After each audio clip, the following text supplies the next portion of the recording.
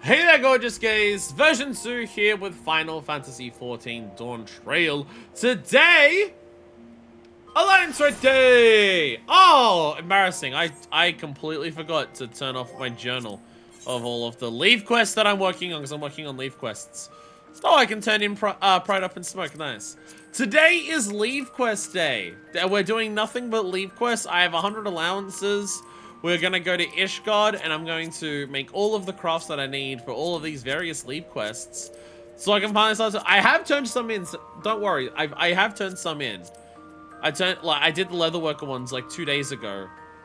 And I was going to do this last night, but I didn't have time. I'm out.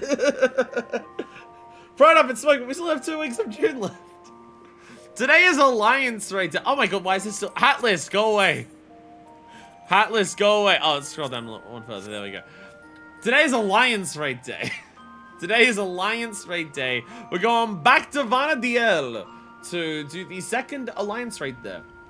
If you remember the first episode where we did the Alliance Raid, I came away from it fairly negative. It's another crossover. They're not trying to integrate it into the world. It's just, oh, we've magically recreated the world this time. It's not like they're just here and appear and there's no explanation. This time there's an explanation. The explanation is they're all, like, replicated versions of, like, the actual worlds of Final Fantasy XI. And I still don't like that, but at least we get Buckle Jar Jar, and Pretty Shay seems cool. So, like, there is at least that. But the actual raid itself, I wasn't too keen on. I've done Juno a lot of times since then. I definitely like it a hell of a lot more now. Having tanks who don't run around in circles across the entire fucking map for Archangels definitely helps the Archangels fight a lot more. So that definitely helps. Shadow Lord is still good. Shadow Lord is still good. When I try min eye level PF the raid, I don't know if it would fill. You'd need 24 people. I don't know if I'm not popular enough to get that to fill is the issue. I'd like to do min eye level Alliance Raid stuff. I just don't think it's really feasible. It's one of the things where it's like that will be like being able to do Alliance Raid week 1. It still won't be an eye level because there'll still be people who are geared beyond that. But you know, making up for people, not everyone being over geared, and also just having a lot more people not knowing what the fuck to do. That'll be fun when we're caught up for FFXIV's Alliance Raids. So, you know, looking forward to those ones. But for now, we'll just deal with it. Juno wasn't so, outside of like the length of the fights, Juno didn't seem to be massively impacted by min eye level. I've definitely had some runs of Juno that go on longer, so you get to see more of it. Shadow Lord seems to be the main one that's affected though, because the cube that has the circles on it, that phase, he sends you back to that, and then there's like the knockback mechanic happen multiple times in a row, so you have to like line it up properly because he'll just knock you around like the entire cube. And so if you don't have the right starting spot and move inside spot for each of the other ones, you are just sucked. So there is that. Oh, Woot's Kuros and Woot's Mail. Hey, it's FF11 gear. Hey, FF11 gear. Bye. We have FF11 gear. Look, it's the thing the guy's wearing. There we go. Yay. This will be a surprise for later. There we go. Hey, we have that. Current gear scaling is fine for this one. Yeah, again, you mainly like miss a whole phase of Shadow Lord for the other one. But yeah, doing Juno since I definitely I'm a lot more positive towards Juno. Juno, I'd say Juno's on the level of like Vana'diel in terms of like how much I enjoy it now. Where it's like, you know, the first bosses are a bit easy. I wish the first bosses were, you know, were a little more sourced up, did a little more damage, had a little bit more complicated mechanics in terms of Appreciate and Fafnir. Fafnir is mainly helped by having an awesome Hurricane phase. Appreciate is helped by being hilarious. But yeah, I'd say it's on the level of Vana'diel in terms of just, there's some easy elements to it, but you know, there's at least a number of parts where it's asking you to think, and if you don't think, you will be punished for it to an extent.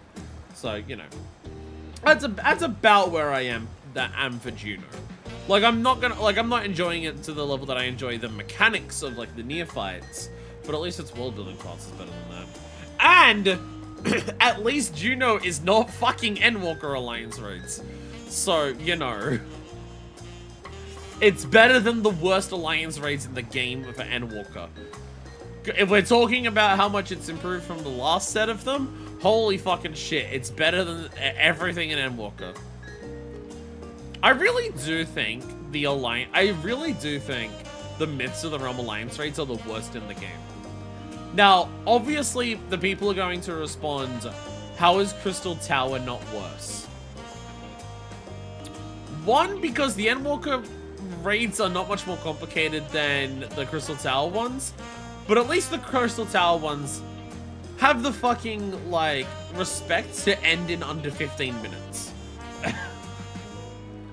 The Endwalker ones these are brain dead simple, and even if you get it wrong, they're not that punishing outside of a couple of insta-kill mechanics. But also, you're stuck here for 25 to 30 minutes. Fuck you. It's just... oh, God. Oh, God. Anyways, where do we go for this? I actually don't remember. Do we start this in Yaktel Imamuk, or do we start this in... Tulia Law?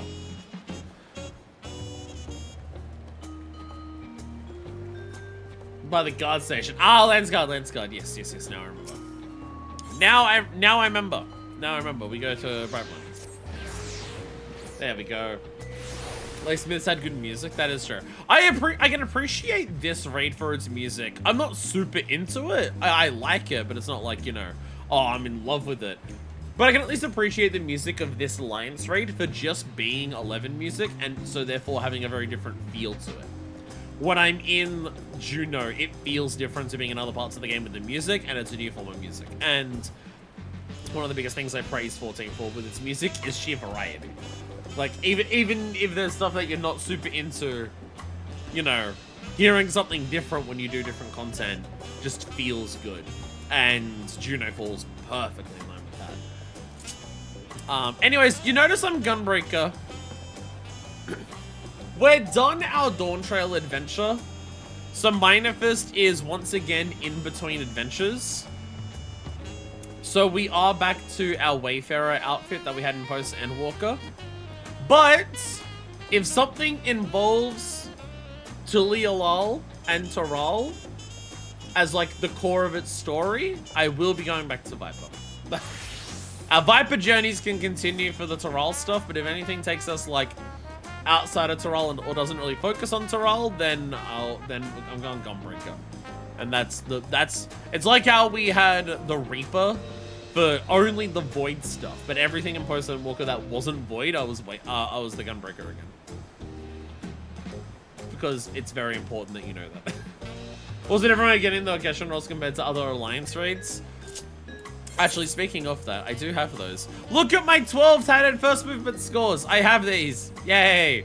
Also, look at my fucking 10 Ordell coins.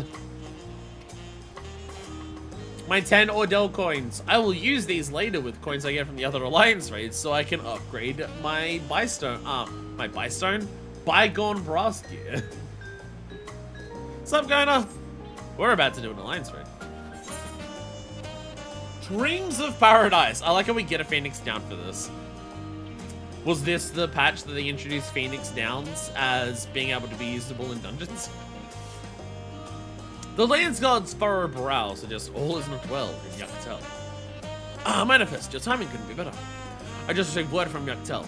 Unknown beasts have inside near the rift to attack the sentry standing guard. Barkle Jar Jar believes them to be echoes and is headed there as we speak.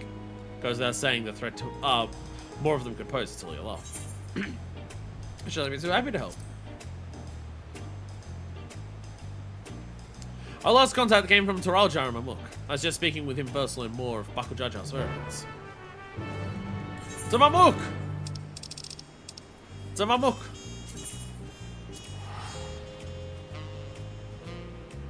I saw the emote as I teleported.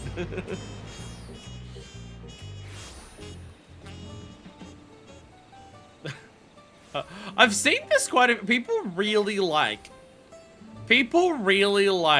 the Sphene Chocobo, I've noticed. Yo! Someone kept their Gleaner green after the quest.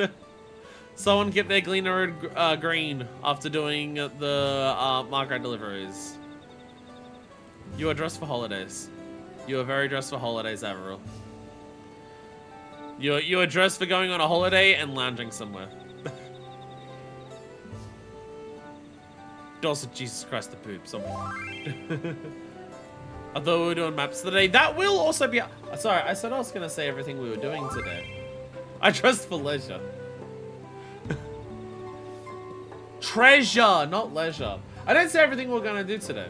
Spark asked right before like the YouTube intro started. And I said I'll say it when we get into the video. And I completely forgot to say it. We're doing 7.30 and 7.31 stuff in general. I'm dyslexic. So in general, we're doing the Vana'diel raid. That's part of 7.30.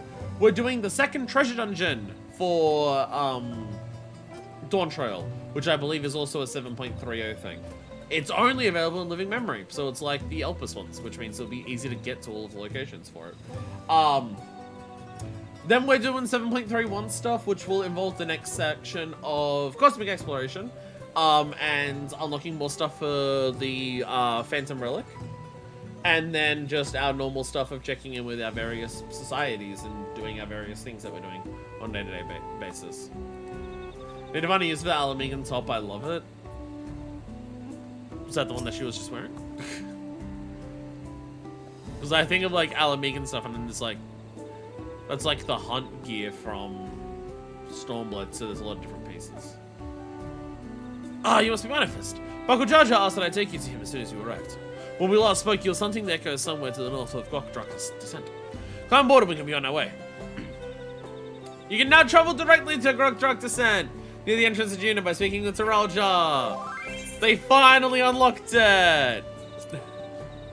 They finally unlocked it. Alamegan gown. It is the one. It is the one. It is the one. I actually I quite like how this looks on Manifest. I quite how this looks on her. The looseness of it suits the broader frame, I think. But it doesn't show off her tits the way that the something similar looks. Thank God they added this. I can't believe it took them until now to add it. I don't know why it took them until now to add it. I don't know why it wasn't there from the beginning. Ixion. We're gonna go kill it. Ixion fates up. Let's go, go, go, go, go, go, go.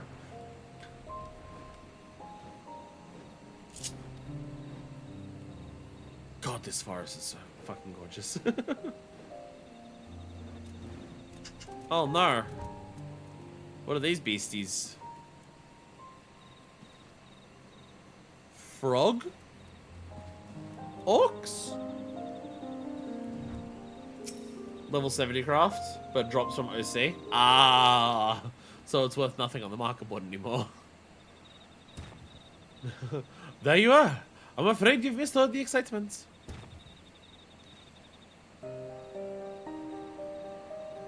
Does that sound mocked at all? So many people are saying this.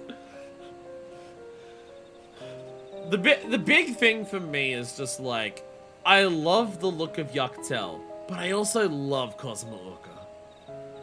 But I also like, I can't tell whether I prefer Yuktel or Cosmo Orca.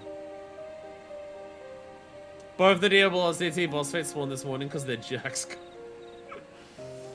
They raise their arms to attack before you have had time to say hello. To be fair, we also put them down before they had time to say goodbye. Manifest, Buckle Jaja. We came as fast as we could.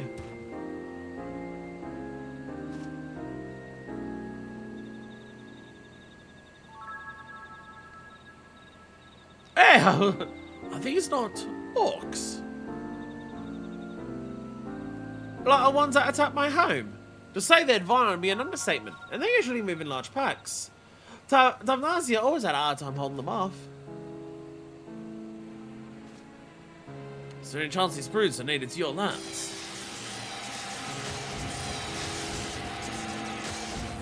Probably not. Probably not. It seems we have our answer. But what is that?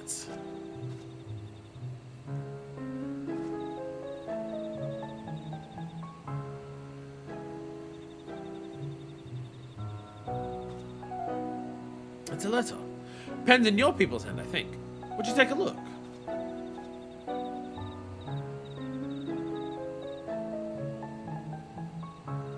To the Dawn Servant's champion, the stage has been set for your next challenge.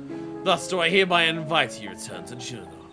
Should you refuse, a horde of echoes will be unleashed upon Yaktel. The choice is yours. Can't believe Sariljar came back. Somehow Sariljar returned.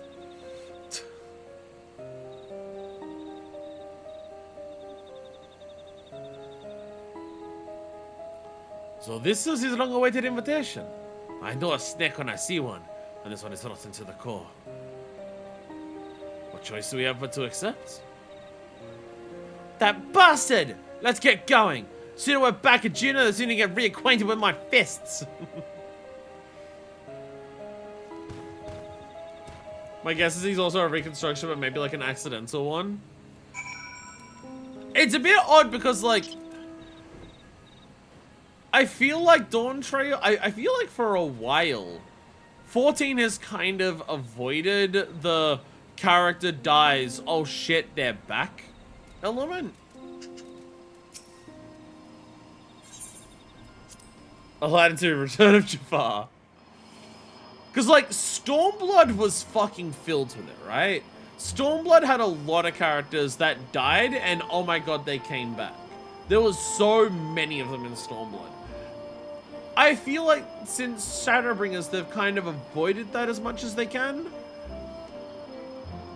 Like, there's a couple of characters where they die and some form of them comes back. But it's different to, like, literally Gosetsu and Yotsuyu. They're just there again. Gaius is just there again. As, like, you know, Emmett returns, quote unquote, for, like, Cedar Sacrifice and Walker. But as explicitly, it's his dead soul that's returned for a second and then goes back to the ethereal sea kind of thing. It's not Stormblood's, oh, you thought they died. No, they didn't. Here they are. They're just normal again. I feel like we've avoided that since Shadowbringers. I can't think of any examples of that actually happening in my head. Because you can't even count Xenos, because we knew that Xenos was coming back in Stormblood. Are you winning?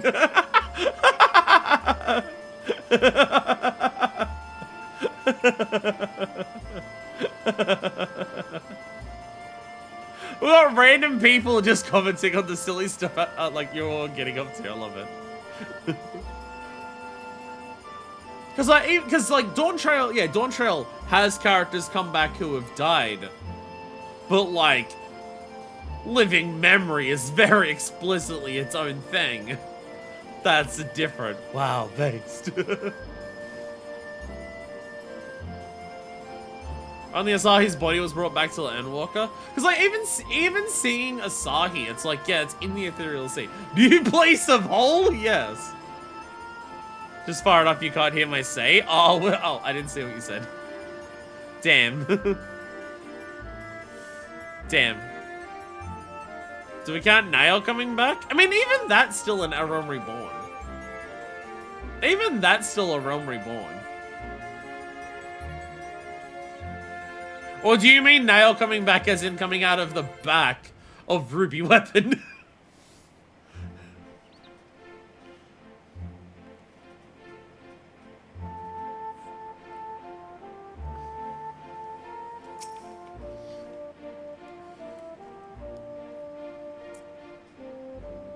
I was like, the majority of the playbase had no idea who the fuck she was. As we saw earlier, share a long bit of history with the people of my home, Sandoria. When I first took up the adventuring profession, one of my tasks was to rout a band of orcs that set up an encampment in the nearby woods of Ronfal. And my memory's a little hazy. Ruby Weapon Nail. That's one thing. Is that the nail that we're counting? Are we counting nail coming out of the back of Ruby Weapon? Because Goopy Purple Dragon Nail, if that's not a Realm Reborn or Ruby Weapon, I don't remember a third time that Nail's shown up. Why? Sorry, this is my name. Why am I not surprised? He makes a big show threatening us to return, then has the nerve to make us wait. Conjuring the Shadow Lord was bad enough. What could be plotting this time? What part am I meant to play in all this?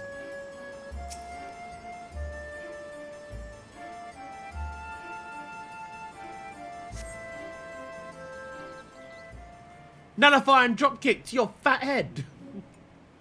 Love appreciate.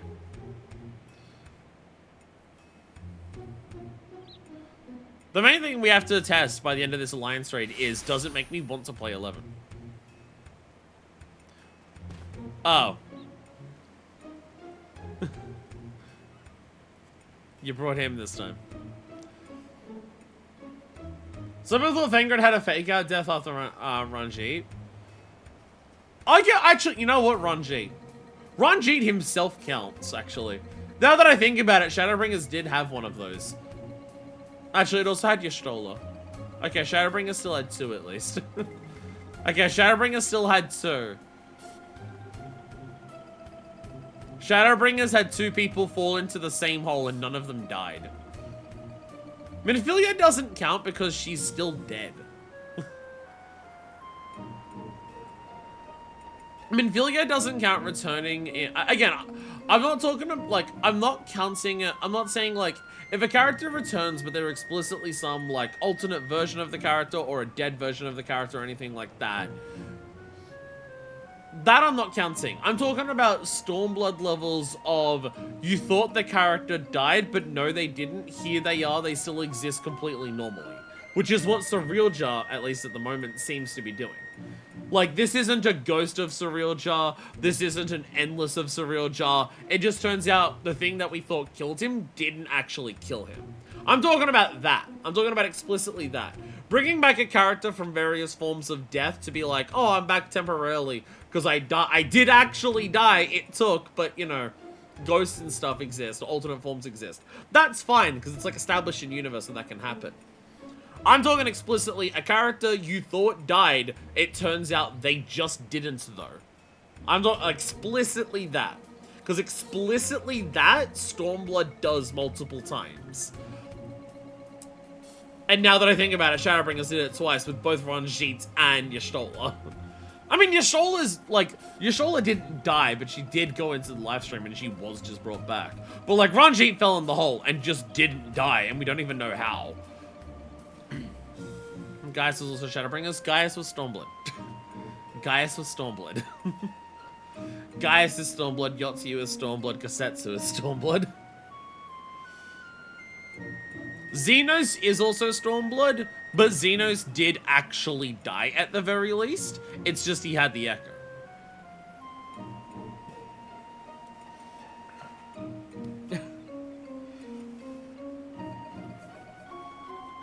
Ultima Thule? We didn't know, we weren't, like, they weren't confirmed dead. When they disappear in Ultima Thule, they're not confirmed dead. Because Ultima Thule is so weird. And also, long before you bring them back, it's told that you can. Like, Y'shtola explicitly says, Azim's magic can bring them back, and it will be fine. She just tells us not to. So, like, long before they come back, you're still told that they can. I feel like no one's understanding what I'm saying, so I'm just gonna go back to playing the game, because I feel like I try to explain things, and then people either just don't understand what I'm saying, or just don't listen to me anyways. I'm gonna go back to playing the video game. How good of you to come! It would have been a shame were I forced to set more echoes upon the good people of Taral. The Dawn servants would have been most displeased to see his dear people come to harm. Enough of these games, Surreal Jar. We will not let you besmirch the memories of Vana'diel with these abhorrent echoes any longer. I am evil, I am evil. Why are you here exactly? I don't recall requesting your presence here today. but are giving us the life sheet creation magic. Well, again, did they disappear in Ultima Thule? Like, when they disappeared in Ultima Thule, were they dead? They were formless. They were formless as, like, part of the dynamis of Ultima Thule, because their hope was still creating everything. That was the thing, is like, we could bring them back at any time, it's just their hope would no longer be there. You know, Ultima Thule is such a weird, different thing to anything else. But, like, even if you want to count it, it's like, okay, but they did die, they just came back. It's not the case of you thought they died, but no, they didn't. I might have set back on my path to greatness, as you'll all soon see. Come forth! Oh, shit! FF11 Xenos! I summoned him by talking about him!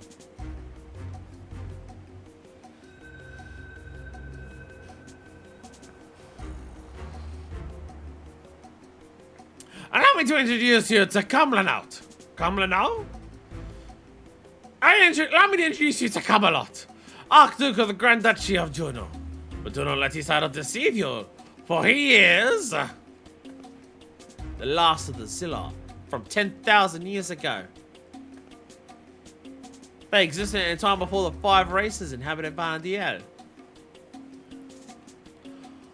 I know how ridiculous that must sound, but we might have a real problem on our hands this time. God, he sounds like a lot of the ancients of this world.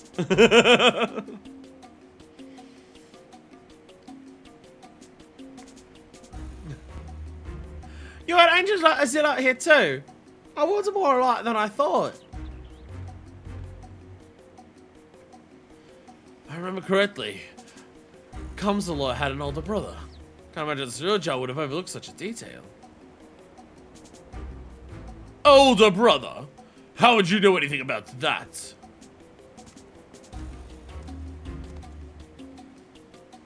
Calm now, Kamsalot. You needn't trouble yourself with the ramblings of a dead man.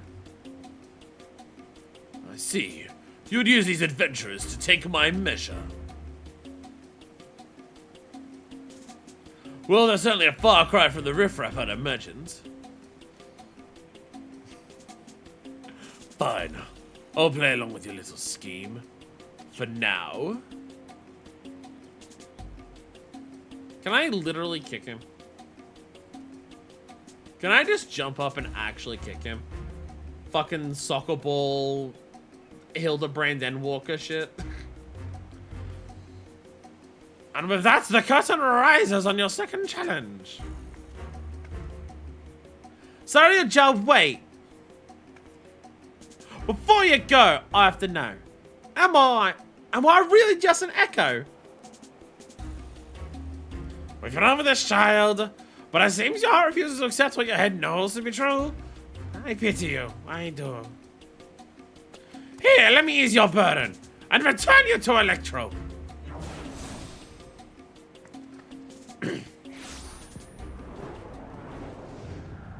Oh no.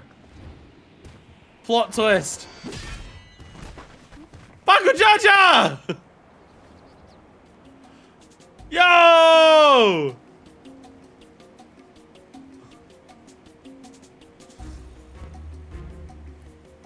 Playing hero to this heap of stone masquerading as a child. My, have the mighty have fallen. Alright, I'm just gonna kill you now. With him out the way, that's one less destruction for you in the coming contest. So come, bring your older bear, that I may create the perfect vessel, the perfect ruler! I swear to God, when we kill him this time, it better fucking stay. It better fucking take. I shall await you in a more fitting place for our battle. I do hope you'll keep me waiting. You just touched him on scheme in the face.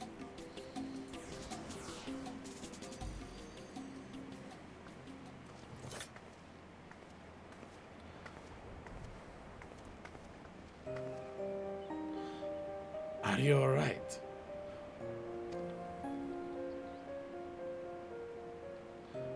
God, this is all my fault. As much as I like to hand to a jar of fat knuckle sandwich, I can't just leave you here like this.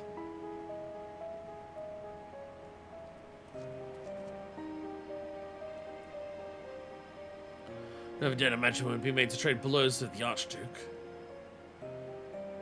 And though I'm loath to do anything that might play into his hands, we can ill afford to let him have his way with the memories of Vana'diel. When you're duly prepared, but say the word and we'll be off.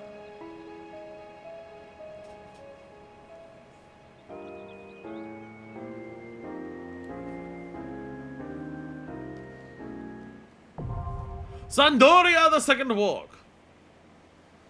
I do appreciate with this one. There's kind of an issue that happens with a couple of the Alliance raids lately. The very first Alliance raid kind of just fucking happens and there's very little story. I think I'll find any collectibles here. The first half of this, it just kind of fucking happened and there wasn't much build up to it. And then a lot of story stuff happened afterwards. I do appreciate now that we're like actually getting some setup, some things happening, events occurring before we go and do the raid. It's not just like, oh shit, there's the raid, go do it. Gotta go kill Archduke Franz Ferdinand. Sure hope nothing bad happens after we do that. Jesus. Sandoria sounds like an obscure saint or a biscuit brand. You let me walk you about Buckle Jaja. Get in and show Cumberland what you're made of. Twice how he's bested me. He'll only be ashamed, but he's not to be underestimated. There's no telling what other echoes we'll find inside. Discern your God, my friend. Who would like to come and do some murders with me? You. Artesia Ramenja, Zero Surrender of Souls. Would you like to come and join me on a murder? You. Horia Shogunane. Traveler, the postman, Orderly Shade, would you like to join me for some murder? Verume Scribbler, Wanderer of Countless Treasures, would you like to join me for some murder? Arbiter of the Arts, Averil Arnaud, would you like to join me for some murder? Hell yeah. Murder buddies, murder bros, murder sisters, because like literally only one of us is a dude. So random biscuit brand, and then you decide to Google Sandorio, and I was like, seeing the people killed by falling downstairs. Sirak is currently busy personal duties. Understandable. Is there anyone else who's online in this? No. So there we go. I was on to cover the front desk already. Okay, we do have a tank. That does help speed up things a little bit. Alright. And then so we go to Sandoria, the second walk. Suruja remains determined to fashion a figure he believes worthy of ruling Doral. Confident he has found a champion that proves your match, he's extending you an invitation to return to Juno. There you come face to face with none other than Commandant, Archduke of Juno, and one of the last survivors of an ancient race known as the Salat.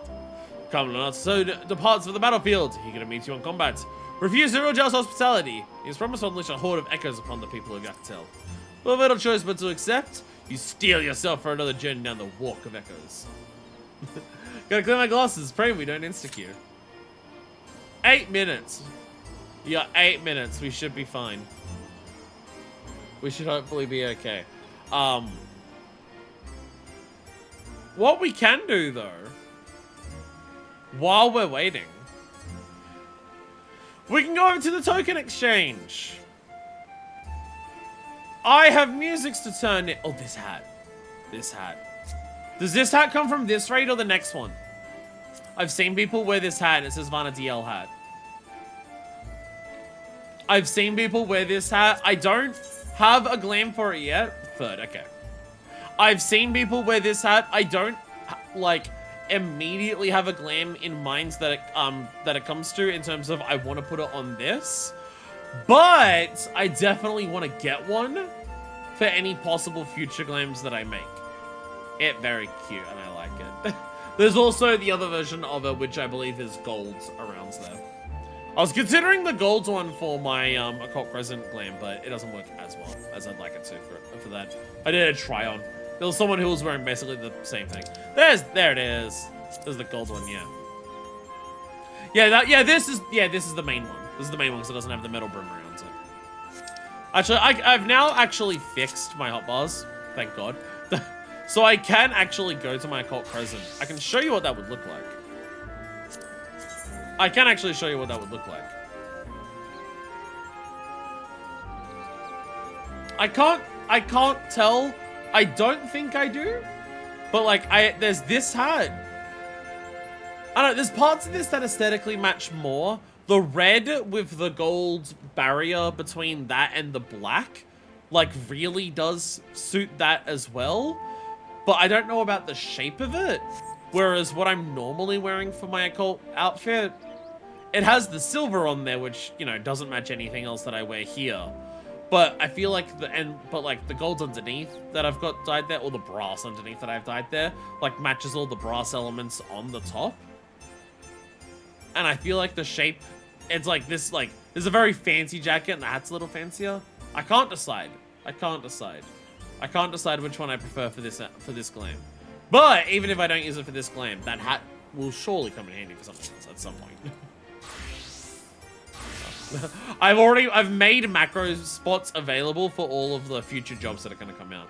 I've future-proofed my macro things. Hey! Never mind. I was going to talk to Token Exchange to get some music, but I guess we don't do that. I guess we won't chance for that. Lenses are so thick I have to tighten the screws on my glasses daily. I fucking hate it here. That's a bit of a worry. Gonna try and get the Vana'diel casting tights next.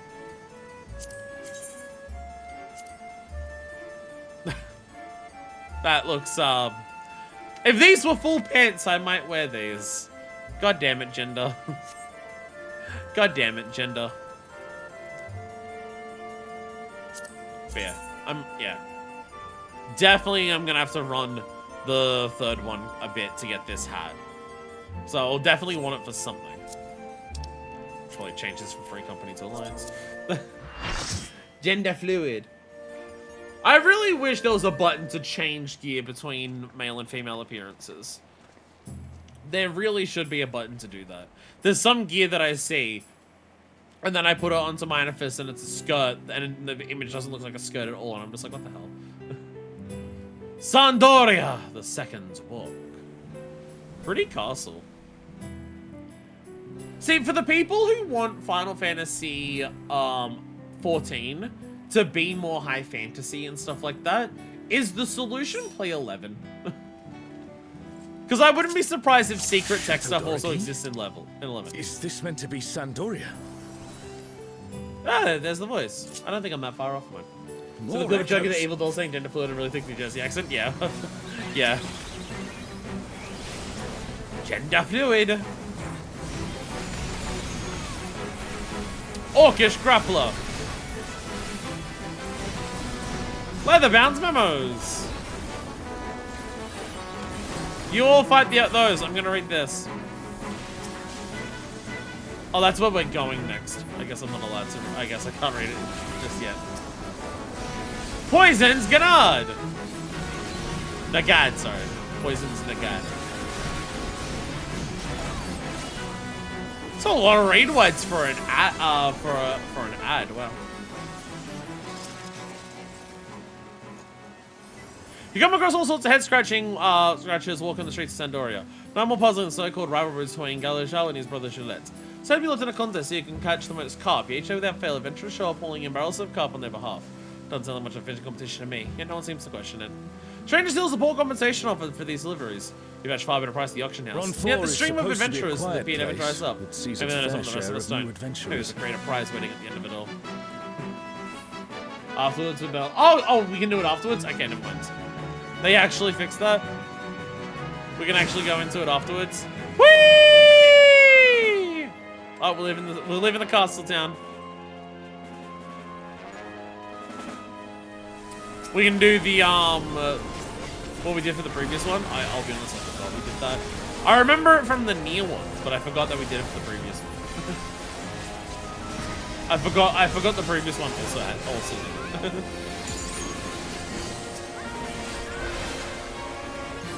Jaggedy, yeah, Jack.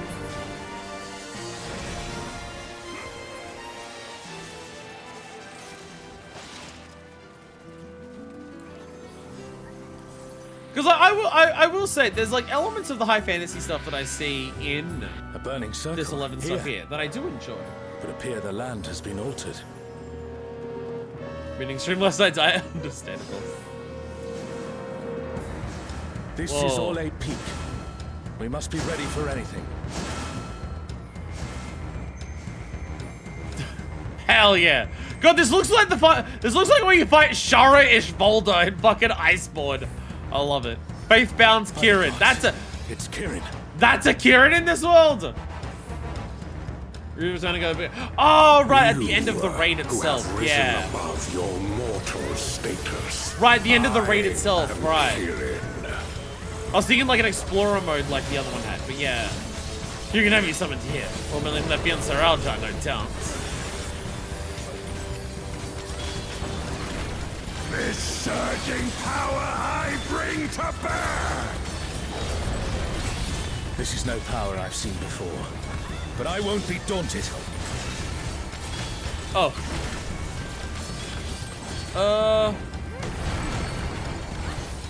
And then in. Hot tail, hot wing, yeah.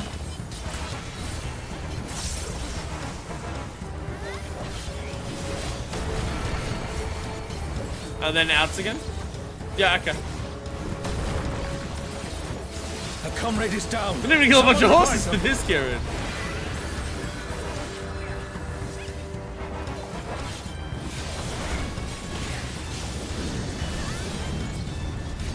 I was gonna go on this side. I'm just gonna try to shoot for these. Yep, okay, yep, there we go. Oh, guardians divine, lend me now your might. Summoning a bunch of elements. Oh, Biako, rend Biako! your claw. Oh shit! The divine beasts.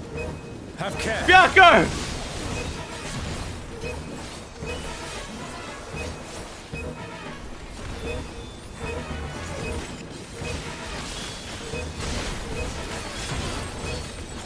Give any four of them random each time. Oh my god.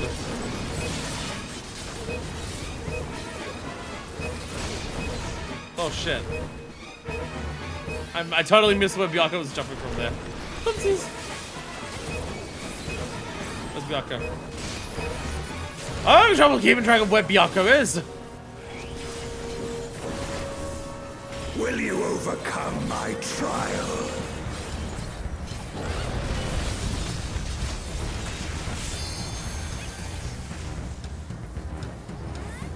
Where have we heard this voice before in this game? Oh, okay.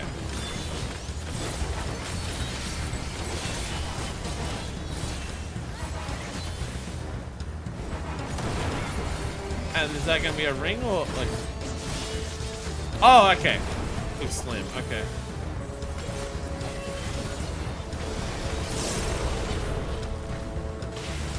Ow.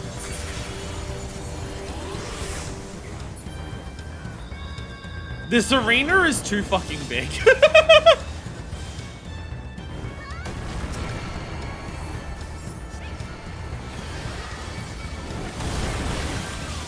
This arena is too fucking big. Golbez! It's Golbez. Oh my god. This arena is too fucking big. I can't see the tells. And he's in the way. With the gods. He's so fucking big, I can't see past him for any of the tells. Because the arena's so huge as well.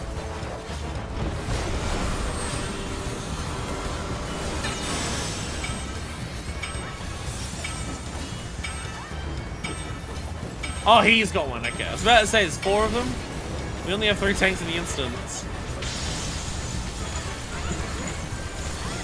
Oh, shit! Badass! There is no escape.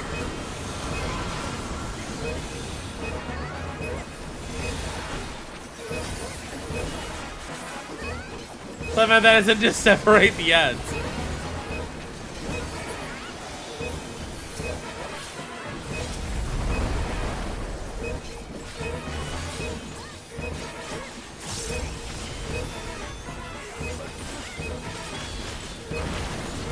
Know Get out of the your way. place.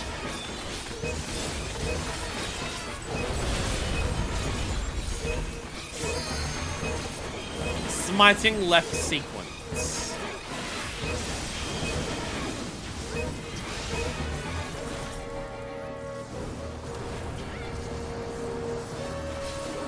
I must thank you, mortals. Gonna have to do that fight quite a number of It times seems to we've really impressed get it. Kieran. Because Let us it's keep up the good so work.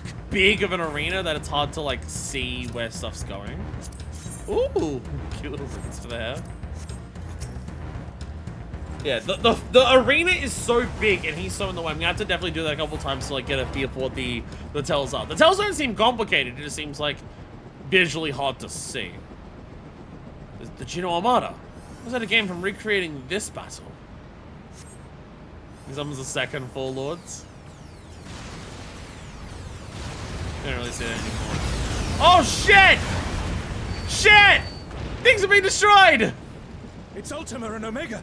Wait, They're attacking what? those airships.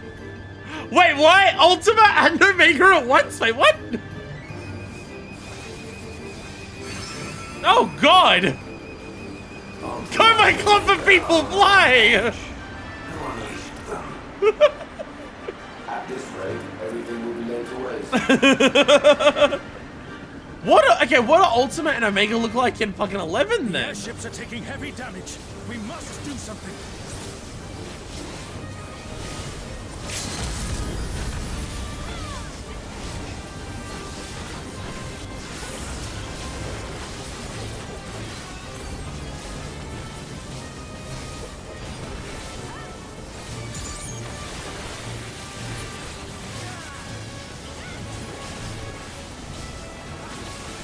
Attack, you get him.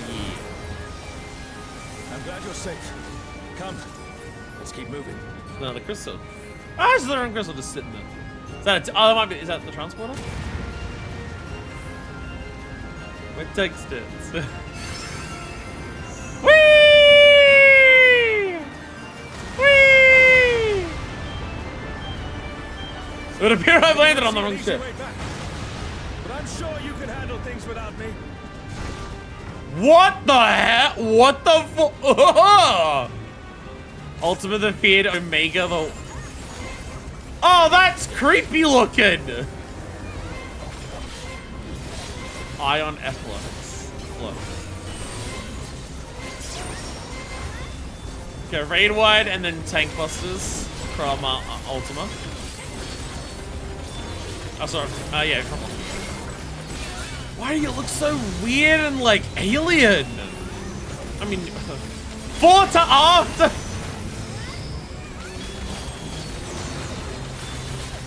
We have starboards and larboards back, but they're fores and afts. Let's go! Oh Jesus!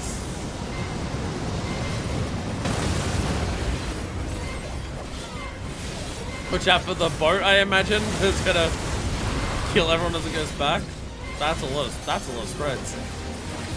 That's a lot of spread markers. Kind of feel left out that I didn't have one. Ah, memory check sequence, yes. Okay, so here, and then I can go up. Okay. Oh, that's simple enough.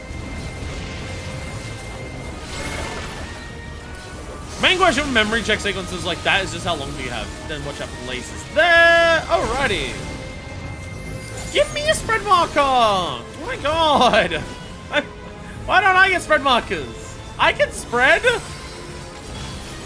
Watch me on a different video streaming website. I can show you how well I can spread. Come on.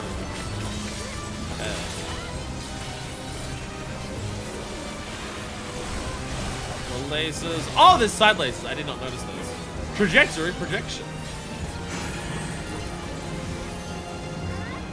I still don't have one of those.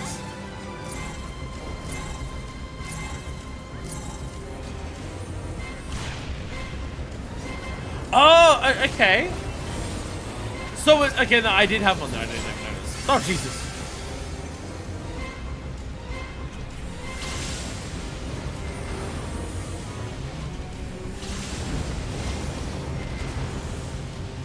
Go, go, go, go, go! Whee! What escape sequence? I like it. I like it. I like it. So that was a spread that was like, because normal spreads, it's gonna hit you no matter what, like yours. But that seems to be like a tracking spread where it's like, it will eventually hit you. Oh my god, Citadel Busters. Kind of way to let the other one stamp. Shame.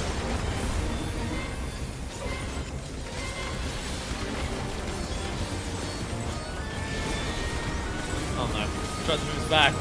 Oh, boat! Watch out for the boat! Trajectory projection. So this, yeah, this is this one again, yeah. So it seems like it follows you and like it'll hit a little bit behind where you were. Oh, Jesus Christ. Okay, lasers will hit go to the safe over here, I think. Okay. Cool mechanic. I completely missed it the first time. And managed to luck dodge it. Fun that time. I like it.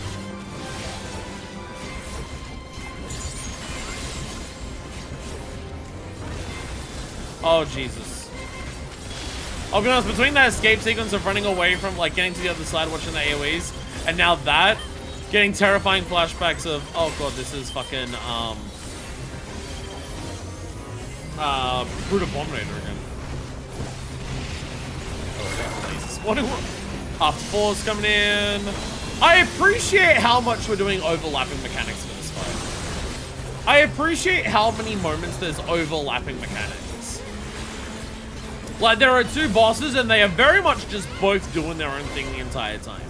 You need to watch both because they are just both going. It's not one goes and the other goes and one goes and the other goes.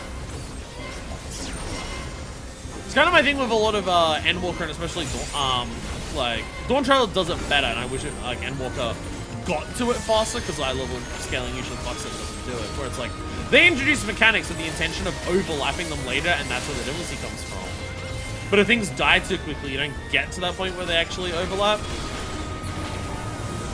And something like this is definitely doing a much better job of that. But like you get to the fun overlap sequence way quicker in a fight, so you actually get to experience it. And this fight is doing that from the beginning. So it's really nice.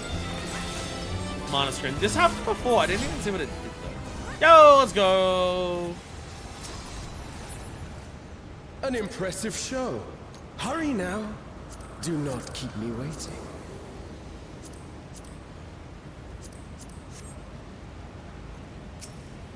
Are movement scores now an alliance shared thing? Movement scores in Juno. Whoa. Cool. Mana screen just spawns the mirror walls. Ah, okay. Movement scores are now for all. Oh. Is that gonna make it way harder to get them?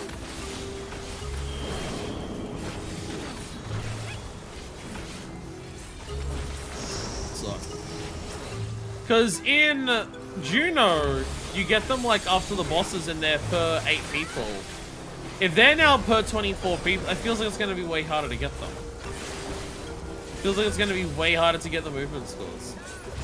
Some are for the full line, some are per party. Oh, okay. Because I already had a hard enough time getting enough from the first one. They're going to be even harder getting this one. Oh no. Oh no. I mean, I like the concept of the movement scores. I like that it's just, you get this and you can send it in for whatever orchestron all you need. Going through an entire Alliance raid and the Orchestron you wanted didn't even spawn in that fight in the previous expansions was very annoying. It was very annoying to get to the end of the fight and it's like, oh, the one Orchestron I wanted didn't even spawn. Or just being like, I only need one of these Orchestrons, I don't want to roll on the others, and just hoping that the one that you get is right. But how much music there is to collect, the idea that it's just, get overall this many music sheets and you're guaranteed to get all the different musics. It's a much nicer system. So I definitely do prefer that over like what we've done before. Share between raids or one currency per raid. Oh, you know, I meant in terms of like, yeah, the rolls. Sorry, I didn't phrase that very well, did I? Yeah, I didn't phrase that very well, did I? Because I said per alliance. You shall find me. Right? Yeah, I didn't phrase that well. My bad. My bad. Yeah, I mean in terms of rolling on loot. Is that for a party of 8 people in the raid? Oh no, a crystal tower.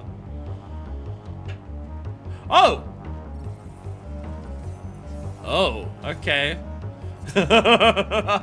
Come then. Show me what your kind can do. He's not the final one.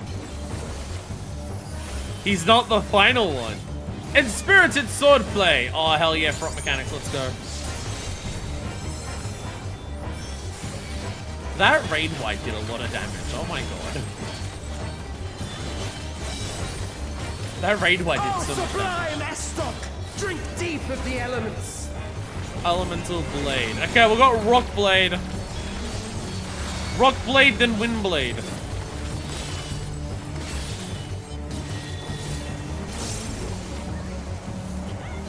Rocks appeared and wind appeared. Oh, so they grow. Okay. Okay. I see. An ice blade. And a rock blade.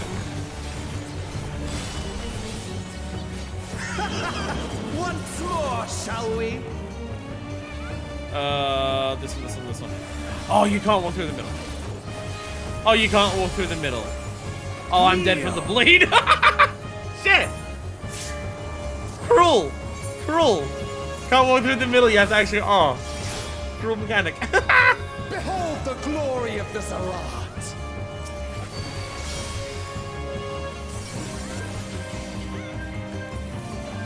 You are naught but insects to be crushed.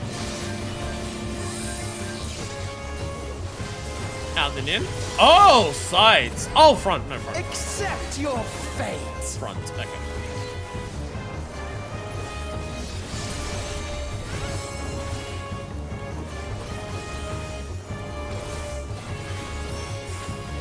God, doing Kneel before Zalatian wisdom and die. doing stuff like this This on is week the one where power of everybody is crystals. dropping. Transcendent. Sublime.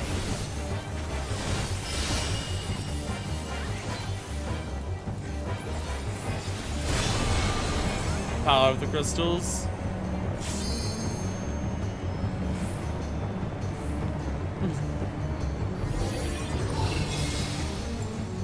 By their might, I pave the path to paradise. I am the will of the crystal. Transcendent. He's doing a lot of stuff. I can't tell what's happening.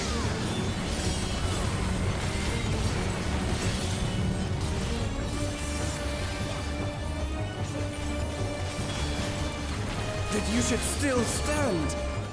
Very well then.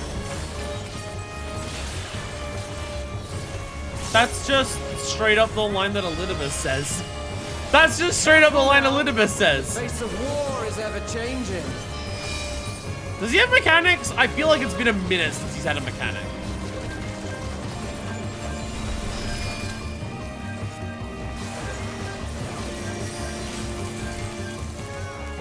There's a really long phase in this fight where he just doesn't do anything other than heal checks. Tremble! There's a really long phase of no mechanics whatsoever.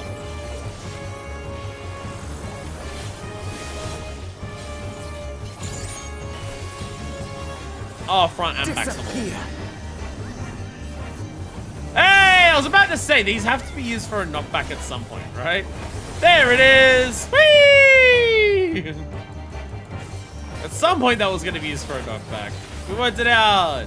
I was half expecting it to be a knockback. It's like, oh, each party's going to have to go. Kneel. I'm going to get out of the way of those. I'm going to try to get out of the way of those. Oh, they're also knockbacks, aren't they? Yep, they are also knockbacks for the tank clusters. So the arrows like at the bottom.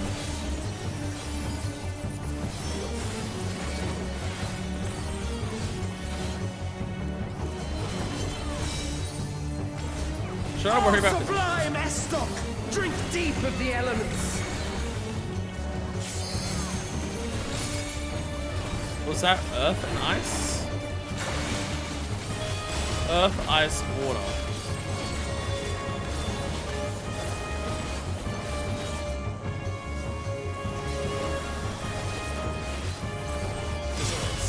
Yeah. Oh, light blade. Front and back. Well, line A. Yeah, that's safe. Good. Oh, so each time the summons blades come up, they will actually do, they're actually going to do different things. That's nice. Not the same every time. Accept your fate. Did the stack kill me? Did the stack kill me? Shit, how much damage did the stack do? I thought most of the alliance was in that. Shit, okay. Ouch. I don't think I had any volts. I had one. I thank you for this amusement.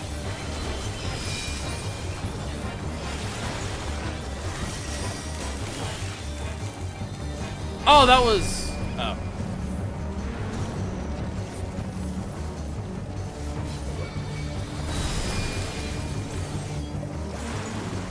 Oh, my color's very mixed up on that one. Insolent fool. I saw the yellow and I was thinking lightning, and then I was thinking the purple, and I'm just like, no. Probably would have dodged it anyways, but I got very mixed up.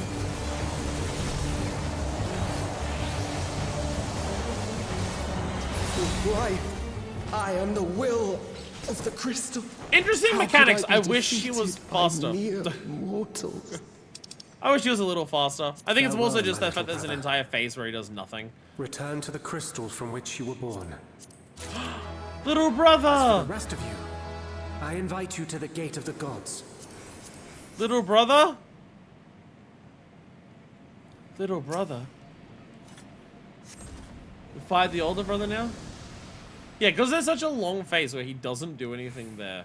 I wish that was made You up have the for a privilege little of bit walking within the heart of Tulia. Do not of like disappoint being a little me. faster. Why are we now on an alien ship? What? Very deadly stack, still very easy to wipe to him. Yeah, that stack seems fucking brutal as shit. We are now on an alien spacecraft. At least that I've helped out a fault immediately. That is true, yeah. Again, like the mechanics were fun. I liked what his mechanics were. It's just for how long a downtime phase he had. I wish it was a little faster outside of that. But it's like literally it. It's like my one thing. The damage output from this raid, considering eye level is pushing past it a little bit, I appreciate. Legacy of the Zalad, Aelnarch. This guy's the most PS2 character to have ever existed.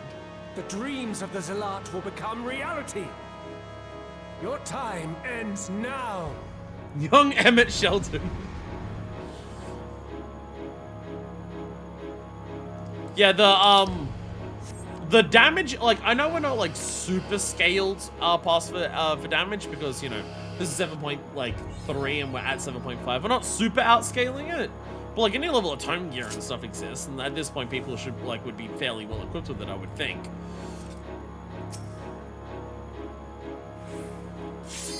Let me fly on platforms. I better just stack away and not by yourself if there's too many people dead. Yeah, I can appreciate that, like, we're a bit past this for eye level scaling, and it doesn't feel like we're like trivializing the damage.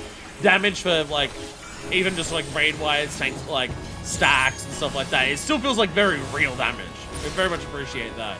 Have we actually finished the issue of Can you escape things this, folding? I wonder. I mean, we're still skipping phases. So the damage that we do is up.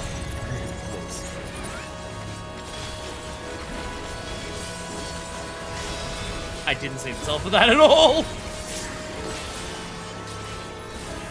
Be gone. Imperial Vortex.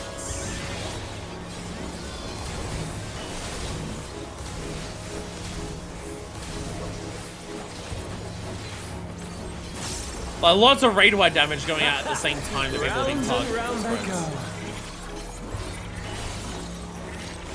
Big out? Not a very big out, but...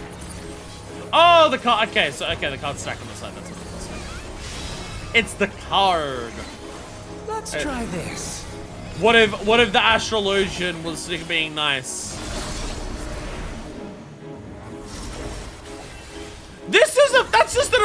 That's a Kefka mechanic. That's Kefka. What?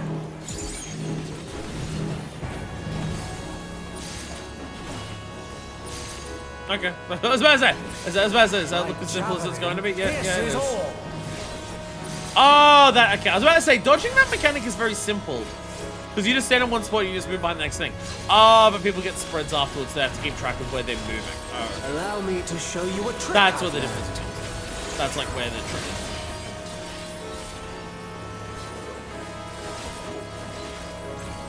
We're in max melee here, right? Yeah. Have you the strength to find the answers you seek?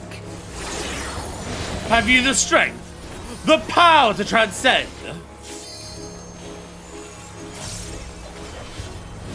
I'm expecting this duplicates quite like a second level. Like it'll extend out and then everything extends out again. I'm expecting that to happen at least once. This is not Vana'diel. I'm well aware of that. Vana'diel. Phase shift. Oh, dramatic cutscene. I also understand the true nature of my existence. So come, let us finish this.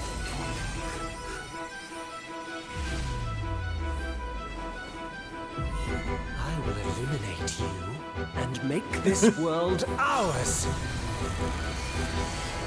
Yo! Yo! Time for games Ah! Behold my true power! Ah, I see. Shall forge a more fitting stage for our battle.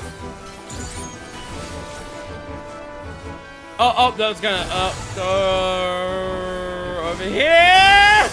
All pales before our brilliance. I understood what that mechanic was way too late.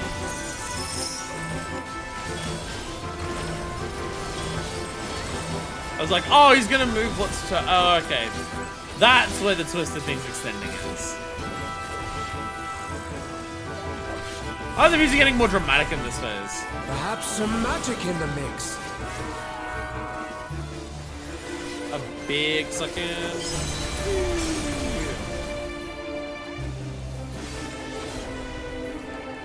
Lines? Oh, aiming towards the boss. Are they all aiming towards the boss? Oh, not hurricanes. Fought well, but it's time to say goodbye. Oh, God. Oh, God. Made it! We're fine. We're fine. Okay, adding a second layer of them at the same time. Also a nice fun way of extending that mechanic. Uranus Cascade.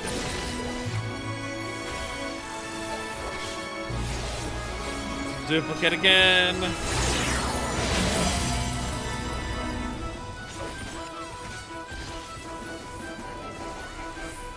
Max melee. Max melee! Let's go! Okay. My Okay. javelin pierces all. Do I have a second? Oh shit, they stayed. They stayed! They stayed.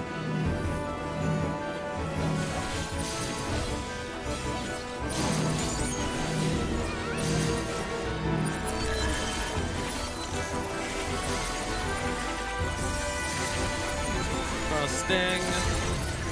Playing that? I think I was. Okay.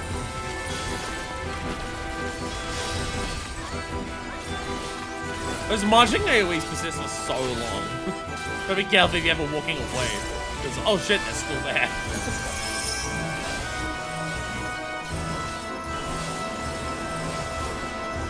That does the other stack. Pretty bad. Pretty bad. But everyone was there at least. Even in this false flesh, I will not lose to you.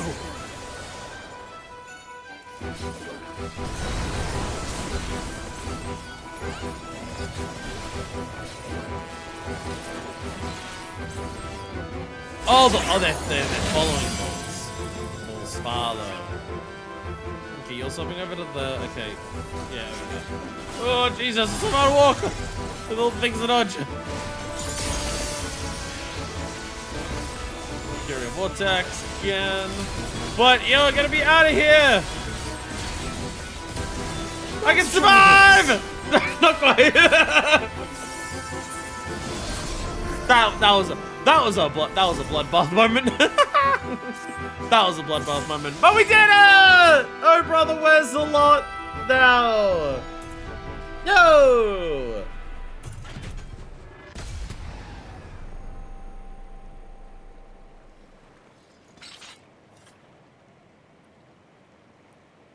I think I put this about on the same level as Juno. I'll obviously have to redo it to like get more familiar with some of the fights and everything like that.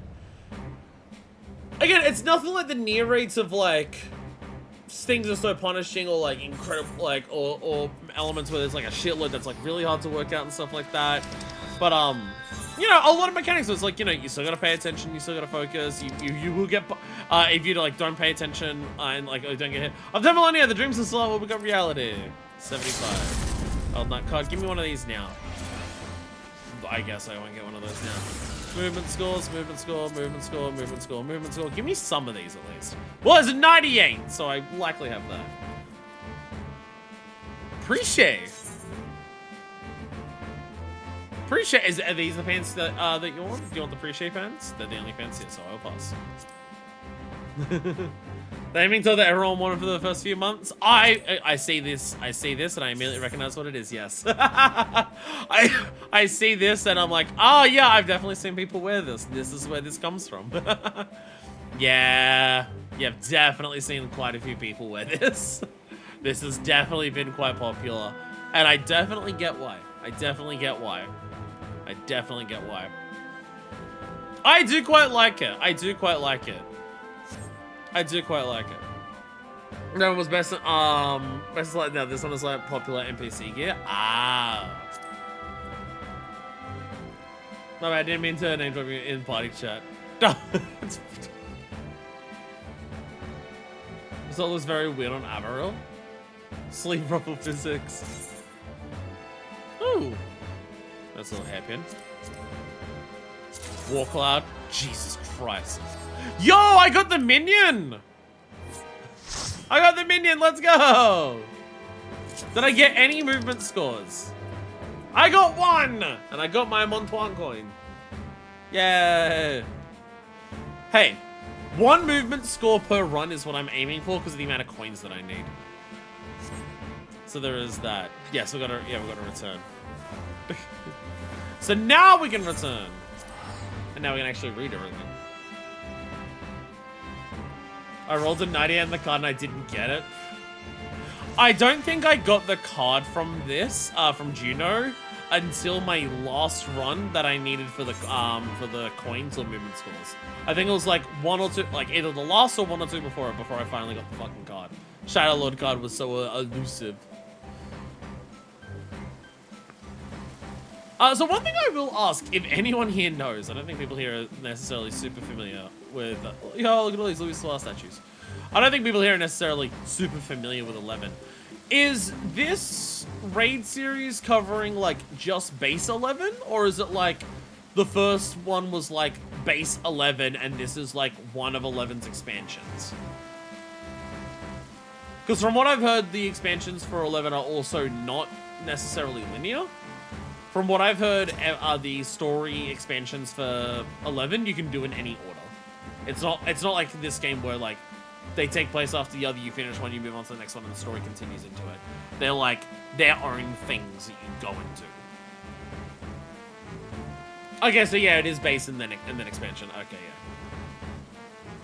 yeah. So the rivalry between Galileo and his brother Jolet. And they're trying to catch a bunch of carp. Yeah, I read this one before.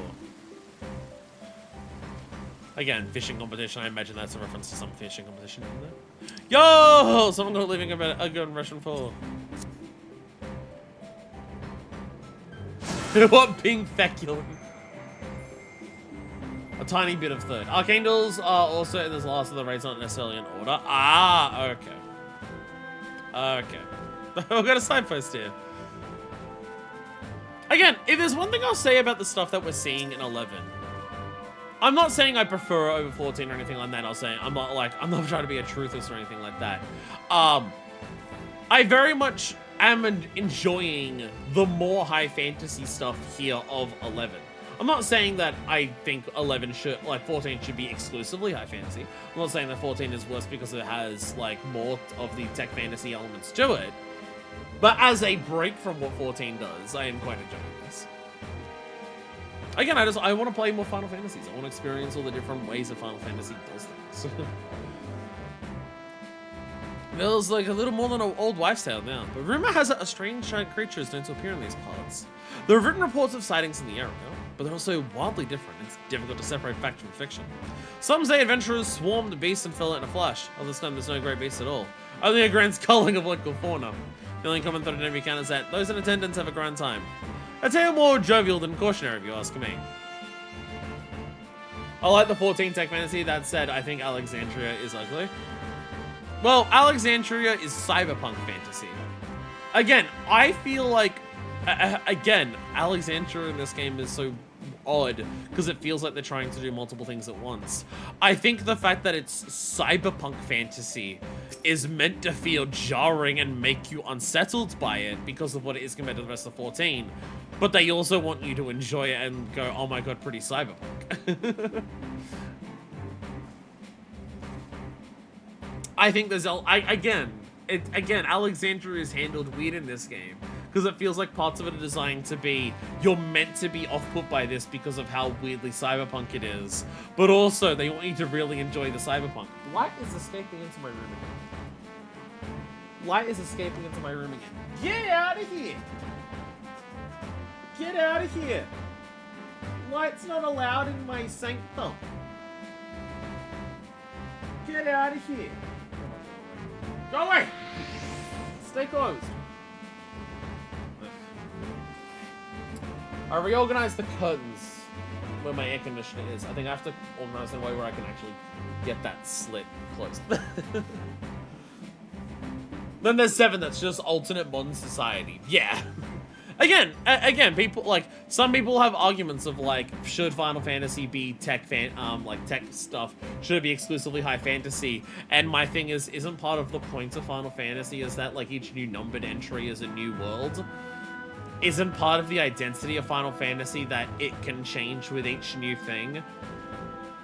Final Fantasy can be a lot of different things and it can change as it goes. Isn't that the identity of Final Fantasy? It's like when people talk about the gameplay of Final Fantasy, of saying it's wrong for Final Fantasy to be action-based, or like Final Fantasy should never be turn-based again because that's not what it is. And it's just like, again, isn't that part of like what Final Fantasy does? Is that it changes? I know like most of the earlier entries are like, you know, similar graphic-wise because they're on a similar console, they couldn't do a lot of different things. And a lot of the early entries are turn-based, but like, I don't know, I feel like Final Fantasy embracing that it can do a lot of different things is part of the joy of the series. I accidentally used Scour Up for a time that comes on. No! Another day, another failed attempt. Would they didn't cost so many seals. Still, I suppose failed isn't the right word. We did win after all. I'll get what I'm after eventually. But now it's time to head home and clear my head. So they're trying to kill the beast there for a rare drop. You gotta like kill a bunch of small things, make a big fight spawn, and they're trying to get a rare drop. Again, that sounds like more traditional MMO stuff than what this game does. You wanna see the other four lords of the Kirin fight? Do they just look like the versions of the four lords that we know? Because that Byakko looks very similar to the Byakko that we just know.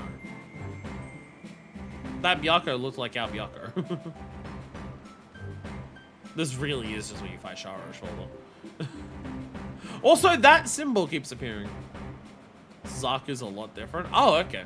Kind of expecting them to use the same models. I was kind of expecting them to use the same models because the Byakko was basically the same. This symbol, I think, was also there for Shadow Lord.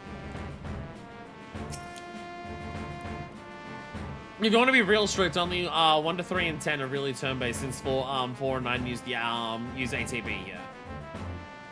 Suzaku looks almost like an Alchemist. Okay. Oh, it is just the 11 models.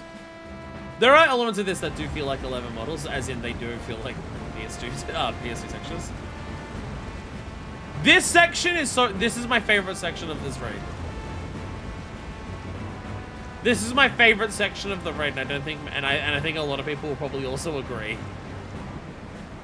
This setting for the for an Alliance raid section is really cool. Just jumping from ship to ship is badass as hell.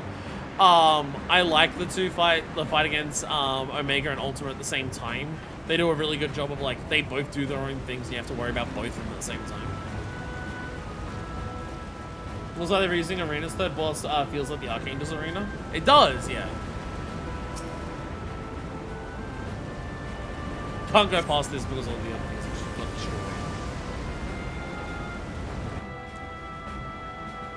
Yeah, I'll run to the end and I'll bring them up so we can see them on screen as well.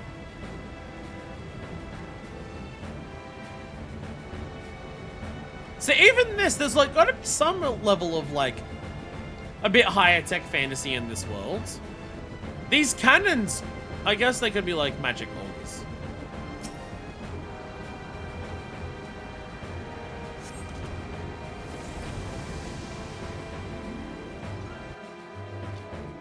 And as someone who hasn't played 11, one element of this Alliance Raid series that I'm not sold on that much is like, it doesn't, like, the raids don't feel cohesive.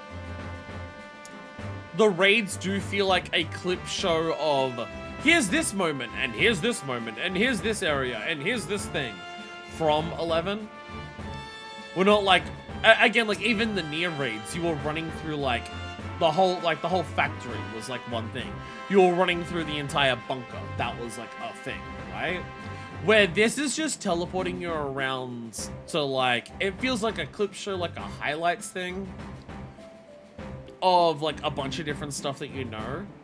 But I do feel like this might be a case of, for the people who don't know, the fan service feels a bit odd, like, because it is, yeah, it's montagey.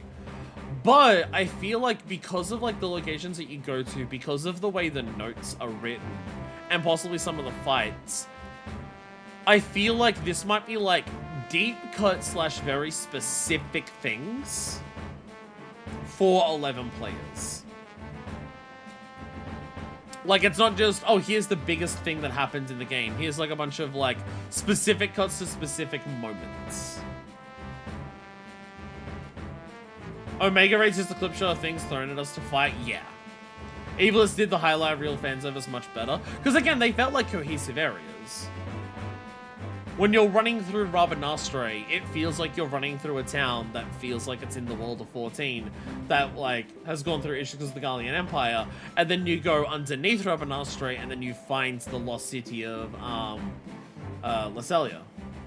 And then you go to Rinarana Lighthouse, and the whole time you're climbing the lighthouse. You go to Orbon Monastery, and you're going through the monastery, and then at the end of the monastery, you find the secret access to the hidden area that they keep ultimating and stuff like that.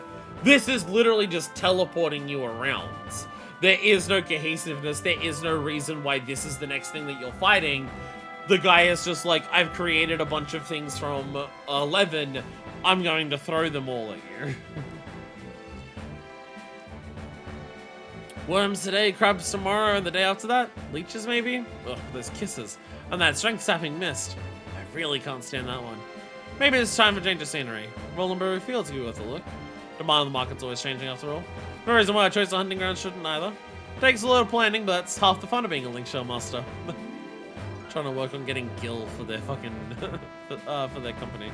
Or Guild. It could be in that. The saving underneath the 12 tutorial levels fun detail that fans will get, but also not intrusive. Oh, okay. See, there's stuff like that.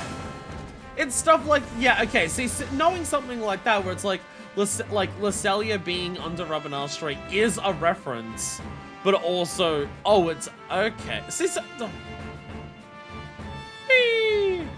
I want to explore the lower level.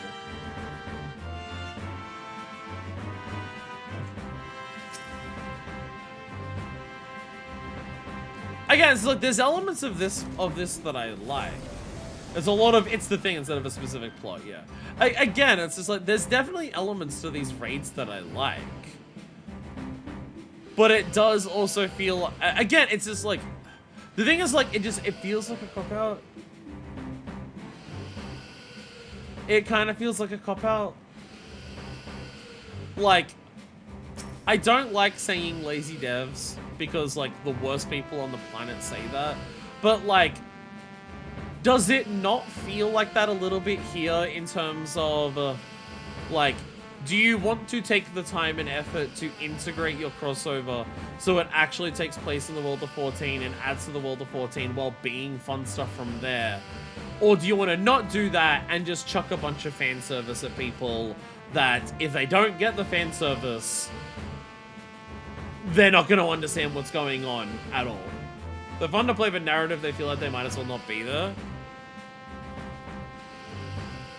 It really is the Nier, like, it's not as egregious as the Nier raids. It's not as egregious as the Nier raids. Again, it comes back to the thing that I've said about this game. One of my biggest criticisms of 14 as a whole. It feels like they don't take Alliance raid content as seriously as other content in the game. There's so much when it comes to Alliance raids where it feels like these are the elements. At least the story outside the raids is fun, yeah. It's just the story inside the raid is nothing. At least in like in Nier, the story outside of the raid is actively awful. It's actively horrible. At least in the raids of Nier, there is a story. Inside the raid, there's a story. You're advancing through the factory. You're coming across the different machines that are inside the factory to get to the end of the factory where there's something happening there. Puppet's bunker, you are going through the bunker and descending deeper into the parts of the bunker to see what the bunker is hiding and stuff like that. Tower Paradigm's Breach, you're climbing the tower because the machines are doing something and that something is Drakengard. But then you get to the story outside of Nier, and it's actively bad. It's, like, actively horrible. It actively makes me think of, like, worse of Yoko Taro, because what the fuck were you doing? This is a clip show inside of here, but at least, like, you know, Preche and, like, Michael Jaja have, like, things going on outside of it. At the very least, we're using Electro for this. There's some explanation, as opposed to Nier's literally nothing. Long, long ago, there was once a great civilization that flourished in the firmament. But their leaders, in pursuit of paradise eternal, dared to trespass upon the forbidden. This would bring ruin to their civilization, its leaders falling into slumber that would last an age. Yet we must not forget, their spirits are undying. Even now, they refuse to abandon their dreams of paradise.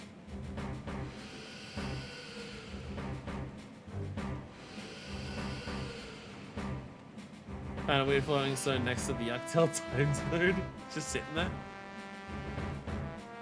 And then I made it to here. And here's their dream of paradise.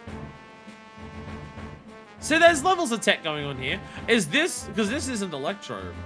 But again, ancient civilization, they had access to more tech. I wonder how many Final Fantasy games will do that. So much AI copies of them being self-aware to take over, yeah. This is Electro, I think it looks different. Though he does create this arena after saying, I know what I am. He understands the nature of his existence, so he might be taking over the Electro for this world. Well, there's supposed to be a boulder in the water, but it's not touching the bottom, it's like buoyant. You gotta wear and hat the simulation.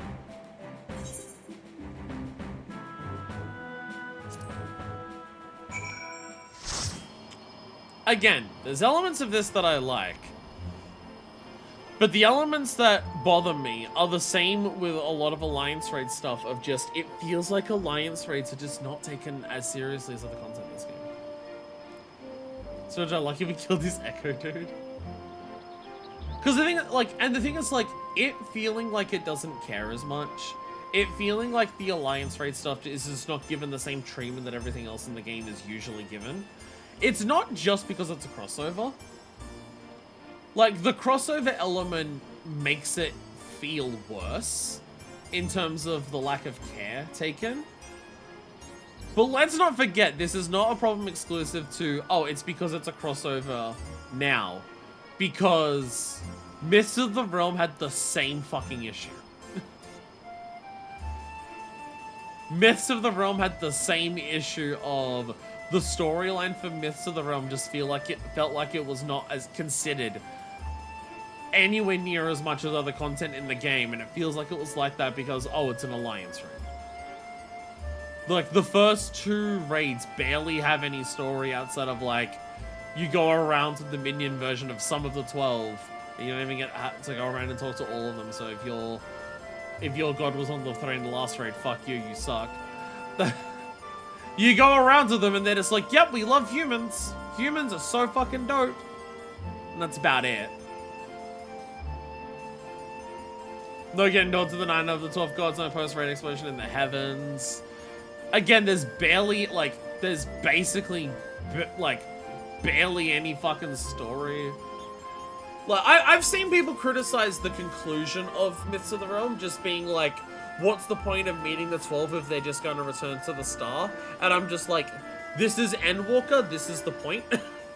Like, man is now the stewards of the star, they no longer need the ancients to guide them, is literally part of the point of Endwalker, so the 12 following in Heidelman's footsteps of that makes perfect sense for them to do and stuff like that.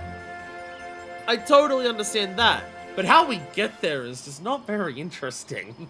How we get there is not very interesting because they just spend the entire time saying, you do not understand what we are, what you think we are, and what we are very different.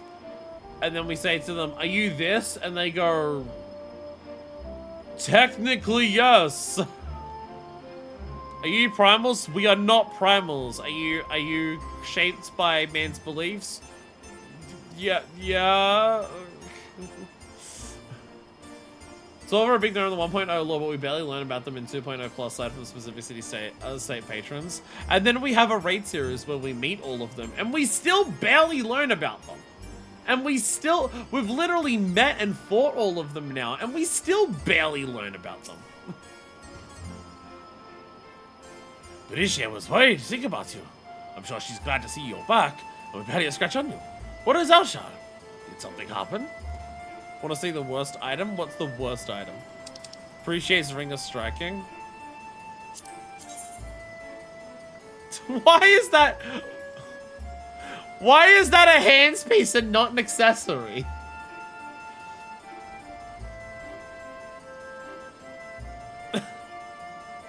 Why is that a hand piece and not an accessory? Why can't this be like an accessory glam that they like you can get as like an optional bonus? Like you can get glam pieces in the near raids that exist. Like there's coffers that just give you 2-piece outfits that aren't like raid pieces. Why can't this just be like a glam piece? It's just like one drop at the ends per raid for like the Alliance to try and grab. Why does it have to be the piece for the hands? We need some hand pieces to appreciate despite her wearing anything on her hands. Her gloves! Her punches! So even like a fancy ring of multiple like Skyfire ring. Why not her monk punches? She punches you with those. Give us gloves like that.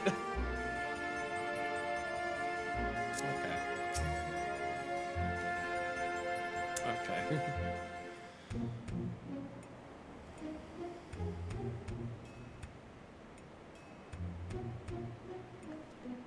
Marthas, you're back! And still in one piece.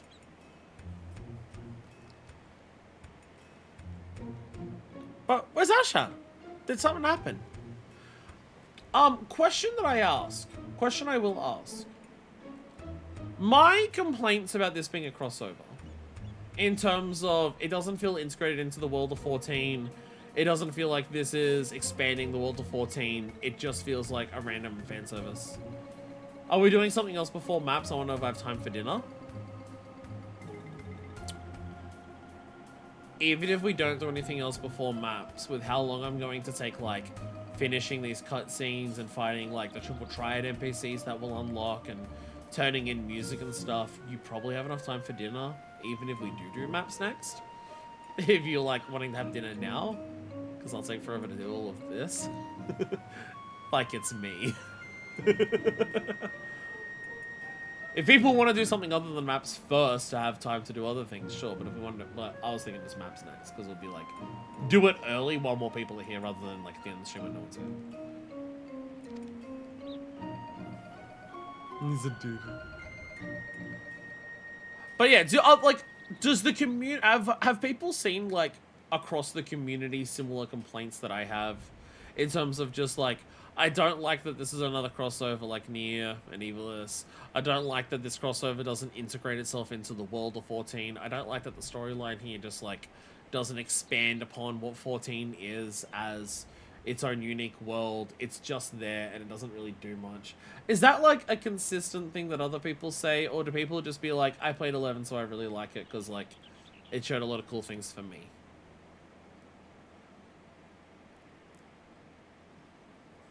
Because I'm just wondering in terms of like, are they going to change this approach for Evercold and onwards? Or like, people like it for what it is? Okay. You had to fight Omega and Ultima too?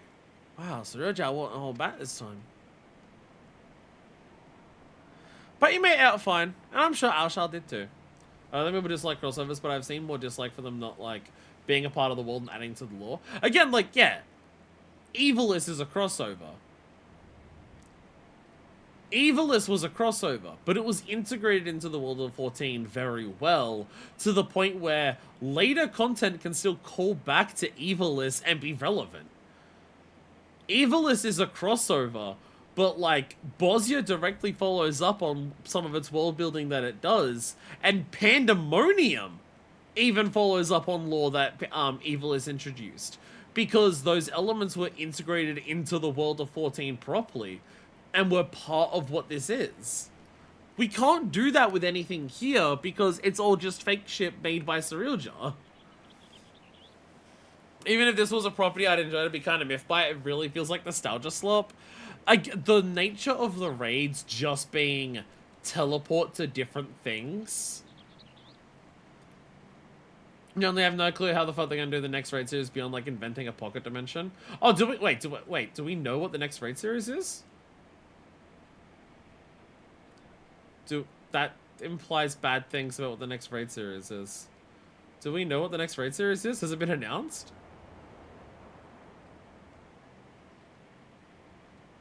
They announced it at FanFest? I'm scared now. We're ignoring it for spoil. Is it another crossover? Is it another crossover? Are we serious? Is the next Alliance Raid series seriously another crossover? Why?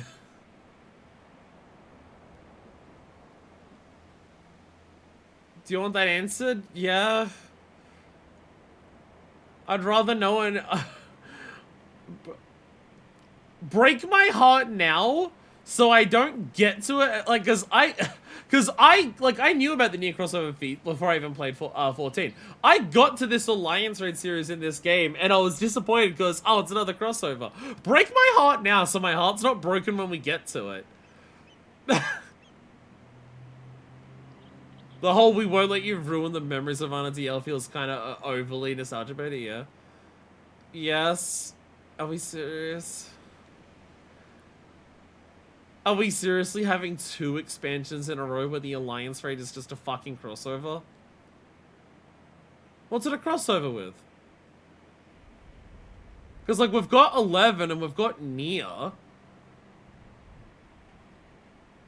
An outside... it's not even a square thing! What's it a crossover with? It's not even a square property! What? We're dedicating 3 fucking patches to a crossover that's not even a square property?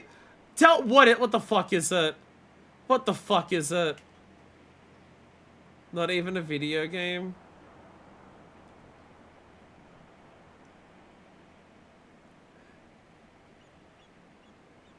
Chat, is killing myself against Twitch TOS or not?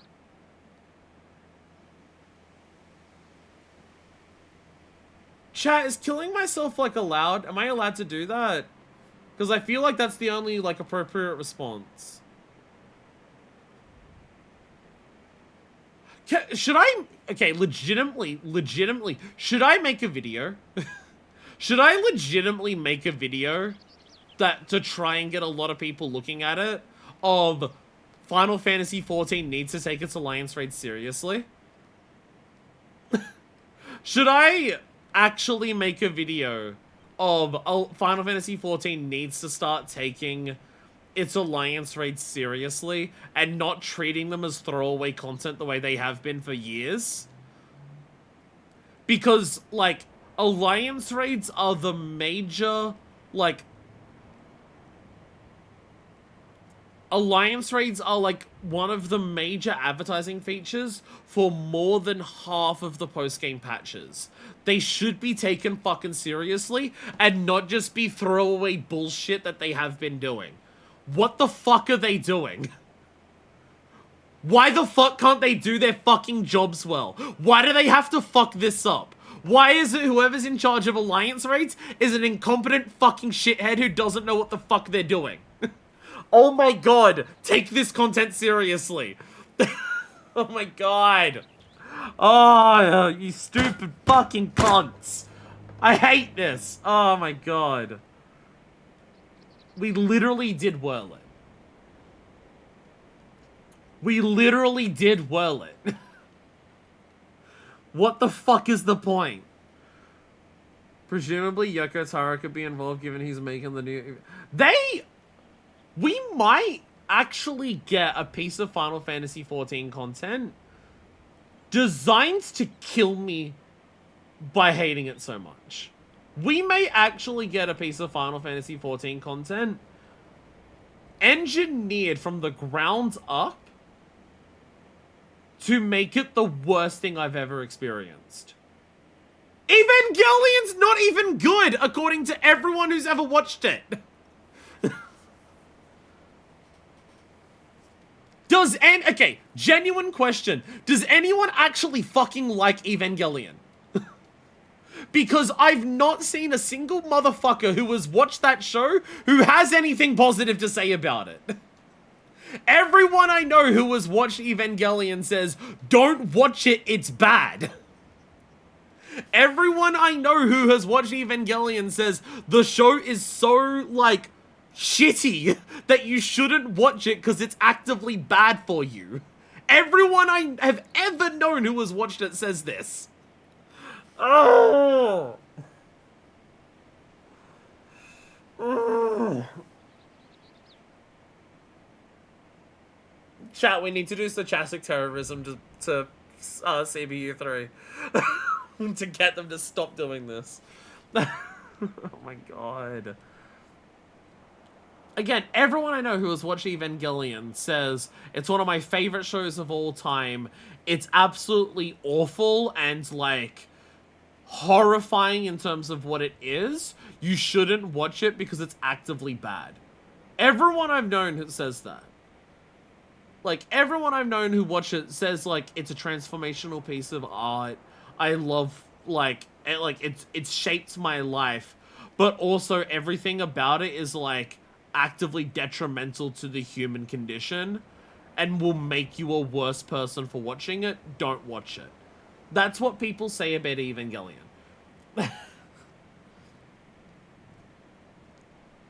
So, like, Nier... No, see, the thing that I've heard about Evangelion is, like, the views and the philosophy espoused by Evangelion as a show are, like, horrifying. That's what I've heard. That's what, like, the people who say it's one of their favorite pieces of art ever created, what they say about Evangelion, from what I've heard, is, like, the views and the philosophy of the show are absolutely horrifying and mortifying, to the point of even being exposed to it will, like, make you think that way enough that it makes you a worse person. I'm not saying that's what the show is, because I've not fucking watched it. Because everyone I know who has watched the show says that. So I'm just like, okay, I just won't watch it then. It sounds horrible.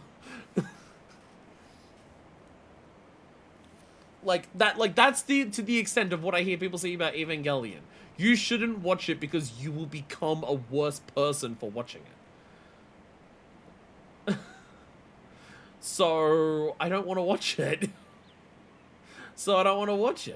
Because that sounds really bad. It sounds like Persona 4. It sounds like Persona 4, where it's just like, you shouldn't interact with this piece of art because the messages that the piece of art says are so horrifying that just being exposed to it will make you a worse person because it might subtly influence you in that direction. That's what it sounds like. Chat, I hate everything. I've changed my mind. I'm no longer excited for Evercolds. I don't even know what that could be referring to. Like, I've seen, like, it's several dozen people I've seen say this. In terms of, like, that's what the show does to you when you watch it, it is quite literally several dozen people I've heard say that. It's everyone I've known who says that. Everyone, like, every person I know who has seen the show, that's what they say. Like, everyone I knew through school who watched Evangelion, everyone I've met who's, like, interacted with Evangelion through, like, anime or gaming or anything like that, all of them say that. Every single one of them has told people actively not to watch it because it will make you worse. So, that's what people tell me. Maybe it's a case of Australians can't handle Evangelion. I don't know.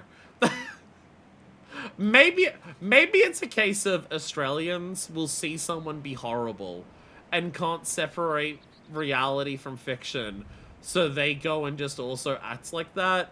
Or maybe Australians can't tell if someone's meant to be a bad guy or if someone does something and it's meant to be a bad thing, and they just see that and go, I will now do that. Maybe it's Australians can't handle Evangelion. Because all the people I know who say that are Australian. All the people I know who have said that about Evangelion are people who live here. So maybe it's Australians can't handle Evangelion. This is also possible. This is also possible. I'm, like, actively significantly less excited for Evercold. Appreciate face bespoke. I can sort of see EpiPen features, but not really. Her eyes are very big for, like, here or Ella's and Phase. Very much so.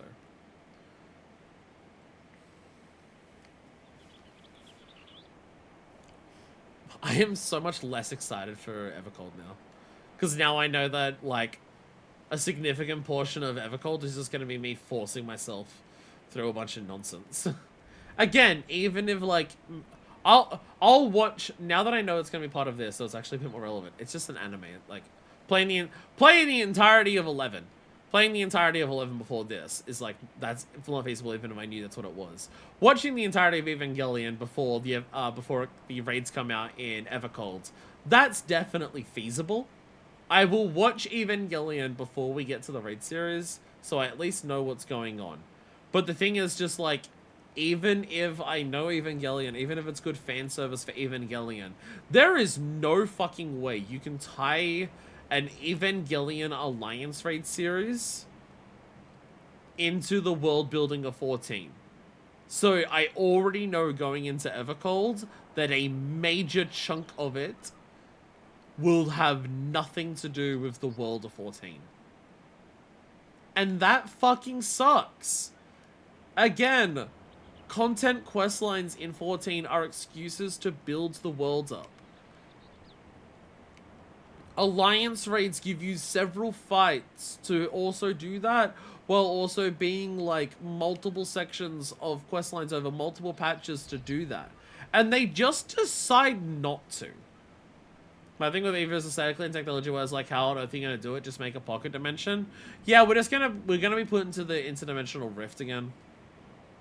We're just gonna be put into the interdimensional rifts. There'll be a portal somewhere. You'll go into the portal. You're now in Eva.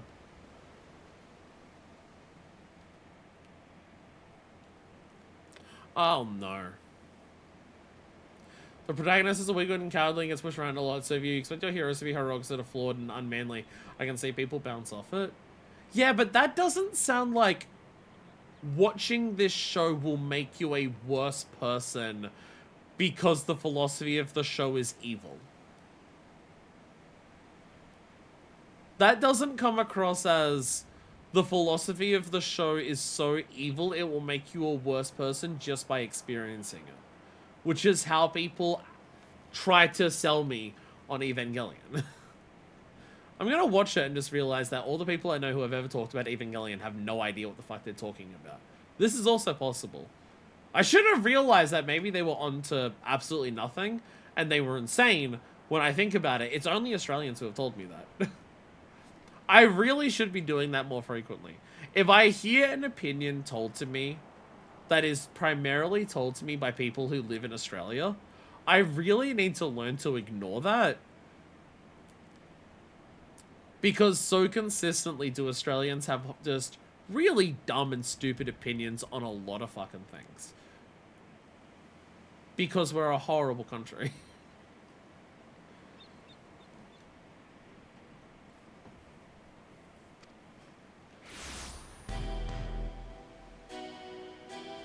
Fancy music.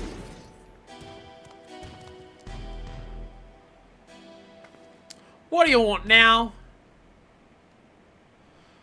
Oh dear, seems our merry little band is a member short. Could it be their life was cut tragically short on the field of battle? Though I suppose life would be something of an exaggeration, wouldn't it?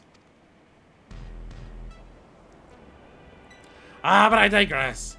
I came here to congratulate you on your impressive trouncing of the echoes. 11 music is such an odd sound font. It's kind of why I like it. It's kind of why I like it. Indeed, your struggles have afforded me vital knowledge. Knowledge I will put to good use in my next selection. Spare us the bravado. Anyone with eyes can see you're really upset about losing. Why would I of course be upset when everything is going to plan? The stronger she proves to be, the more powerful our rule will be when all is said and done. I'm now realizing, is Surrealjar just being Calyx again? Is Surrealjar just Calyx again? He really is. If I hear that said about Attack on Titan, I would understand the criticism. It's been a while since I've seen either. So, like, I've heard Attack on Titan has a lot of underlying fascism to it. That but I've heard explicitly people say it's not like Attack on Titan has bad ideas. I've heard explicitly Attack on Titan has underlying explicit fascism to it. People say explicitly fascism when they say that. When people say Evangelion, they don't specify anything. They just say it is bad. Can't even say it's because of hardware limitations, because PS2 had like FFX. Imagine if they were shards of each other.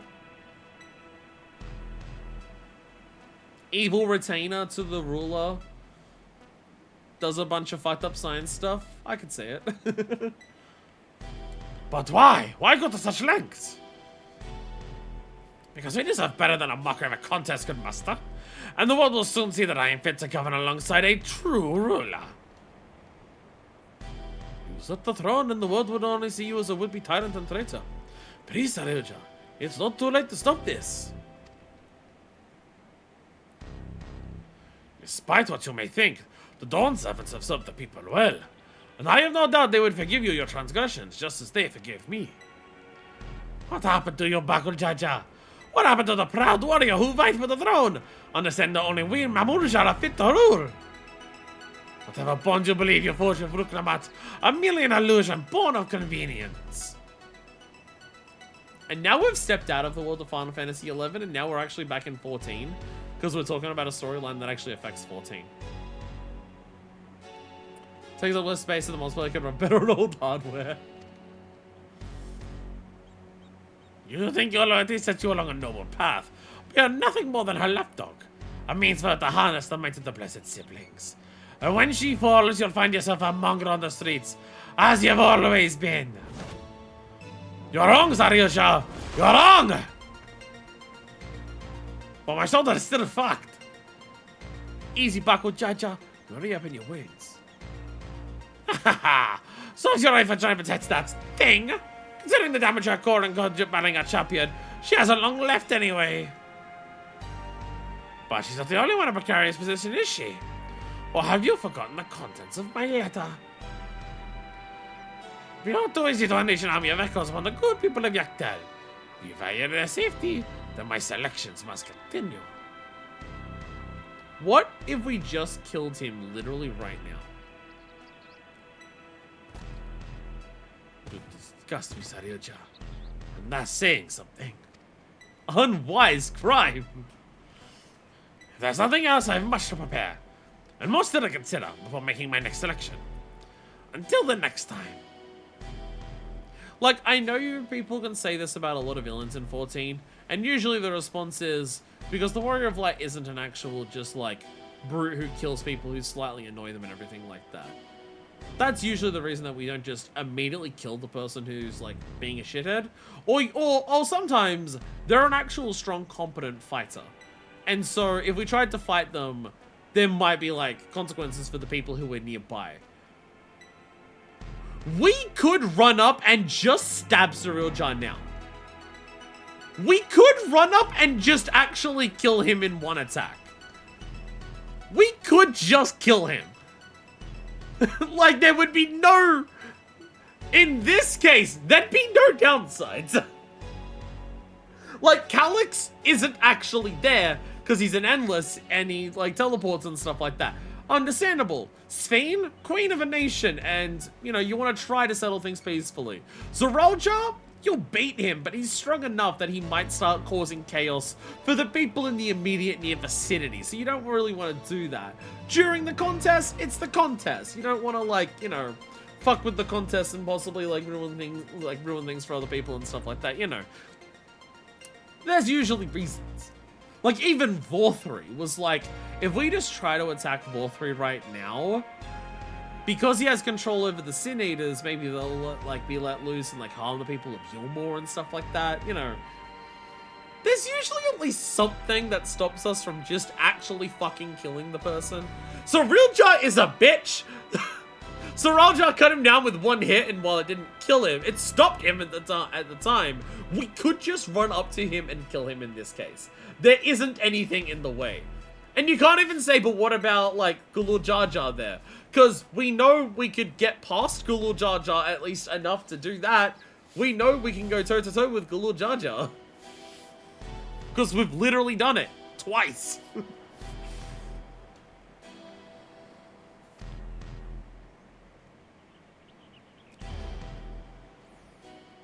Like, he can teleport away. Have us run up and attack him and he teleports at least.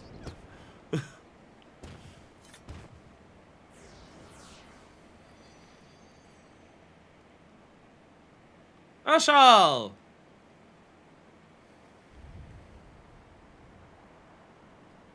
You're back! My apologies for the delay. Fighting off the echoes took longer than I anticipated.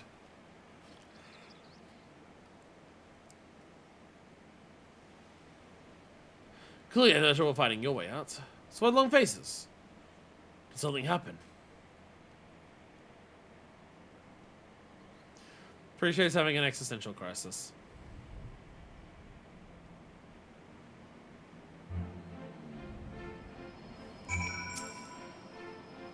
How long do I have before I...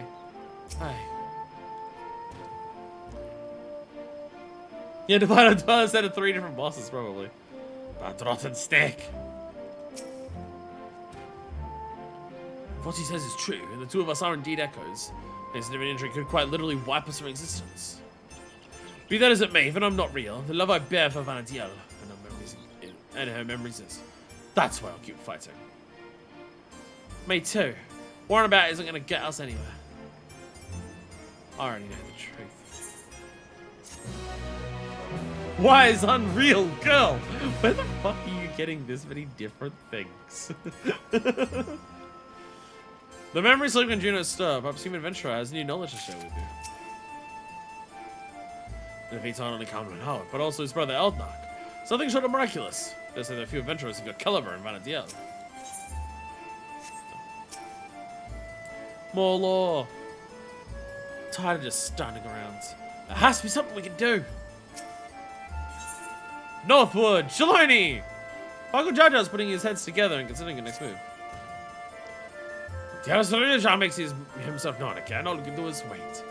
There's a good playing right into his hands. But enough of my rantings. You must be tired after all he's put you through. Why don't you return to Tuli and Alal for now? We'll meet you all at Bright Bloom Post. Triggers be social and every stream you stumble upon so they give you subs for free.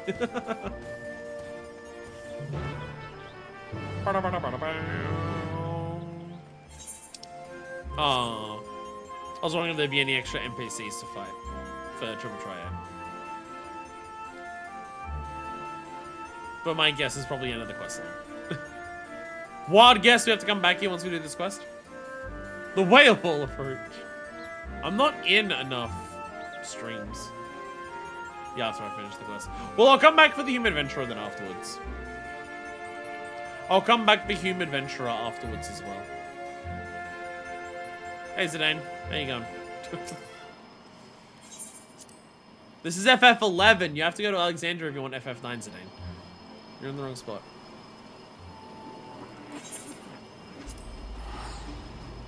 Orchestra rolls and the surprise.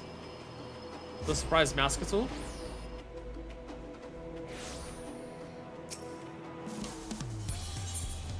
Two quests? Oh, that's the... But I say, why is it showing me two things? Oh, right. Trying to tell me to go back to OC as well. Which we will do today, just not now. They call them humans because they emit a hot mist. Gross. Yo! Yo! Yo! Let's go! Yo!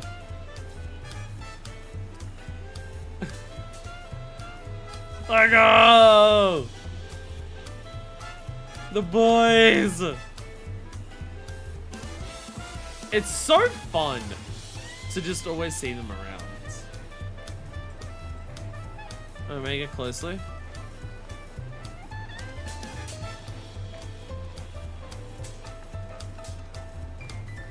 Alpha loves homoerotic sparring.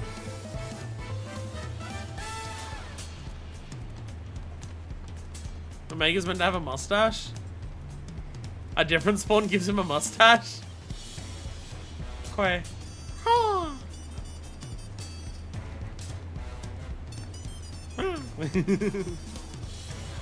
This is one of the best Easter eggs in the entire game. Actually, correction, probably is the best.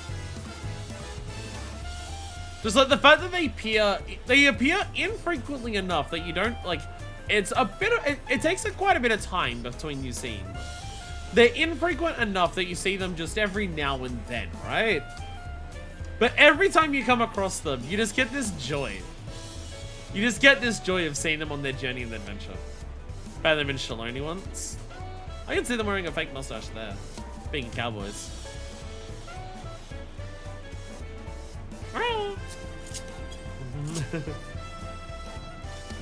I'd pet, but I'm too tall to pet you properly.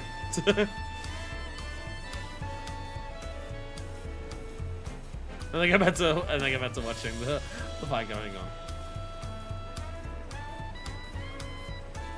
So the Omega questline. The Omega questline to me is also a case of like, the surprise during MSQ shooting been chased by some sentries and heritage bound.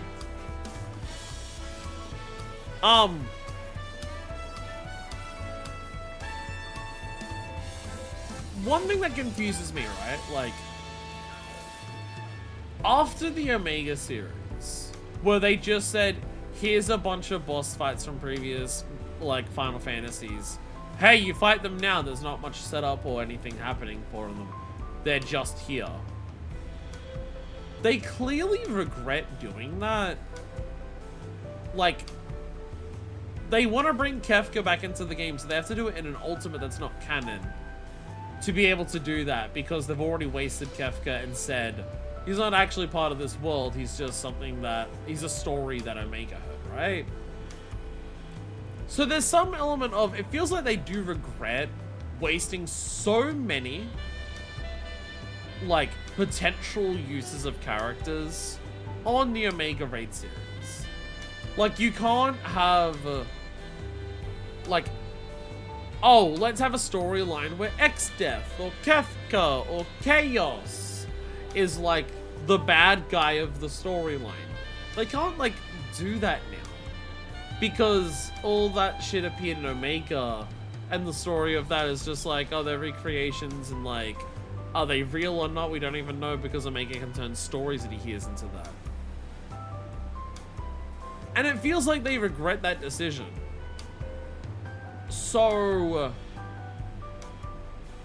why, when doing the FF11 crossover, are we doing the same thing? Why are they doing the same thing again when it comes to the 11 storyline? Again, why can't Vana'diel just be like a part of Taral that we haven't seen?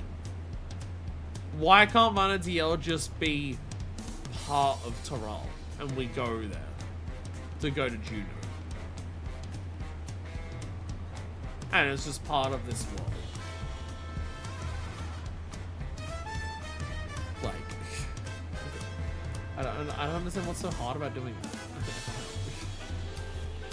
Do you think they'll skip the Shadowbringers MSQ Ultimate? I mean, at this point, there is no, like, actual order or expectation of what Ultimates can be, so...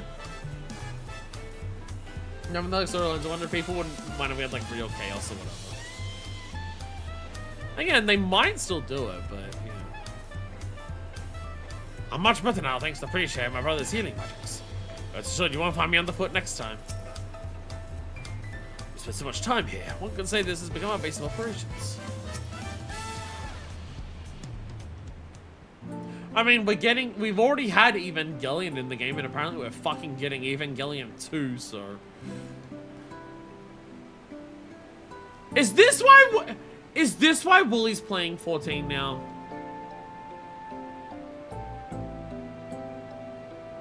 Was this the thing that convinced Wooly to finally play 14? Not that I know of. Okay, good. I was about to say, if Wooly finally went, okay, I'll play 14 because there's a fucking Evangelion thing in it.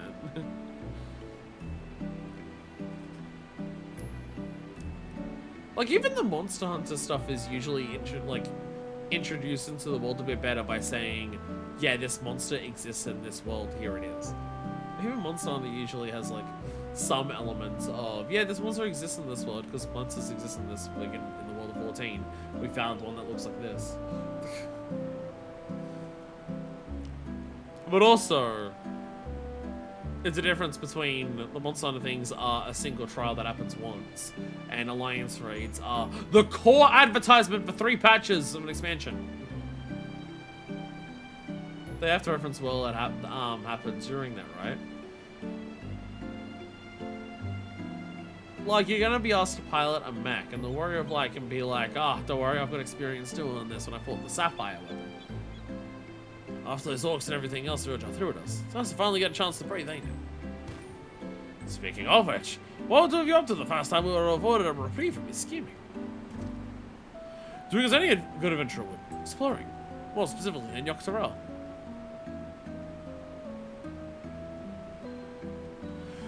We happen upon a most fascinating settlement of giants in our travels. The Yokoi, I believe they call themselves. They bear a striking resemblance to the trolls of our world. Ah! I'm gonna say Yokoi are like very unique in this game. Nothing else looks like them. There's things in 11 that look like them. Only in appearance, mind. Trolls are a hostile sort, given the looting and plundering, and are known to serve as sellswords. I wasn't always saw though. We drove it all over. I was hoping we'd find someone who might have seen Serioja. At the very least, see something about Electro. I'd be surprised if you did. Electro is a native to Taral. It comes from the kingdom of Alexandria, inside the dome in Taral.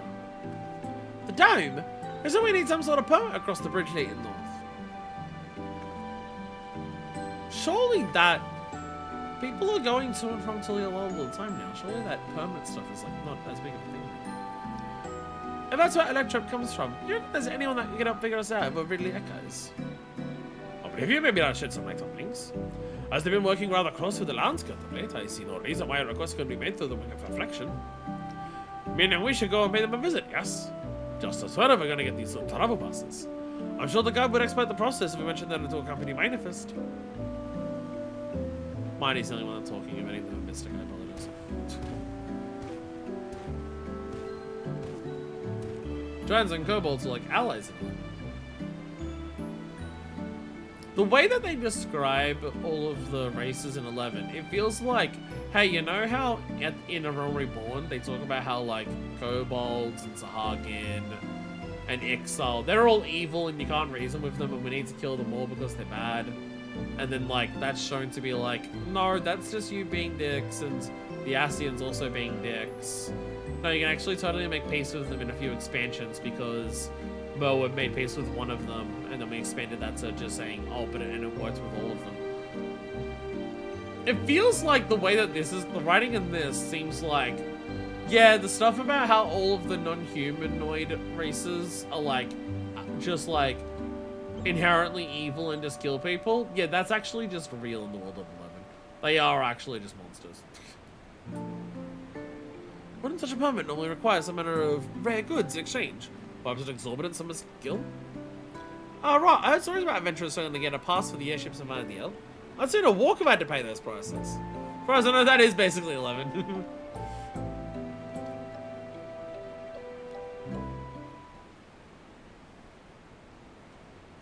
Monsters are even monsters. Haha, sure a turn off for me. Like, cause it's like, it's the difference between like, they're animals in the wilds and have like similar thought processes to animals, and they're monsters and they have their own societies and they have their own like developments, but they're still also all ontologically evil. Again, it's like orcs in Lord of the Rings. Orcs in Lord of the Rings are not animals who have like very simple structures or anything like that. Orcs have society structures. They have buildings and hierarchy, like all the stuff like that. But they're also just actually evil. Because like, you know, in like Final Fantasy VII, there's like fiends. And a lot of the fiends are like, you know, mutations or monsters created by Marco runoff and stuff like that. They don't have like societies or civilizations. They're just like creatures of the wilds that if you walk near them, they might attack you because you're prey. So that's why you fight them off. And like, you can have that. You can have the world just be dangerous because it's filled with dangerous animals. But once you start getting to the point where it's like, no, these are like thinking sapient creatures, but all of them are evil, and you're just doing that unironically, it's like, what are we doing here? What are we doing here, man? Sorry for the wait. The land's got no turbo-running passes for the both of you. So soon? Gods, that if these covers must be staggering. As for Oblivion, they're keen to know more about you, but they've asked to meet on the outskirts of Alexandria. It's a rather long way from here to the dome, though. We should stop in Noisy Springs. Catch your breath and show up surprise. I'll show them the way there. I've also helped the train, so we could catch a train. It's meant to take you to Yasalani Station, but that's a custom delivery thing, so I don't know if it'll ever actually get brought up. It's weird how often the train between Yasalani and Shaloni could help with like a lot of story stuff, but like a lot of that help comes from, I mean, to be fair, the train does exist and does function outside of custom deliveries, but it extending to Yasalani and not just Vanguard is a custom delivery. That's why the gear funny to me since 7's live stream is apparently xenophobic. Yeah, like, yeah, but the thing is, like, even then, the Gi aren't treated as inherently evil. The Gi aren't inherently evil there. They have a desire and they just want to achieve it. And you can't really blame them for wanting to either. Spoilers for 7, but like the end of that section of 7, at least like in Rebirth, I obviously haven't played Revelation because it's not fucking out. But like up to the end of that, like the section with the gi, like Red still says like, don't worry, I'll help you all die one day. Just preferably not in a way that takes the rest of us with you. Excuse me, miss, I'm looking for my daughter. Have you seen a little Eldite girl anywhere?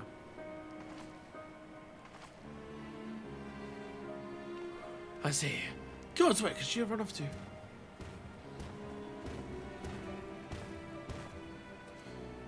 Dragons in 14 get a pass because they're cool, I guess. Well, they made a pact.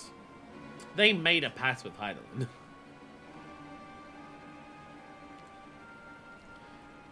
Midgard's almost showed up and was like, yo, can I chill here? And Hydaelyn was like, aight.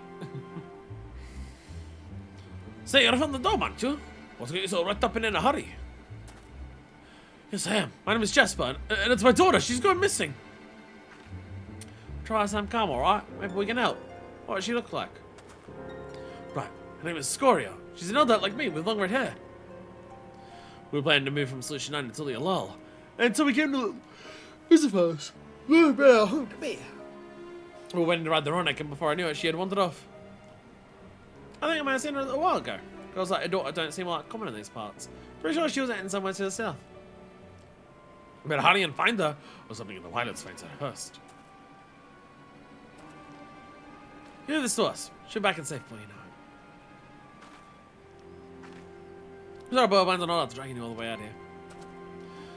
Should have enough time before to meet with Oblivion. Besides, what manner of adventurers would it be to ignore a person in need?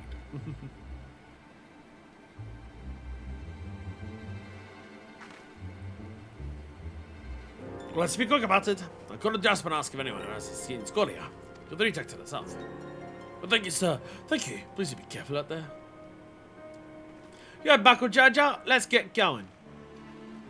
And like even in 14, you have like, you know, the species where it's just like, they're animals, they're in the wild. They're just dangerous if you go near them. So don't. But even then, it's like, they're not ontologically evil. They're animals. They're protecting their territory. They're hunting for food. They're fending off potential predators. They're still not ontologically evil. Those settlements to the south of memory serves. But someone there seen Scoria. Let's each speak with the 3 people or so. Then reconvene until we can piece together her whereabouts. That's how you can tell this guy's an adventurer. We need to all go and speak to 3 people. My young friend said it's true. My daughter really is someone to the south. I pray you find her quickly. So when we find her, the sooner we can meet with Oblivion. Whee! Ronic! Ronic. It'll be mine one day, Ronic. One day you'll be mine. Hopefully it won't be that long away. I am up to 30 mount tokens. I am up to 30 mount tokens. Hey! Lieutenant Yuasa. We haven't been here. Like, there was like the one side quest chain that brought us here, but the MSQ never did. Go back. Show the way.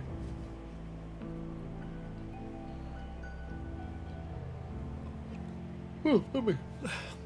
I was just up north a little while ago. I didn't see any Eldite girl wondering about. Poor thing. Hope she's not in trouble. Actually, now I think about it, I did finish that drink quite a while ago. I haven't busted out an energy drink since. Fancy bill. I missed the right Timber! Yeah, unfortunately went to Santoria. I have Vana'diel Alliance free teleports. I only have used tokens to get a living memory.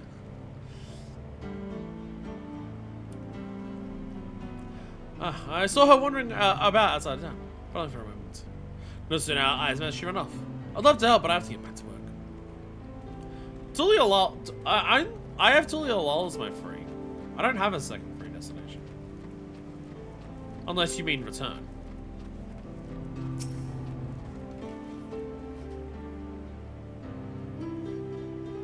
Ooh, I should get that energy drink.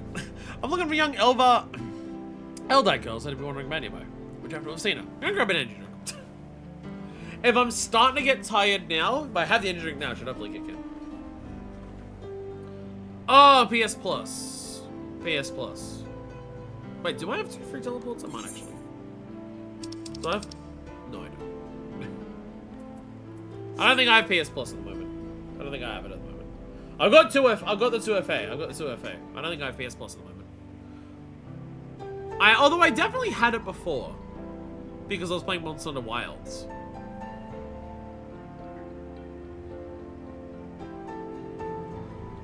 You do need to redeem the PS Plus again every month, which is not ideal, but I am cheap, so.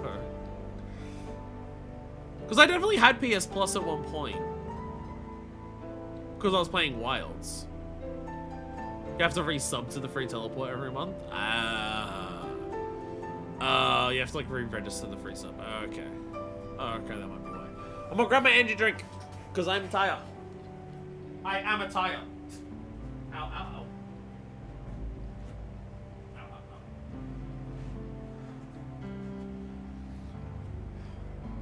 Do y'all bitches love green? Because today I bring you green. I actually don't know what flavor this is. I've not tried this flavor yet. Because it's also not a flavor. The flying powers, they're normally like, you know, mango, peach, passion fruit, pine lime.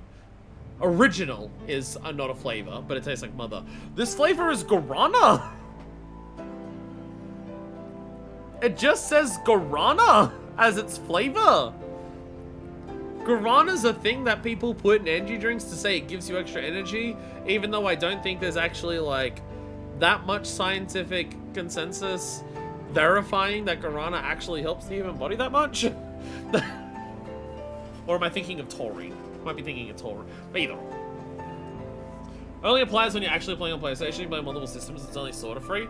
I only play, like, if I'm playing the game properly, I'm only playing on PlayStation. Guarana is a fruit. Oh, I might be thinking of taurine then. I might be thinking of taurine.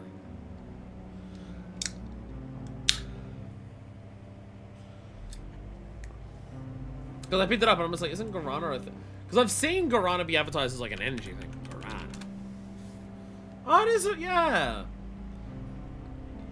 Yeah, it's a seed. Guarana, the coffee alternative. Oh, that's what, okay, yeah. No, so it is still a stimulant. It is a stimulant. It's a stimulant alternative to coffee, apparently, according to this first thing that I'm seeing on a very simple Google search. That's where I've seen it. Okay. No, in terms of the stuff that, like, we don't know, like, there's not consensus on how much it affects the body. I think that's taurine.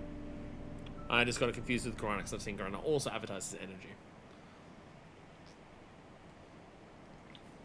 Mmm. Oh, that's delicious.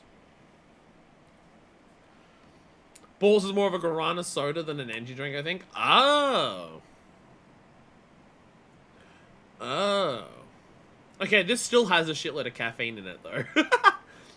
This still has a shitload of caffeine in it, though. This still is 78 milligrams of caffeine. So this is still just as much caffeine as a normal drink. Like as a normal one of these. That is really tasty. That tastes really good. This is it's a sugar-free drink. This one is sugar-free. But this one still tastes like it has the, like, you know how, like, there's a difference between how certain sugars taste?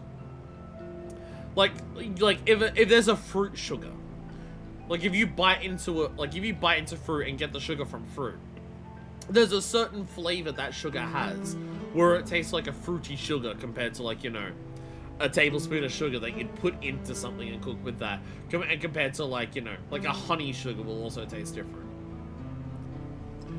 This tastes like a fruity sugar. And it has like a really nice, sweet, a bit sourish. Oh, that's really good. Oh, that's really nice. Oh my god. Oh, I'm super into that. Holy shit, that's really good. I saw it for the first time when I bought the energy drinks. I think like when I bought these last week. I hope they keep this flavor. They had a cola flavor of this flying power. Only energy drink brand that I've seen have a Coke flavored energy drink, but they don't have that anymore. But I hope they keep this one because that's really fucking good. Guarana has a bright, slightly tart. That's the yeah. The sourness that I'm tasting in that, it's like a sour and a tart flavor. Yeah. And floral notes rounded out by a mild earthy bitterness. Because the pure seed can be quite astringent, commercial products mask the bitterness with sweetness, often resulting in a flavor profile reminiscent of sweet berries, citrus, or cream soda. Oh, okay, so that's what. Okay, that's what's going on there then. That's what's going on then. Yeah. The citrus, it's similar to citrus. Yeah.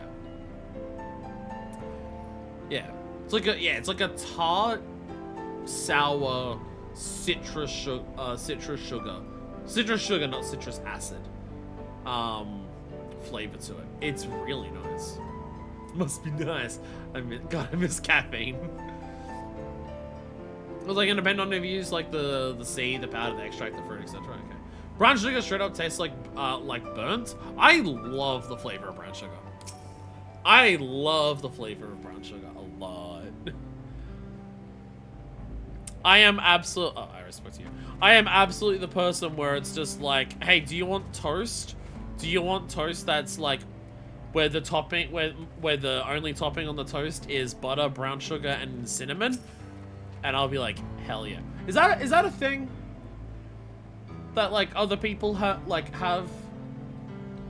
I haven't had it in ages, but like it was a thing that like my parents, both my parents in both houses, as like, if you want like a sweet bread, like a sweet toast thing, you'd have toast, butter, and then you'd sprinkle brown sugar and cinnamon on it. My mum also used to put honey on that as well, because my mum loves honey, and I like honey too. Because I remember I haven't had that in years. And now I want it. Now I want it. But yeah, I love the flavor of brown sugar. If I have a choice of like being able to put brown sugar or normal sugar into a thing that I'm making, I would usually choose brown sugar most times. I much prefer it. I ain't got that girl. No, I haven't. Not often hear of Eldad looking to move to Tiliala. We can spend more in the future. I'd certainly like to get to know them. I'm having a glass of almond milk as a treat. God, I hate being ill. Do you have any ideas or understanding of how long it might take to get better? It's not the most common, but cinnamon, sugar, butter toast is a thing that some people do. Generally, it's just jam. Okay. Yeah. Oh, that might be what that might be like the lazy version. Yeah. If you're gonna do cinnamon sugar, just go the whole hog with French toast. I think that's what my parents would do. We didn't have specifically cinnamon sugar, so they'd go the lazy version and use brown sugar and just cinnamon, like, not cinnamon sugar, just cinnamon itself. Surgery consultation early July, so I was just waiting game till then. Jeez. I think that's, yeah, now that I'm thinking about it. Maybe my parents were just making like lazy French toast or cheap French toast. Because it wasn't cinnamon sugar. It was explicitly like cinnamon powder and brown sugar that they used. And maybe they did that because it was just like a cheaper version instead of like making proper French toast. Might have been that. Might have been that.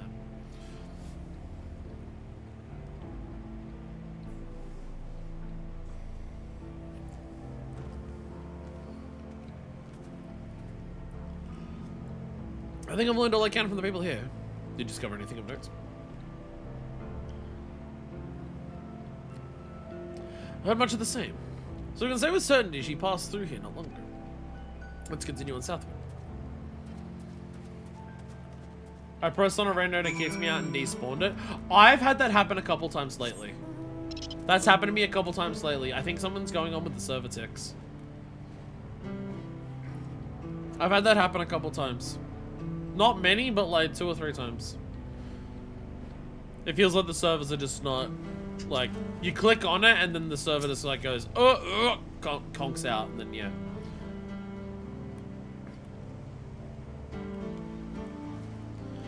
There you are. I'll tell you haven't ended up fighting her either. What I found searching around near was monsters. To be honest, it felt like a waste of time at first. Well, I was stopping this one though. Could have sworn I saw a kid off in the distance. I'm betting it was her. We already won't be able to catch up to her. For whom the verse is sung. Was it ephemeral? I mean, the times that it's happened to me, it's been unspoiled. Because it was gathering just normal,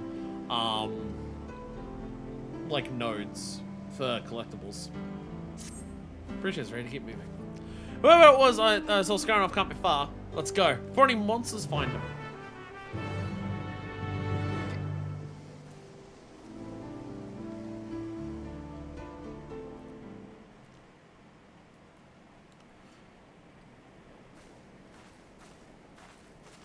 So glad we're getting so many more force with the cutscenes.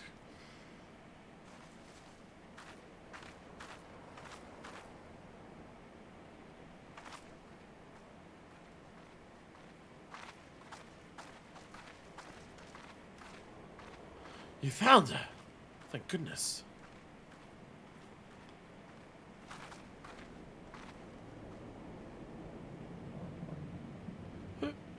Who are you people? I'm Spreeshay. Father asked us to come and find you. What are you doing out here all by yourself?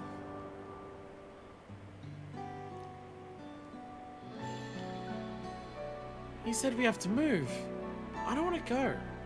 I want to stay in Alexandria. Be a singer. I know nothing about the music until you're long. And I never listened to a nobody like me who's not even from Torhal. Thinking about it made me so mad. I just needed to be alone to think. So I ran and I kept running. And somehow found myself here. I'm sorry if I caused you all any trouble.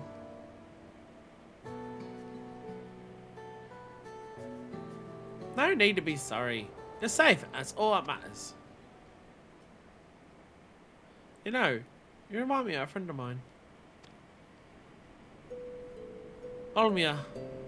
One day, I found her out near the coast with a beautiful view just like this. Crying like it was the end of the world. She had been trying to join the choir, but it turns out she was too nervous to sing in front of people. But this world is one damn big place. You spend all your time dwelling on small setbacks. You'll never be able to appreciate a bigger picture. It'd be a lot to say I know what you're going through. But what I do know is this. Giving up on singing would mean the end of the world you've been working towards.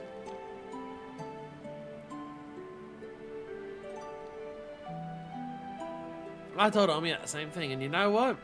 She kept pursuing her passion for singing. And eventually joined the Tavnazian Cathedral Choir. Just like she always dreamed.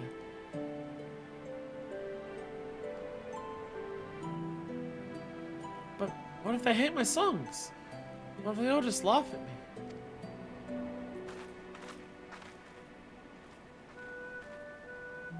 All sorts of people live in Torhal, you know. And now there are even folks from another world mingling with the locals. It's full to bursting with diversity. Being different is what will make your song special. And I'm sure there are people here who appreciate that. So I'll say keep singing.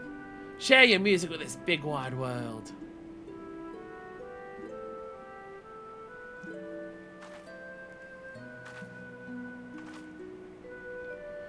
Would it be alright if I started by sharing with you?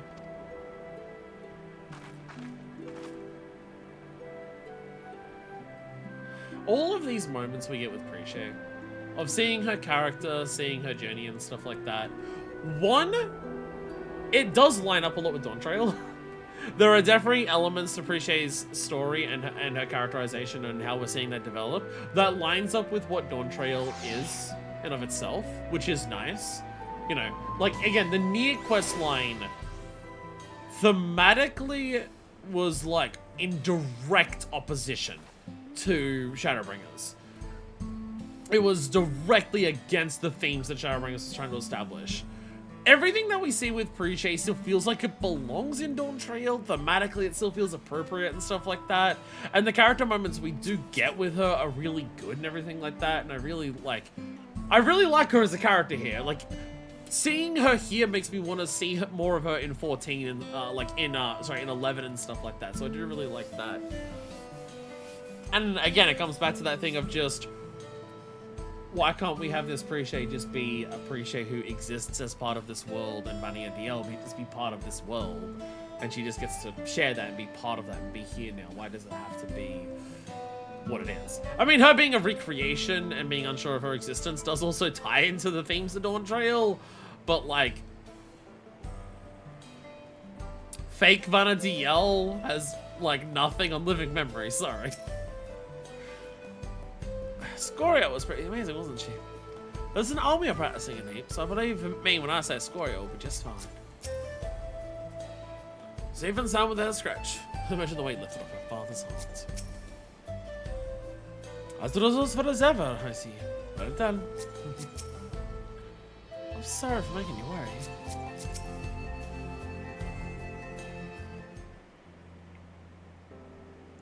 Oh, there you are. It's good to see you all safe. Scorio's on me everything. I don't know how I could ever repay you. But after we finish with it until you're lol, I certainly intend to try. You have my word on that. I hope to see you again soon. And I'd love to meet your friend Omir as well. You and me both. When we do, we'll be certain to tell Omir that appreciates another dear friend who is dying to meet her. I can hardly wait. I promise to keep singing. Share my music with the world just like you said. So you better come back. I have a front row seat waiting for you. Right. Of course. We better be on our way. Thank you again for everything.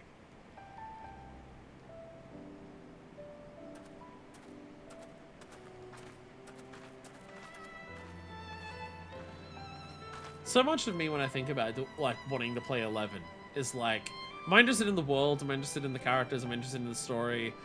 Like, it's Final Fantasy, so probably yes, I will be. Just from my 2 experience with Final Fantasy, I seem to be very into what Final Fantasy XIV does with its storytelling and stuff like that. The main thing that scares me about going to 11 is what's the mid-2000s MMO going to be like to play?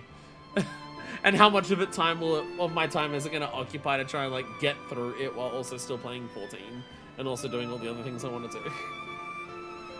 Until we meet again, I hope.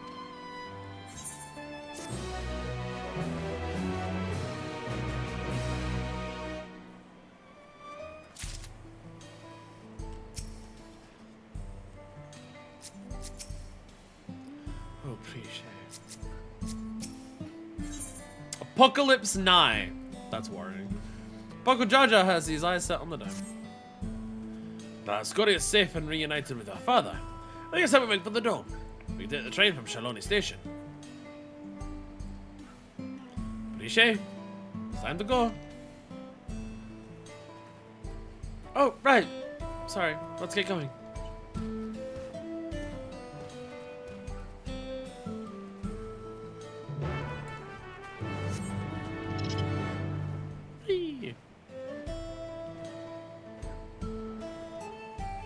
Flying capybara.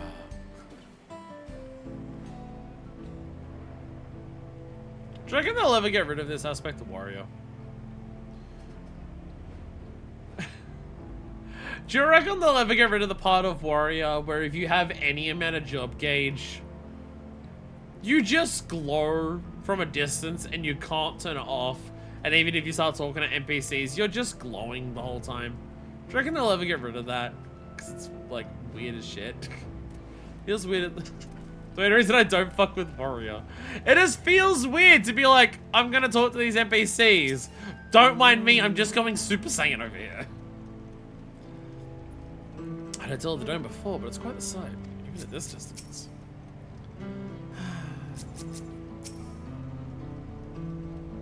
This is why we couldn't get rid of the dome as part of the story. Voila, the train's just arrived.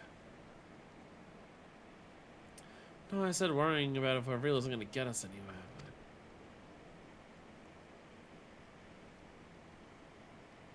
But... God, I feel like such a damn hypocrite. I can't stop thinking about what Cyril just said. I'm not scared though. I mean, it's a little scary. But more than that, it's why does it have to be so complicated? Luigi, Progenitor, and Shaktaral. Yeah, he never went here as part of the story.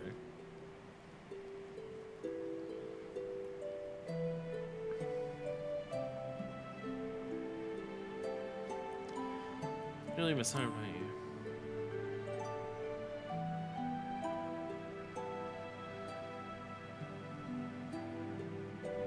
That's probably it. Listen to Scoria sing Remind Me of Omia and home. I was wondering what everyone is up to. I can think of at least one person who's already in the midst of their next grand adventure. If it merely echoes, who'd say we cannot return to Vana'diel? Well, the doubts that child would know away. What place would I have in Vana'diel when the real Prichet is already there?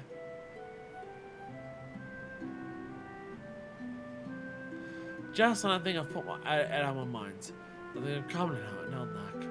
Clearly imposters. And proof we're living the same lie. And we met Scoria. She's so excited to have us come back and see us sing. And saying we would just felt like more of that lie. So I doubt my mind will stop the real job, but then what? What happens to us?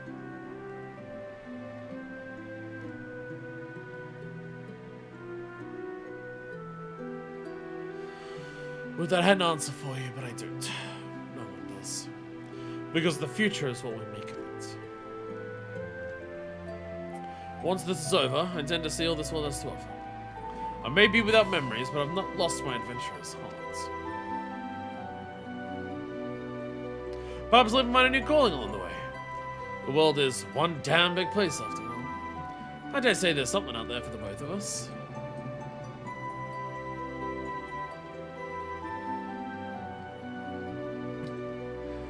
You're right, you're right. Guess I'll just find our own place to call home. But first things first. We need to go and meet with Oblivion.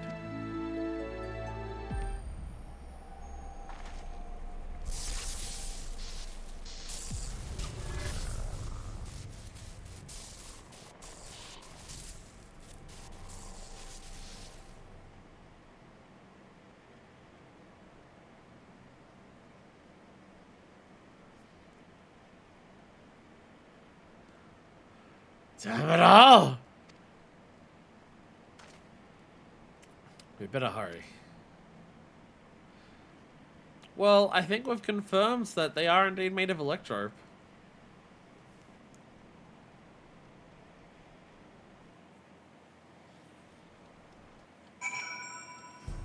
You know, having another storyline that involves, you know, people being made out of electrope and talking about, like, whether they're real people or anything like that. I've seen a lot of people say that, like, you know, the Endless. I've seen a lot of people say the Endless aren't real people.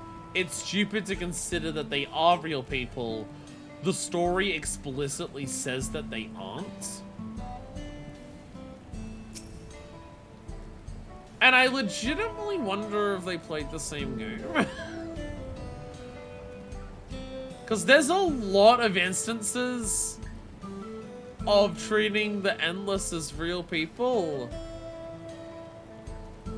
Throughout, like, all of Dawntrail. I mean, even think of, like, 7.3 of Wuklamart keeping her promise to Endless Fiend.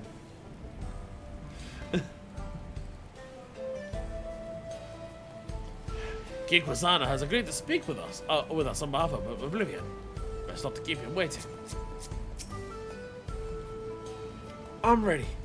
Ready for anything. But if Shrunker are hard, why can't the Endless? Again, because I've seen some people reduce living memory to that of just like living memory.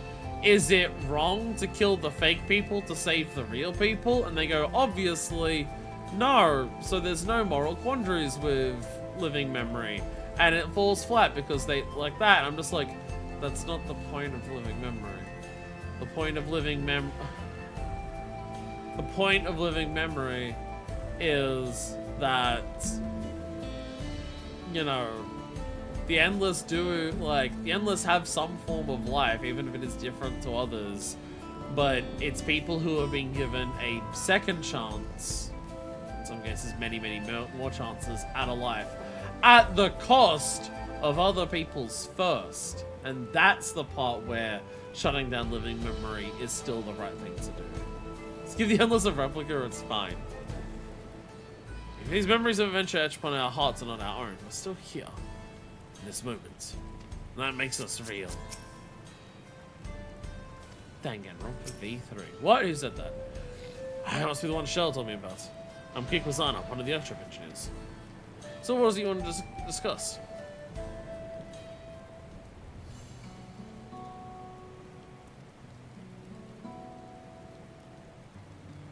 Also kind of flexing on Calyx and everyone. If Cerealjar is able to make, like, people out of Electrope who still, like, think and have, like, consciousness and everything like that, and it's just Electrope and that's it, compared to the Endless who need specifically, like, the soul energy of others to power them. Cerealjar just out here just inventing a different form of Endless that only just requires energy and not specifically soul energy. If the Endless didn't matter, then all the emotional goodbyes and moments wouldn't make sense. Yeah, exactly, yeah. Exactly. Like when Kral gets to say gets to meet and say goodbye to her parents. Is she happy that she got to see a fake version of her parents that wasn't real people, so she could understand what they were like? Or was she happy that she got to finally meet her parents and say goodbye to her parents? And it's that one. If you kill the corresponding voice, then that goes to the Endless, and they'll come back as a full person.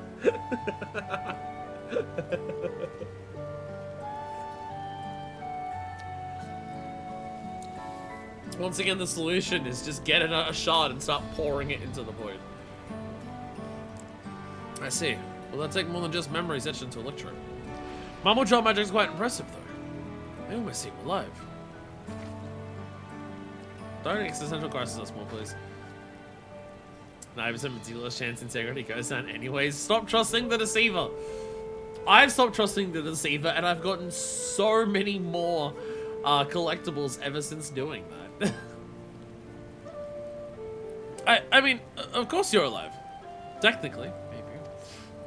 Let's just forget I said anything, alright? Don't worry about it. We're not even sure ourselves, to be honest. I think what's certain is that our bodies are made from Electro. We were hoping you could help figure us out what that means for us. Not to sit around moping, you know.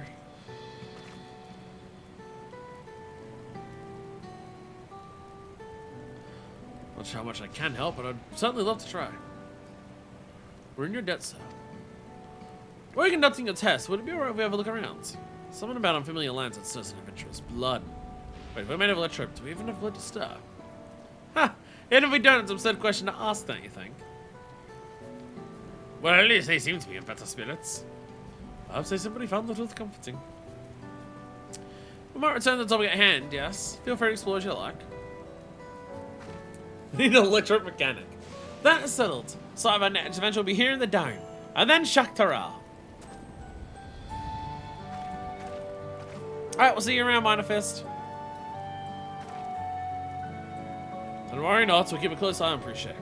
Ensure we're not away over long. Wasn't lose sight of our true goal, after all. To defeat Cerealjar and, God's willing, Skewer means of persisting without his magics.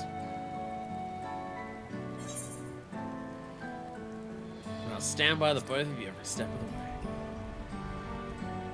I feel like we're also introducing just like having fake Vana'diel and fake people from Vana'diel using a similar technology to Alexandrians. I feel like this puts us in a weird spot of undermining the plot, like the main MSQ a little bit, of just being like, it seems like the solution for the Endless is just to do whatever they're doing. Why didn't Endless Fiend or Calyx just do the Electrope thing the way that these two are? There seems to be a solution to the Endless to like be able to make Endless that doesn't result in all of the other issues of like interdimensional imperialism and soul sucking that it needs to be. If you follow me, I need to cut a few samples. I mean, I know they didn't just do it because, you know, it's Mamuja magics. And we already know from even Realm Reborn that Mamuja are very, very, very good at magic. But, like, there's a solution here. Like, they've created better Endless in the side content. They had Robot Otis. Just have everyone be an Otis. I don't think Otis required soul sucking.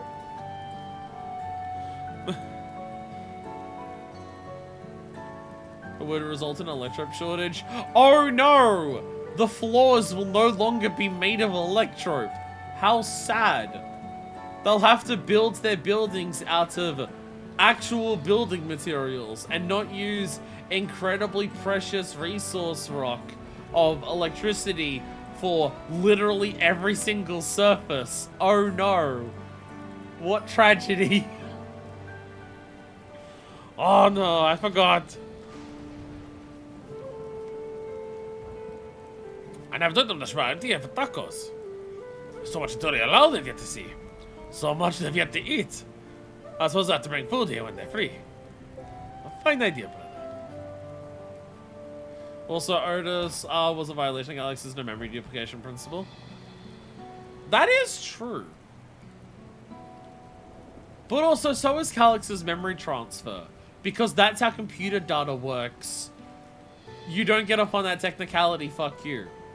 When you control X, control V, you're still copying the data. It just deletes the original. It doesn't physically move it to the new location. It just copies it to the new one and deletes the original anyway. Damn it, Calix. Perhaps we'll have to wait. Let's turn the break room possible.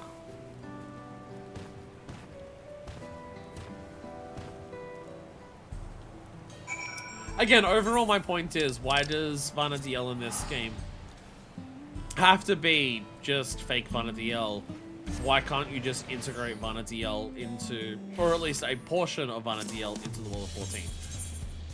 Why can't be that's what we did? Why does it have to be this?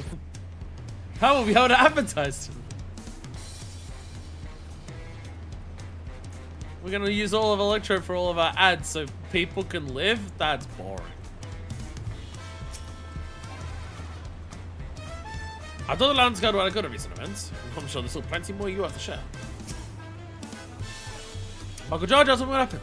Well done feeding Cyril Jar's echoes. We may send the guys really prepared should the new threats arise in Yaktel. Waiting for Cyril Jar to show himself is maddening, but it'll be worth it to finally put him to the sword. For the first time of activity in these woods, you can be certain the Landsguard will contact you. Till next time, take care. Vana'diel March number 2. There we go. Meanwhile, in Garlemald, somewhere in the rift. God, when the Evangelion raids come out, we're gonna be at a point where, like, you queue up for Alliance Roulette, and there's going to be a bigger chance you get pulled into a crossover than not. How much longer must I wait for this vessel you promised me? You also sound evil. My apologies, old servant.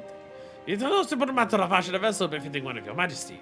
But soon, very soon, preparations will be complete.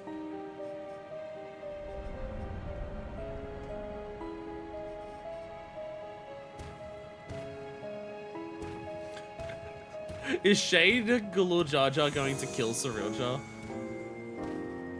Oh yeah, Crystal Towers George. Yeah, true.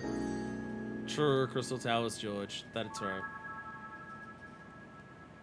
How many times have I explained this? I'm suffering put off. I'm trying to make the spirit from across the rift. But his impulsiveness is beginning to test my patience.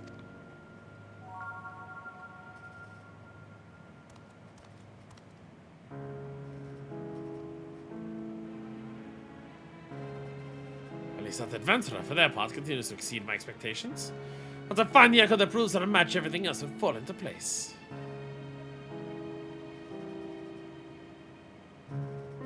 She did well stand against the ancients, but against the gods? Not a chance.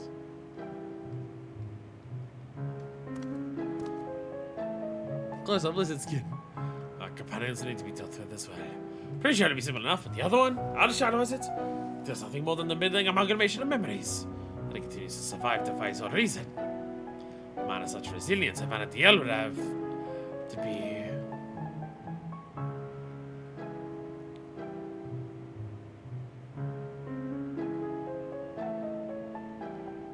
No, it couldn't be. I'm right about this then. No matter. Thankfully, I'm not without my contingencies. We deserve better. We will have better. Only blessed siblings possessed of resolve and reason are fit to rule. If I could judge, I was little more than a witless brute before. But his companions have stirred something within him. Perhaps he's not without value after all. Yeah, there's no way we could fight gods. There's no way we would stand a chance against gods. Warrior of Light versus gods? Oh, I'm getting Juno's turn again. There's no way the Warrior of Light could defeat gods. No way.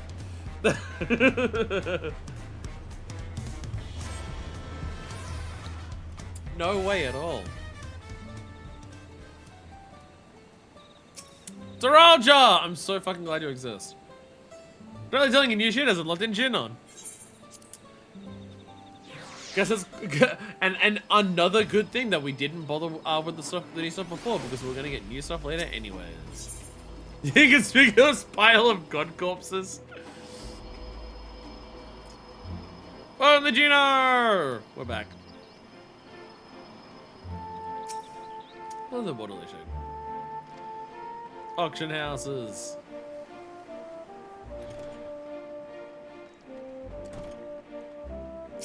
Anything new going in here?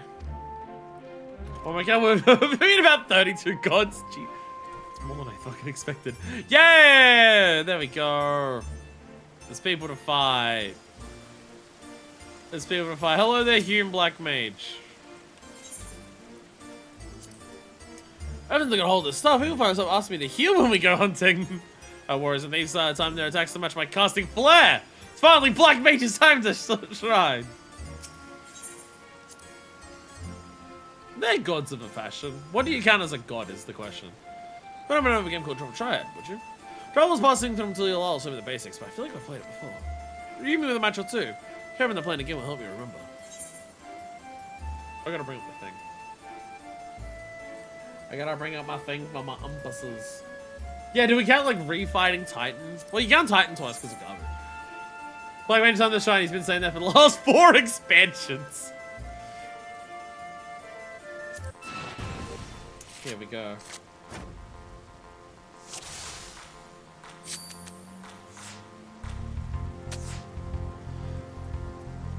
Chaos rules. Cumlots is really weak. But unfortunately, Cumlots, I can't actually take it. It's so sad. So sad. So sad. Yeah, I can beat Cumlots there. There we go. Give me Stolies. Yay, Stolies. There we go. You can't Eden versions separately. How much are they gods, is the question. How much do they count as gods? EX is a canon to summon the imagination like other things. That is true. That is true. That is true. They are canonical. This is a very good point. We gotta count the raids. Let me go back. Oh, there's so many. Oh, there's so many fucking gods. So many bloody gods. Oh, well, this sucks. I love chaos rules. I love whether I win or not being decided on a whim.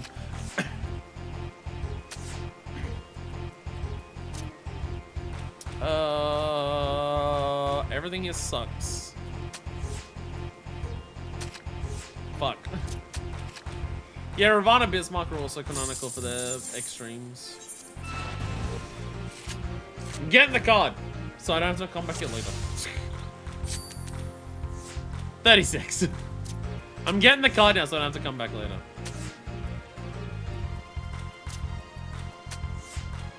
Is Kafka a god?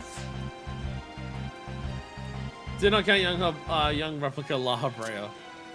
Would you count any form of La Habrea as a god? Would any version of La Habrea count as a god?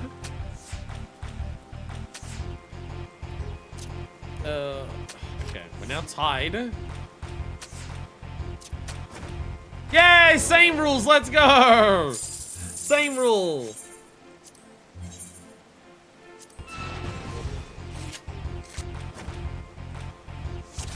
The ancients are basically gods to us. I feel like the definition for god means it needs to involve some form of worship. Either some form of worship or some form, like, I was about to say some form of worship or some form of, like, control over reality, but I guess that is actually the ancients, isn't it? If we're talking about they have control over it. Oh, same rules, let's go! Combo! Oh, I got a combo. Oh, and I was rewarded with the card for it. Let's go! Let's go! I actively used same, and I got a combo from it, and I got the card from it. That's triple triad, baby. The moment I lost, I felt something stir within me that I remembered. The game I was thinking of a similar triple triad, but I didn't play it in Vana'diel. It was somewhere else. I can't remember where exactly, but I know the game was just as fun as triple triad. And seeing it isn't a god, but it's on that level. Does the ability to erase existence count as godlike? Cumlock's card! There we go. I got the Cumlock card. Yay! Let's go. Elven Dancer! There's the outfit. Descriptive religious figure versus prescriptive powerful creator being, yeah. With ancients, I want a case-by-case basis. Like, for example, I met an Athena counter, but the vampire dude from Pandemonium didn't. Yeah, that's fair. That's fair. Yeah, again, yeah, like how do we get, like, again, the definition of God, what do we entail it here as, yeah. Oh, and Juno? So something Calibri on Bluff who took it so longer. Remember a bright light than a darkness. I think I had someone ranting about how they failed and echoes. It didn't really make sense. Well, I time putting together a party wasted. It's gonna take forever to improve my closed position at this rate. Closed position, that's, Dancer thing. Is it technically Shinryu in that last fight? That is true. Give me a throne adventurer. Hey, I recognize that top. Oh, she's wearing the hat too. Oh, she's wearing the hat. The hat is the optical hat that you get from Hakutaku in Eureka, and the top's the scorpion harness that you get from, I don't remember the scorpion's name in Animals, but yeah. She's got both of them on, which is a little confusing because the hats for mages and the body pieces is, you know, the top, like, I'm pretty sure the hat's only like spell speed, but. I was not a treasure hunt though. I'm judging by your gear, so you have claimed your fair share of spoils too. Oh, she's got the Strider boots on too.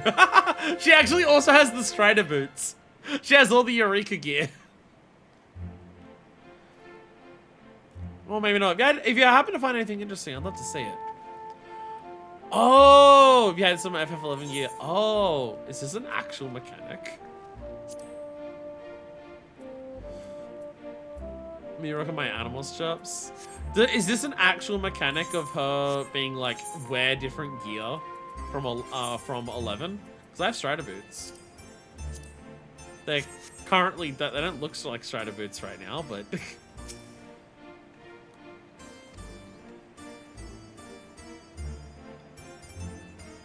There we go! There we go! Not like a pair of Strider boots don't make a quick exit, eh? Well, I must say I'm impressed. Can't find anything else of interest, I'd love to see it. Yo!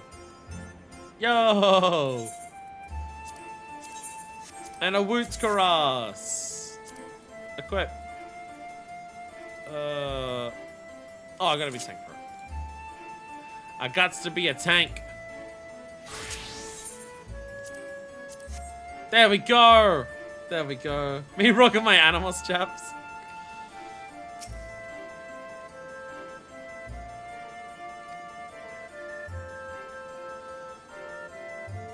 Is that Konigama? How the hell did you get the abjuration to purify it? Tried for weeks to have one, but someone always beat me to the punch. Also, I'm impressed. And the Woots Mail, which is this is a Dragoon or a Reaper thing. Go. Woots Mail. We're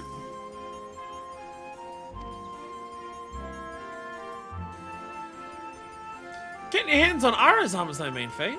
I don't know what's worse. The Kiko and treasure hunters constantly running away, or the chariots and their homing missiles. This is cute. This is very cute. The pants that she's wearing, I don't recognize those. Is that like an Animus Swirl? Is that Animus Swirl or something? Or a Pagos Swirl? And also the knife that she has here. I'm wondering if this is like a Woots knife. Pants of the Forgiven. Oh, yeah. Because, yeah, it's the green color version of the World of Darkness stuff.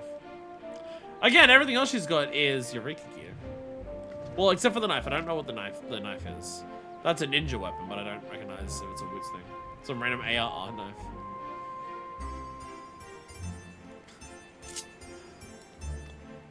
Again, if you've played 11, I'm sure there's a number of pieces here of fan service that are fun. It does seem to have a lot of deep pulls for 11. Like, it's not even, like, MMO being an, 11 being an MMO. It's not even just like, oh, here's, like, a boss, here's an area. It's also, like, these gameplay things that people did. Like, of people trying to hunt down particular things or certain, like ways that people would call out for parties and stuff like that. That is being referenced.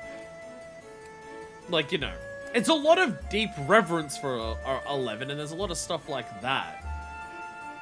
And I'm sure people who have played 11 definitely get a kick out of that.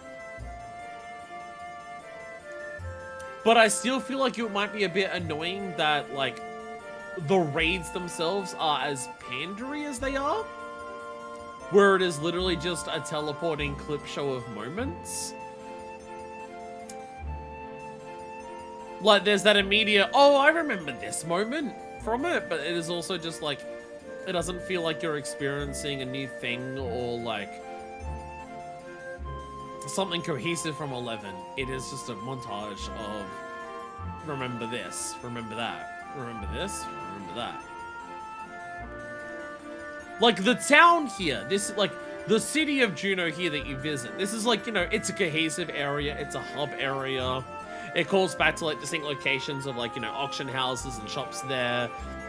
It's filled with adventurers, like, you have there. People are talking about, like, MMO gameplay elements here. This feels like a cohesive little section that has, like, cool, fun little pulls for a bunch of different things. Whereas the raids is just a clip show and it doesn't feel like... I can't imagine it being satisfying. Anyway, if we go over to this peculiar goblin over here, that I was trying to do beforehand. Seasonal?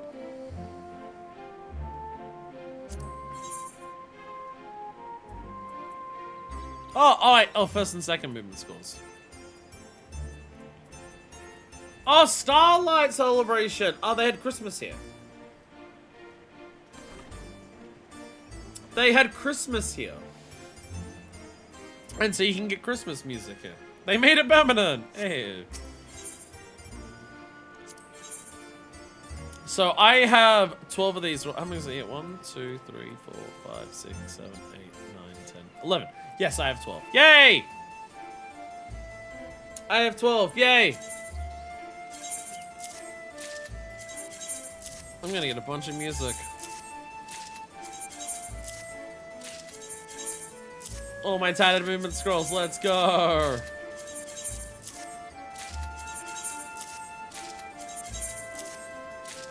Yay.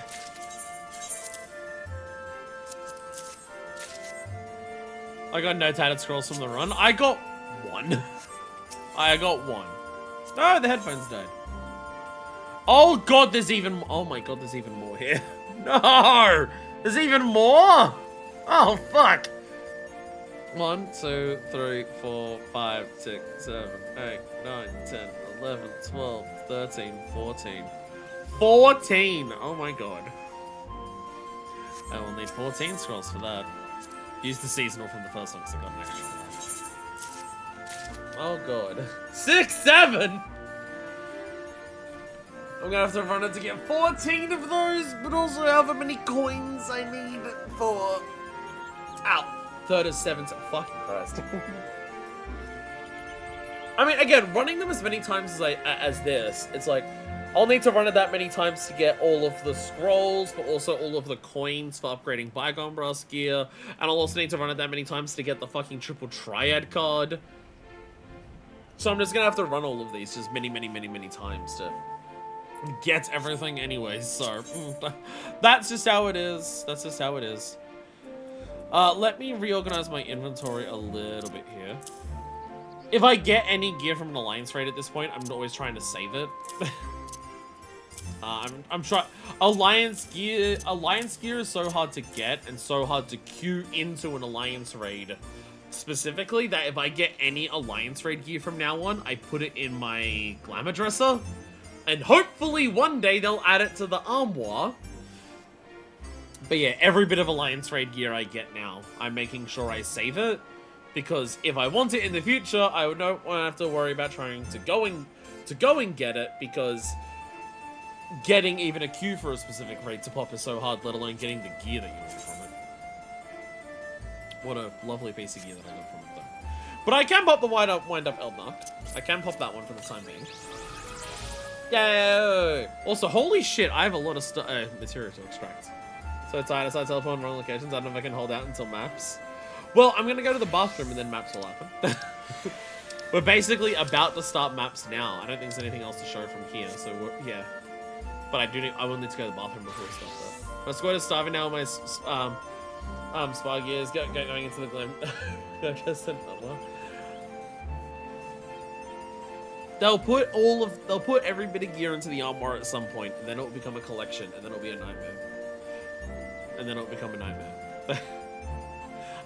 Is there anything else to do for this while we're here? I'm not popping all of this music right now because I don't. I want to make sure I collect it all in the 14 collect, and that'll take its time. The human adventurer, but I need to pay. And coins will spend eventually. And added movement scores will spend eventually. If I piss go piss girl. I need to pay. For however long this is going to take to read, I don't think I can hold on for that long. So I'm going to go to the bathroom first.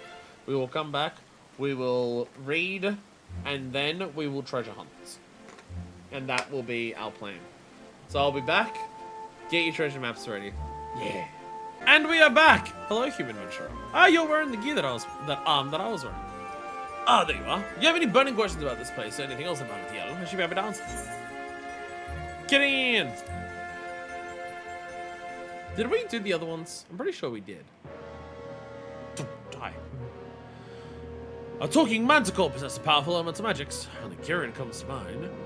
Master of the Shijin, residing in the deepest reaches of the Shrine of Ruah Avitar. Said to be a creature of boundless power and wisdom both. Only those who can best the four Shijin and claim their seals are granted an audience. I can say I've managed it just the once at the Band of Adventurers many moons ago.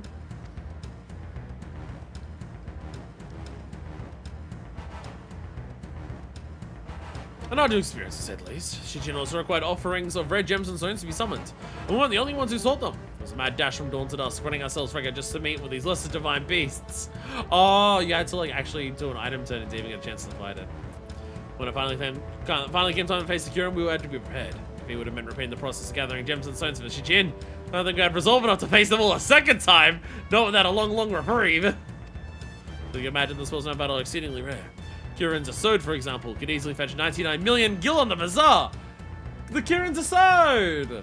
That's the more powerful version of the Eureka gear. Like it's better than elemental gear. Hey here.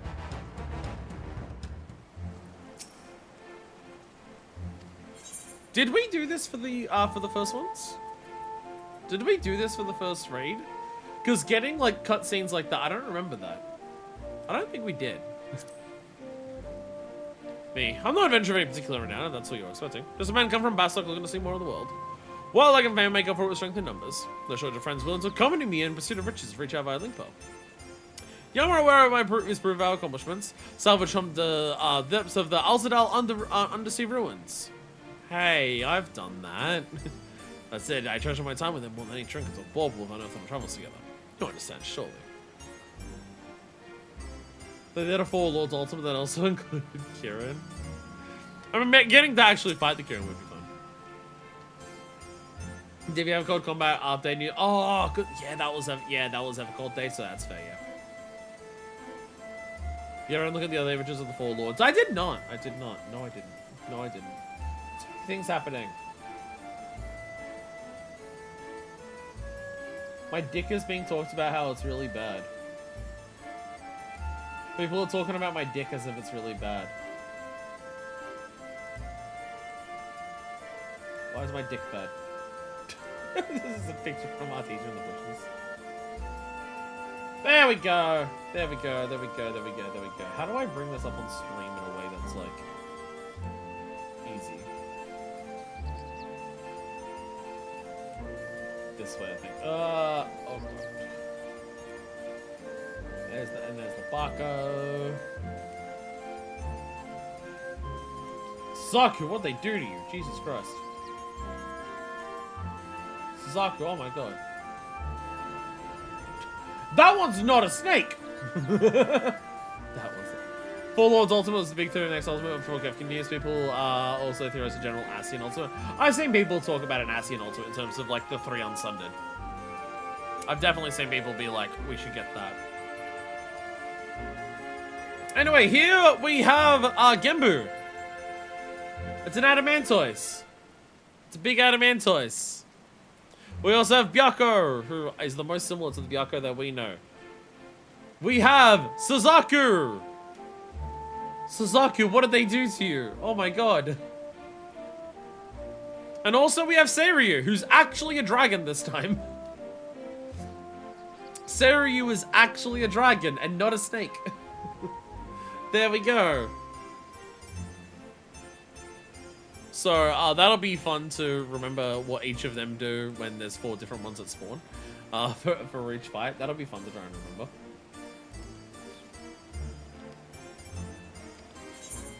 Tell me about Fafnir.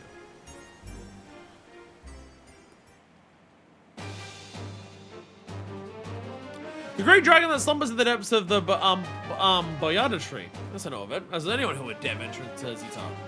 Stories of a great hero did battle with a dragon. Their harrowing encounter included with a strike at its heart with the fabled blade Vana'diel. Finally, they hadn't missed their mark. Blade said to remain nestled in the beast's bosom even to this day. To survive such a blow and live for all these years speaks of strength I struggle to imagine.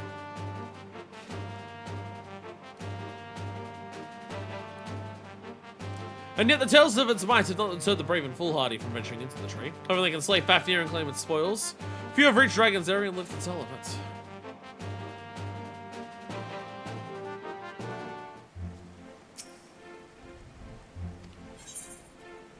See, 11's idea of adventurers very much falls into like the MMO format of adventurers go out seeking rare riches and spoils to try and claim the treasures of the world. Adventurers in 14 are very much more of a go around and help people to gain renown.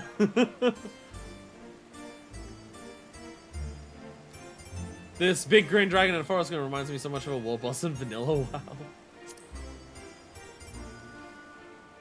The Archangels.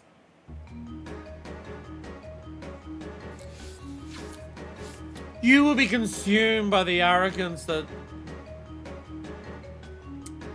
sucks you. I can't. It's so hard to remember what they say because there's like so many of them. You will be twisted by the envy that drives you.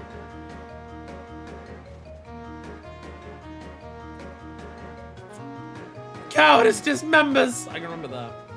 5-year rate NM, and the ads that spawn during boss fight would also spawn in during the NM and be annoying. Yeah, the fucking data flies, yeah, or whatever they are in there. First stories of the 5 warriors clad in black. The fates of kind will never have the poor fortune across the paths with them. They were born by forged from crystal. Assuming the legends are true. The Dawn Goddess Altana wept 5 tears that gave birth to the 5 races. Hume, Elvan, Tarutaru, Mithra, and Galko. The Archangel is said to be the embodiment of their sins.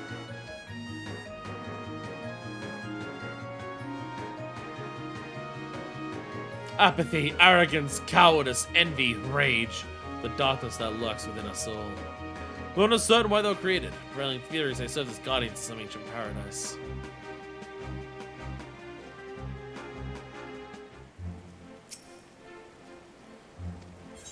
What about the Shadow Lord? Tell me about the Shadow Lord. Yeah, that symbol. The great darkness of the Northlands, hatred made manifest. There's not a soul in all of Vana'diel who doesn't know of the Shadow Lord. His sole desire was to bring about the extinction of Altana's children. Altana's feculent, vile progeny! And so he rallied together the Beastmen, inciting what came to be known as the Crystal War.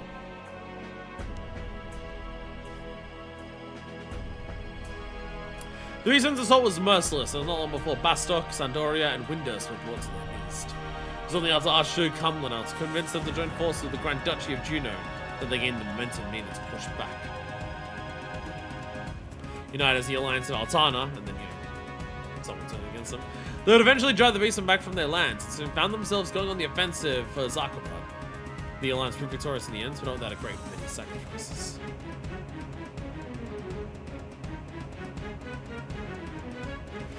Beast had been restored to Vana'diel, for a time at least. Shadow Lord was somewhat resurrected 20 years later, but thankfully he was slain before the Beastmen could be emboldened to take arms a second time. Much speculation as to his origins. Most believe he was once a Galker, if you can believe it. He was betrayed by one of his companions, mortally wounded, left to die. Dear friend was also said to have been cut down in the altercation.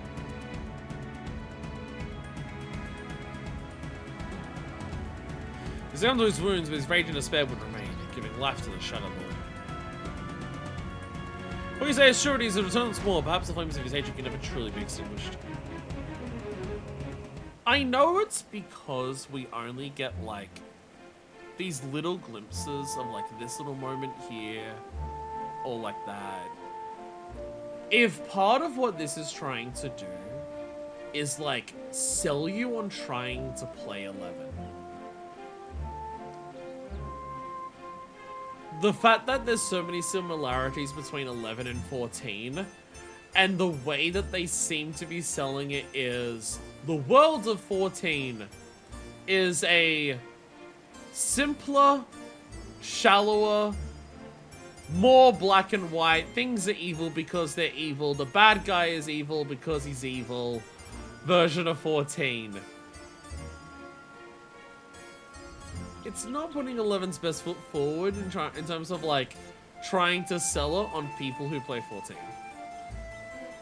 Because there's so many elements where it's just like, yeah, I can think of something that's similar in 14. But in 14's version, there's way more nuance and depth to it. And obviously, you know, again, we're being introduced by the little bits here. And maybe the point is that they want you to dive into 11 and find all of that depth and nuance and stuff by playing 11 and not just being told about it here. But in terms of, like, hey, you should come and play it, our beastmen are just actually evil. Our bad guy is called the Shadow Lord, and he wants to kill everything because he wants to kill everything. And adventurers go and fight rare, powerful monsters because they have good treasure. Like, it's just... I'm not saying that's what 11 is, because I don't know. But the way that this game is trying to sell it, it makes it sound like it's just a simpler, shallower version of what this game is doing with its world. And because, like, you know, people play 14 for the story, people play 14 for the world building. Trying to sell specifically those players on, what if this world lacked the nuance? What if this world lacked the shades of morality? And bad guys were just bad guys because they were the bad guys in, like, prototypical fashion, fantasy stories. Again, I don't know if that's what 11 is or not, but it's how they're pushing it here.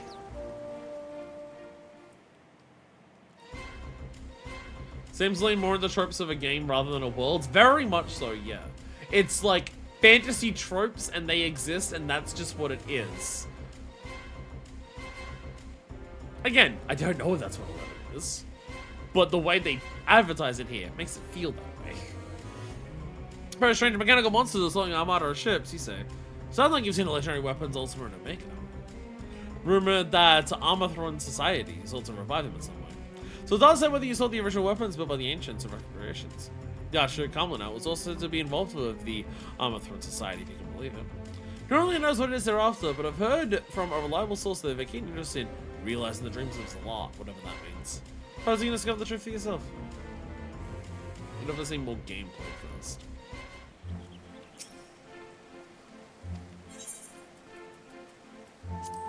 Again, this seems like a questionable thing to do to try and get 14 players. The Archduke's reason Juno grew from a small fishing village to the bustling city we know today. During the Crystal War, he rallied the nations of Windows, Bastok, and Sandoria together under the banner of the allied forces of Altana. So you didn't afford the enlightened races a valuable foothold in their fight against the Beastmen. See, even like... I'll be honest. It doesn't make me want to play the game when what they're telling me about 11 is you get to play as one of the enlightened races and fight off the savage beastmen. It's like, but the Gallian Empire were the bad guys in 14. That was what they wanted to do. The world of 14 seems to be, what if Garlemald was correct? Again, I don't know if that's what 11 is, but it's how they proposition it here. When enemy forces reached Juno's doorsteps, it said that Kamlana himself led the counterattack that resulted in a decisive victory against the invasion.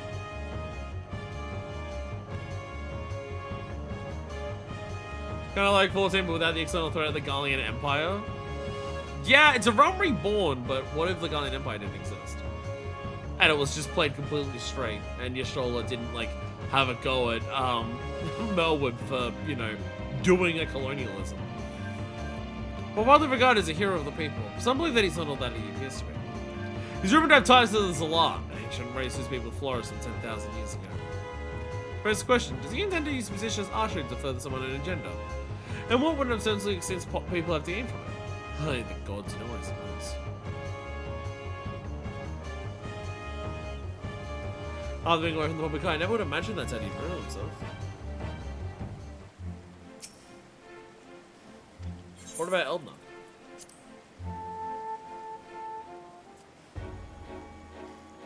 Young man has learned to speak with the wisdom well beyond his years, but I'm surprised he's to hear he's well versed in combat as well. He's Kamlana's young brother. Despite his age, he plays a significant role in the governance of Juno. He is shrewdness, often surpassing even that of senior officials.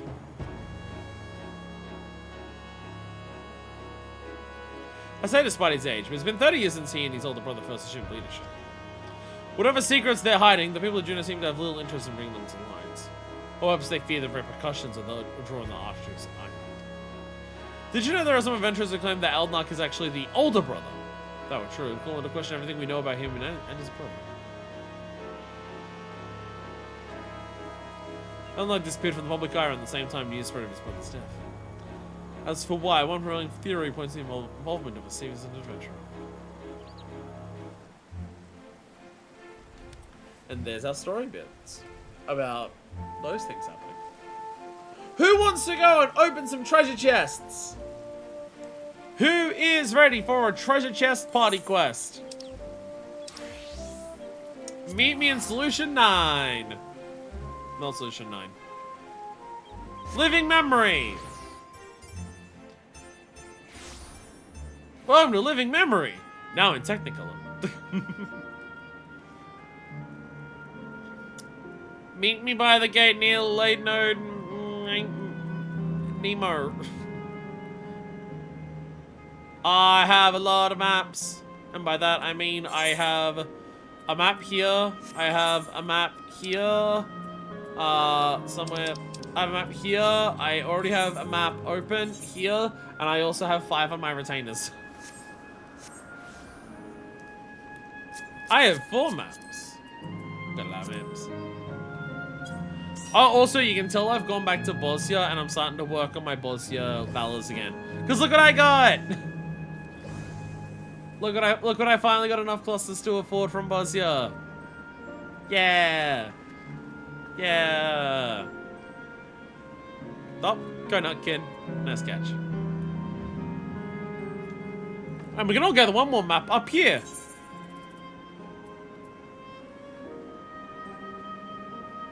I can't. I can't. Because I got mine last night. Not 18 hours. Wasn't enough time for another 18 hours.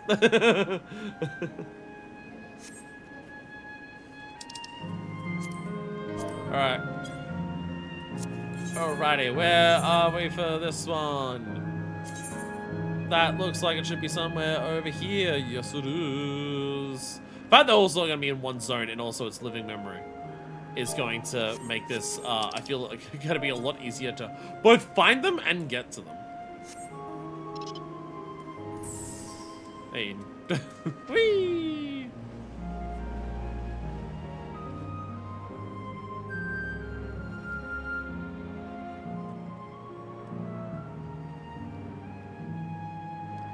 It's been a thing for 2 in a row. For 2 expansions in a row of there's a map that's only available in one location. Like in one zone. But those have been because, like, you know, one of them's in the past and one of them's in an alternate reflection. So I have to wonder if in future expansions, whether, like, the changes in the zones will mean that they'll do it in different ways again, or whether it's just going to be a, we want to keep one map for one zone at, like, by the end of the expansions. Our sport seems to be taken. Would y'all like some help? Would y'all like some help?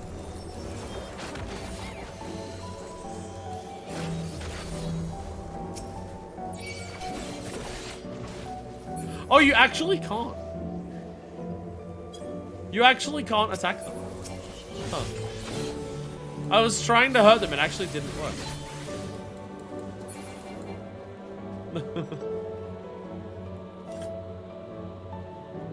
It actually didn't work. I didn't realize you're not allowed to attack other people's treasure things.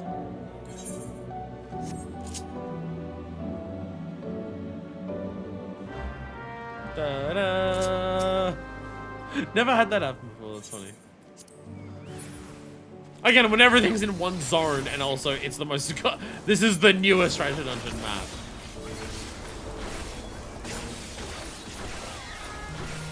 So is Orchard?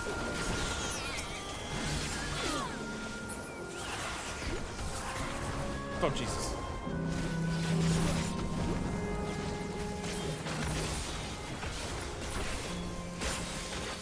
I heard there was a special contest button.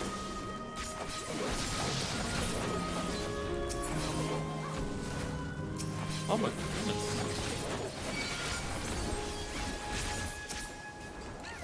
So many enemies.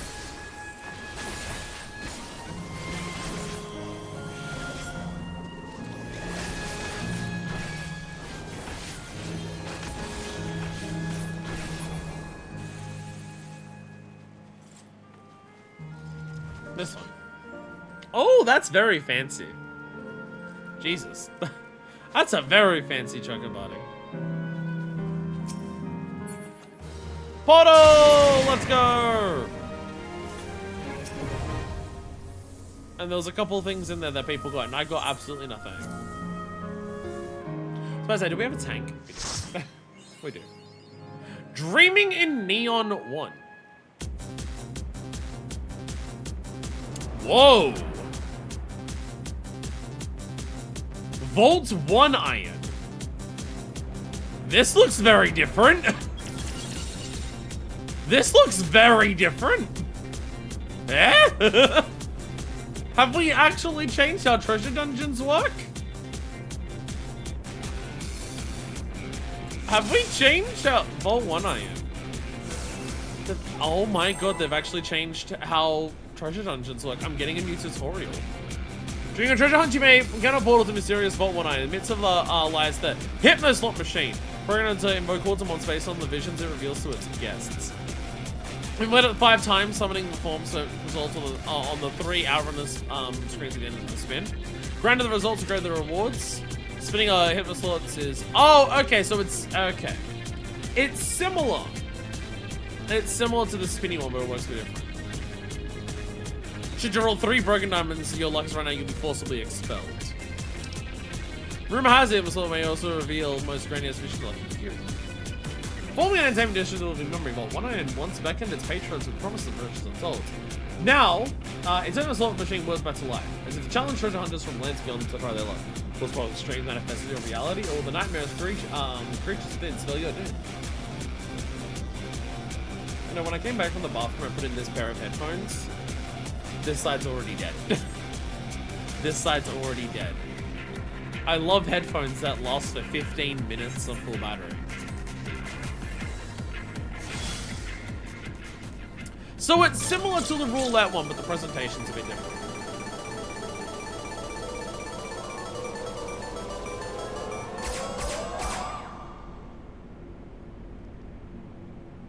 Big money, big money. Well, there's 1 big one and 2 little ones. Lesser Notion. Crab! Crab!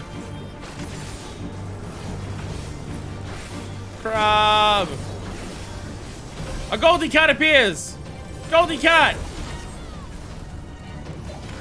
You guys take me on nothing, give me all you got! We have a winner. People are getting crystals, I'm getting nothing.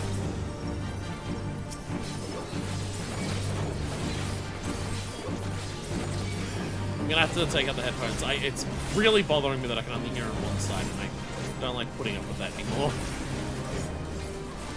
It's irritating, and I don't like it. Why am I doing AoE? There's 2 targets. Viper is not better for 2 targets for AoE.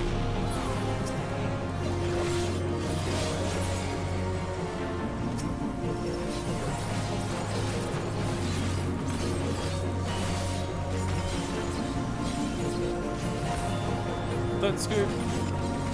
Don't scoop me up.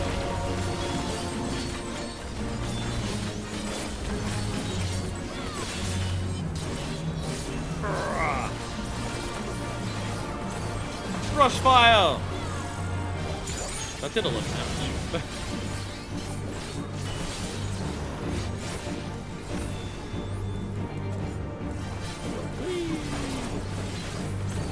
Close. There we go. Get close.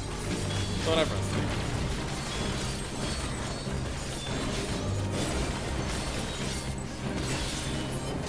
Yeah. Okay. I need to take out the headphones. I don't like putting up with it anymore. I don't like putting up with only being able to hear in one ear. I'll do it if it's like a game that's like voice heavy, because voices on speakers will definitely echo. But if we're just doing combat, no, it's annoying.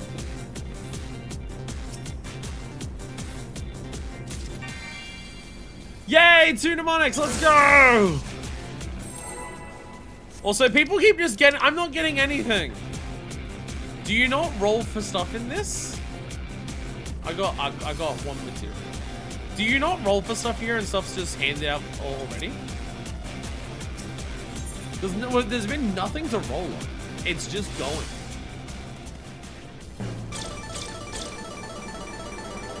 Also, if you need 3 to get kicked out for the bad ones, does that make it less likely to be kicked out? Or is it like just, you'll probably still get kicked out just as frequently as before? But it feels different.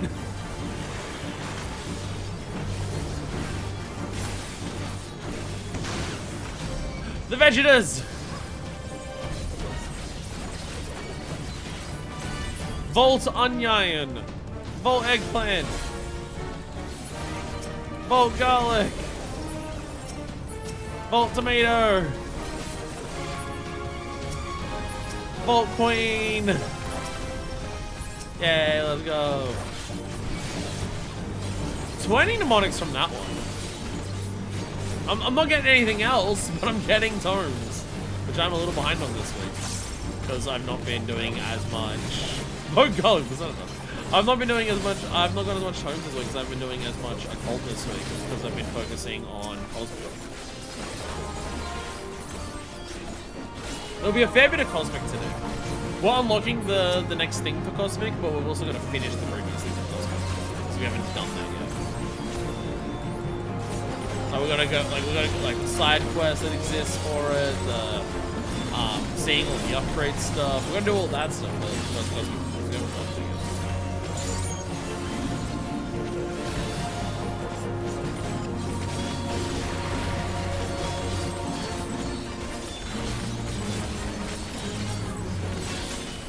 I do feel like I'm in a kind of weird position between like doing occult present and also getting like capped tomes for stuff like society quests. I have done so few roulettes lately. I don't think I've queued in for a duty roulette for over 2 weeks. And that feels very bizarre being in 14 for that.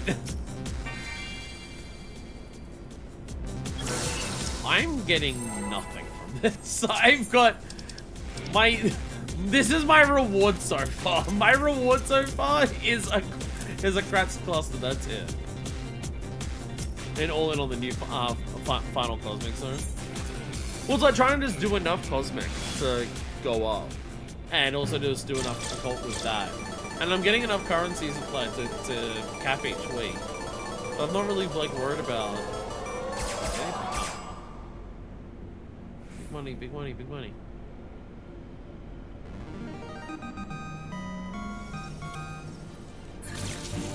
Gem Keepers! Oh, these ones got the glasses.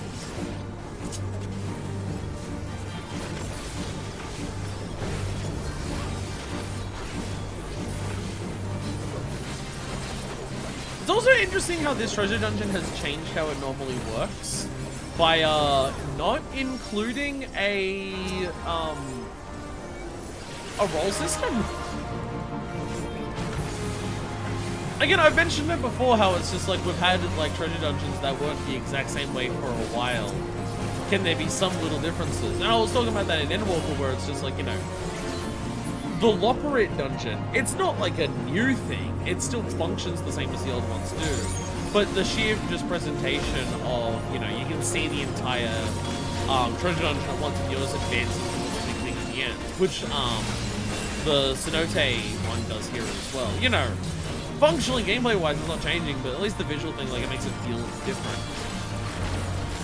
And so I've been wondering, like, are we going to get, like, any major changes to treasure dungeons? Because they are just, like, not saying so well with the two different types.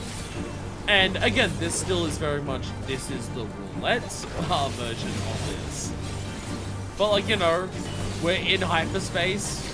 We're rolling on here. The way that the roulette works is a little different. It's slot machines. And also, you don't roll on loot here.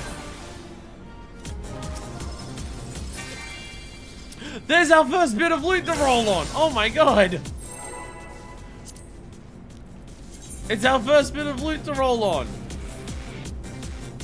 It makes a bunch of tunics.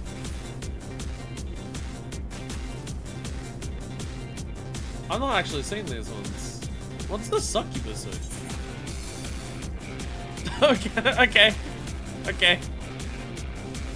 Succubus riding an Air Force One. Okay. Festival. I've not seen this stuff. This must be very new. I've not seen this. Got added in 7.5. Oh, okay. Ratio. Still pretty rare and worth money. If it's added in 7.5, yeah, it's still pretty busy.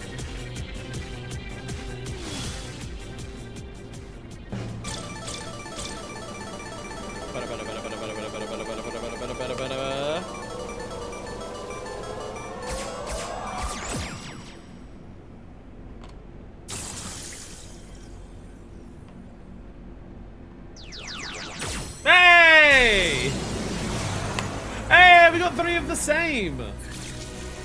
So we get something better. Hey! It's got robot legs. It's got robot legs.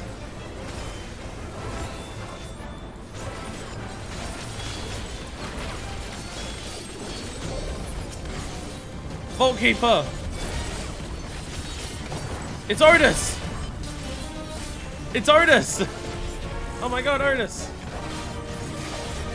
100, that 1,000 on the swing, that's gonna be big, right? Oh, that was an interrupt.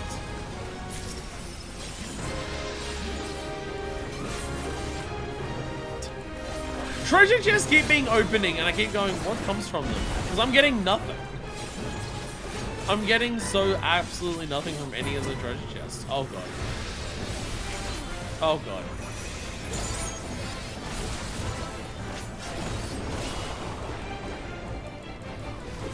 I think that was a donut thing that it just did.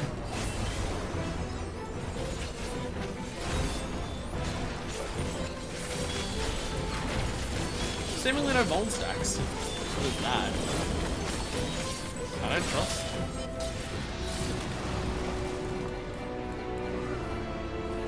Okay, very quick one. 1,000 tons. Oh, 100 tons too.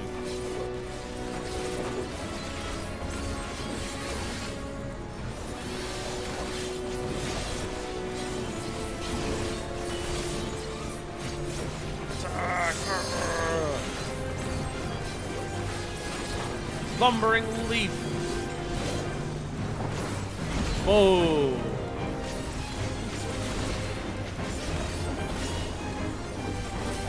The fact that there's an interrupt on the boss here.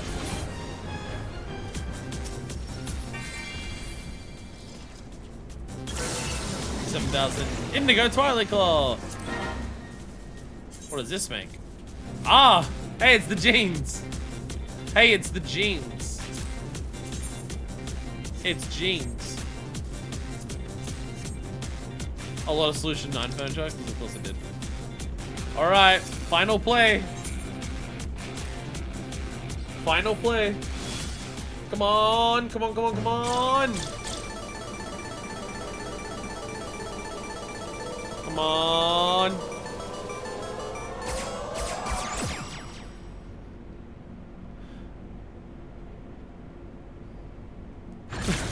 We've seen hardly any the entire time.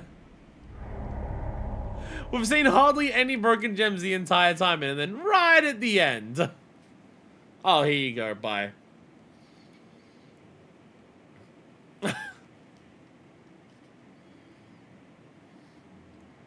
So did we even get a bunch of money from that?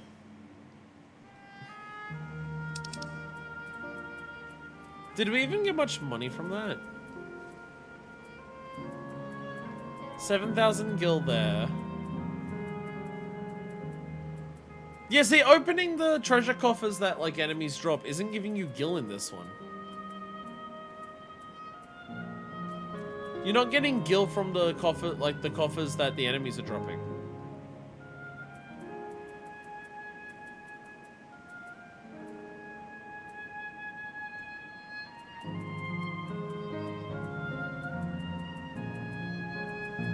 And even the gil that the other coffers are dropping is really low.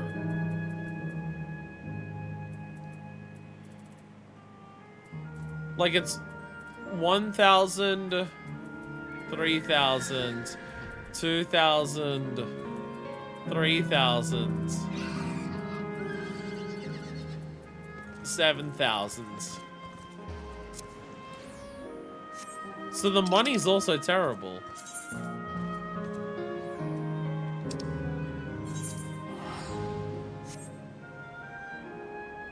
So the money's terrible too.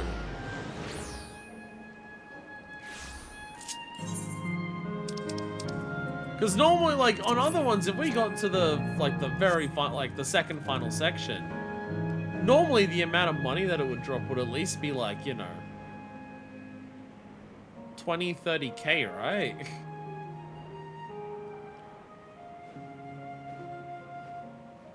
Right.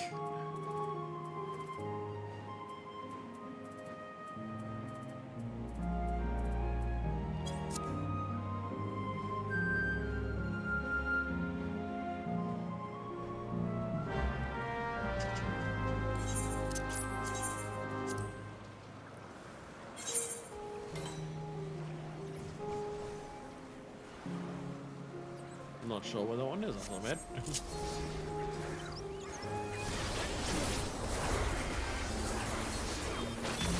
Well, did they add a treasure dungeon that doesn't drop money? Or like anywhere near as much money as the other ones?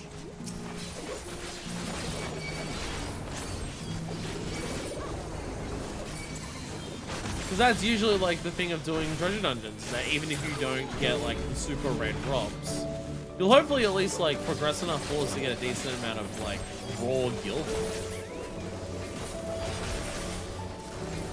But like we got to the second, like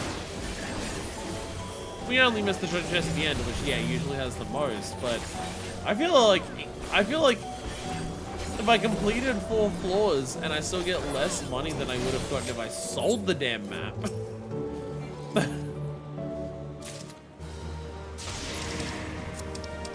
Hey, cat eyeglasses. I'm not getting anything. I'm not getting anything.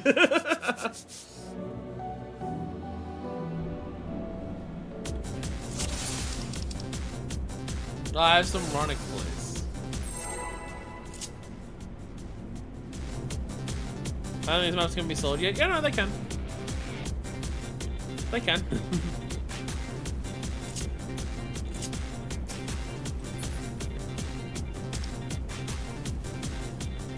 Yeah, no untradeable or anything like that. Not market prohibited. I'm pretty sure like I got one from Wondrous Tales or somewhere that's all.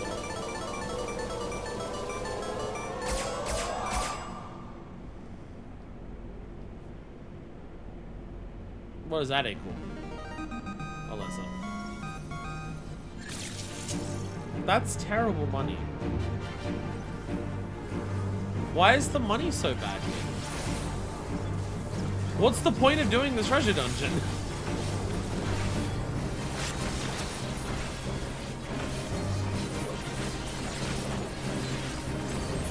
Why is the money so bad?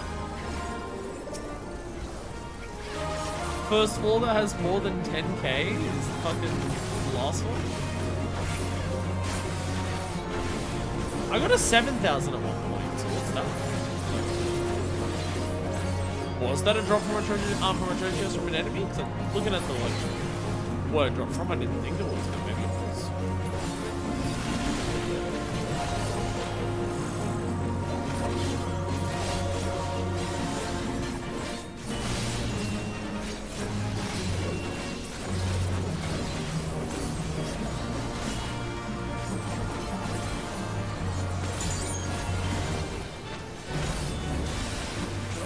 It seems it feels bad.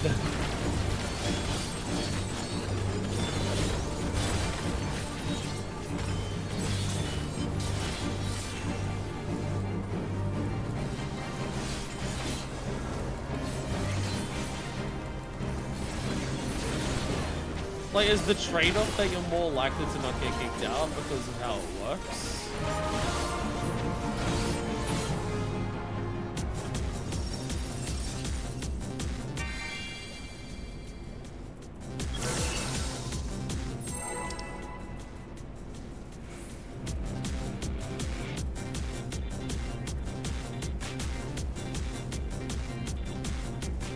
I'm not getting anything from any of this. I'm not getting any rewards. At all. Hit this up. Okay. I guess you are, I feel like you are just as likely to get kicked out as usual. It's just...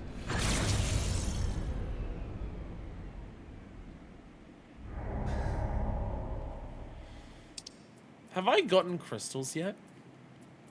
I obtained mnemonics. I obtained 3,430 gil. Oh, I got some earth crystals there. There we go. I'm getting some mathematics.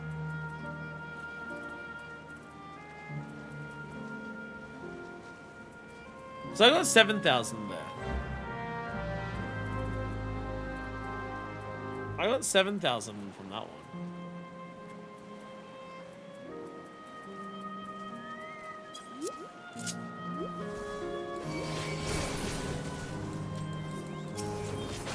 Like, am I imagining things, or is this treasure dungeon just actually work? Am I imagining things, or do I not have enough experience for other treasure, or is this one just actively worse? Like, actively worse rewards?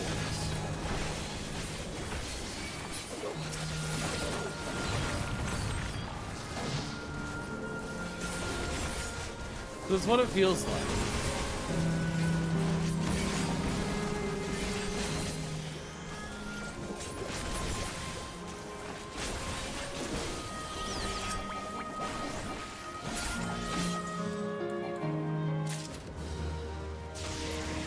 I got Earth Crystals that time. Everyone keeps getting items. Oh, there is loot. There is loot. Cloth of Light. Oh, I know what legend stuff is. I'm saying.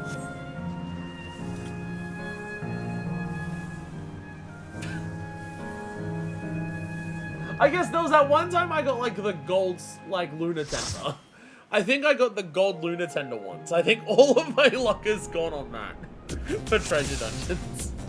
That one golden Lunar Tender that I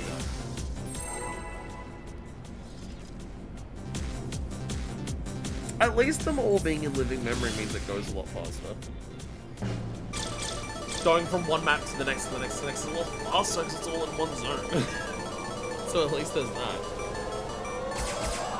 And easier to tell where things are in the zone because of how distinct the locations look.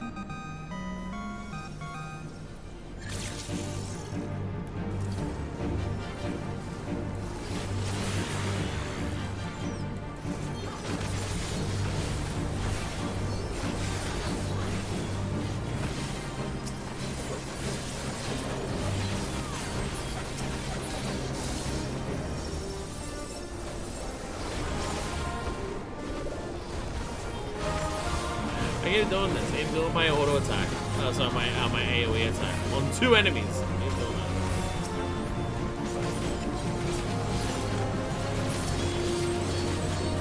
that. Base amount is less, but you can get more if you get lucky with the stuff you summon.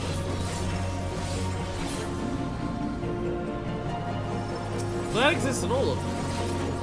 Unless the summon here is like even more ridiculous, absurdly lucky.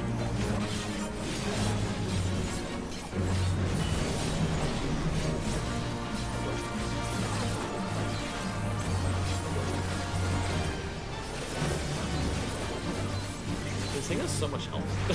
This is out of all of the things, this is the thing that takes the longest to die.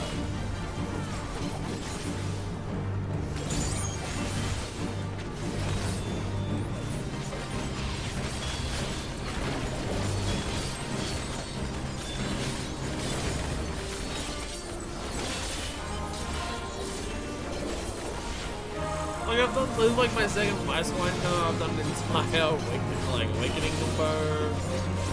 Had a few dozen coils.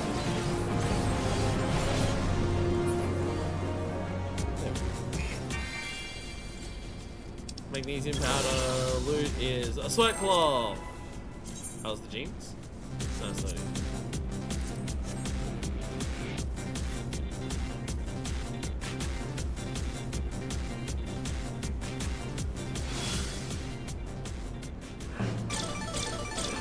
My luck for items has been so atrocious here. I'm getting fuck all for death. Aww.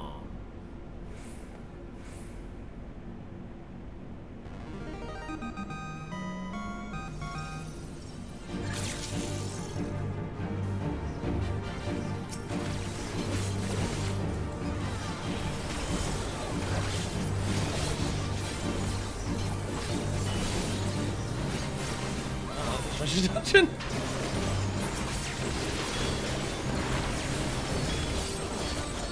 I don't know, cause like normally in a treasure dungeon, even if I'm like not getting items, even if I'm not getting lucky with the items, I still feel like in other treasure dungeons, you know, every time we progress the floor, it's still exciting. Just knowing that, like, you know, the guild rewards are gonna get bigger and bigger. Even if I don't get lucky with the items or anything like that, even if we don't get lucky with like, oh, this type of floor is what drops this time. To give like a greater summon or anything like that. that every time we successfully make it to the next one, it still feels good because it's like, oh, it means that we're guaranteed to get like a good chunk of change if we make it far enough. So removing that element puts like the entire onus on. But what do you personally get as your reward? Your reward's good or your reward's shit? Oh, your reward's shit, you get nothing else. Fuck you.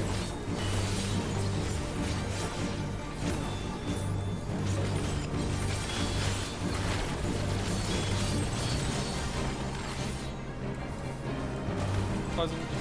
Go close it, please.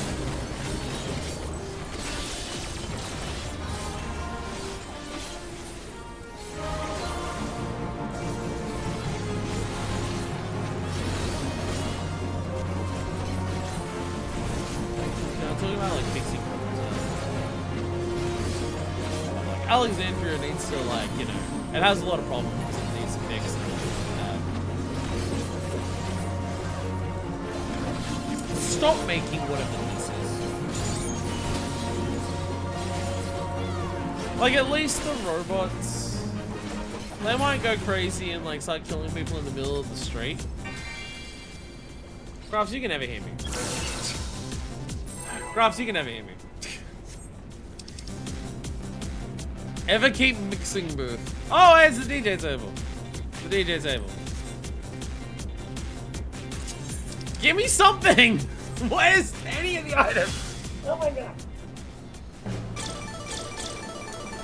You know, like the ever keep androids. They might go on a rampage and kill people when Calyx asks them to do that. And we're out. But at least like the people can do something at some point. What is that robot? What does that robot do? What is the giant robot? That's a Zorolja war effort robot. Get rid of those. You don't need them. That you can get rid of. Stop making Zorolja stuff.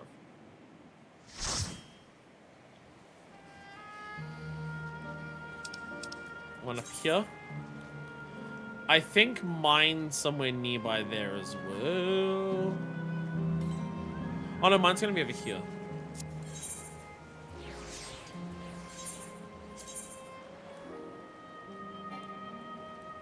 Okay, mine's here.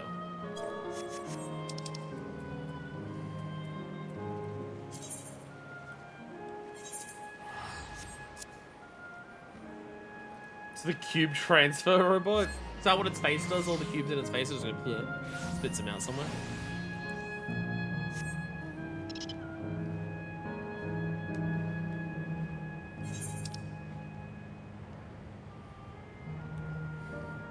Do need to do my Shared Fate at some point. I have to get Shared Fate done before Everclock comes out. Okay, more than that. Everything that I can buy with bicolor gems that doesn't have the word voucher in it, I want all of those before Everclock comes out. That's kind of my, like, that's a goal that I should have. I'm always behind on bicolor grinding. I'm always massively behind on bicolor grinding. I'm just not doing enough.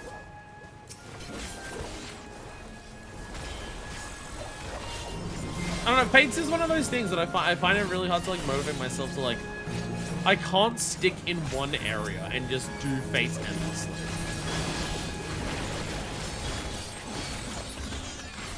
Because I can do it in something like Occult Present or Bosnia because some of them are actually hard. But just every single Fate in an overworld area being as basic as they are.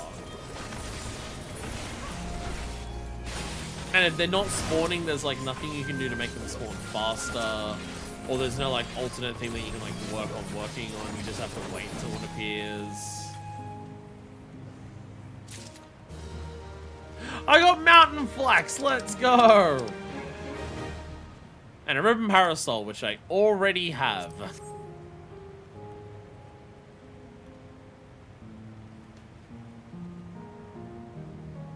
No portal. So my one's here. So which one are we going to?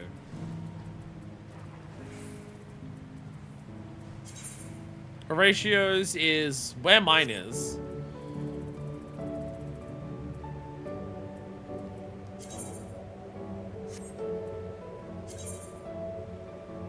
No, mine's not. No, mine's where Horatio... No, sorry, mine changed. Mine's not here. Mine's where Horatio's is.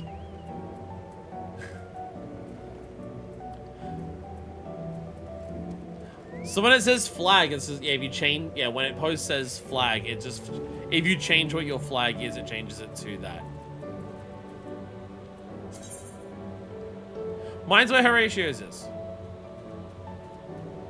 Mine is over here where Horatio's is. Go to Horatio's, we're both there.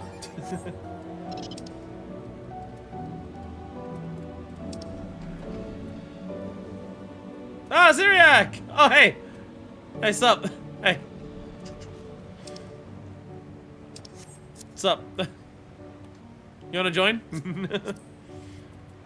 We're hunting down treasure. We heard there's treasure in heaven. Have you got the... Is that Rena Scooter? Or Arcade Kingdom? Yeah, it is. Yeah. Might as well.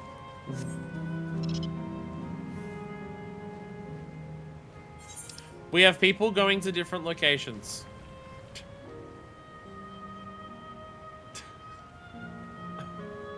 We have people going to different locations.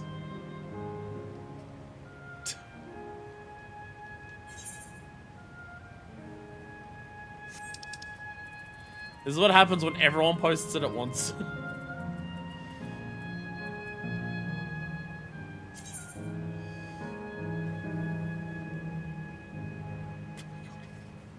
Okay.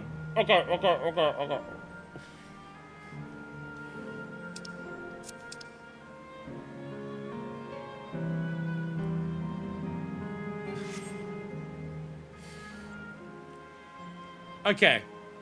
I'm going to make a demand.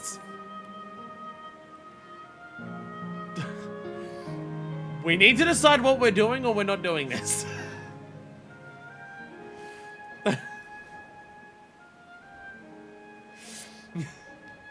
Get the fuck over here.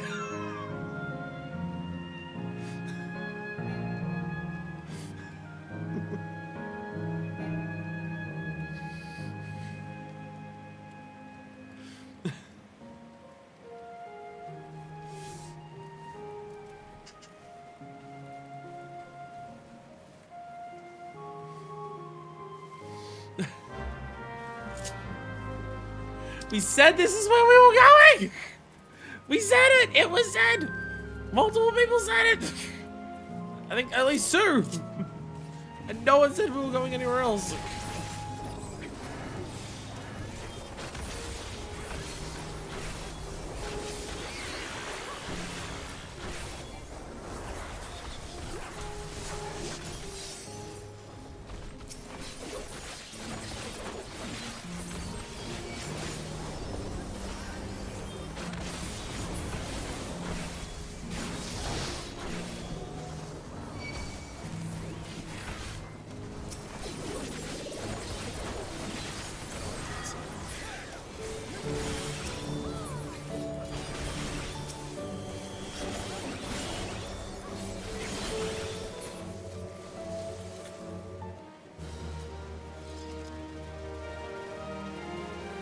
My portal! My portal! No items! One person got materia, one person got wind crystals, and that's it?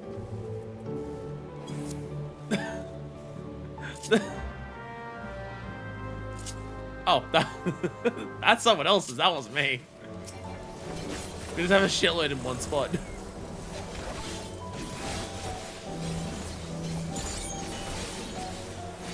These are terrible. Why are the rewards here so bad?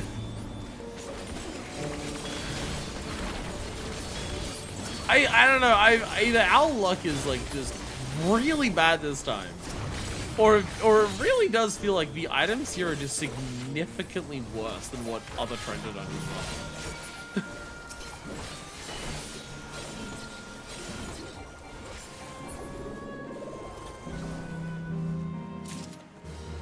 Hey, a portal! Oh my god, an actual items drop from that.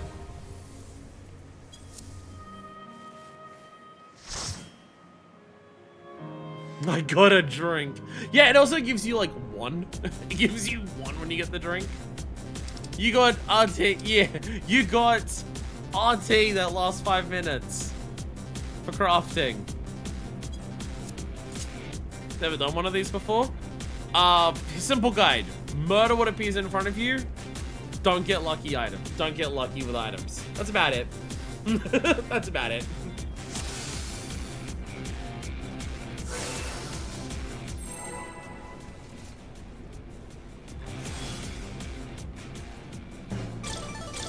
I also read that thing and said item levels sync to 675. I wonder if that's why it's taking a little longer inside of here to kill things.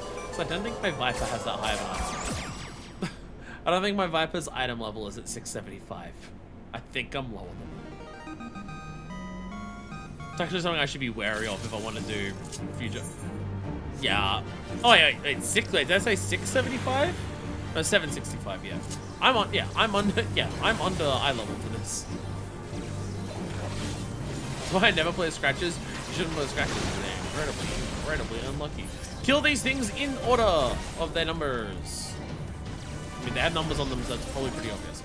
But still. I've definitely done this with randoms where they just start killing everything. That's the point. To target the right thing.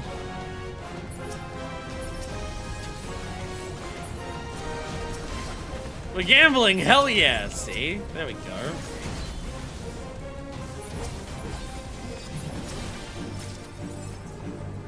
$69 fire cluster.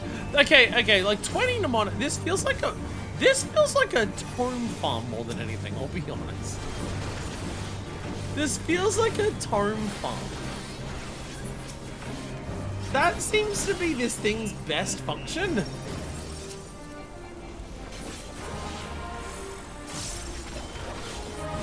There's like 20 mnemonics from like one chest in here. That's the equivalent of what? A level in roulette? Is this why written mathematics item is plummeted in the... Yeah, there seems to be better... There seems to be a tone stone more than anything else. You're getting quite a lot of mathematics in here, and even mnemonics, like this feels faster to get mnemonics than roulettes.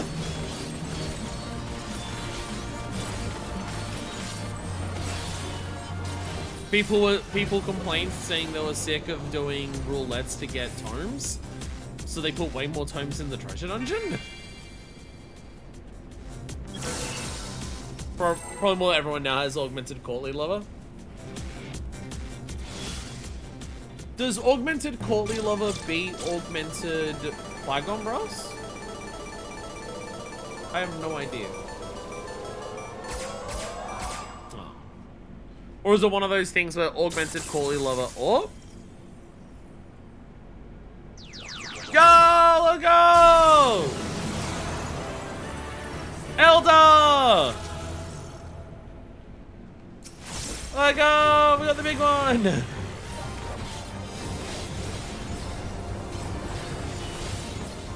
Augmented Micro Ross is best, but it's more limited in how much you can get. Fair. Whereas you can get as much courtly lover as you can make.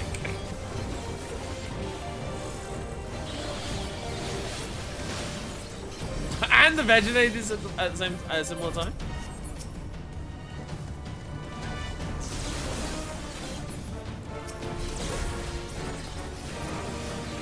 Number 2 dead. Where's the number 3?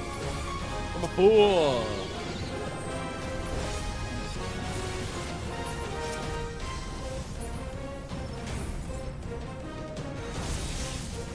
That first fight with actual mechanics. Look at this thing. There we go. I rely on the auto target too much. So that's another 20 mnemonics.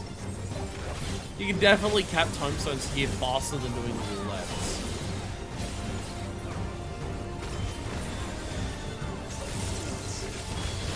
Like, even if you only count, like, oh, you only get 1 map per day if you're not buying it. You get a decent amount of luck, and, like, you know, you can only do roulettes once a day for mnemonics.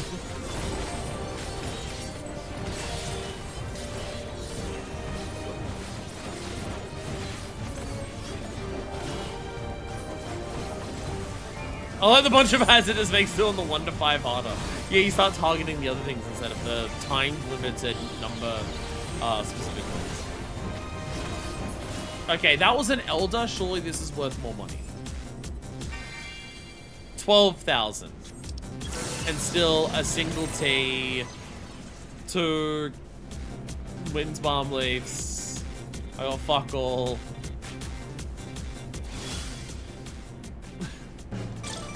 These items it seem so bad. Oh my god. We're getting so...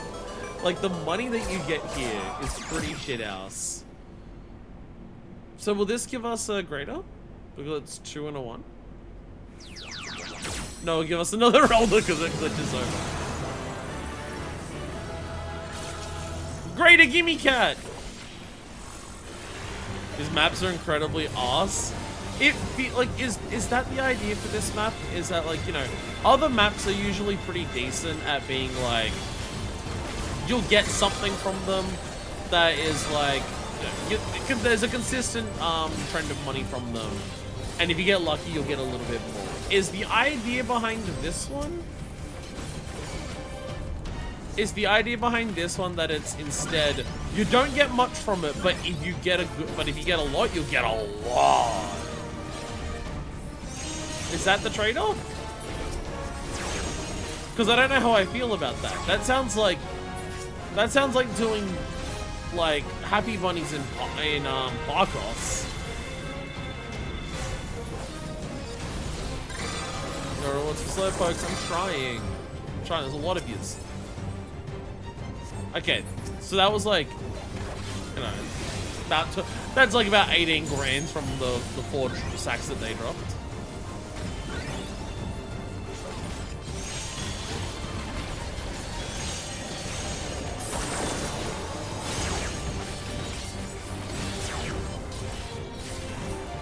It's like real gambling. Like, even though, again, it's just like, we open a sack and it's just like, everyone gets like a shitload of crystals. And I get fuck all. Everyone gets a sack load of crystals and I get fuck all.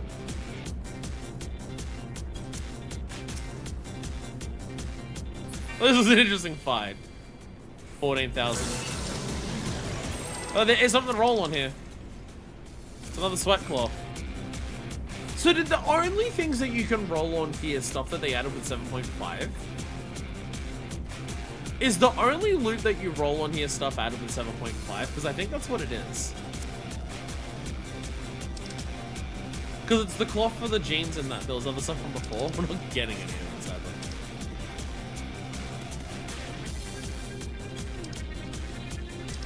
I'd like to point out that this is still all the items that I've got.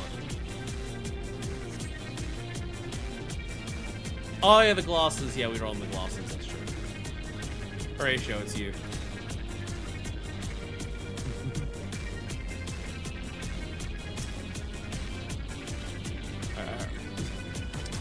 Oh, we're gonna roll on loot. This is where you get the Yan mount. Oh. Someone has to roll on loot.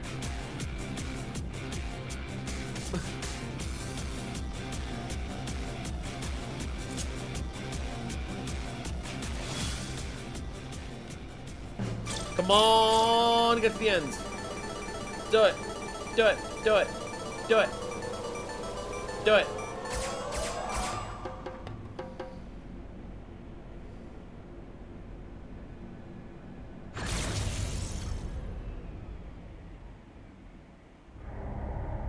This is the worst treasure dungeon in the game. Oh, dang it. This is the worst treasure dungeon in the game. What the fuck? This is so bad. The rewards are shithouse, and it just seems like you just stay in there forever, not getting good rewards, and it kicks you out every time right at the end.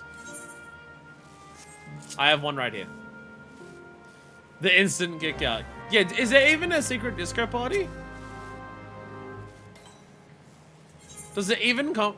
Does this even have a potential for a secret disco party? We haven't seen one yet. As a first-time experience, I am utterly whelmed. Normally, at least the raw money you get from this is better. I don't know why they're so stingy with it. I don't know why the raw gil is so low.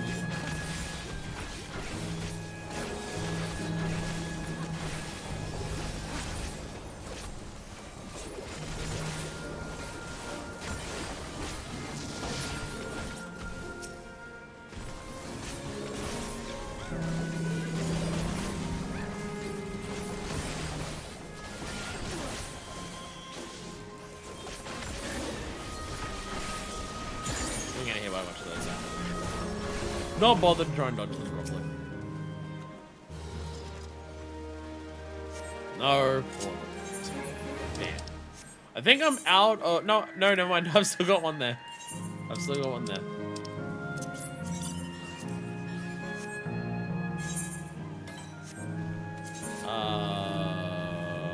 Oh, that'll be in the castle district somewhere. No? There'll be... Where is this?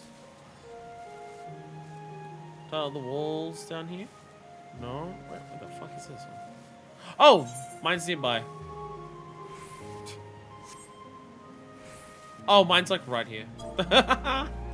Mine was there. Where are we on fuels? Okay.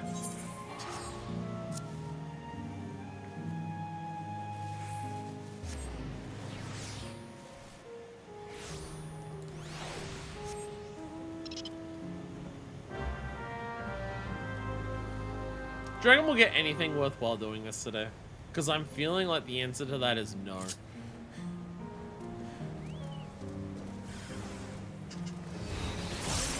These rewards are terrible.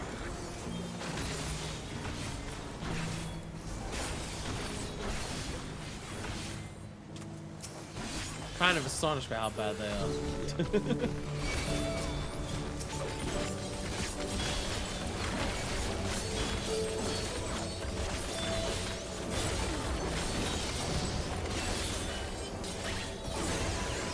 Got an umbrella and a lot of sweatpants.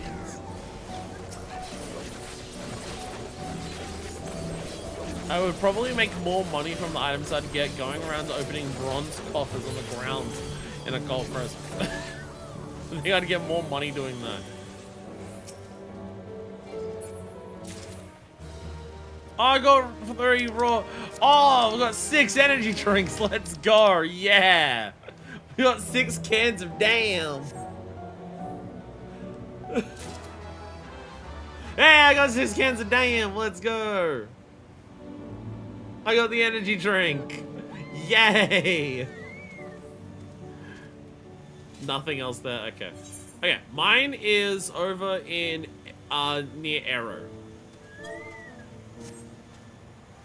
Open up ancient treasure chest and it's just a 6-pack of monster. Where are you all going?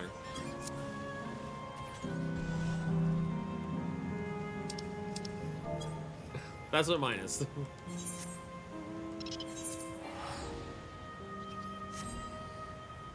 Oh, you're doing sightseeing. I've done sightseeing, right? I'm pretty sure we did that as part of like 7.0 stuff. Pretty sure we did. I will also have to go back to retainers at some point to actually get more maps. I'll have to go to my retainers to pick up more.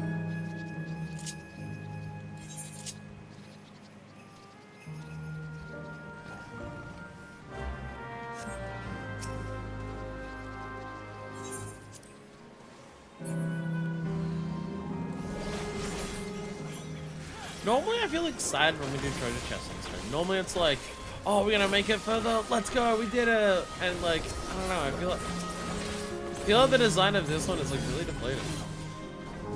There's like no loot to roll on. So I don't even like, the fact that there's no loot to roll on makes it harder to like see what rewards we're getting. When people roll on everything, it's easier to see like overall what like our collective bounty was. When it just appears in the corner and I don't get to see like what people are rolling on, it's harder to keep track of like how much overall are we getting. It's just like, it feels like we're getting absolutely nothing because I'm getting absolutely nothing. But also what I'm getting is also garbage. There's another Cloth of Legend. We have to roll before we can go in.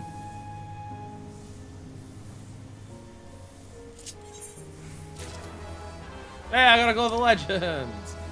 Oh, and I got a Ruthenium ingot? That's good for, like, making level 92 gear. I'm glad I waited until the 7.31 dungeon for that. I'm getting achievements at least. I'm getting achievements. What's that?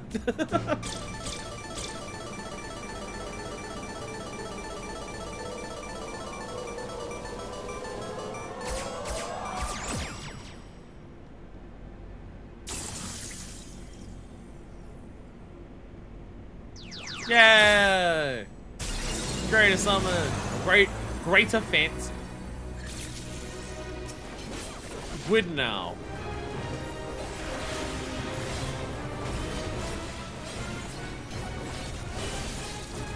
Oh, I recognize this attack from a cold crescent.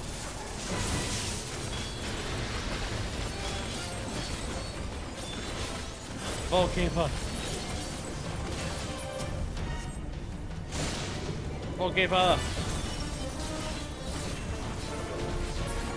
Volkeeper dead. Oh, that's 3 ads.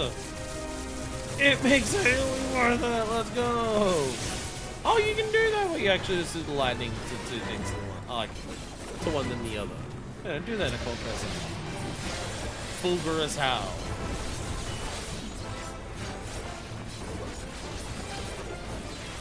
Ah, big explode. Oh, little also explode, but not as big.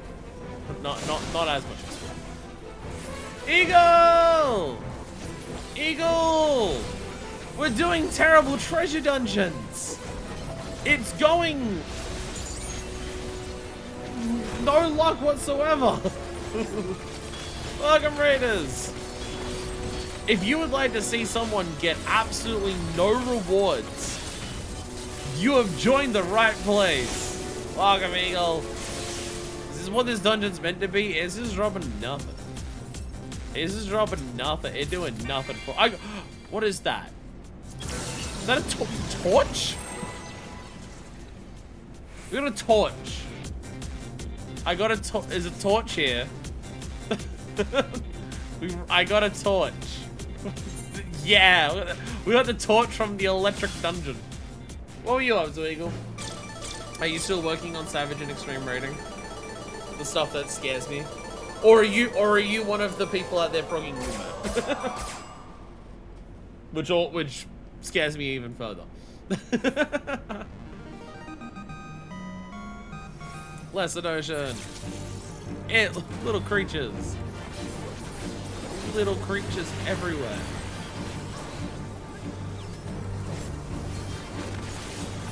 Look at them walk up.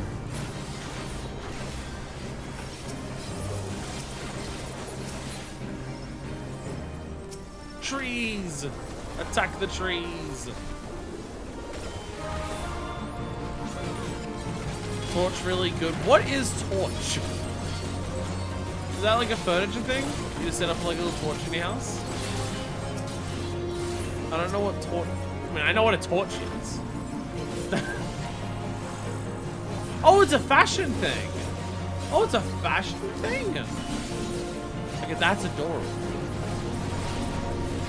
Okay, that's the best thing that we've dropped so far, man. If you actually can just hold it like a torch, that's cute. That feels like an adventurer, I don't know. Exploring dark caves.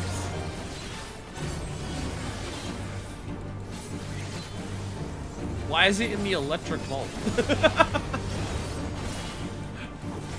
Unless it's also available in the Cenote one, and it's also available there.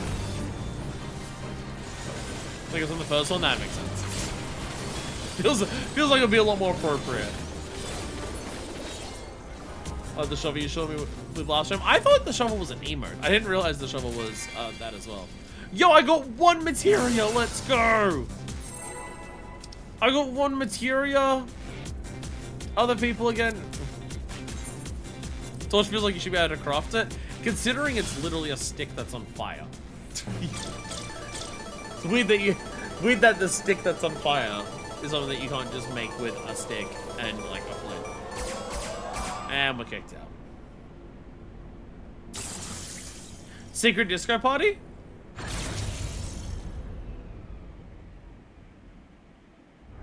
Nope, I don't think this has a secret disco party. These dungeons are bad. The rewards are so terrible here. It feels particularly like low what your rewards are.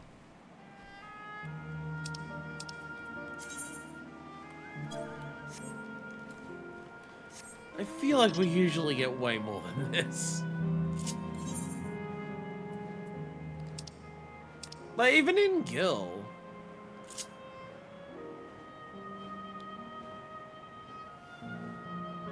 The shop uses the same animation as Black Mage, White Mage while walking and running. Okay, that's adorable. I'm gonna do a quick Google. Vault 1 iron. Rewards suck. Do other people think this? Okay, it's just people talking about... This is just people talking about Destiny. I don't know how that showed up, but okay.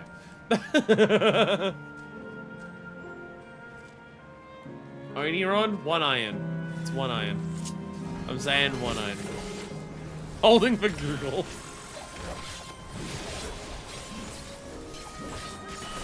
I like saying 1 iron.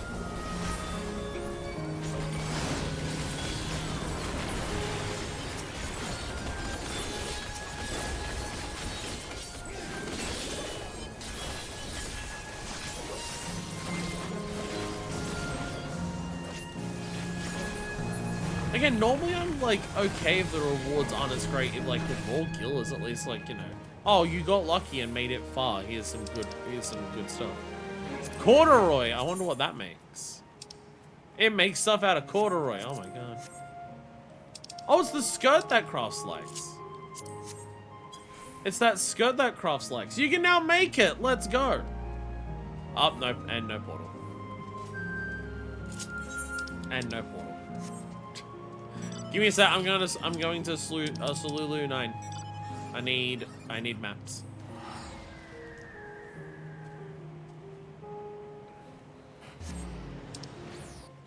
I shall join Marimba over here once I have maps. To the next arcade.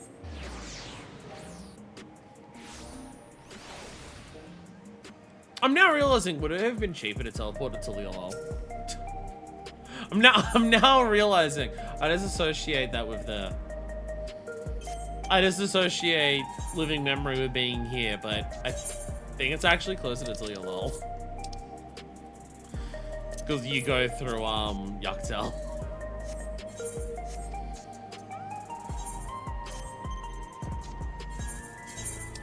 I'm getting more gil for my retainers selling random garbage. Oh right, I forgot. Right, I forgot I have to do this. I forgot, I have to shove one up my ass first. Then I go to here. So I can get one to shove up my chicken's ass.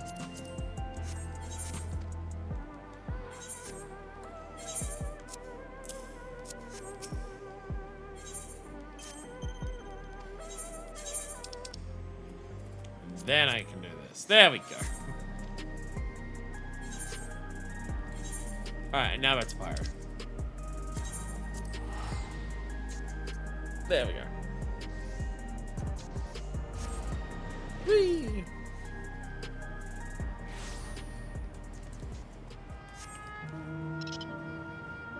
Vault Oni-san. Where's mine? Okay, so that's down in Canal Town. My next one is Canal Town. If anyone has ones down there. I've gone right past it. Whoopsies.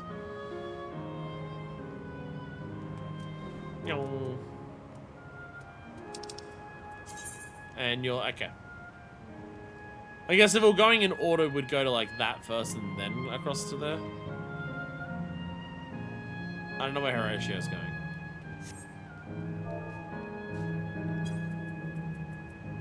Did Horatio have a map? I have Tilly Fighter, but I think they're basically the same. True, also Tilly is a free teleport for me. Tilly is also a free teleport for me.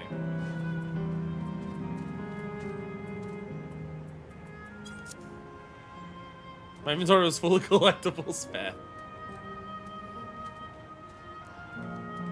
How am I going on top? Oh, I'm capped on mathematics.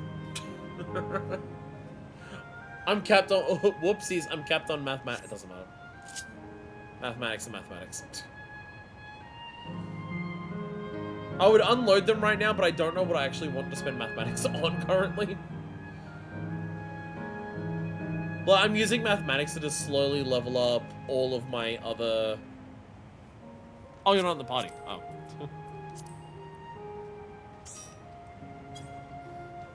Keep math. Because I've just been using mathematics to, like, make sure, like, every other job is geared up. I'm not... Any job that I specifically want geared up has something that's better than mathematics. Like Historia stuff at the moment. So I'm just like, I guess I'll spend it on all of the other little things that we'll get over time. Like, making sure, like, you know, Bard and Red Maid and stuff have actual gear.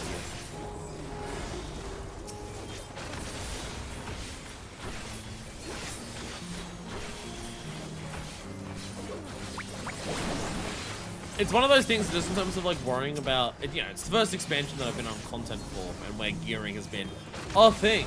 And just realizing sometimes that I'll go to like queue for certain content as a certain job and realize, oh, I don't actually have gear for this job to do this content. Being on content definitely makes it a bit harder to play any job you want for like any of your roulettes or any things that you come across. So I got 10,290 from that. An oddly specific amount.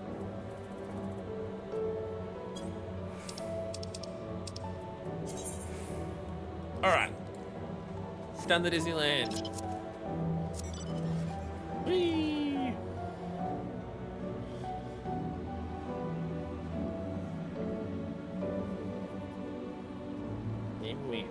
Me.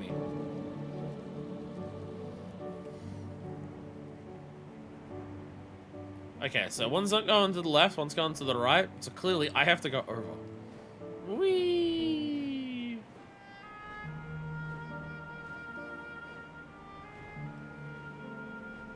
Whee! Oh, we're back here. Hey, I recognize here. Can you cipher multiple maps at once? No. You can just hold multiple maps. You can travel with one in your chocobo, one in your inventory, and one free to cipher. So you can carry with you.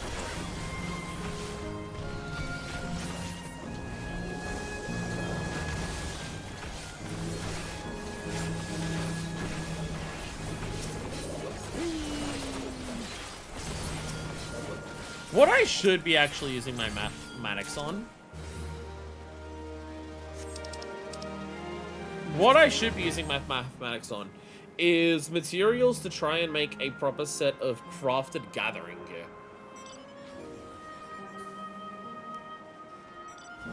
I didn't know about the cipher one, so I only grabbed one. Yeah, you can have up to 3 in your inventory at a time, yeah. Going 3 at a time, you can, yeah.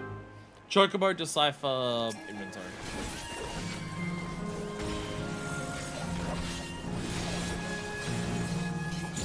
Mine's Bar, or Avrils is next. Yeah, mine's over in Disneyland, it's far away.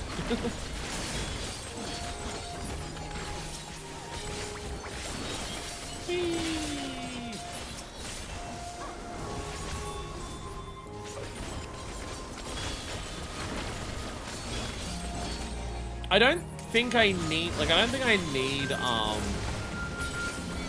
crafted gear to get anything from what I've seen between the gear that I have and the gathering food that I have enough perception to get every item from gathering, regardless of, like, how hard it is at this point. I need the food for it. Diachromatic dye. How many have we opened without a portal? I'm gonna assume this is to make neon clothing. Yeah, it's the neon stuff. Because it's dichromatic, so it changes on like how you look at it. So it's all the neon stuff. Your favorite. It's your favorite.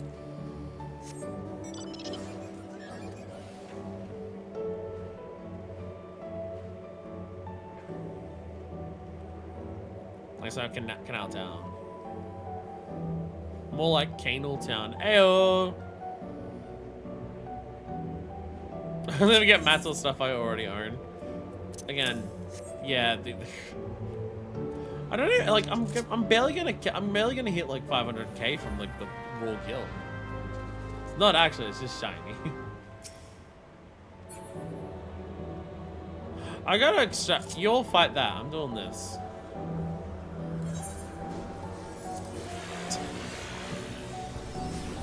You'll fight that. I gotta extract my material. Probably get better rewards from doing this than actually doing whatever treasure dungeon like stuff you're doing. I'll get more rewards from extracting my material from my spirit bond. There's achievements for doing this. There's achievements for doing a lot of this. So it is something that I do want to kind of keep an eye on as I go. Again, playing on content for the first time means that stuff is spirit bonding way more than it ever has in the past. and I'm not used to it. Summer Lightning, what's this one? Summer Tide stuff. Oh, this is the fancy suits. I've seen this. The fancy suit stuff. Hey! Now we're getting drops for no portals. Alright, where is this over here?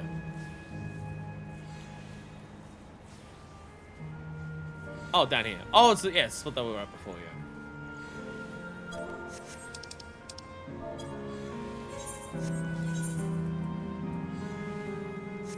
Oh, yes. Technically, I can teleport and be faster, but I'm not bothered. Oh, it's gonna fly through.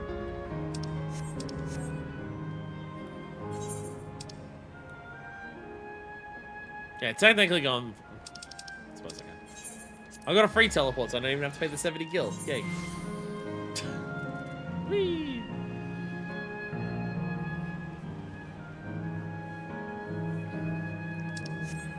You know, I'm pretty sure second map's in the same spot.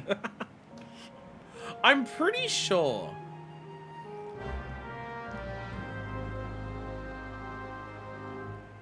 I'm pretty sure most of the times... Wait, did you open it here? Okay. I'm pretty sure most of the times we've done a treasure dungeon stream, we've made it to the end of the dungeon at least once. I'm pretty sure that's how it's gone. I think most times we've made it to the end at least once.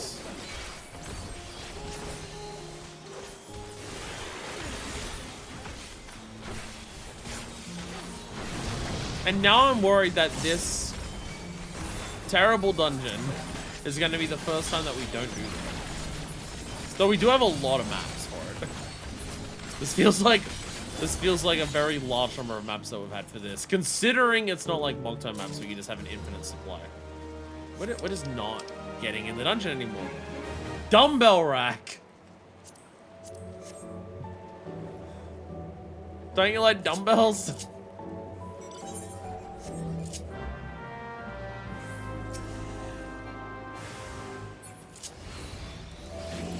Cube's back.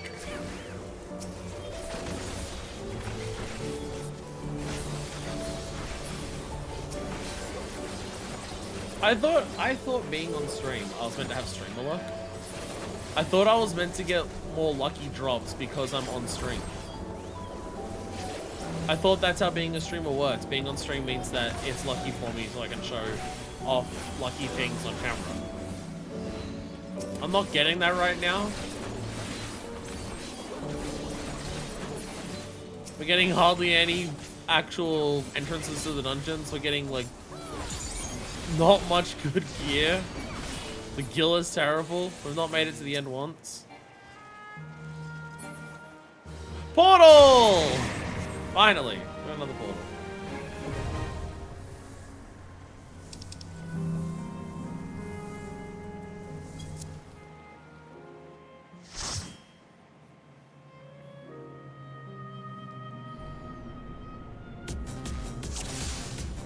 Wait, Horatio, was that yours? Oh. Oh.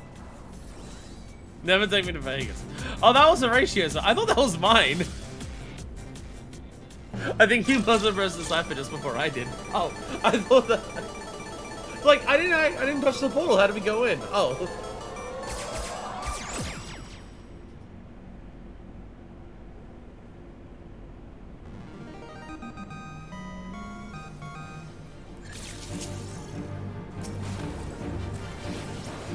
Oh. They ran away from me. There's only two of them. Why do I keep doing AoE stuff with two of them? Too used to playing tank. Last month, unless I go gather another one. I still have 2 in my retainers, so I've got quite a bit still.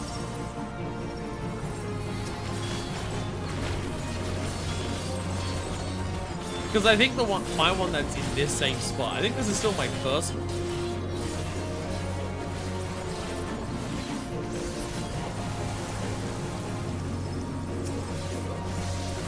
I think the one I haven't opened yet is still my first one from when I went back to my retainers.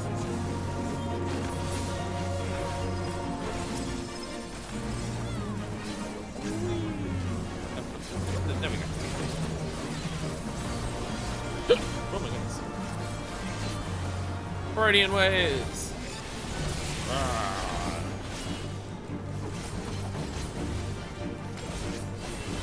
Does that mechanic change in the Savage version of Pepsi Man? Because you know how you have like cardinal triangles come out from the boss, where it's like it covers like the 4 cardinal directions, and then it covers the 4 intercardinal directions, and then the cardinals go off first, and then the intercardinals come on. So you have to like step into one and then step into the other to be safe. I've seen people call that mechanic Freudian. And then I look at that Freudian and it's nothing like it. So it's like, is the Freudian waves that mechanic but on Savage? In Savage it becomes a baited spread and then move to the side because another spread spawns under you. Oh, okay. Oh, so like Warrior of Light's Braver? Where it's a bunch of triangle spreads that come out from the boss? Yeah, okay. Okay. So boss does a triangle AoE, and it's a baited spread. Turns into, well, it's coming from the boss and it's in the shape of a triangle, so therefore it's a Freudian.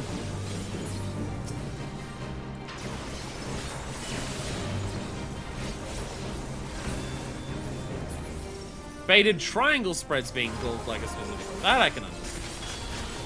That is like a specific mechanic that doesn't reoccur.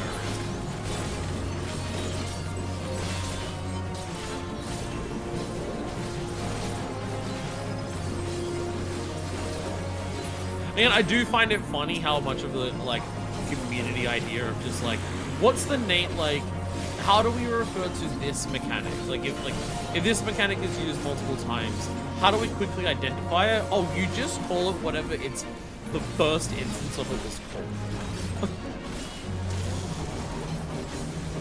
So the first time we saw that mechanic, it was this name, so now every boss who uses that mechanic will call it the same thing, even if it's different.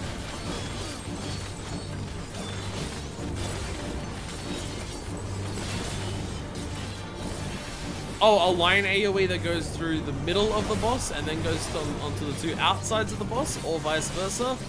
That is now Hot Wing and Hot Tail. Even though I don't know if Nidhogg is the first boss to actually do that. I don't actually know if Nidhogg is the first boss to do that. Off the top of my head there, I can't remember if there's others.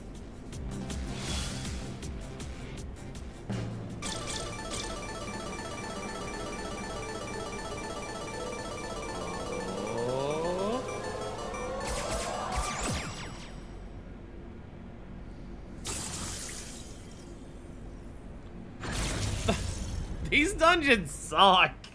Oh my god. Hot Wings. Yo! It does exist! It actually. Oh my god. I didn't think Secret Disco Party existed in this one. Hot Wings an objectively funny name for an attack. That's bad.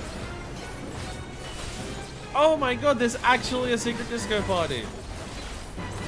The VeggieTales! VeggieTales! Onion! The onion died! The eggplant died! You're telling me a garlic this bread dies! Tomato die! Cyclops is everywhere. Where's the queen? There's the queen.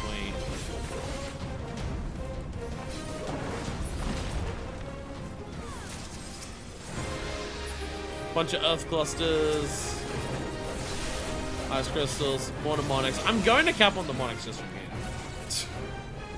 I'm gonna cap on the mnemonics just from this.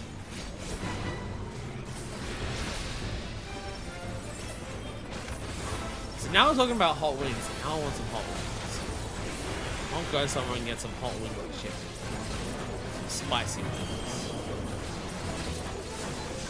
Unfortunately, most places that do spicy chicken wings that I can go to, it's not actually that spicy.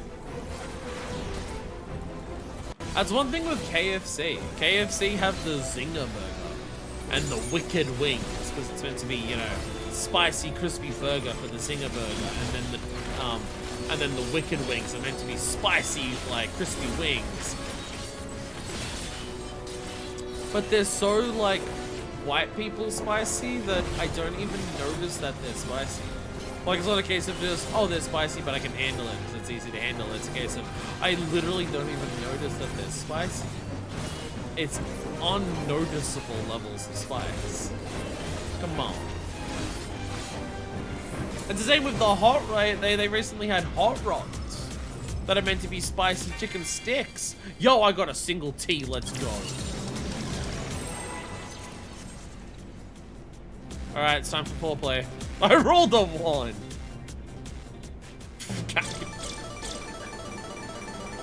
Standing up that end. Camera won't be weird. Oh, come on! Come on!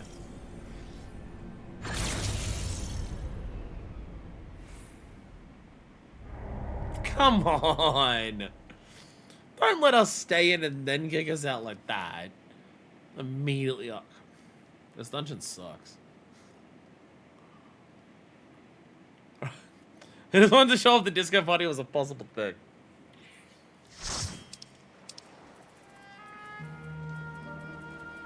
I have one here, don't leave.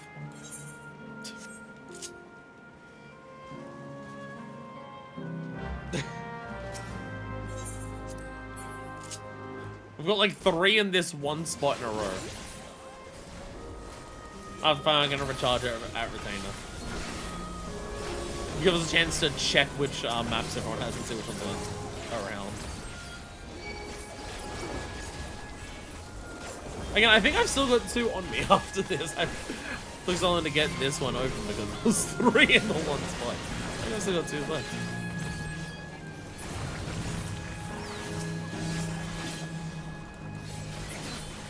See, if we did a stream like this on content, you know, it would be worth a lot more money just because all of the rewards as we're getting them would still be worth like way more. Like, you know, getting a single thing to craft one of these pieces If we were doing this on content, like, oh, one piece of this, bam, if we can make one of these, that's a couple mil. If we were doing it on content. But it doesn't take long for that to become a, maybe they're worth like 100 or 200k each, but probably not much more than that.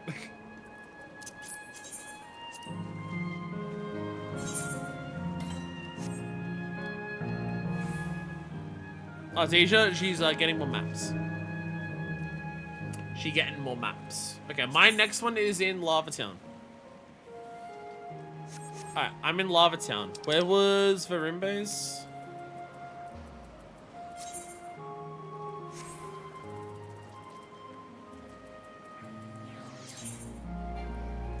Windstown. Or Grasstown.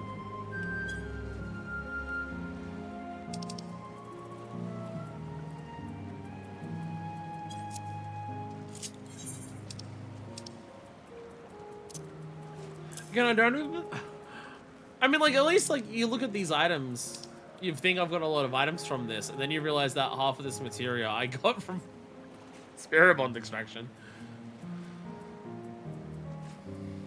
I mean, again, like, the Indigo Twilight Cloth, I can make something nice with that. Cloth of Legend, I can make something nice with that. Summerlight Linen. But, like, that's it. That's it. Throwing out mats at this point, might as well.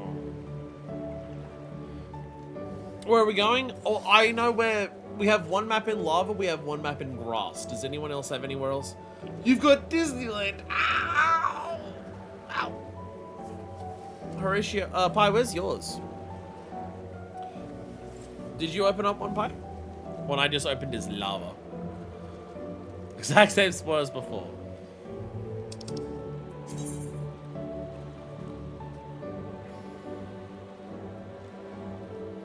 Oh, Scribbles is at hers, so we can go there. Oh, was your last? Oh, you are opening up something. I saw you do the animation. Yeah, Scribbles is at hers, so we'll go there. Multiple people in lava and Disney, but they're not there yet, so. Right? Yeah. That's an arrow.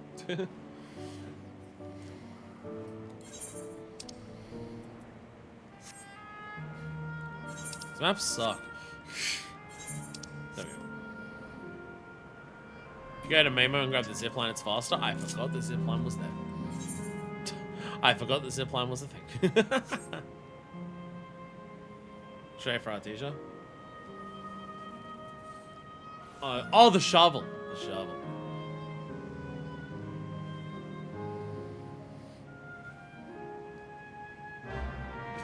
Bam, bam.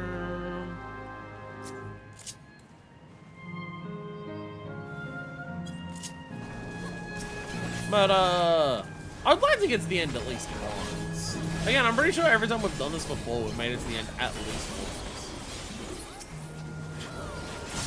What if we run out of maps and we don't make it to the end and I just go buy 3 more for last 3 chances? I have 15 million gil. I have the money to do it.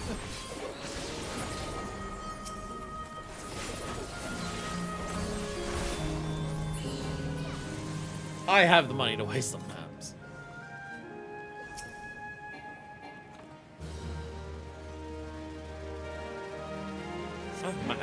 Again, it feels like the best use of this is actually tome farming, which is just weird for treasure dungeons that's like the best use of it.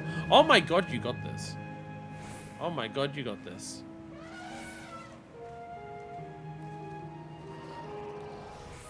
So, there's a couple in Lava Lands, I believe. Yeah, I'm in Lava Lands. Someone else said Lava Lands, but I don't know who.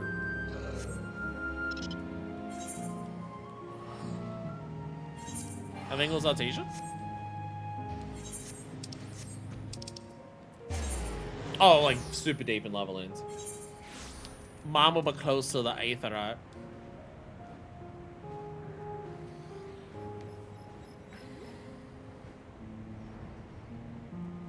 Whee! Show me map. Hey, elephant.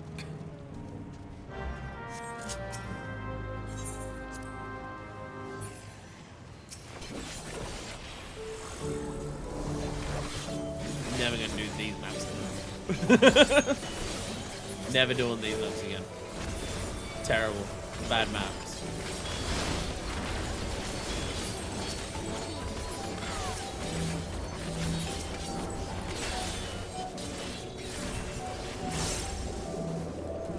See, when I'm caught up on content, when I'm caught up and there's like no new things to do, when I need stream ideas, we could do streams.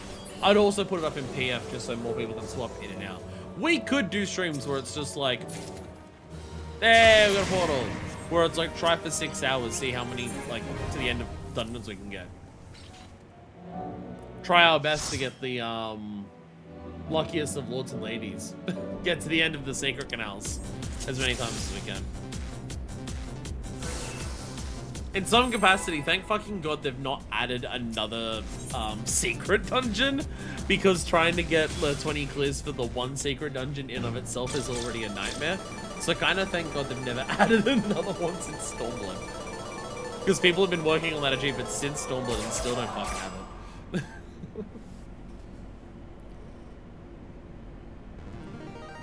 So if you get like 2 that have the 3 picture and 1 that's the big picture, does that still give you a lesser notion, or does that give you a greater?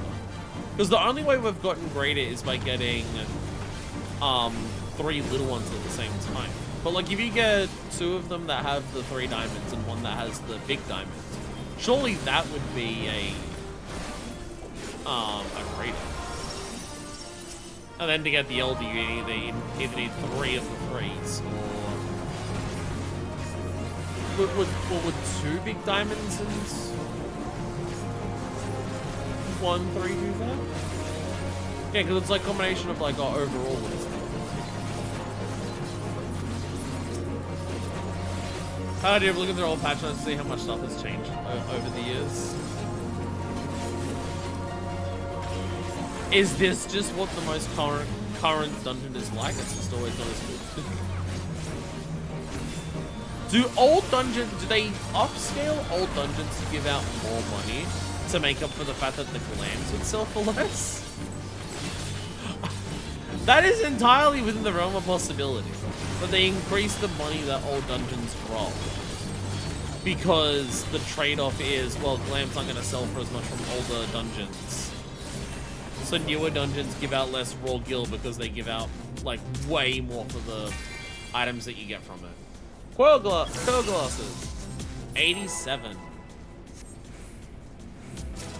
Yeah, I got glasses. I got glasses. That's like my first bit of like really good reward. Which has not been many in general. I don't think every one of us has. For fuck's sake.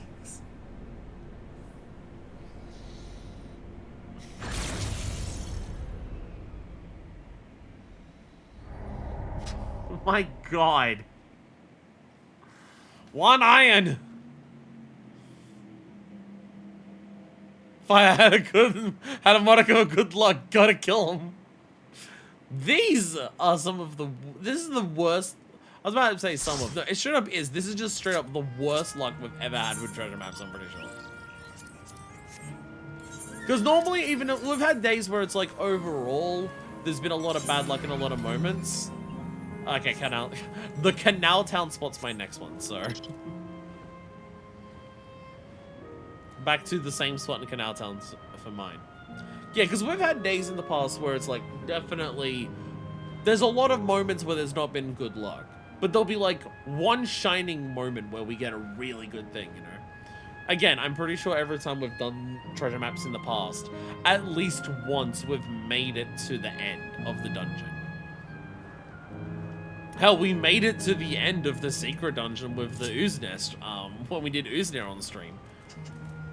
We got a map that took us to the secret canals, and then we actually got to the end of the secret canals once. It was absolutely wild. Or we'll have, like, you know, I don't know how much luck we got with the Endwalker dungeons, but, like, I got the gold, like, Sabotender, so which is, like, that in of itself is a pretty rare drop. This is just nothing. There's just been, like, nothing here.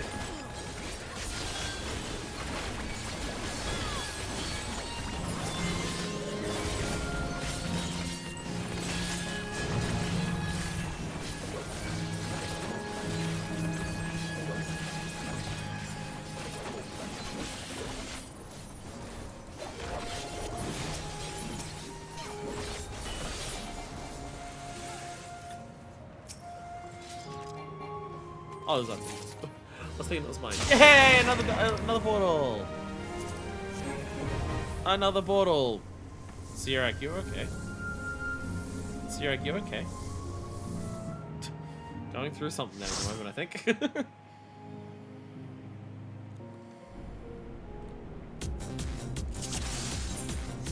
Yeah, how's our achievement going for this?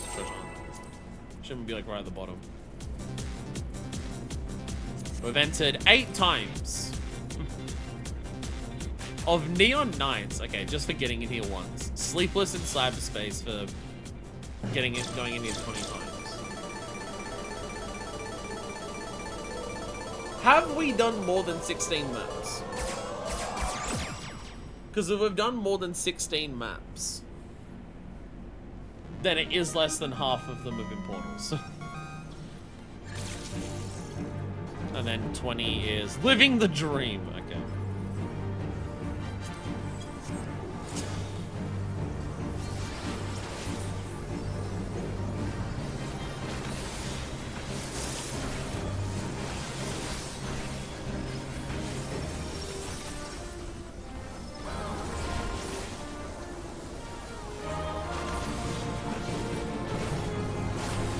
Yeah, this is so weird that, like,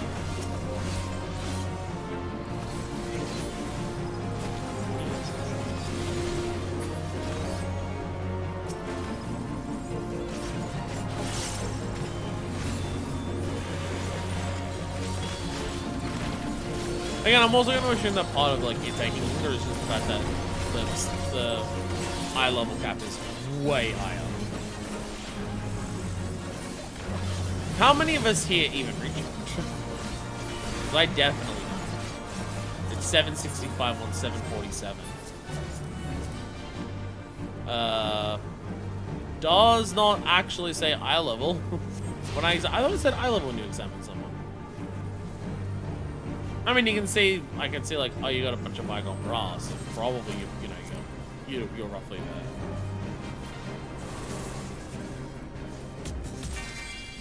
I thought you could look at other people's eye level. I thought there was, like, a thing that said, oh, this is what their eye level is. 763. So you're, like, just under. You're just on the cap.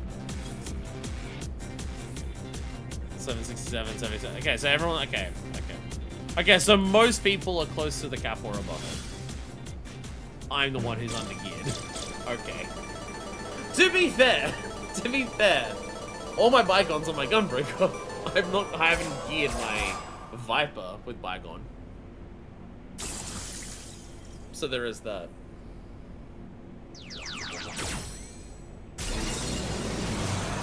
Great event 2. Oh my god. Obsidious colon. Can you sleep this one too? Can this one be slept as well?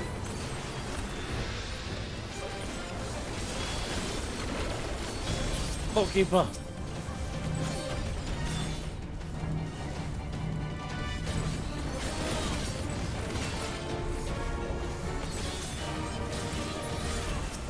Boatkeeper.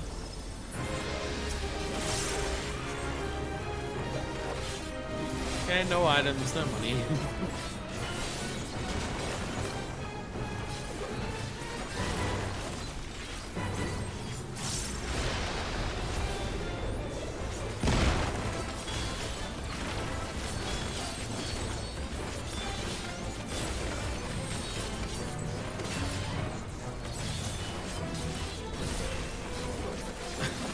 Put you in a rock.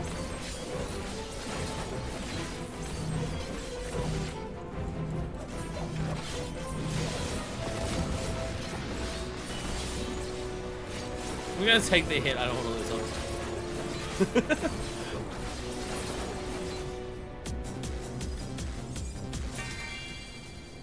I got some tungsten ink that time and Sacronet. I got way more items that time than usual. Let's go. I actually got items.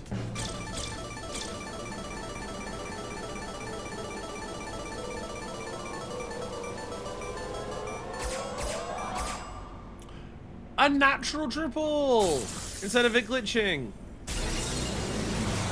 Greater fancy. Oh, baby, a triple.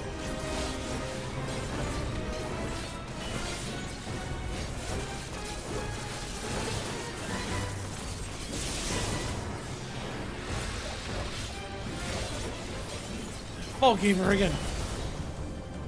Villainy.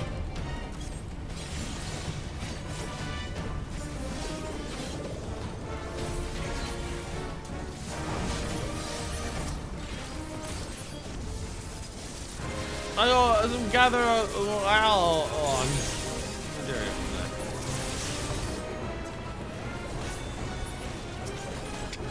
Slab still left the pay attention to me. Is that your Voca macro? That's a pretty good mod macro.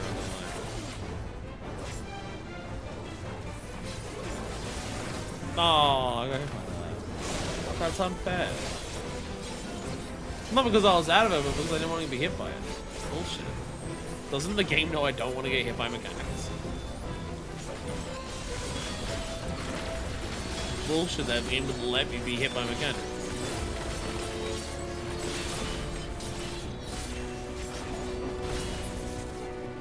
Yay! Another Cloth of Legend!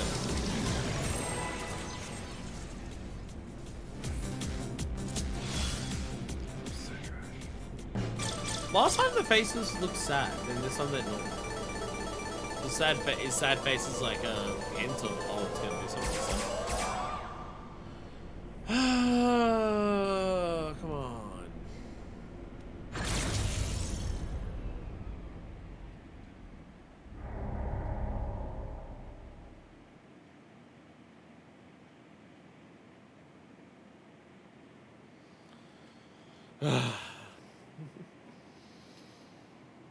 Eh.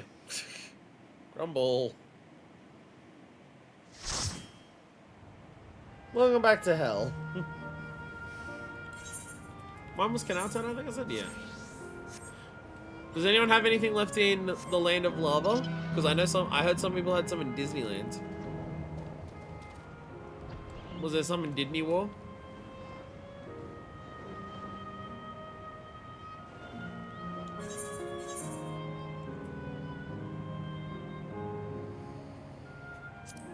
Next map in Windland. I don't remember who had one in Windland. Who was in Winds? I don't remember this.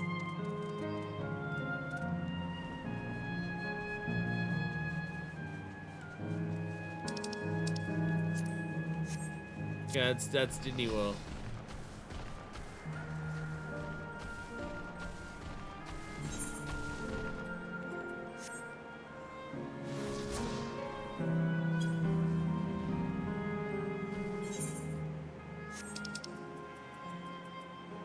Is it here?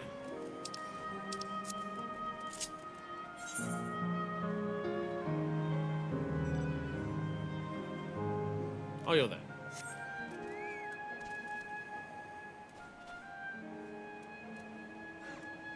Does anyone... Side face or either small gem or broken? Oh.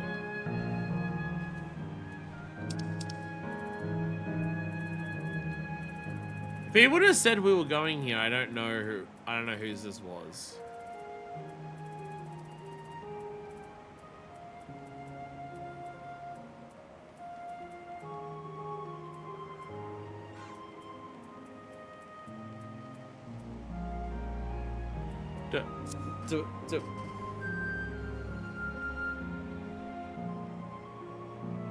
Is there a map here?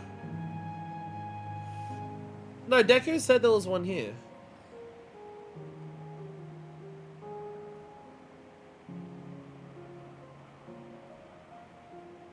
Does anyone have a map?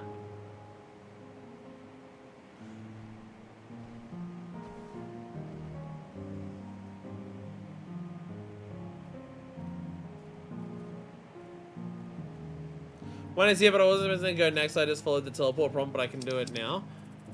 Didn't you say it was here?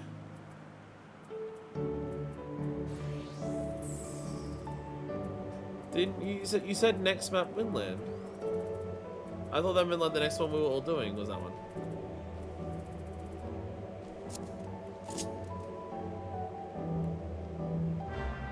Okay, so there was a map here. Okay. Okay. Okay. Okay.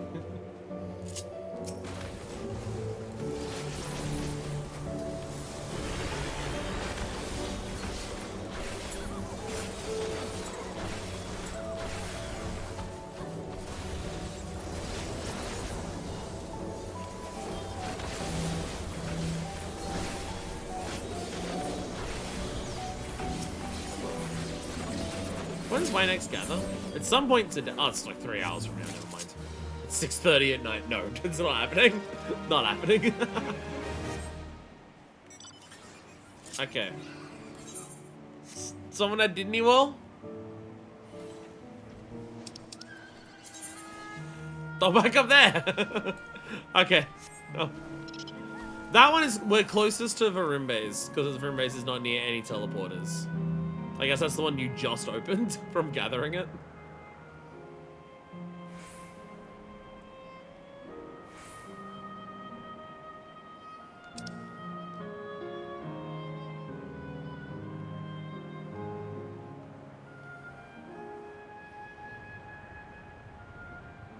Oh, you've got another Disney.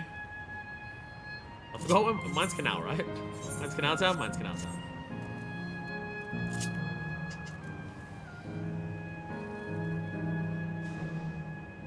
Alright, we try this, we go to Averil's and we go to Artesia's. And then mine's eventually in Canal Town. Carvelos, what are you doing here? What are you doing here?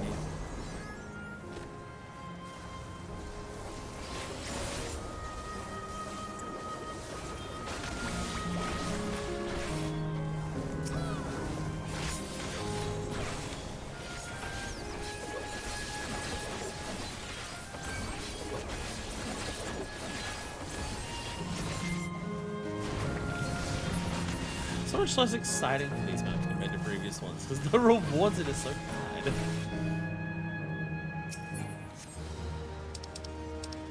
An orchestrion roll! Fun and games! 37.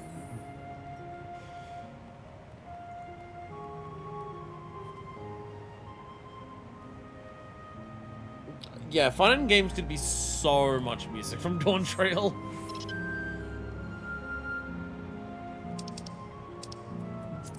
Living memory. All right, so we have several down in Disneyland. We have several down in Disneyland now. We've got 3 people in Disney World.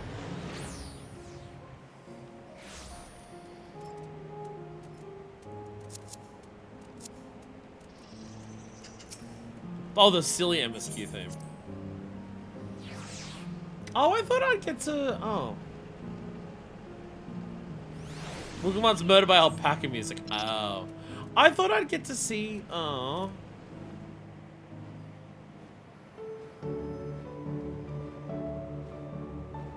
I don't know who's we're going to.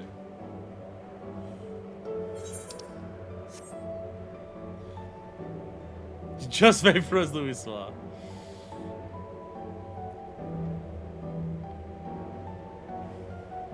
Do multiple people have one here? Varimbe's got one here.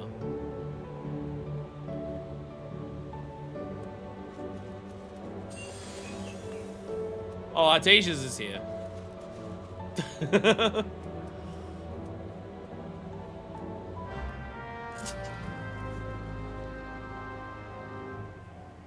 Just did yours? What you want? You like this one here?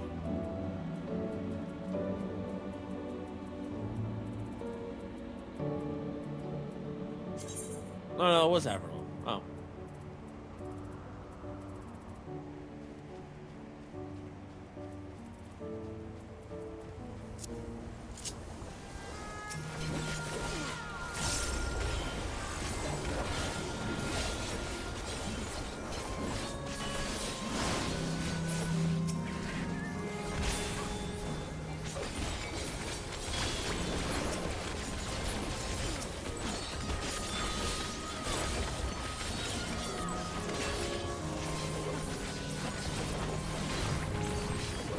Thinking about gear.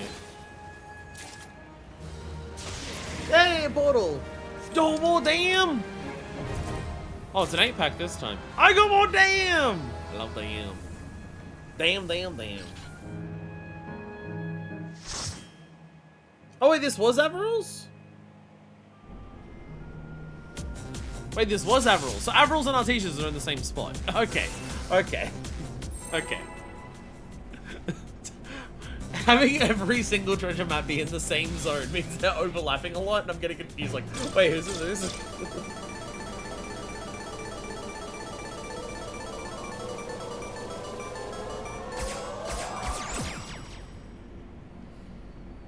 But yeah, thinking about gearing and stuff like that.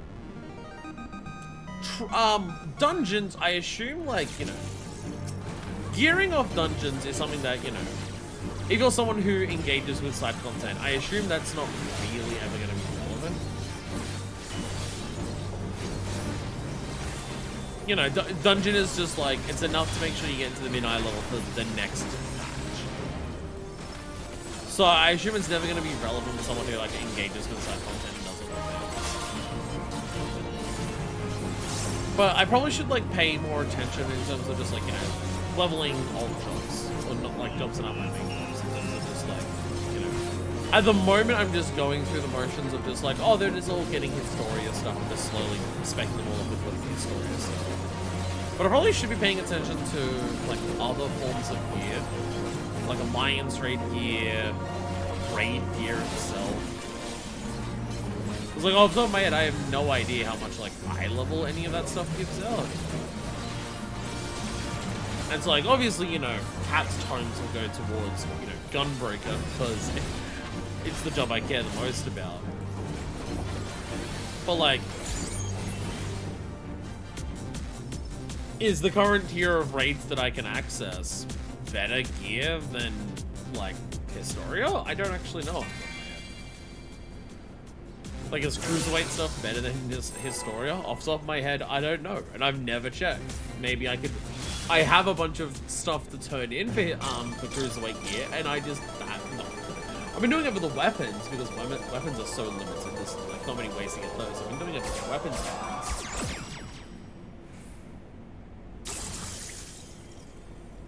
But like Alliance Raid gear, I can now access Sandoria, cool stuff that I get from Sandoria. I have no idea. I should be paying attention to this stuff. I bet I have a lot of jobs that I could probably gear a lot more effectively than what they currently are by just actually looking at the various methods of gear that exist and giving it to them. I mean, there's always also crafted gear, but crafted gear is one of those I don't want to fuck with it unless it's my main, because I want to meld it. Crafted is equal to normal raid perk. Crafted is better because raid gear is unlimited. So yeah. It's just crafted gear takes so long to make that I'm not bothered.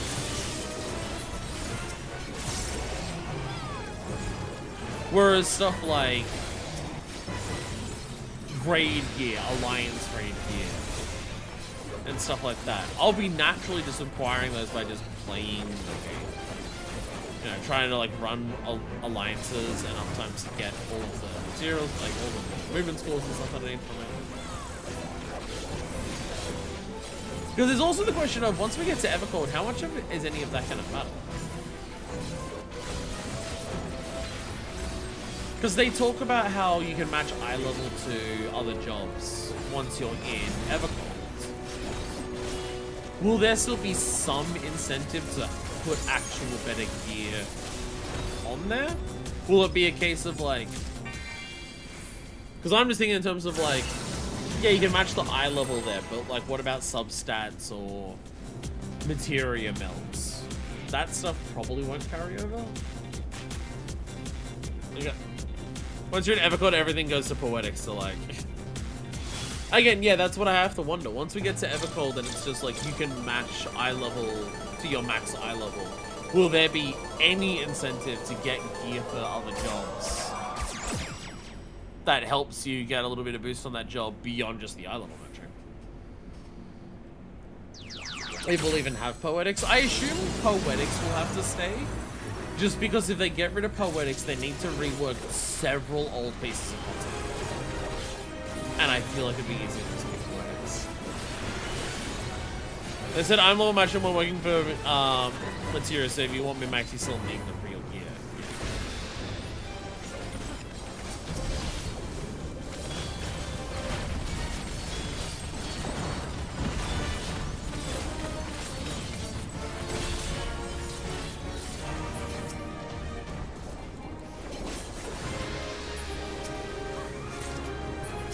Oh, hell yeah, 3 materia, let's go.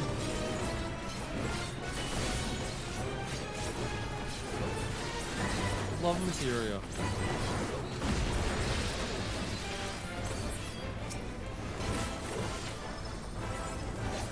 Get your main, then focus on going. I'm gonna die. I'm dead. Oh no, I'm gonna die. Thank you forever.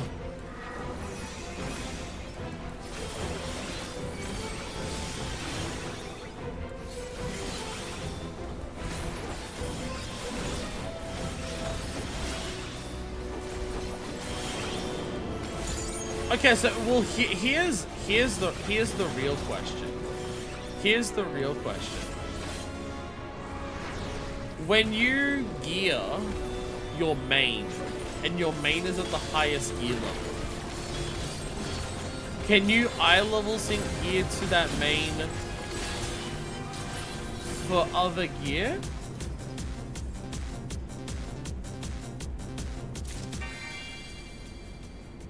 At my point, I'm just getting items to claim instead of worrying about raising item level on alt rolls.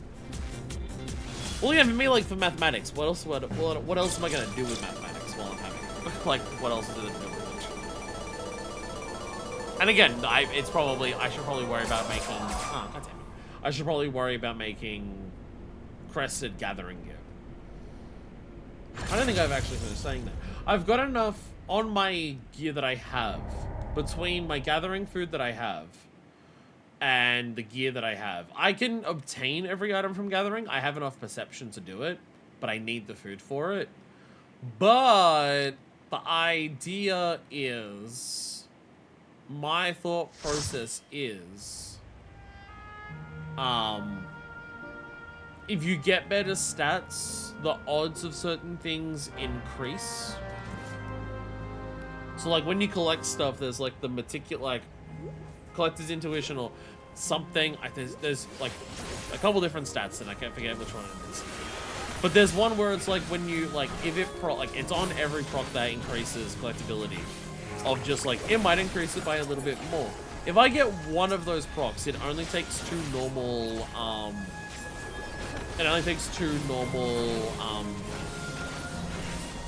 like, uses to get it to max.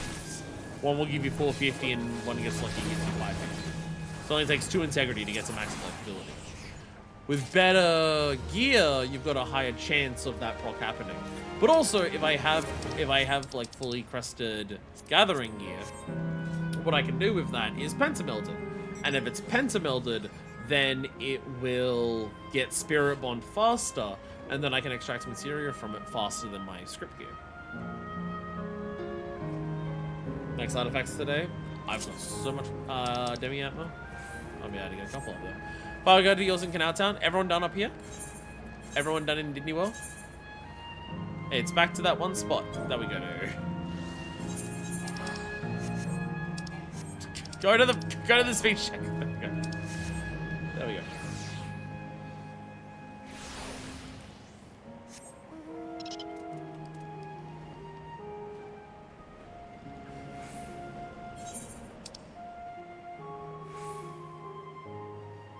Need to recharge after Aprils. I've got one I can After doing this one, have I got another one I can open here?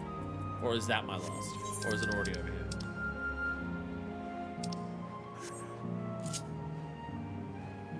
Enough demi, I'm gonna keep spares. I've got enough for a couple weapons.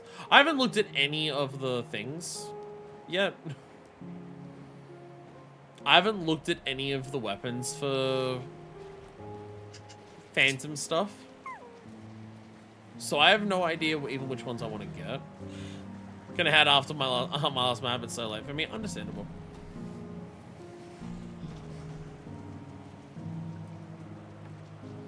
Oh, what about in terms of like weapons? Because weapons are like one of the harder things to gear for, right? A lot of gear, a lot of stuff doesn't drop weapons. Weapons are basically like extreme savages, or raids with like the turn-ins after a number of weeks for the time warp, right? What about relics? Because I know at the end of an expansion, relic is best in slot, but that's like after the final upgrade, which isn't out yet. How much do relics keep up? Otherwise. Well, I got no idea on that. Dichromatic die, and they're decent options.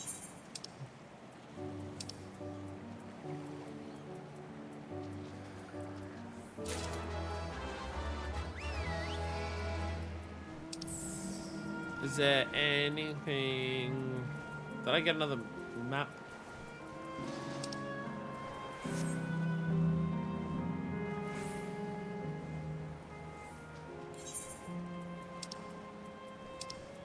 I don't see anything. I think I'm out of my maps. I've got 2 more to get, but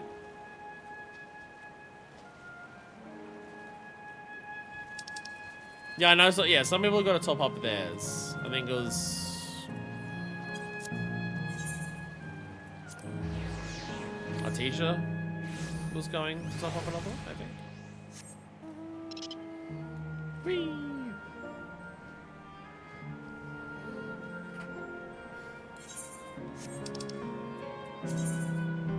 There we go.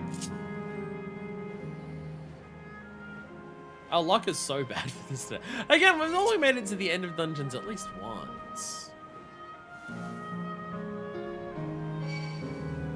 I'm hitting every enemy.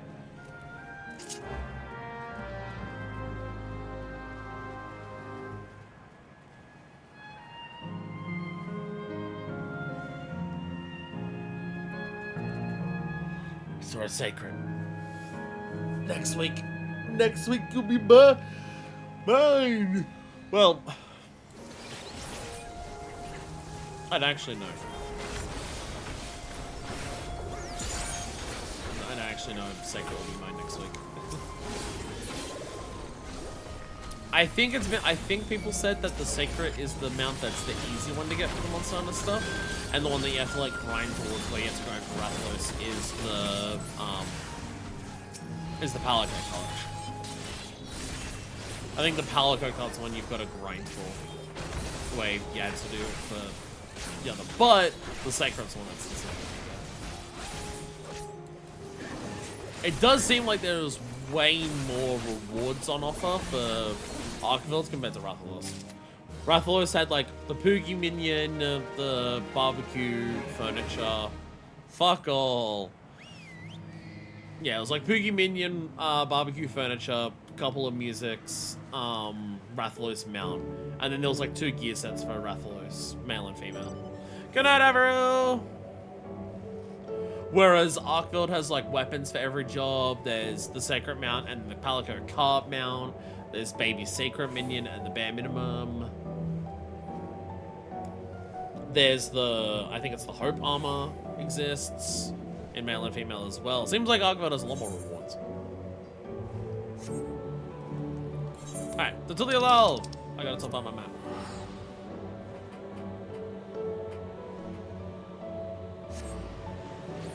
I have 2 more. I should have 2 more.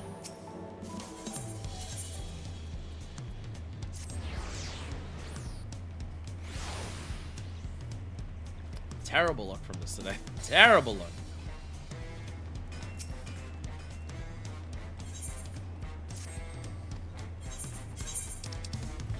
Boom, boom, boom. Grab you. Shove it up my ass.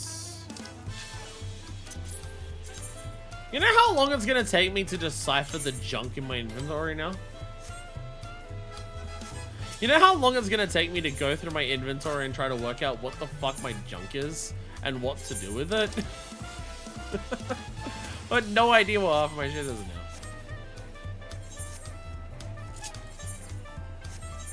now. Where was mine? Oh, mine's Disneyland. Okay. All right, Canal Town. Canal Town, because our teacher said it first.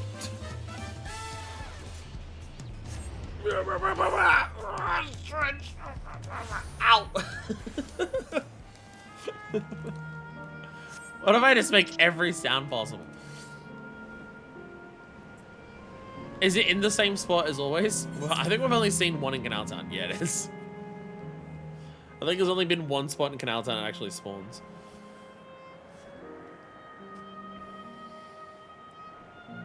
So how's those achievements going?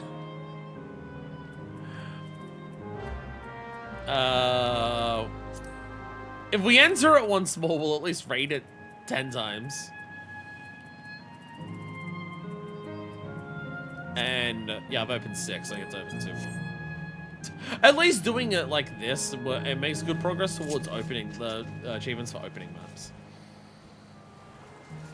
Because you only get achievements for opening maps if you're the one who opens the achievement. And also, the one downside, if it barely counts as a downside, but the one downside to the Mogtome maps is that they don't count towards the achievements for opening maps.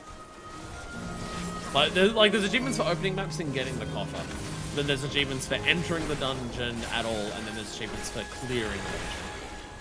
And you can still get the dungeon achievements from the Mogtome maps that are guaranteed a portal, but it doesn't count towards actually opening the treasure coffer because it's a different map. It's not called like an Toro skin map. It's called like a questionably special map or something like that.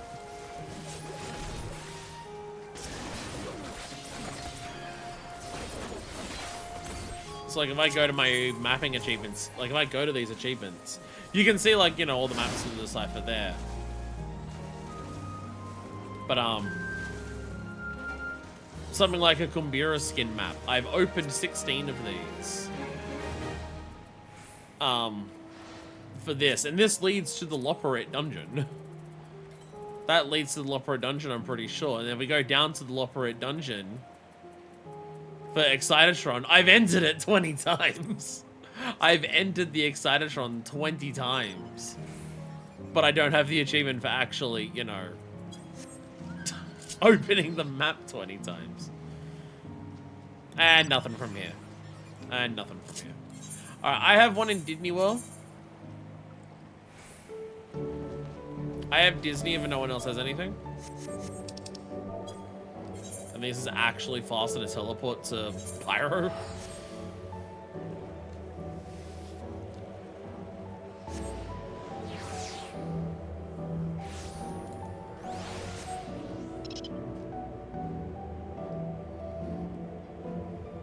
I mean, if you're with a big group of people like this, getting more credit for, you know, entering the dungeon compared to opening the map is also naturally going to happen. You only open your map, which gives you like a half-half chance of getting in there.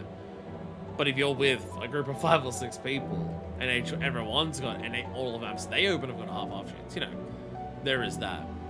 But I'm now just like, each day I'm working on, oh, let me just grab a map that I, like, just so I can open it. I don't even care about entering the dungeon anymore.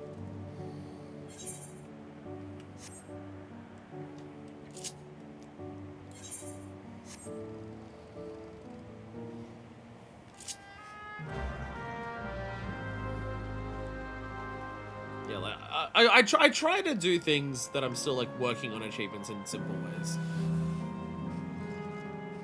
There are a number of things in the game that I am doing because it works on achievements.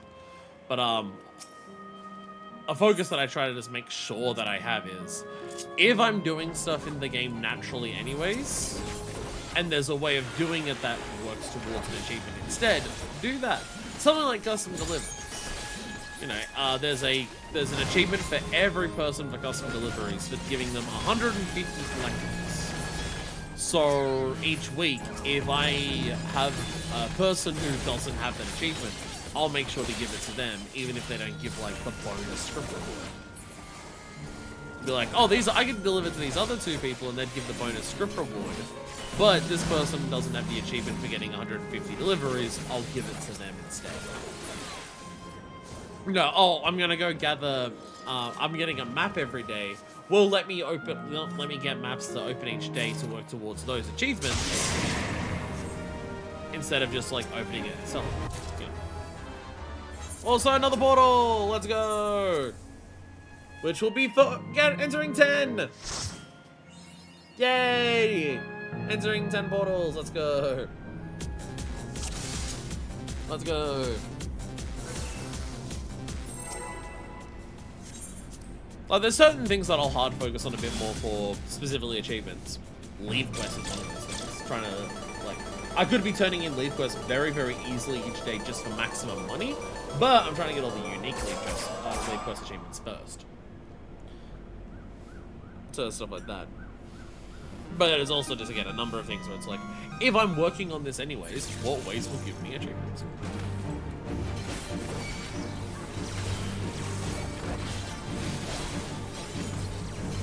You know, something like Poetics is a similar thing at the moment. What can I do with Poetics that'll work towards achievements all the time? Well, instead of spending them on anything else, spend them on fucking Vana'diel relics. I could spend Poetics on, like, gear to turn into either just raw selling potential or turning it into guild seals, or I could spend old Poetics on, like, old material collectibles from old expansions that still sell half decent. But instead, I'll put it towards Vana'diel. One day, and honestly, it probably won't even be that far away. One day, I will have the ability to just make every Vana'diel relic, and I'll have to spend an entire day just turning that in. Who's excited for that stream? Who's excited for the stream where literally the entire stream is just turning in every Vana'diel relic that wasn't Sage? Because that's the one that I finished. Who's ready for that stream, and that's the only thing we do the entire day for like a 9-hour stream? I'm still doing every Vana'diel relic for jobs I use except for that last stage. Fuck that last stage. It's amazing how bad the last stage is. Like, those relics suck in general just because the acquisition process for them is so bad. But at least a lot of, like, the first and second models look pretty good. And then just universally, the final models all look shit. You can't get a version that doesn't have the glow, and the glow never changes color. And it's like, okay, so you're just, like, making this so no one will ever want to use this. That's fun. That's fun.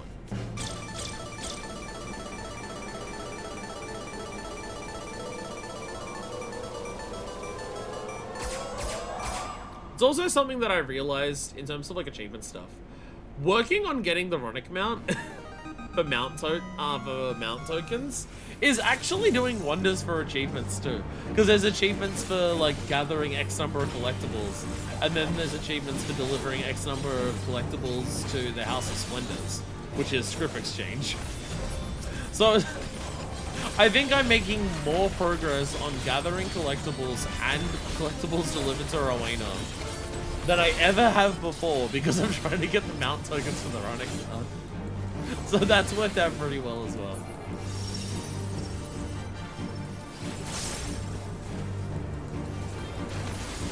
There's another element of just thinking how different this game's going to be when I'm, like, caught up playing. Like, I'm pretty close to being caught up at this point. Chat, do you want to hear something incredibly scary? It's less than 10 streams until I'm current. If you want to think about something scary, it's less than 10 streams until I'm current, which is, you know, today's episode is 188. Which, apologies for the YouTube thumbnail. The thumbnail for this episode is going to be fucked because putting 188 in Roman numerals is like the most amount of space that it can take up possibly. But today's episode is 188. By the time we hit episode 198, we'll be current. Likely the episode that will be the first on-content episode should be episode 196 or 97. One of the two will be like our first episode we do on content. We'll get caught up on like the stream before that, but the first one that should be on content should be that.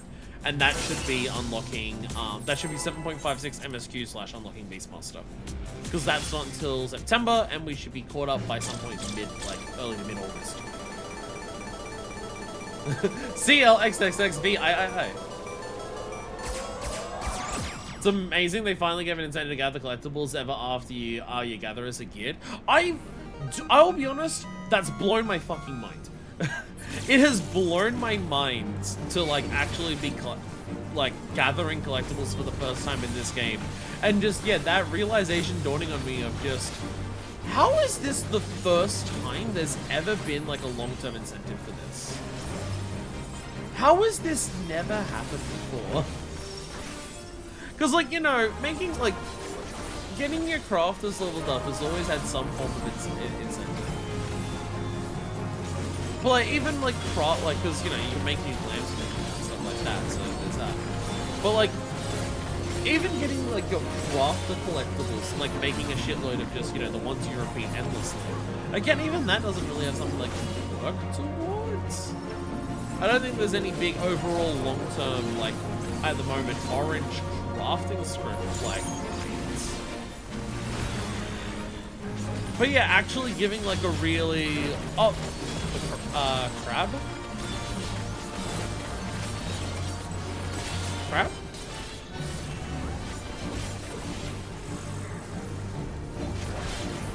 Is there something that I don't know? Or am I forgetting?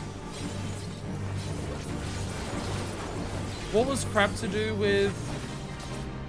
No, crabs that we killed. Oh! I thought you were talking about a crab in terms of like crafting script. Yeah, because I've been trying to think. Been trying to think of that as well. As like, is there like a crafting script reward that's like a long-term thing, like the way that the relic mount is? And I can't think of one of those either.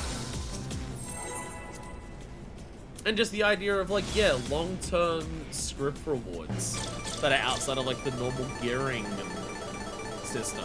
I'm baffled we haven't had one of those before. Oh. Secret disco party? Well, obviously I'm on content and there's like, you know, stricter requirements. You can't just like, you know, you get less orange scripts for expert crafting items in Endwalker, I guess. Yeah, for like Island Sanctuary. Resplendent tools, there we go. That's one of them. Resplendent tools I'll count because while it's not like scripts, like you use like small amounts of script for it, but it is like a long-term gathering grind. Sorry, a long-term crafting grind for rewards. So yeah, that counts.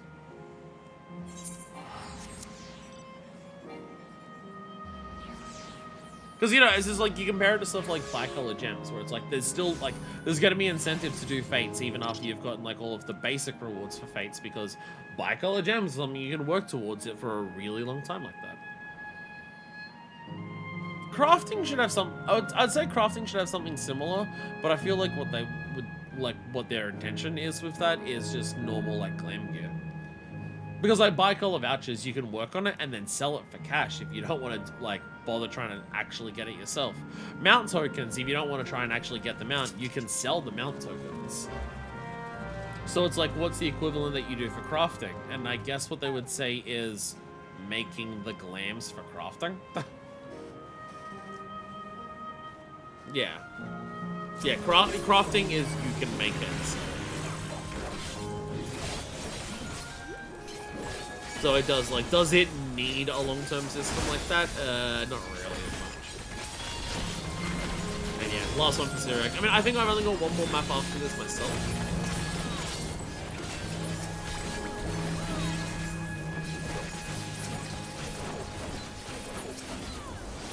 Again, terrible luck so far. My inventory is now flooded with junk, so, like, you know, I'm getting something out of it.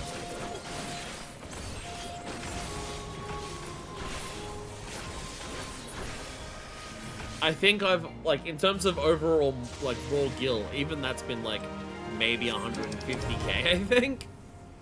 A hairstyle! Hairstyle. There we go. Hairstyles are pretty consistently good money to sell.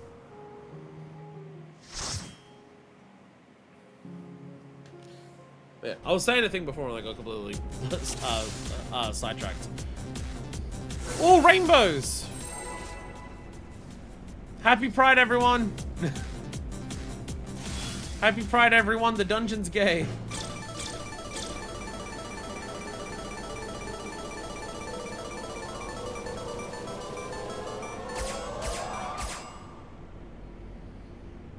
And that will be a greater summon. On an elder, sorry. Or that, not great.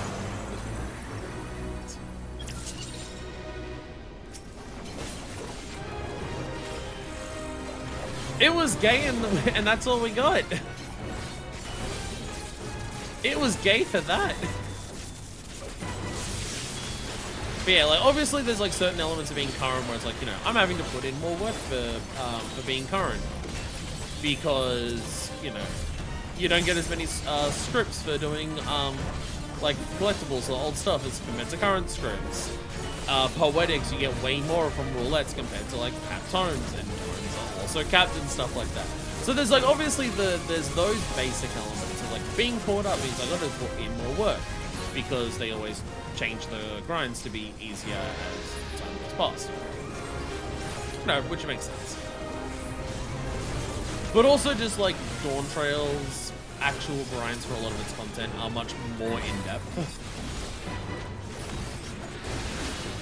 It definitely feels like I'm having to put in a lot more work to like keep up with Cosmic compared to Crystalline tools. I have to put in more work to keep up with Occult Crescent compared to Posi and stuff like that. But I also have other things like, you know, oh, let me work on the Ronic Mountain, slowly work on that over time. Bicolor gems, everything in Dawntrail for bicolor gems costs more than it did in previous expansions, so there's all that stuff. But I really do think it's like, you know, I'm still, so much of my focus playing the game off stream is still like, you know, getting things caught up for the next episode in terms of like patch stuff. And I just think about how different the game's going to be. Once I'm caught up, and like, a lot of my gameplay time doesn't have to be making sure I'm ready for the next stream. Like, what's it gonna be like when, you know, a patch comes out, I do the base patch, and I do the raid. And then I just wait, like, the month until, like, the 0.1 comes out. And then the 0.1 comes out, and give that, like, you know, a couple weeks, and I'll finish that. And then I'm, again, waiting, like, you know, a couple of weeks for the next big thing to come out. For like your deep dungeon or your relic zone or something like that, and then I go in there and then I do that and I finish that. I'm gonna have so much time to just do other things. I'm gonna have so much time to like do all of these things that I've not like been focusing on as much because, well, I've got to focus on other things that are more time sensitive. Come on, come on. Like playing this game where it's like, oh, a new piece of content's come out, there's a new thing to focus on. And then I focus on that content for a while, and then I do it, and then I finish what I have to currently do for that. And then I don't have to immediately move on to something else straight afterwards. The world's gonna be my oyster. I'm gonna have so many different things that I can just decide to go and do because like I have the time to do it now. Yeah, it's this. I get to decide what older stuff I want to do. Heading to bed now. See ya. Good night, Syriac. Good night. Now this will be the map where we get to the end of the treasure dungeon. Lava! And now we get to the end of the treasure dungeon here, now that 2 people have left.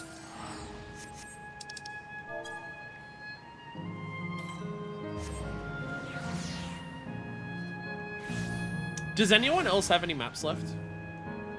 That was my this is my last. Mine's also there. I love how many disappear in the same spot. I can do another recharge if we want. Oh, you've got more.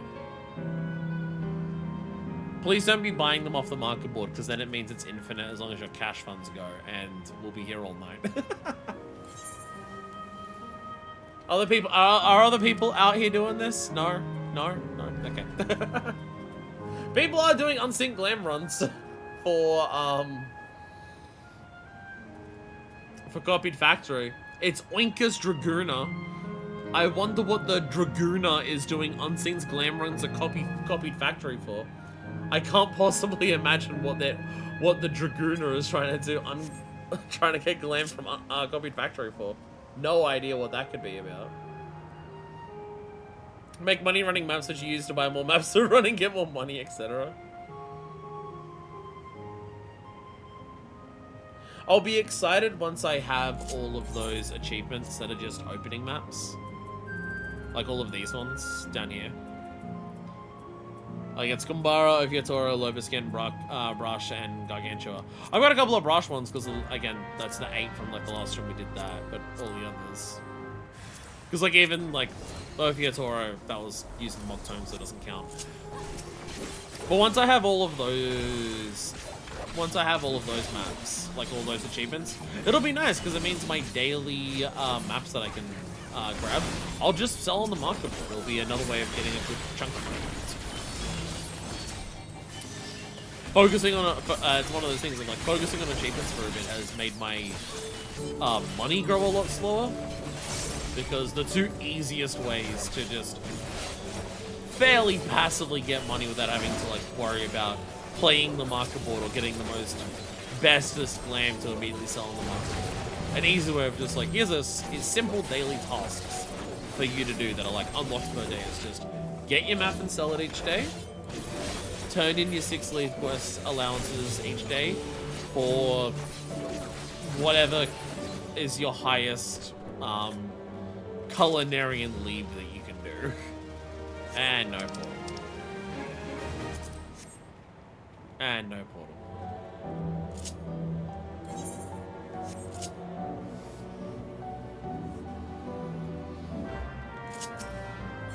Because typically, again, like if you want to know the real secrets to like money in this game, obviously there are the people who will make like millions upon millions upon millions. Like, you know, the people who've got like 500 million on their person at any one point. And that's all stuff like, you know, that is when a patch comes out, go ham as fuck. When a new expansion comes out, start gathering and like final zone materials and selling them as quickly as you can. Be the person who's there selling the raid food and the shitloads of materia the day, like the moment that a raid tier drops. Crafted gear if you can get that. New treasure dungeon drops or a new way of like getting a new bit of glam, like new patch drops with new glam items. Find the way to get those materials and make a shit, like, you know, that's all the stuff of like, you know, making the big shitloads. But if you don't have to worry about the stress of like finding out like where to get those things or running those things or worrying about the red drops, if you want like the simple passive way of making money, like doing your daily leaf quest and selling your daily map, that is a relatively comfortable 100k a day.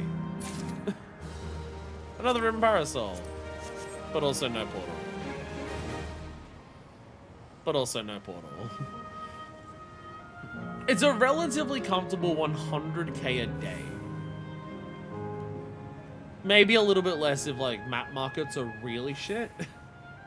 Because leaf quests, if you're doing high quality turn-ins, the easiest way to do it is just Culinarian or Alchemist.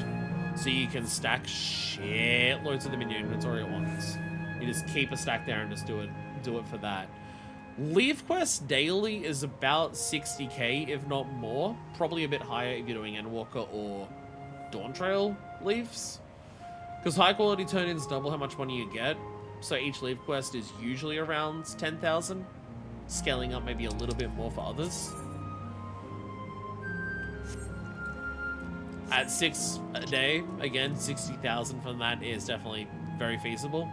I think if you're doing Endwalker or Dawntrail ones, the like 10,000 and a little bit that you'll get per map, I think can probably push you to 65k. You could probably get to 65k or so with that. And then sell your map each day. And I mean, maps, sometimes map markets are pretty bad. Sometimes map markets will really drop off a cliff and they'll be like selling for 20k each. But even that's alright. But if you just like go to the market board and search map, like skin map, because all of them are skin. If you just search map, there's a lot of other things that will come up. But if you just go to the market board and search skin map before you go gather your map, just look for whichever one's selling the highest.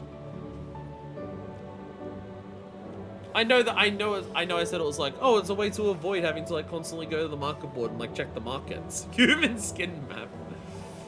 But like, you know, doing one search and then just like going through each item on that list and seeing which one's the most is definitely a lot simpler way of keeping track of the market compared to like searching a lot of different materials. It's one search and you can check them all just like one after the other.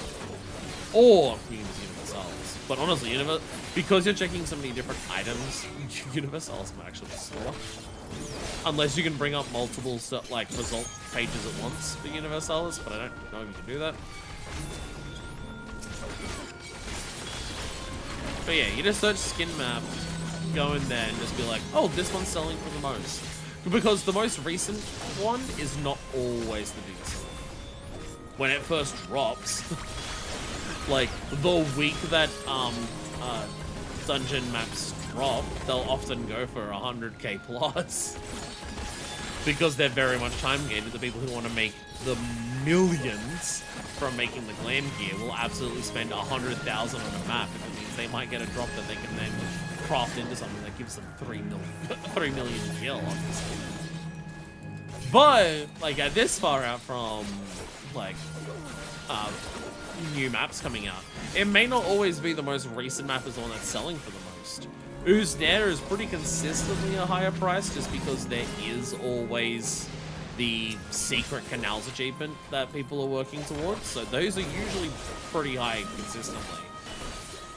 But sometimes people just want to get gear from older stuff instead. And like the further out an expansion is, maybe the less people are gathering that one specifically. And once again, nothing. No portals at all. Oh my fucking god. New map, new rewards to old maps, not terms that make you do maps. Yeah. There's like a bunch of different reasons, so yeah. If you just check which map each day is selling for the most, you can pretty comfortably make, I would say, bare minimum 30k. Missed in party chat before. It's Pride Month, Calix. You know what that means. What, you want me to make like gay endless?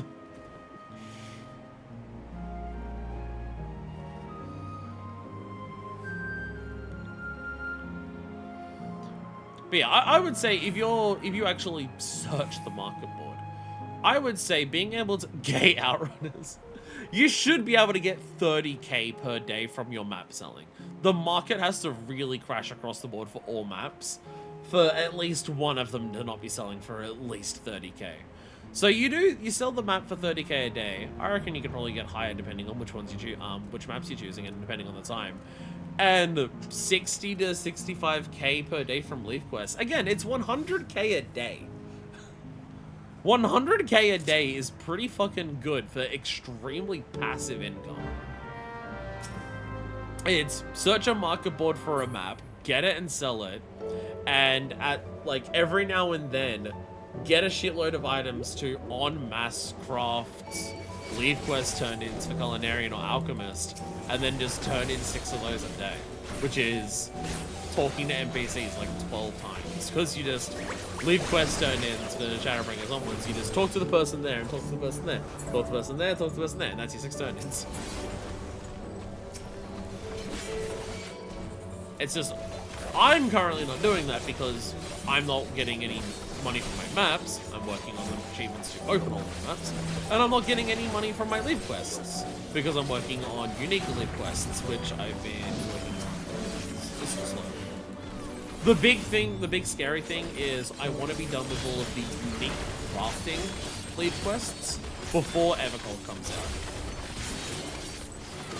Depending on when Evercold drops in January.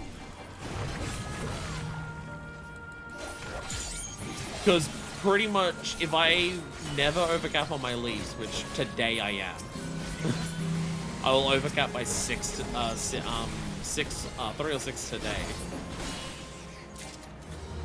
Yay! Portal, let's go. But yeah, based on how many leaves I need to finish all my crafting ones at the moment, as long as I don't overcap and I use them all on getting unique crafting ones, I should finish like the last week of December. It should be the last week of December that I finish. Which will be just in time for Evercold to drop to then start doing that. Because I'd like to use Leave Quest early in Evercold to just power level crafters and gatherers. I want to flex and have all of my crafters and gatherers max in Evercold within like 2 weeks. I want to be able to flex and just be able to do that. It shouldn't be brutally hard to do that, but the main thing will be money. Because I'll be going through the MSQ at the speed that I'll always be going through MSQ. How much money will I have to spend on the market board to be able to get the item turn-ins for like the higher level lead quests? The money is going to be the concern. However, one thing, the plan is, here's the plan. Turning in lead quests super early in Evercold for lead quests. I'll have to buy the mats because I won't be in those areas because I'll be progressing at my normal speed. But here's what I can do. Here's what I think I should be able to do. I should be able to buy the materials, the raw materials to make whatever it is, and I just make double whatever I'm using. Because if I'm willing to buy materials, the raw materials to make the lead quest turn in myself, there should absolutely be people who are willing to buy the finished thing made, so they can just turn it in. So my hope is the money that I spend buying the lead quest materials, I can make up for by then just selling those lead quest material, the completed lead quest crafts to other people. That's the hope. That's the hope. But I just need to get the scribes to gather the mats for them. I need you all to beat Evercold within a couple of days. It's very important for the stream, so I can make money. It's also going to be funny. My first stream of Evercold's not even going to be in Evercold. Because I am absolutely 1000% planning to stream Evercold the day it comes out. But that'll be late at night for me. I will not have the time to do MSQ that day. So instead, that day will be unlocking the jobs. I mean, I'll be honest. There's a part of me that says I should take the day off after Evercold comes out and do the first bit of MSQ that day alongside unlocking the new jobs. There is a part of me that says brand new expansion on content. I can probably do the first 2 episodes in the first week. Take the day off to stream the first episode. That's like the first half of the diverting branch. And then the normal weekend stream is streaming the other half of the diverting branch. I am tempted to do that, but we'll see. But we will see. Unlocking jobs and just looking at the market board for all the new items. Well, because the first strip of Evercold has a lot to check out. Because it's gonna have the entire new evolved system and like leveling progression stuff to look at. For fuck's sakes. Oh my god. Our luck has been so dog shit today. It's been so bad. My first Dawntrail day was just looking at market board. Well, again, because we're gonna have evolved mode. And that will happen, and that will exist for every single job. But also on top of evolved mode, we're also going to have the new progression system. Plus whatever else changes they add. Because for Dawntrail, you also had, like, you know, you had the graphics update. Last map, how unlucky will we be? Because Dawntrail also had the graphics update. Welcome back to Canal Town. So that was also absolutely a part of it that, like, you could look at. Again, like, I'm not making any strict plans now of, like, how's the first day of Dawntrail going? Evercold's gonna go. Once we get closer to it, people talk about, like, you know, people can advise me in terms of, like, oh, they're adding, like, a lot of, like, system changes. We should spend a day looking at that stuff. Oh, you should get to the first... To be fair, my first day for Evercold could be going to the new city and just not progressing the MSQ past that. If Evercold functions like the previous expansions have, if people aren't against it, it could be the first day of Evercold is unlock the new jobs, do like the first couple of seconds of MSQ to see the new city, and then just fucking around in the city and doing all of the other new stuff that'll be added. Be remaking Manifest with new skin colors. Oh, because I don't know if I want to change Manifest skin color, but skin color is kind of perfect the way that it is. Oh, I got slapped.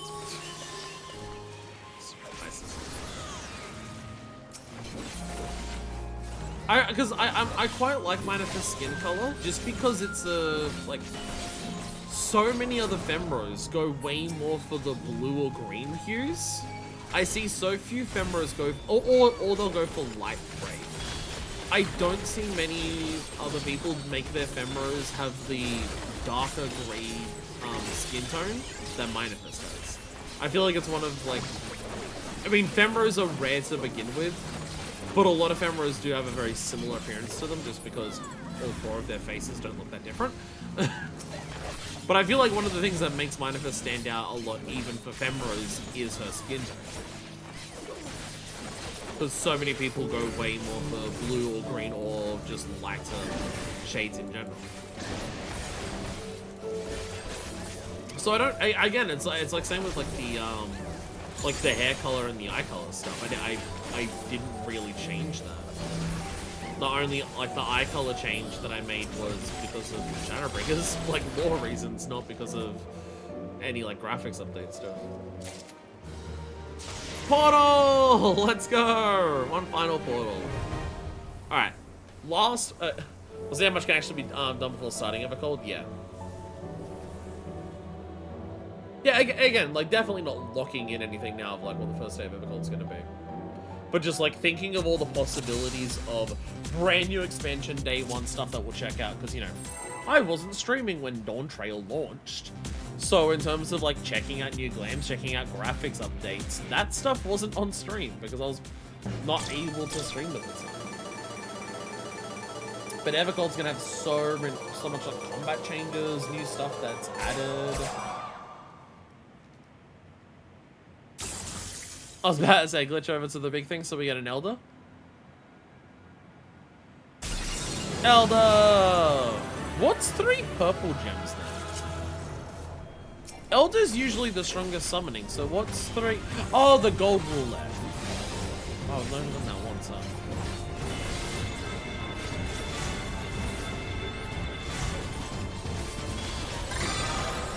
Because I was going to say, there's like 3 purple gems and we haven't gotten that. Well, what about the, like, superior summoning? Yeah, because Elder summoning is the highest that it goes to in previous ones. But I'm thinking, oh, but in the other roulettes, there's also, like, the roulette turns gold, and so it affects the future rolls of, like, being more likely to be better because there's more gold spots on them. So you're more likely to get, like, several Elders in a row. So is it like that?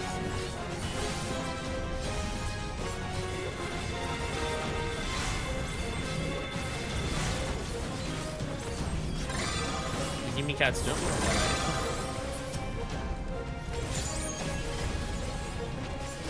The difference in DPS for having 3 people. Although I think we're still gonna get them. Yeah, we're still gonna get them. We still got them all, so I guess we can do that.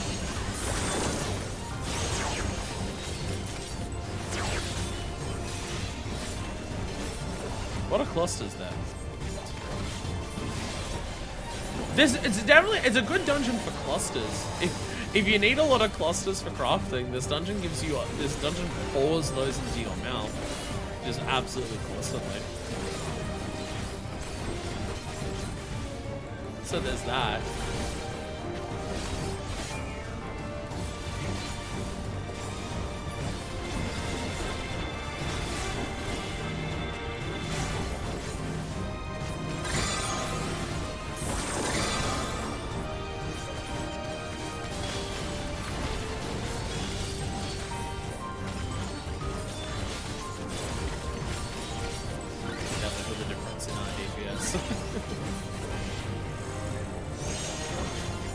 Man, there's literally like 1 DPS in the body compared to the 4 that we had earlier. But also, I'm definitely not playing Fly optimally. Pretty much the entire day, even in the Alliance role, I've not even been bothering with positions. I mean, for in the Alliance role, it's because I was, you know, paying attention to learning learning all this stuff. And here, it's just because of other. Ranting and raving about other random bullshit while I'm doing it.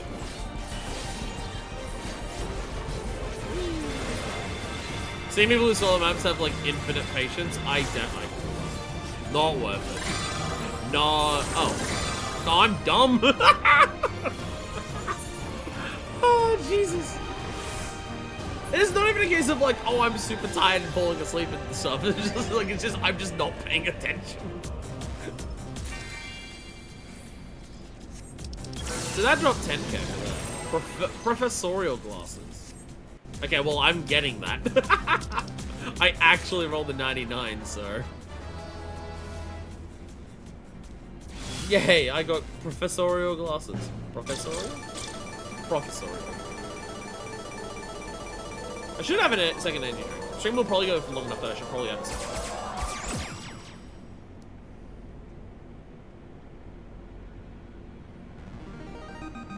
No, I'm not feeling tired where I'm like, oh, I'm gonna start falling asleep and drifting off. But those pretty rare ones, yay!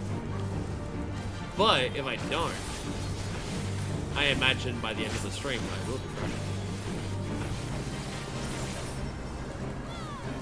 Main things we've got checking in with the Cold Crescent, which shouldn't take too long because it's not any content, it's just relic stuff. Crabs. Checking in with Cosmic, which that will take a minute because we're looking at a lot of stuff, and Society check-in, which there'll be a quest for both of them. So you know, still a few hours. Still a few hours.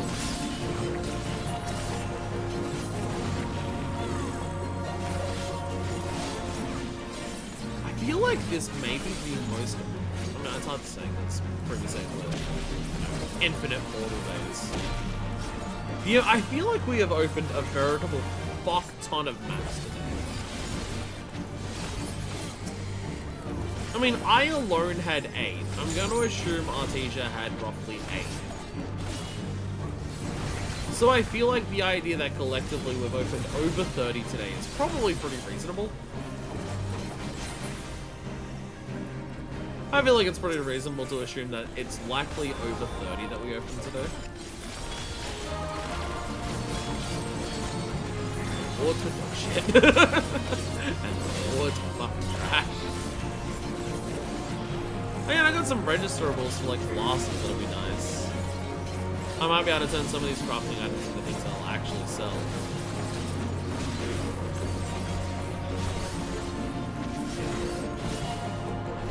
Pirate, welcome! We're here obtaining booty, and by that I mean none. Because we've been running treasure maps for like the last roughly 3 hours, and our rewards have not been great. It's our last one for today, so we're hoping we get to see the end of least once. We haven't gotten to the end of the vault once yet. We're hoping, with this being our final one for the day, that we get to. We've been kicked out after the first or second play. I feel like for roughly half of them. And then there's been quite a few where it's been like perfect smooth sailing until the very final roll, and the very final roll just kicks us out. We've only seen Secret Disco Party once out of all the times we've been kicked out. We've only ever had one Secret Disco Party, which feels incredibly low as well compared to previous dungeons. This dungeon sucks. This treasure dungeon sucks. It hates us, and it doesn't like us. It does both of those things.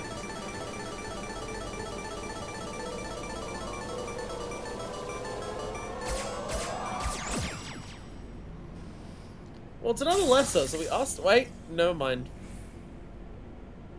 Never mind, it's greater!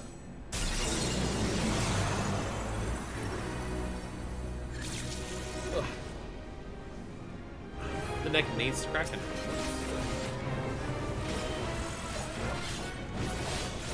What do I kick you? So, this is the thing that could go to sleep in Orogenics. Can I kick it and stun it?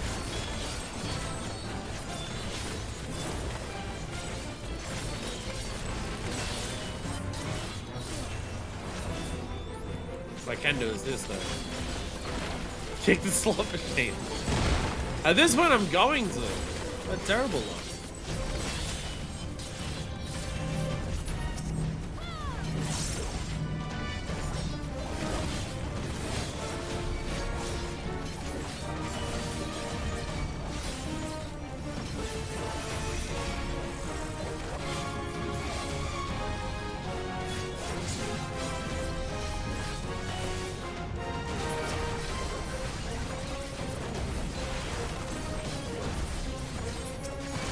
Gimme cat. Target the gimme cat. There we go. We did it. Oh yeah, materia. Nothing material. Let's go. I think there was literally nothing in materia. I don't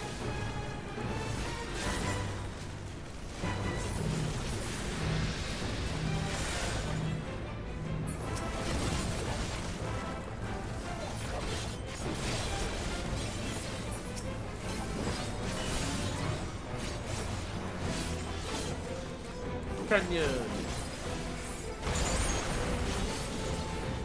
You know, when it comes to, like, we've spent a lot of time today doing treasure dungeons. I hope people are ready for next week's stream, because next week's stream is deep dungeon. So we've got 30 floors of that to do as well.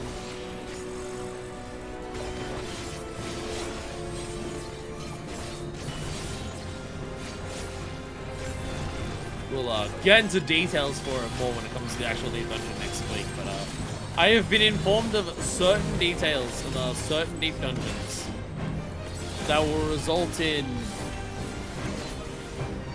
certain me's saying fuck later in the LP. I have been informed of details I did not realize.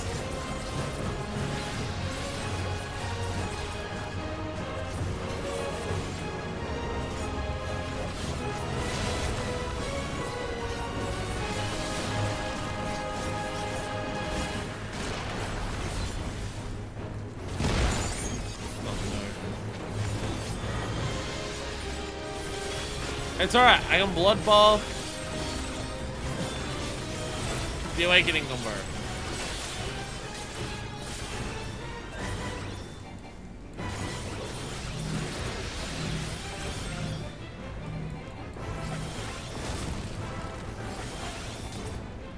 Almost there. I can't imagine soloing this. Oh my god. Oh my god. I love this dungeon. 10-bit! We hate it. We in this chat hate this deep dungeon. Were we in the video game? In this... oh, sorry, deep dungeon. Sorry, I saw dungeon and I was immediately thinking treasure dungeon that we're currently in. And I was thinking, how do you like this? Vault 1 Iron sucks. Deep dungeon. And then we're kicked out. Deep dungeon. I'm curious what the next deep dungeon's going to be like. Just because Eureka Orthos was so tuned high. And there we go. Not to the end once. Not a single attempt that made it to the end of 5. That's our worst luck when it comes to finishing a treasure dungeon so far. Not a single one that made it to the end. We normally get that at least once. Would you believe me if I said I've only gotten to floor 5 once? Yes. It seems like it's incredibly rare.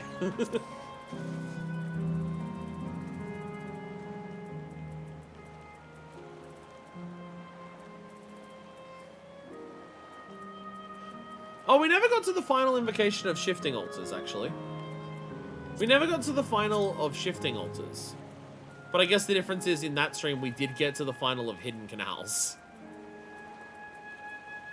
Oh, okay. We got to the end of the hidden canals once in that stream. But we never got to the end of either of the other canals of Uznir.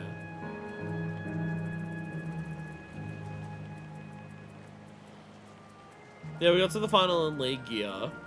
We got to the final in the Ooblets, the shifting League Gear. We got to the final in Excitotron. Oh, we didn't get to the final in Aghanon. Never mind. We didn't get to the final of Aghanon. So there's one. The incentive for doing them, perhaps? I mean, yeah, people are definitely incentivized to do a lot of deep treasure dungeons to get to the end, but like, damn! Horrible luck for us. Ow, ow, ow, ow, ow. I think me personally, this deep dungeon's easily the best one. Because I know a lot of people consider Eureka Orthos tuned way too heavily. And people don't like that Eureka Orthos is so bullshit. Like, there's so many elements of Eureka Orthos, even getting to floor 30, where it's like, oh, you walked in the wrong spot, you died instantly. Oh, you walked in the wrong spot, you accidentally pulled mobs that will just murder you. Wasn't really that much material, just a lot of crafting materials. There I got like a couple of Guerdon, like I got a couple of, like there's a 12 there. Oh, 12 material for piety, let's go. Fucking love that shit. So here's my reward, I got glasses there. I got glasses here. No, I got dams. That's one of the best things I got. I got a cloth of legends. Summerlight. I got a Summerlight linen. I did get an Indigo Twilight one. Sucking now. I'm not sucking that cloth. What does that you make?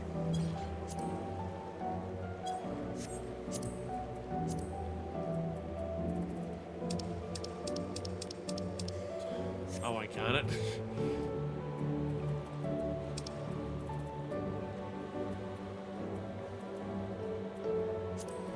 Oh, the corduroy, yeah. Thunderyard silk. I'm pretty nice as Thunderyard's gear.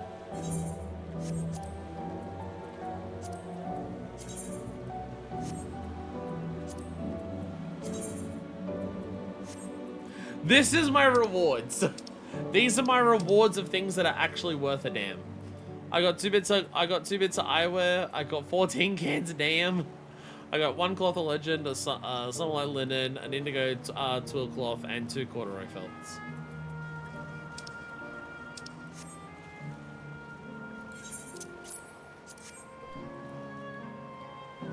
Damn! Yeah! Happy Pride Month, everyone! Corduroy felt, cloth of legend, dichromatic dye, eyeglass from parasol. 5 actual special items and most aren't worth much at this point. Again, like the best that I got was like these. It's the cold glasses and professorial glasses. That's the best I got.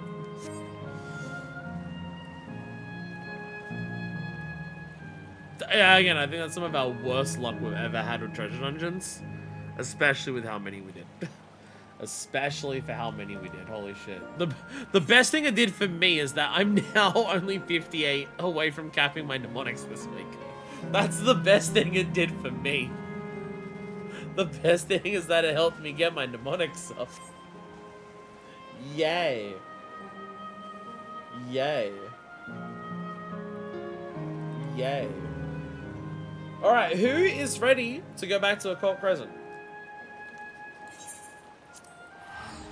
We'll do that first because it'll be quick. We'll do that first because it should be fast. Also, I'm going to grab another can of energy drink. I'm going to grab another damn. Ow, my legs.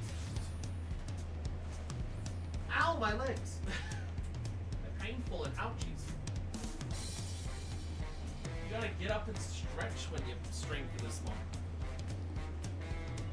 Oh, oh, you gotta get your movement. You can't be sitting down for like several hours straight in a chair that's slightly too small for you and also old enough that it's falling apart like this. You gotta get the body movement. I should. What I want to look into for this, I want to get a mesh chair. That's what I want. I want to get like a mesh office chair. That's gonna be my plan for a new one of these. Like, I can still use this and it's still fine. It's still, like... It's comfortable to sit on. It's just the position it puts my legs into when I get out of it. It, like, makes my legs lock up a little bit. But sitting in it is comfortable for the most part. Still. So I'm not in, like, a massive rush to get rid of it. Even though it looks bad. I hate mesh seats. So uncomfy.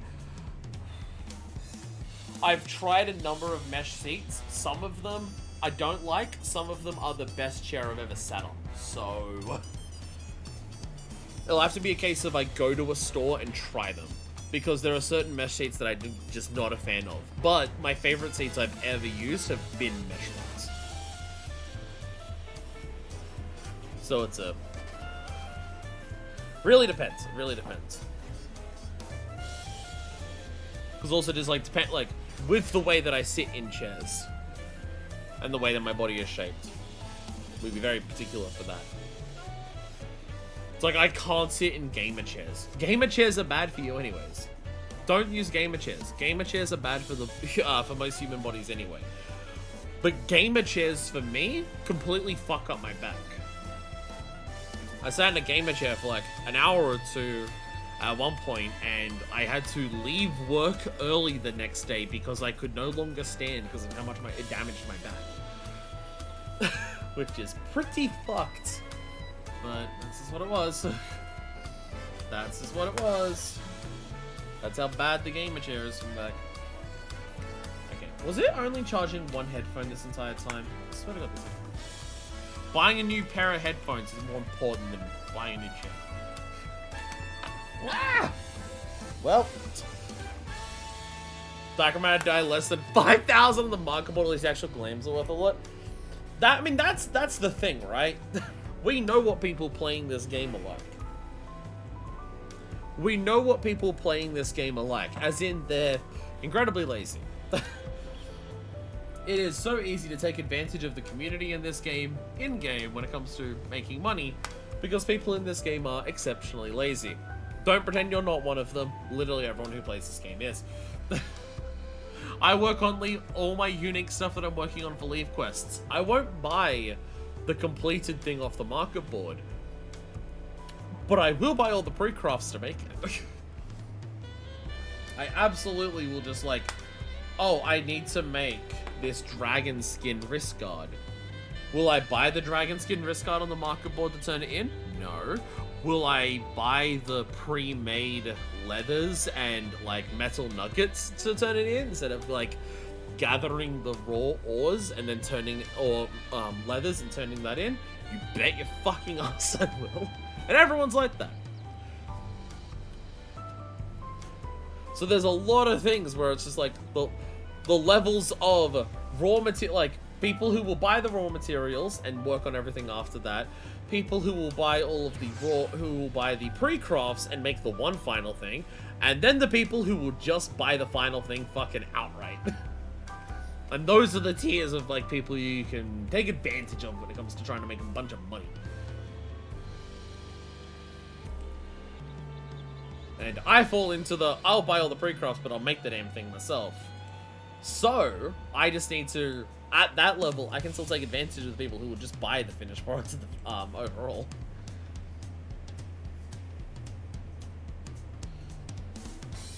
Yeah. You can teleport to 5 or 6 zones, or just one. Ah, my ears. Yeah, it's like, do I want to go to all of these unique areas? Fly to the node to gather like 3 items. So that's the big thing with crafting in this game, with how it usually works. Crafting in this game doesn't ask for many of the individual same item. Why is this not putting me in? But it will ask for a lot of different items, and that design is what makes it so people will just buy stuff on the market board. Because teleporting to a zone, to fly across it for a minute or 2, to gather 2 of an item that I need just doesn't feel worth it. I don't know why this isn't going to make it properly. Try doing that. Like, if I'm making stuff en masse, right? That's when it feels worth it to, like, actually make the damn things. I don't know what's going on here. That's when it feels like it's worth it to make the damn, like, to gather the damn things myself.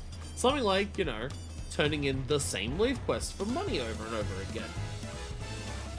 If you make it so you just, like, you know, I haven't done it for Dawntrail yet, but, like, doing the, Endwalker leaf quest for Culinarian, it's like they just want, like, a tea.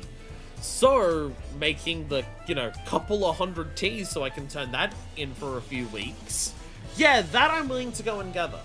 I'm willing to go and walk somewhere and gather, like, a couple 100 of something because I'll be there for a bit and just doing a loop. I'm not bothered to go all that way and go fly to that area just for 1 or 2 items, though. Market board more often has 99 stacks and not individuals. And that's why, yeah, exactly, yeah, you do this. You buy the stack, use the 2 or 3 items from it that you need, and then just sell the rest of the stack again. Yeah, you're gonna lose money on that, and you probably won't be able to sell that stack for as much as you bought it for, but like, yeah, might as well. It's a very silly game.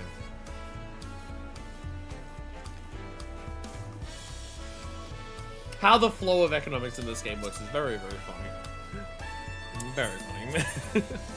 To the Phantom Village! To the Village of Phantoms! Do you want to check out my progress? Let's go check out progress in the zone first before... I'm surprised it's not Averil in front of Kenner. I'm doing that. Let me go into the zone. I'll show you my progress of what's going on in there. And then we'll do the relic stuff. I'll show you what my occulting is looking like. I've not done anywhere near as much leveling because I've been focusing on cosmic this week. Oh, whoops.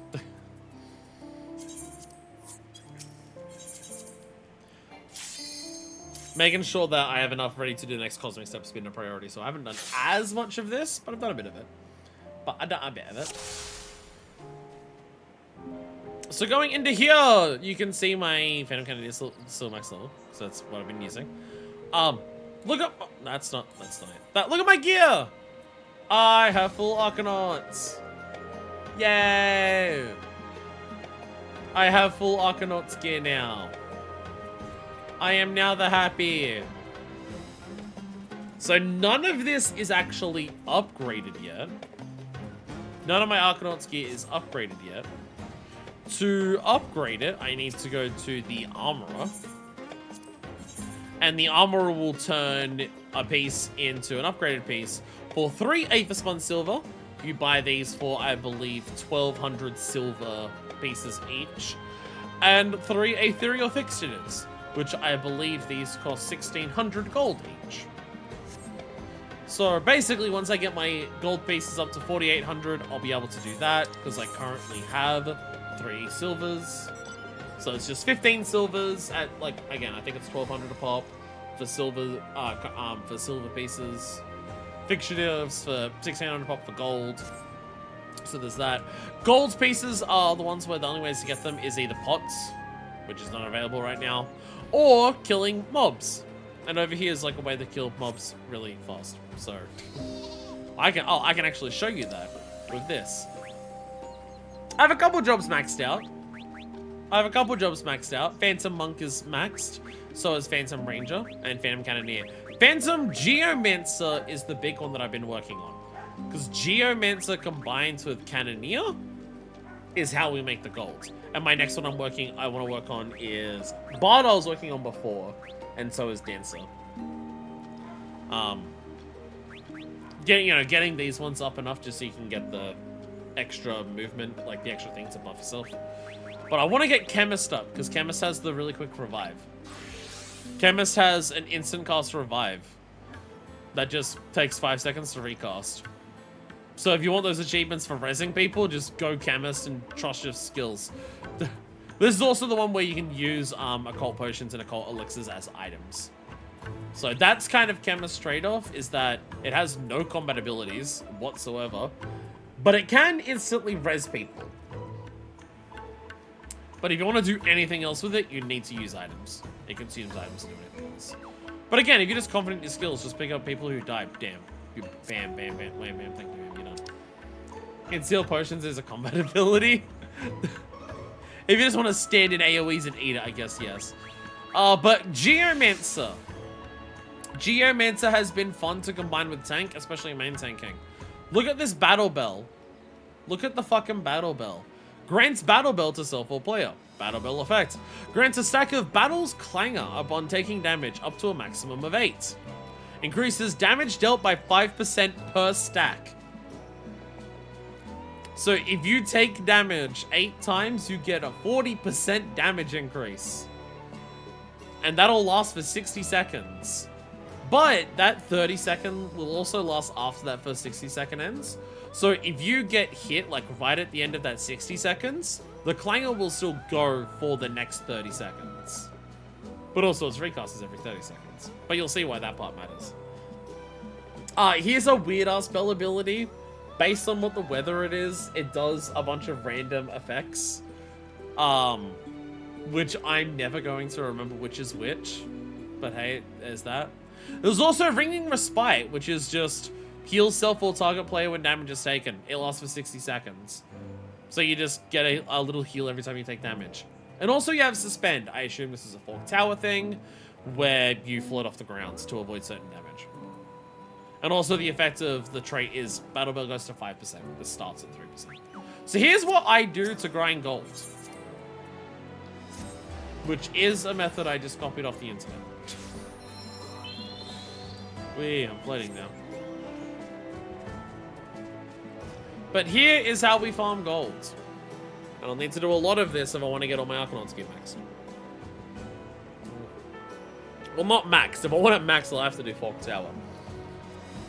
Which scares me with the way people talk about it. Me just waiting outside to see to press people? Yeah. So here's what we can do, right? Here's what we can do to make this process awesome as shit. So we go to our bells.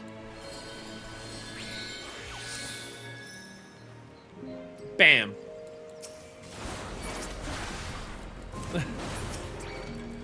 Those bells stay even if you change over jobs. Even if you change jobs, your bells will stay.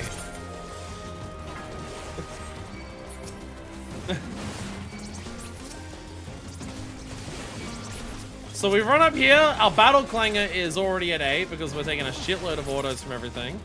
It is helping us heal a little bit as we run up to the top of this. Now the bells do share a recast time with our cannons. But then we get up here. Fire the Silver Sickness, it makes them weaker. Fire that one, it makes them hit less. Fire this one, it'll hurt them a lot. Make sure you do 2 of your AoE attacks as you go up this, so you already start with your buffs. You will actually need to mitigate a little bit up here, especially while you don't have the other things anymore. And this is why Warrior is just what you use in Occult Present. Because the Warrior makes this a lot simpler. Because of how much self-healing it can give, and it gives even more self-healing the more enemies you hit. And bam.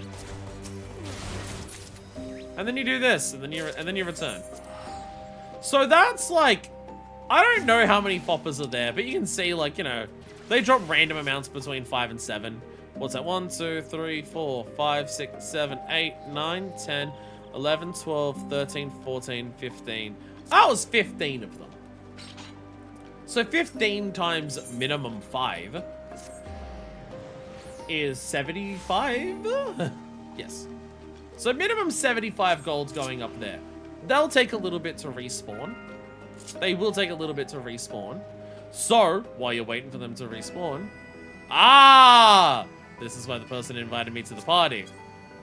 This is why I was invited to the party. See what this person's doing? It's also this. No, this is someone else, actually. But, no, they're doing the same shit! You see that battle clanger? You see the battle clanger going off? It's the same fucking thing. You do that. By the time you kill all of these and go back to the other thing, they'll have respawned. And so you just alternate between these two. You just alternate between those two. That's how you make. That seems to be the fastest way to farm gold here. It's not the fastest thing in the world because, again, like, you need 4,800 golds to upgrade one piece of armor, and one run of the foppers gives you 75-ish. It's still worth it to try and get the pots when they come up. At worst, pots give you 160 golds, which, if you get really unlucky and it's like a pot that's really long to get to, you might have made more money grinding for that. But if you happen to get a really good coffer, you can get like 1,600 or possibly a little bit more from your persistent pot coffer. And 1,600 is enough to buy one piece of the the Aphis one fictive. So there's that.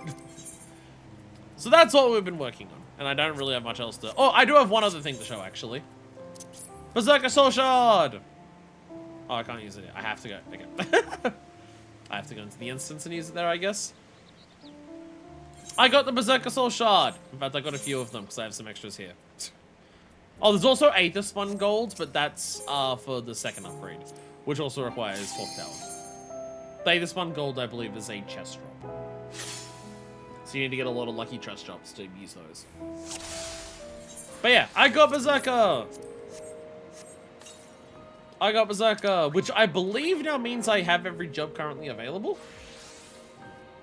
This does put us at 14 other jobs, which would mean that Phantom Freelancer could get to level 15 if all of these are maxed, I believe. Wow. Phantom Berserker doesn't have a lot. Rage. Come and rage delivering attack with a potency of 150 all enemies that come before you. Potency scales to the eye level. Read a certain stat effects as well as most knockback and draw-in effects. Okay. It's only for 60 seconds. Yeah, Berserker Soul, which means you can draw a card. If it's a monster card, you can do 700 burn damage. Deadly Blow delivers an attack with 200 potency. Potency increases up by 250 as your HP decreases. Okay. And also, grant that the effect of Pent-Up Rage increases the potency of Deadly Blow based on the amount of damage you have taken while the effect is active. Oh. Oh, I see. So you do rage. You do rage. You hurt people. For 15 seconds, you start taking damage. And then that causes Deadly Blow to do even more damage. Okay, okay. Berserker doesn't have many skills, but everything it has ties into each other. It's do one thing to go into the other. But also Deadly Blow you use twice every, like, you still use Deadly Blow, like, twice. Like, every time you use one, like, rage once. People yelling split up. What are they doing down here? Oh! Yeah, they need to split up, otherwise they're gonna wipe. But, so there's that. I also believe I have everything here. I also believe I have everything here. For, like, all of this stuff. Because there's 5 left. If these drop somewhere, I don't know where. Because, like, the Island's Architect is, like, the last one that was, like, a story thing. And then there's these ones which are boss fates. So I'm going to assume that these are Forked Tower. So I think I also have all the records that aren't Forked Tower at the moment. And that's what I've been up to in a Cold Crescent. That's what I've been up to.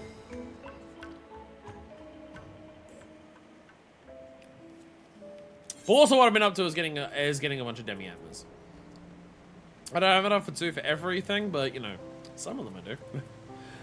Some of them I do. So, you know.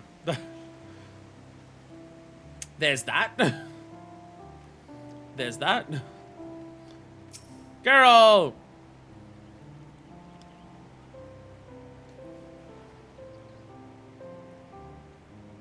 Ow. Well, Charlie All's Aether will spit the process a lot so which the room's never seen. To do that, I reckon I'll need at least 6 kinds of demi-atma. 3 of each should be sure my work is foolproof. Here you are. Last 5 are all 4 tower. There we go. Don't have to worry about finding more. Progress at last. These bills right to withhold the rum until we finish my work. I've been itching to start. Look at all my demi-atmas. You did well, lass. These are potent samples indeed. Time to start imbuing my tools.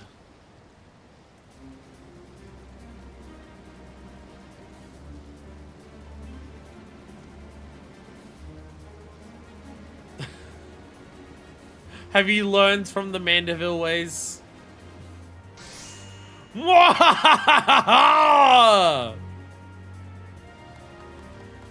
did he do? Wait, what did he do?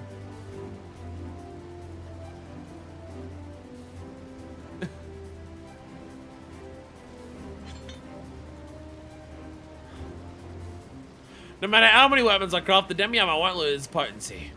Don't worry about having to scrounge around for any more of the stuff. Wait, what? The hammer ate them. Are we upgrading Geralt's tools so he can make better relics for us? Also, wait, don't have to scrounge any more for the stuff? Wait, what? Huh? Right, you best get ready for me next feat of genius. Wait, huh?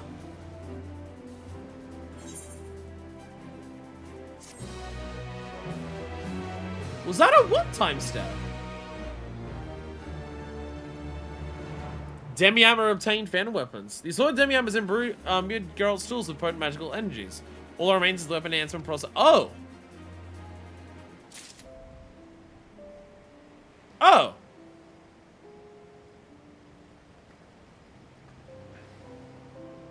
Oh!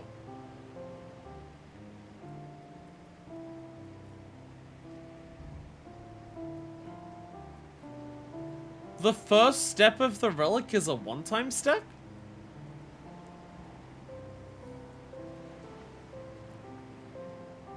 The very first step is a one-time step? I mean, I guess technically, you could say doing the Bosnia incident solo duty is that. But no, the first step for... Well, you get the first one for free for that, but no, then, like, getting the Vana'diel powder is, like, the actual first step, but you still do for all of them. Well, I have spares. I'll hold on to those for prosperity. Prosperity. Blah, blah, blah, blah. And then I might as well. Takes a godly pair of hands to earn the magic out of a hammer. This godly pair of hands in particular. Please know that upon completing the quest, Forging the Phantasmal, you'll receive a weapon, a phantom weapon for warrior. I don't know what I want it for. I'll do it for warrior. Forging the Phantasmal. Vana'diel is eager for Geralt to bring his plans to Fruition. It's still it's now time to put Geralt to work.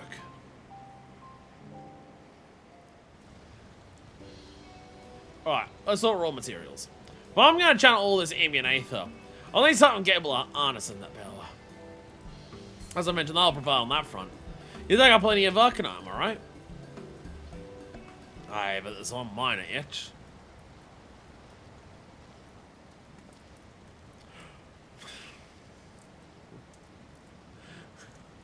Oh, it is House of Splendors rightfully owns anything remotely valuable we take up. Those were the terms for securing financial backing, apparently. Of course, they were the ones who recommended you so highly. Of fucking course! Why am I not surprised?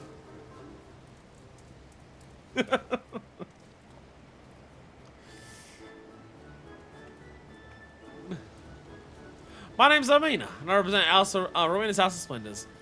As the gentleman rightly states, our concern has invested significant capital into this endeavor. In return, we claim ownership of any materials acquired during the course of the expedition. Should a particular resource be of interest, please don't hesitate to inquire. Enforces Rowena's contract law all the way out here. Just how sheerly afraid everyone is of her. The current market rate is 500 elegant tomestones of mathematics for a single piece of Arcanine. Should be here whenever you wish to make a This is tomestones. It's just tomestones.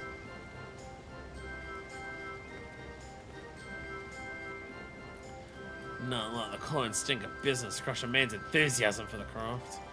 I only need 3 bleeding chunks, but someone else will have to ready the forge while I stoke my own fire back up. You master artisans can be so temperamental.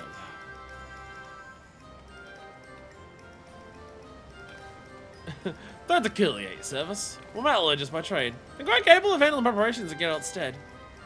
Once you have sufficient Arcanite, please do hand your collection to me.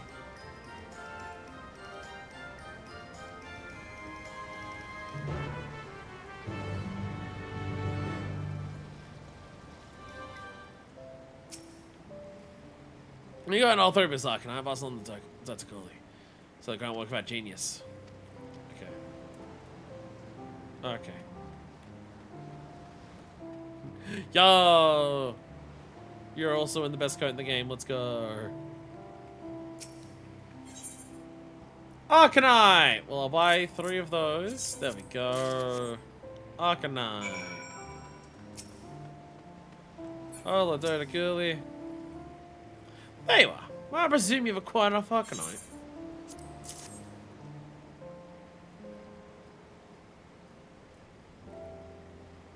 Wonderful! Shall ready the all before handing the reins over to Geralt himself.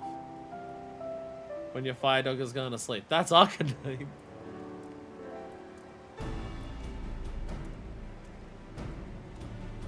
So is this just the first step for every weapon?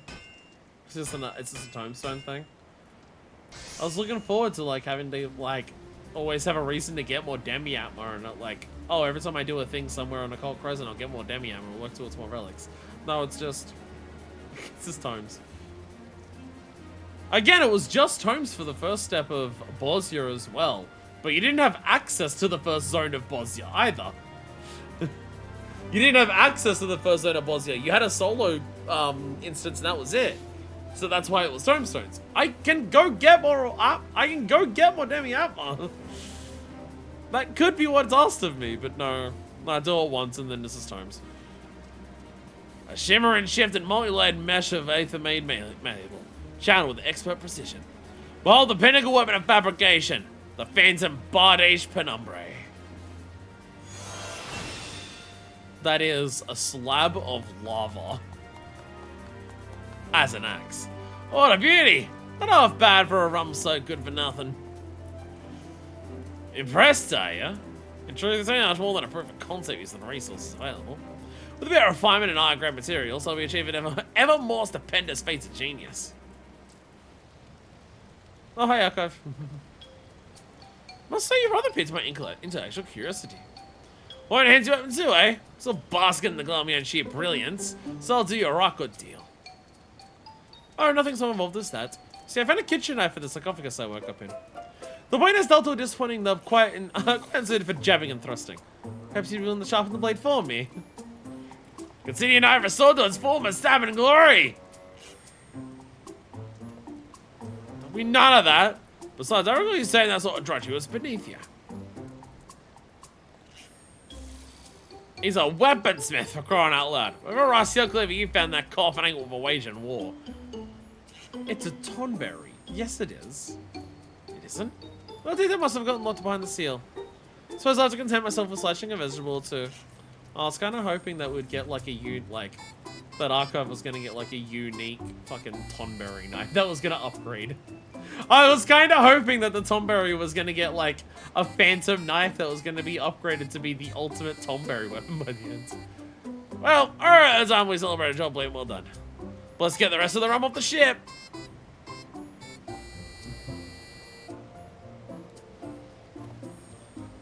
Before I get blind drunk, let me remind you. When Matilda is imbued, I don't need any more demi armor, even if you want a different weapon enhanced. Arcanite, it's all you need to gather. Have you reached your vehicle top rows and knife murderers? Phantom Bardiche Penumbra.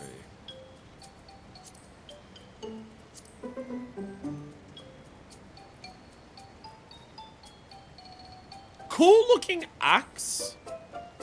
Not for Minor Fist. An axe that is just a heap of mountain refined into an axe. Absolutely works as a concept for warrior. With all of the, like, earth explosions it does. But just not for Minor Fist. If anyone's other job's gonna be attained, okay, yeah, it's just tomes. It's just tomes. The Might Fantastic! Bardiche Penumbra. And now we have the shop. Hey, shop. Oh, Phantom Weapon Exchange. Wait. Oh. Whoa. Huh?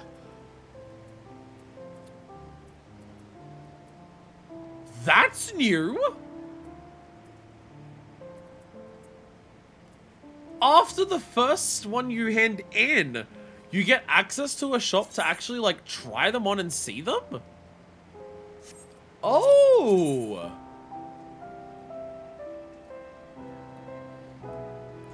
This looks very similar to some, like the mandible one. The quest is only one time instead of a repeatable one. Instead of a bunch of repeatable quests for every different relic, you just have one quest and then just get the others from the shop?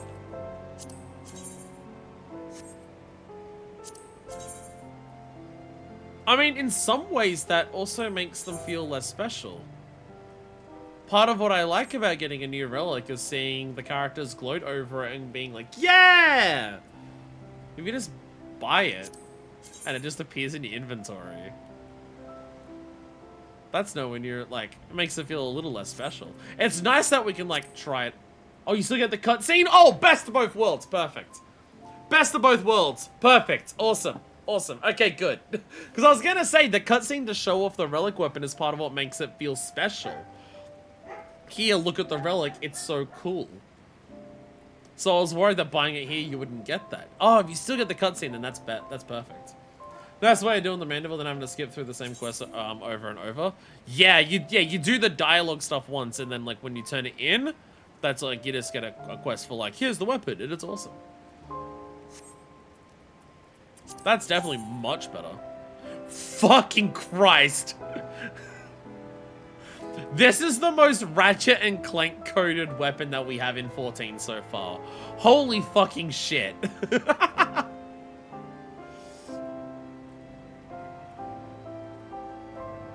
Fucking Christ.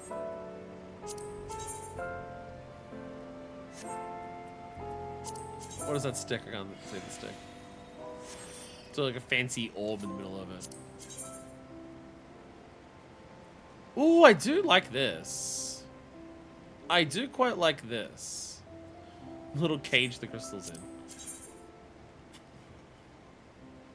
There's a lot of different types of aesthetics going on here. Ooh, okay.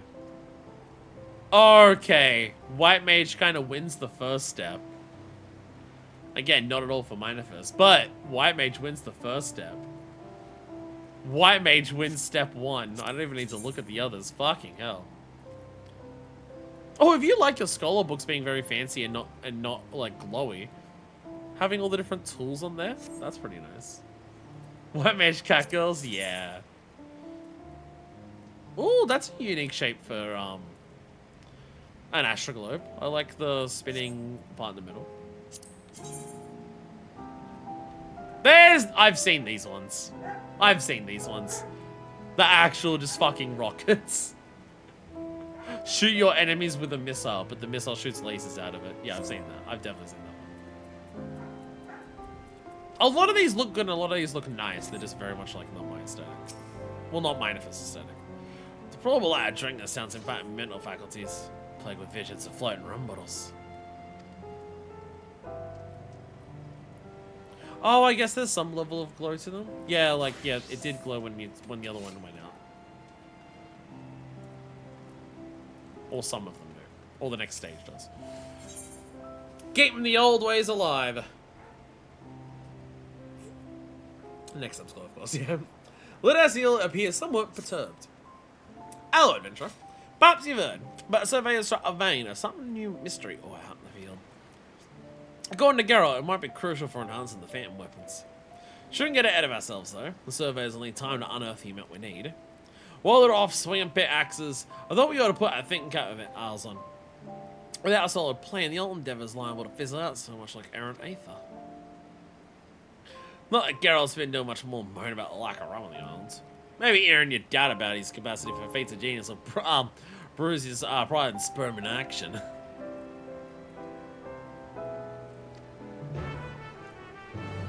Cannot be abandoned in the journal. Cannot be abandoned via the journal. Interesting. Oi, bitch! Stop being bitch. Well, there's some faith in old Geralt, are ya? Furnish with the finest weapons ever graced a battlefield, and you go doubting me. Listen, me hands might be idle, but me mind shoring. I've been thinking and drinking in equal measure. But you've not been drinking much. Not much here, that's the whole point. Quite the idea for an enhancement process, as a matter of fact.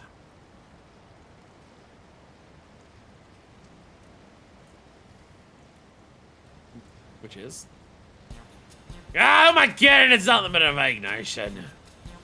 And the closer I get to figuring it out, the further it seems to slip out of reach. It's like chasing a bleeding phantom.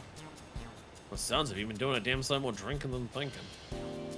No, I've been doing another drinking and been impacting me thinking. Listen, I was going to nudge in the right direction, that's all. Here's my cool idea. I don't know. Ah, how about a little fella with a blunt knife? It could be worth a shot.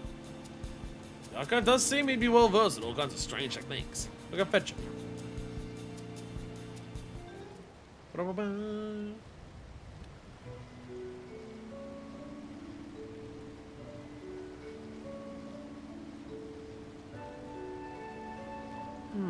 You seek inspiration for the next phase of your weapon enhancement process. Just so happens our Minifest's involvement in developing these phantom weapons chipped away at the seal in my knowledge.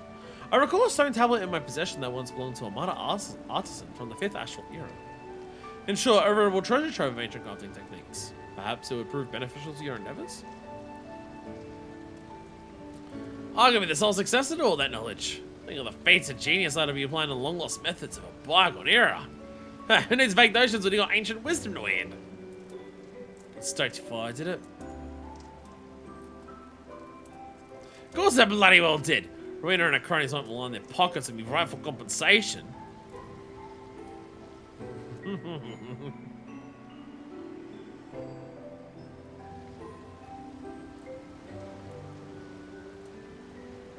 Bobby, that Thrysan Harpy can't let him claims to be God's given talent. Can you tell us a little bit more about the techniques recorded on this tablet? The inscription concerns etheric infusion. It's a method of imbuing weapons with highly concentrated energy, using vessels known as aether wells as a conduit. Wind, water, fire, and earth aspected aether wells are required to complete the process.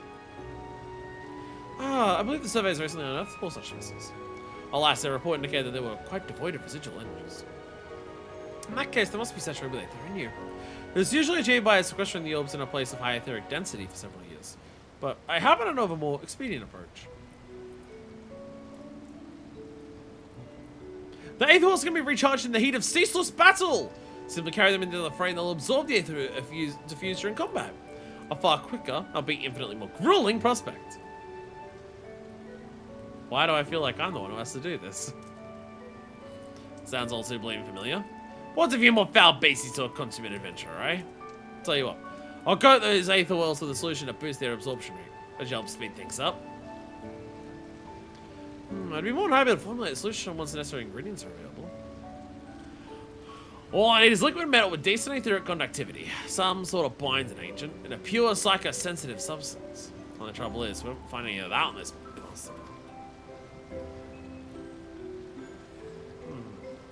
I recall hearing of such wares from a Pelipello associate of mine. Your memory serves, running glue should suffice a binding agent. While expensive, I've seen it for sale in the markets until you're low, so it shouldn't be difficult to procure. Next, I suggest taking out a chunk of atomal siderite. The metal deposits contained within persist in a liquid state even at low temperatures. Owing to their scarcity, samples tend to fetch a high price. As leaves a psychosensitive substance. Dark matter will be ideal, but the pure stuff's impossible to find. Better off crafting a synthetic substitute or getting an artisan to do the job for you. I'll need 3 varieties all told.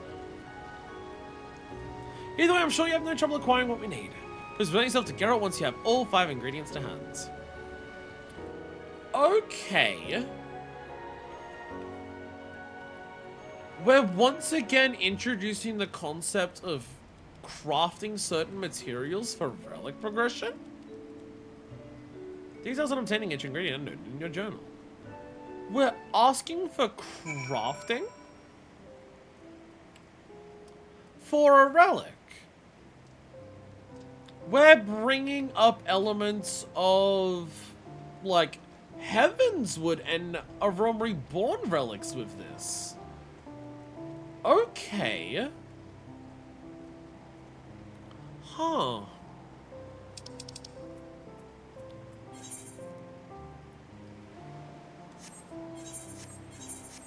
Imagine playing the game to do the relic. I know, right?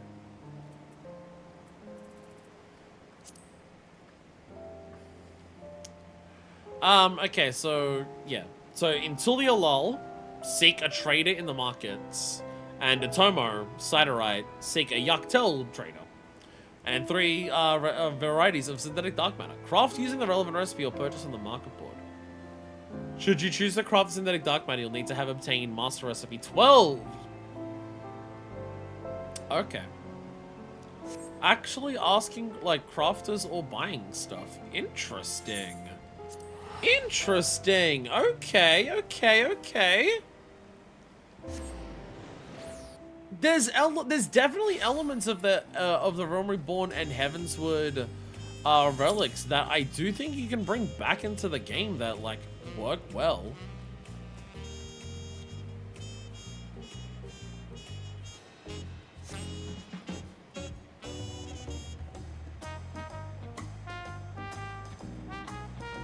So the question will be, who?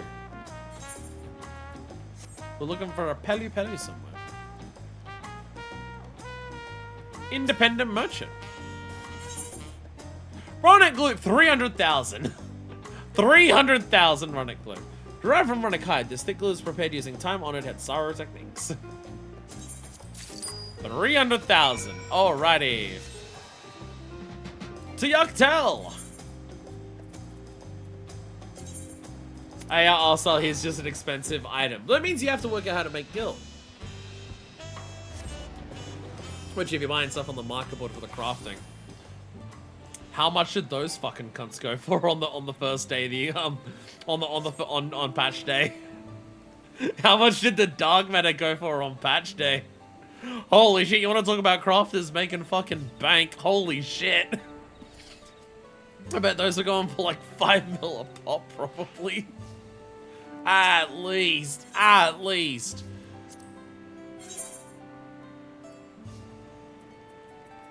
Okay.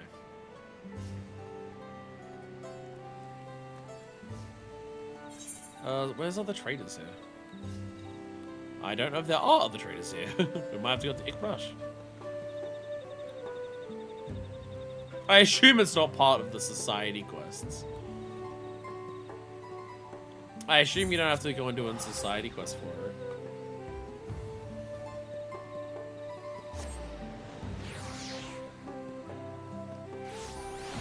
Oh, I wonder where we go. Oh no. Please don't. Please don't. Ah, je bloque plus bien. Oh no.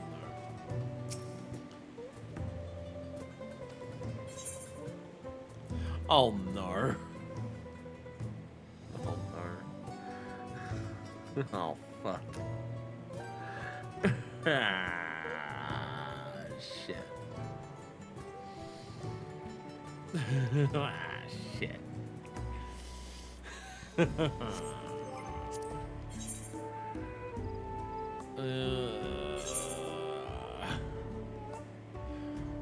No! If I'm gonna do the relic grind, I gotta do the relic grind. Shit. Fuck.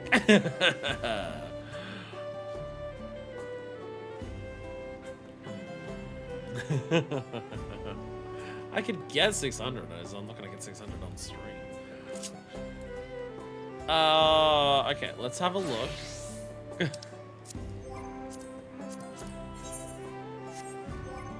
Because I was told to get certain ingredients ready for today.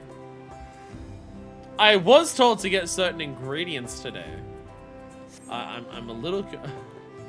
I'm a little confused that I was asked to get ingredients and not gemstones. I feel like I probably could have gotten the ingredient on stream easier. But there was no way in hell I was going to get the gemstones on stream. I'm slightly curious of the importance of which one was which, but you know.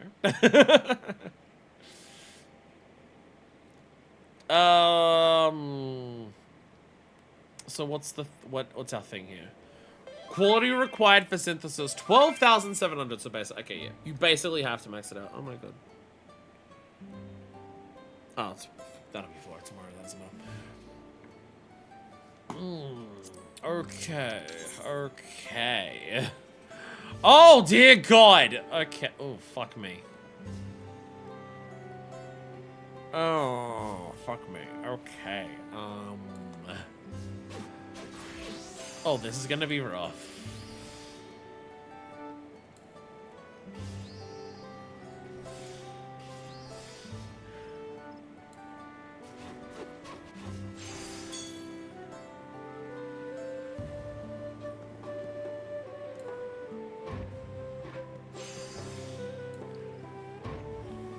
I have zero confidence in being able to make this. This is extremely high.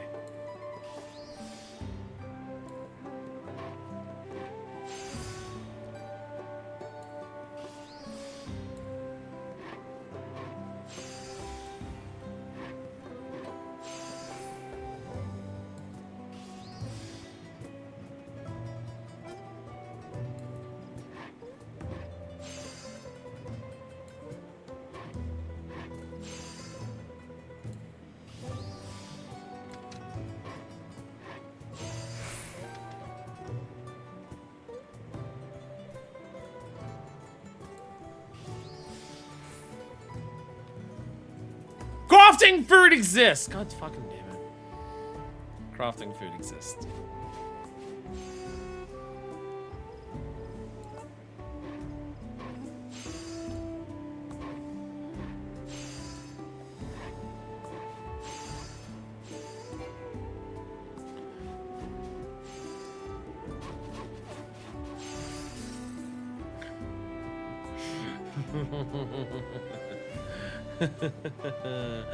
Ah, kill me.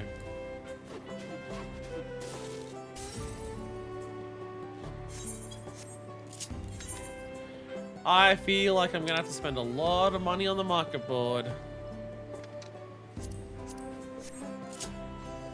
I don't know how to do crafting good. Crafting doesn't make sense to me. I don't know how to like actually do it like well. I don't know what I'm doing wrong when it comes to like the really high levels, like to this extent of stuff. It's what Cosmic has very much taught me. It's like there are certain fundamental elements of crafting where it's like I don't know what is good optimization for this stuff.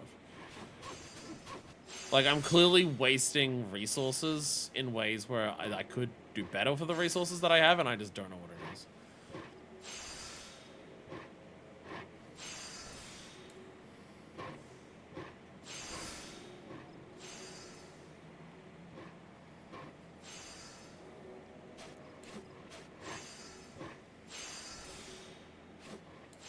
I'm not getting any goods that doesn't fucking help.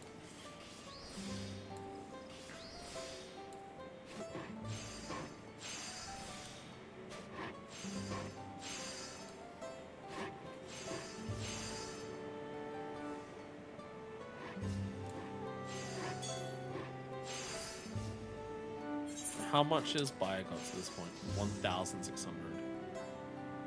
I would need both still.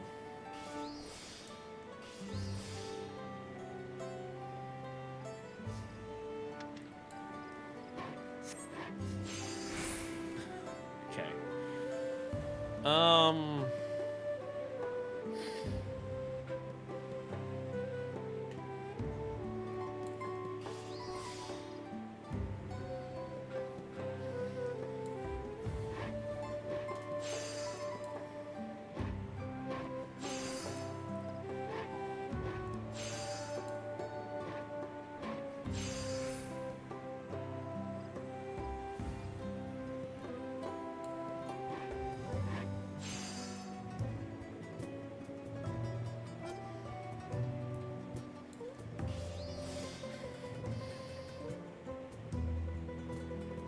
How much does groundwork do?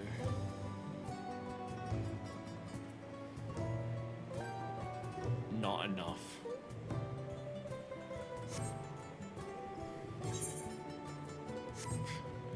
We chance it on the rapid.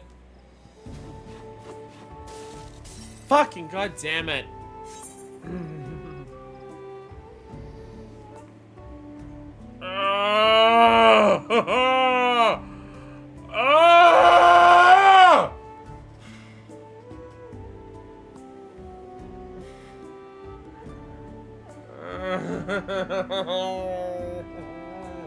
I don't get crafting. I don't understand it. I don't get it.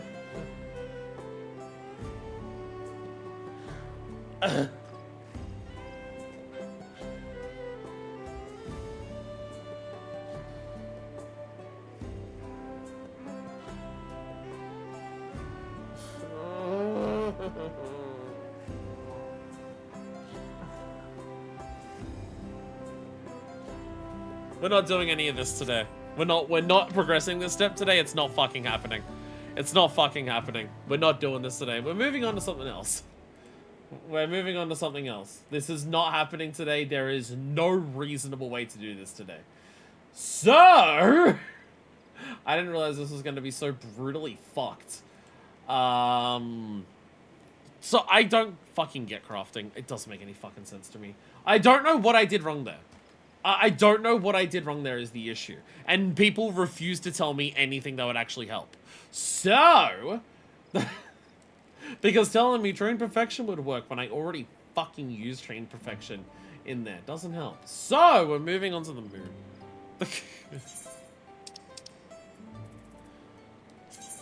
Yeah, there's no way we're getting that done today. There's no fucking shot that's happening today.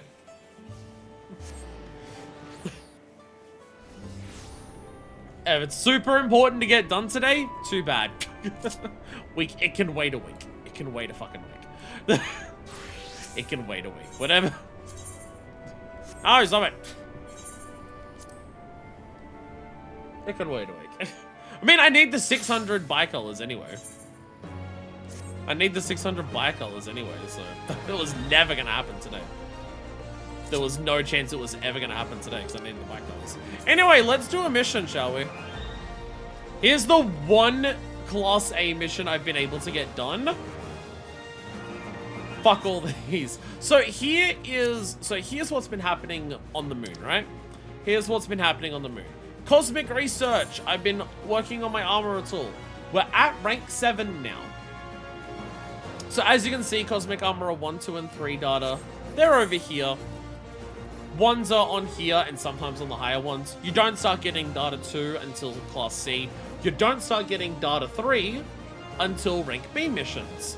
And this got me up to rank 7.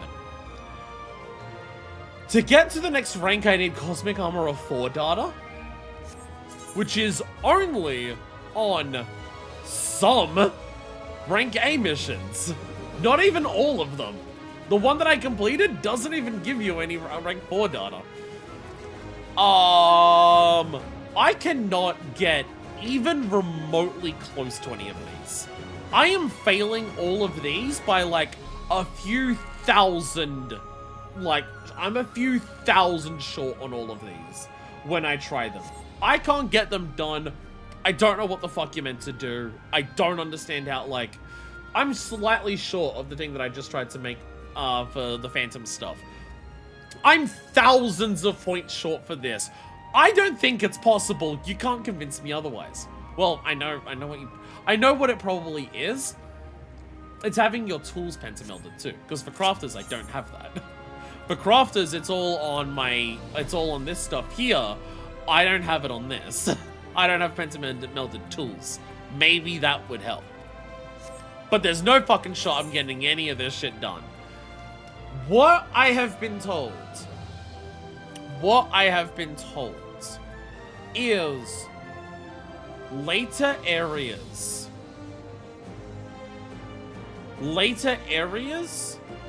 their lower level missions do give data for lower levels.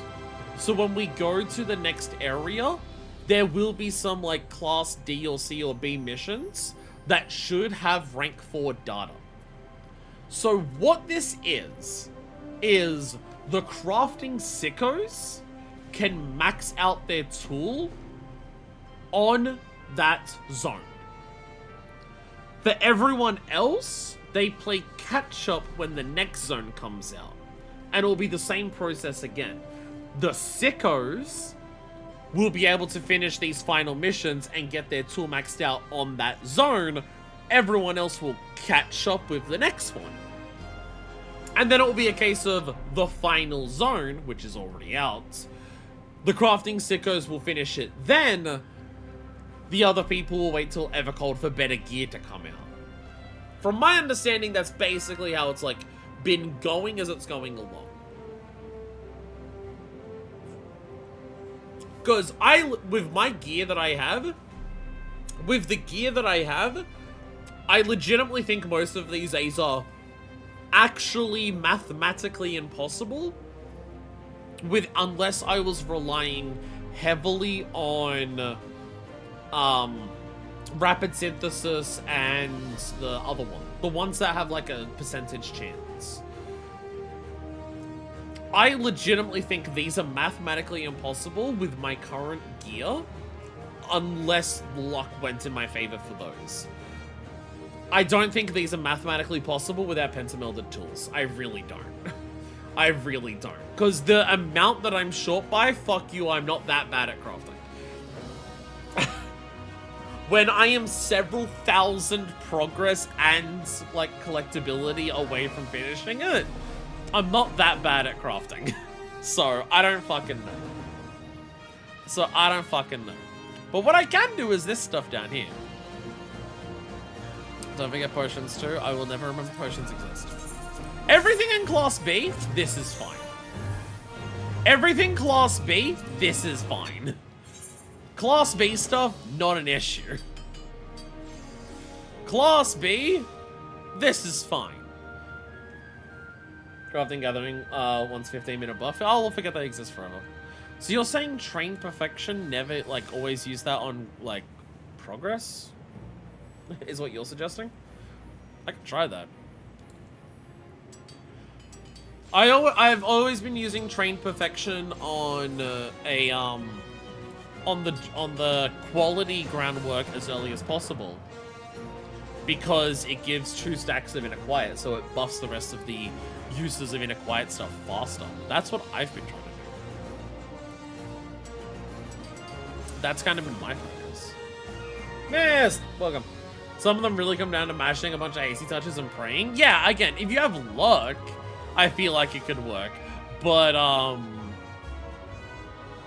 I don't trust hasty touch as far as I can throw that con. Hasty touch says it works 50% of the time. And I'm pretty positive that 50% of the time it works 50% of the time. That fucking never... what am I doing?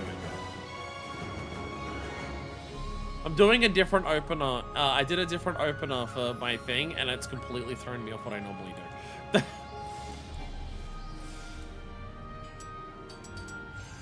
I usually use the train perfection thing, and it normally works like perfectly. But now I'm not doing that, and now it's completely throwing me off what I would normally do. There we go. Plus 27 CP from T goes far. Again, I feel like that's a big thing. I feel like I don't know how to properly optimize crafting points.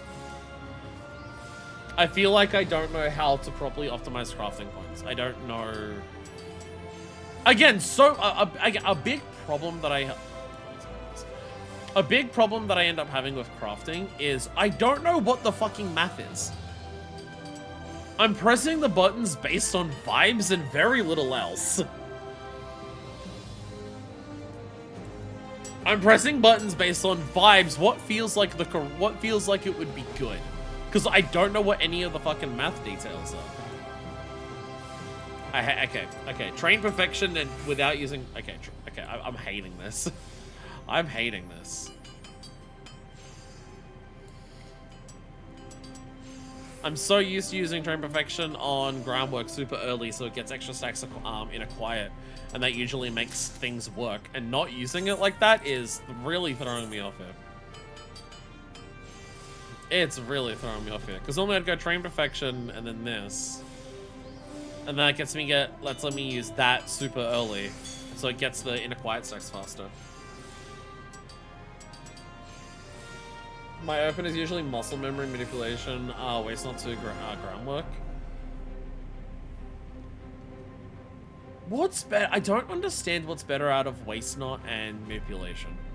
I usually seem to get way further with manipulation, but I don't actually know like what is better. Again, it's one of those things. This is one of those things where it's just like, what's the math behind certain things? I legitimately don't know. And I usually like. I feel like the recipes that I've been seeing are also a big thing that trained me in a different way of just. Most recipes that I see, quality is significantly harder, so I usually go for the quality version of muscle memory, because muscle memory is like, I don't need it because it's like simple, because it's like way easier to get, but then I know that doesn't always apply. Again, it's one of those things where it's like, I don't know which one's the right one to use in which situations. Like, don't know when I should be using this one, I don't know when I should be using that one. All that stuff is just stuff I have no fucking clue for crafting.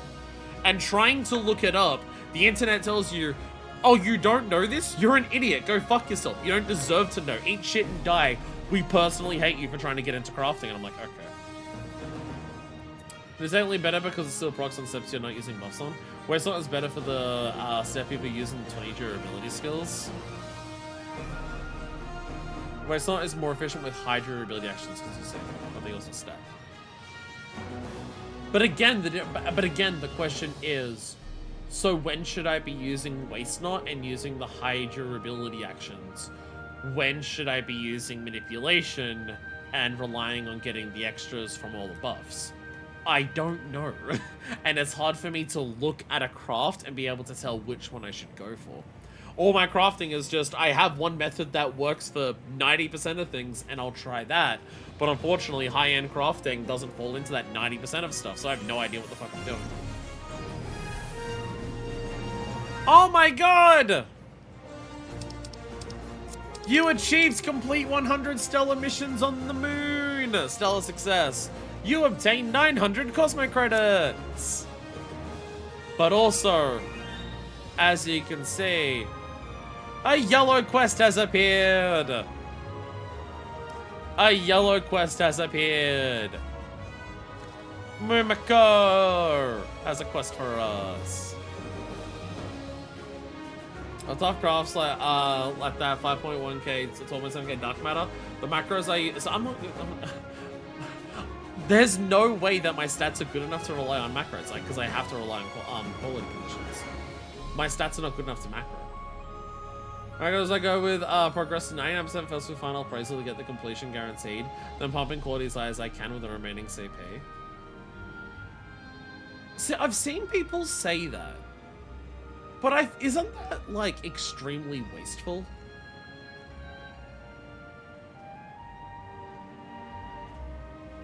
That feels incredibly wasteful.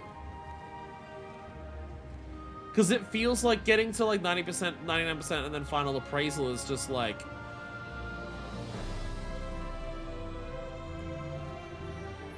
You're wasting a step to, like, get close to it, instead of just finishing it at the end.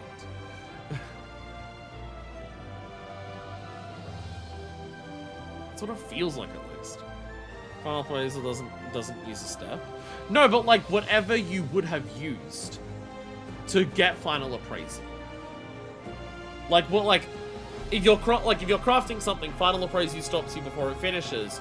You take one step to get to 99% and another step to finish it. But like, wouldn't it be better to just at the end be able to have that one step that just finishes it? Wouldn't that be better? Like, because here you having to use like 2 elements of durability and CP to get there, but if you just finish it all at once, wouldn't it only use one of those? That's what it feels like, at least. But again, I don't know crafting. I don't know crafting. Oh, also, look what we have. We have 18 Big Bang tickets, so we have a lot of rolls. I mean, if it's guys with collectibles where I couldn't reliably get the quality high enough to focus that completely. I mean, for the dark matter thing, you have to max out the quality anyways. So I don't think it helps. It helps for like, I can understand like the appraisal thing if you're working on like a collectible where you don't know where like within the collectability you're gonna fall of like the rankings. And I can understand it for like normal crafting where the higher you get the percentage, the higher chance it is of higher quality. But for something like the dark matter thing, you have to max out the collectability anyways. So if you like, there's not much point being able to finish the final step with one thing of progress if you can't max out the durability, if you can't max out the collectability anyways. But we have 18 Big Bang tickets. We can have 18 rolls at the fortunes thing, which is here. But also, look what I got. I got a vacuum suit identification key. I did not get this from Cosmic Fortunes. Apparently, this can drop. Pardon me. Apparently, where is it? There it is. This can drop from mech ops. I was just doing my mech ops to get my Big Bang tickets. And one of the mech ops just dropped this for me. And so nice, I don't even need to get the mount anymore from the Big Bangs. Great vacuum suit, great for Cosmic Exploration Initiative. This construction machina was developed as a collaboration between Lockport, Charlian, and Guardian engineers. As a result, it exhibits Magitech arm influences in its design, particularly the area of its piloting system. I think that's called stealing it from the mech ops guys. So I now have an incredibly obnoxious, huge fucking mount. Oh, hey! I can't shoot the carrot beam in this version. But I can shoot flares. But I can shoot flares. So I got that. So I don't need to worry about getting that from Cosmic Fortunes. A big bang ticket. So let's use these and see if we can get some other stuff that's here. So here has Cosmo Suit Coffer, but also Close in the Distance. I want both of those things. Well, I could do with either of those. You're gonna try to 2-step macro on that dark mode. I can post them in the Discord. I already don't have the materials to make the dark matter, so I'll have to do it later. I'll have to do it later. Again, I don't want to use... Again, I'm pretty sure I don't have the stats that you do to do macros. Yay, I love my cordials. The ones I don't even use.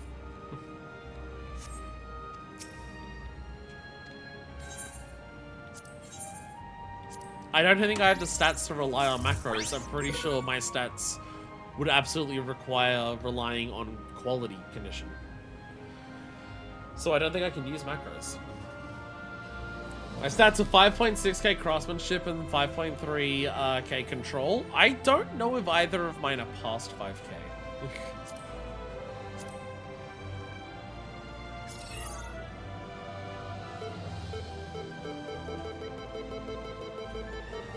Come on, Micro Rover, it's really adorable.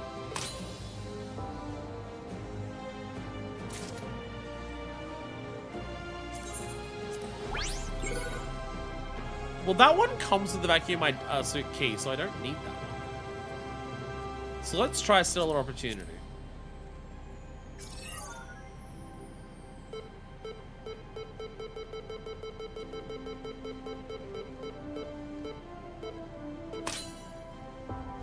We're not gonna get a single good thing from this. My luck today is incredibly bad. I'm not gonna get a single good thing from this. Tinted sunglasses is there. You had pentagear, not tools. Not tools.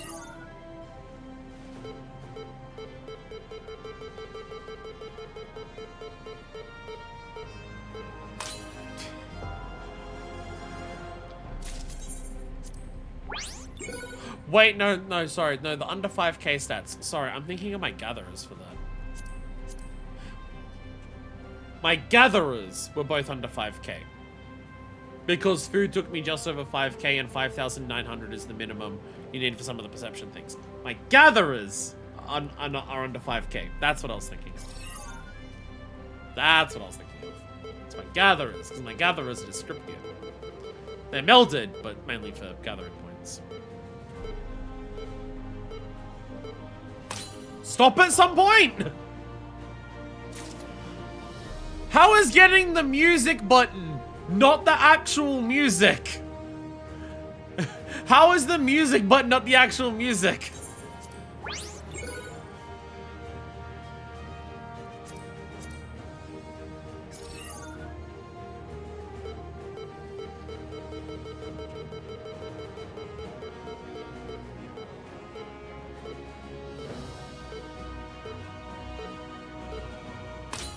Yo, let's go! We actually got an emote. Just one more spin achievement. I actually got an emote. I got one good thing. Come on, give me echoes in the distance. Come on. Well, give me a second vacuum suit to sell. So I can sell that on the market board.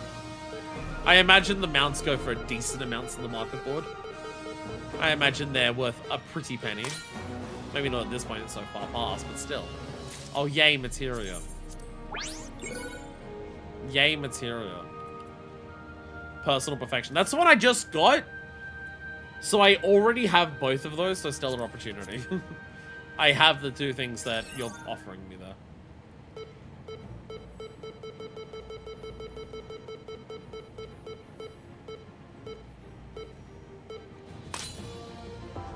And at least Wide Spectrum 2 I will sell. Everyone's pretty good because everyone on the current planet is not grinding all the stuff, so the supply is down. That's fair. That's fair. Well, Cosmo Suit I can buy because it's not that expensive, and I don't care about a Verdant Petition. I'll go for this again. I'll go for this again.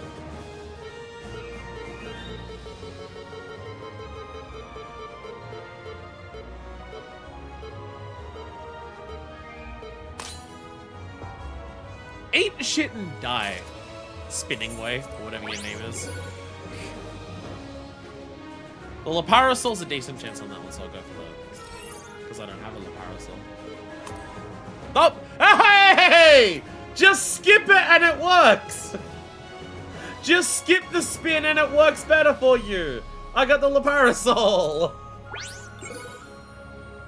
Oh, the Micro Rover is there. I really want the Micro Rover because it's incredibly adorable. I already have Personal Perfection, but I really want the Micro Rover.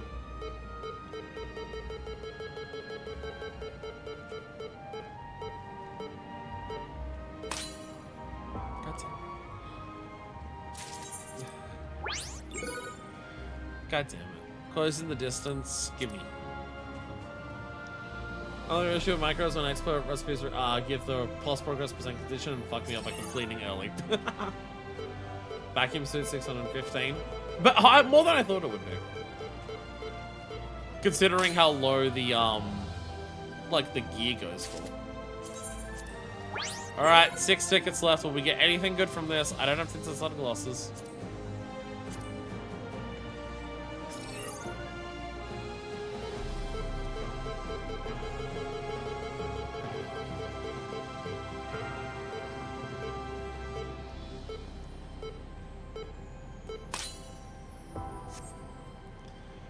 God damn it.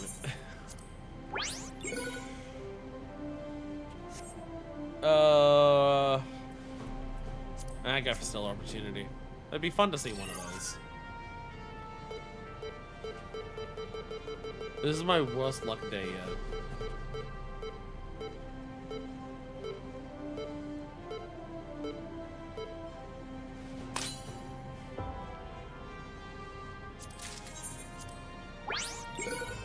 Okay, well I don't have both on the first one, so we go for the first one.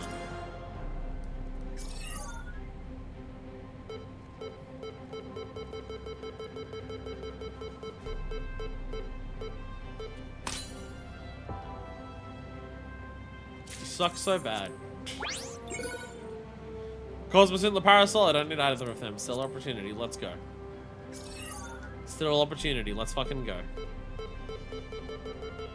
My inventory is so fucked. It's gonna take so long to fix it after this.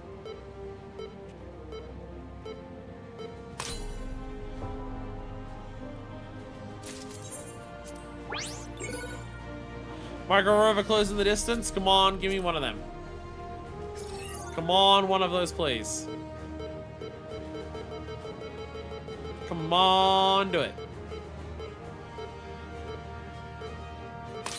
Hey! Close in the distance. Let's go. All right, one final roll. One final roll. Stellar opportunity. This is the time. This is the moment. Make it happen. Do the funny.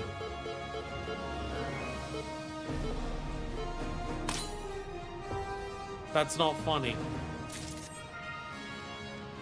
Well, we got a couple of things out of it.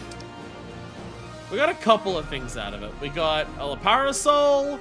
We got close in the distance. Let me move those things up there. What else did I get? Oh yeah, Personal Perfection. I got that. Yeah. I also have all of this music, but at least it's all together for the Alliance Raid stuff, so I can know where all that is. Everything else is... Oh, a wide spectrum does. I'll keep them over here. Just try to... keep this to some level of organized, because fucking Christ, it's a mess right now. Because fucking hell, it's definitely something right now. Hey, while our luck is bad, do you want to see if I get a lightning card from this? While my luck is dog shit, hey, let's try this. Let's see if we get a lightning card. Shiva. Shiva. And Alphino and LSA. Nope. Nope. Sadly not. Sadly not. Sadly not. Anyway, so before we do Mumuko's quest, let us have a look at the infrastructure index. We'll go through all of this so we can actually get, you know, some idea of what happened here before we actually continue on to the next thing. Log 1, a stellar beginning. These are the faithful records of our cosmic exploration as memorialized by myself, the humble reporting way. Our fearless leader searching for his ambitious project has begun! The Moongate Hub, base of our interstellar operations, is but newly constructed, and as such our facilities are skeleton in nature, from the hangars that house our machinery, perhaps one day advanced enough to propel us into the great unknown, to the source which offer our workers the materials they need for their projects. Indeed, our greatest concern at present is the small meteor showers that occasionally pepper our tents in Sinus Adorum. Quality of fabric notwithstanding, one cannot imagine achieving our goals huddled on the beam of such fragile infrastructure. It'll be our work of our talented friends from Atheris that sees our plans to fruition. May these long-lived dreams prosper. There's also an NPC in the base that tells you about each region in the zone. Oh, I haven't seen that. I also have to get all the Aethernet here. I haven't actually done that yet. Apparently we missed some of the Aethernet. Man. Imagine arriving on the moon and this is what you saw. Imagine how much more interesting it would be to do cosmic exploration if this is how it started and you actually got to see it build up over time. Instead of getting here and it's fully established, it doesn't feel like you're exploring the stars. It feels like you're going on a tourist vacation that people are showing you on. But well. Base Camp Beta. Our prayers have been answered by a steady stream of personnel from Atheris, be they labyrinthos, experts, or scholars of the studium. Not to mention the cohort of same gleaners, adventurers, and artisans. A more diverse populace I've never seen. Thanks to everyone's diligence, so we've been able to transform our modest Moongate hub into something more established. Base Camp Beta, if you will. Gone are our feeble tents replaced by sturdy metal roofing. We did not fear the occasional meteorites we once did. With ample talent at our disposal, we've taken our inaugural steps with no little pride or success. I wait with bated breath as witness our endeavors outfit the Moongate hub. Yeah, when they say that you're going to space camp, this is not quite what people had in mind. There's a little shelter here. They have a little roof. Oh, they have a couple little roofs.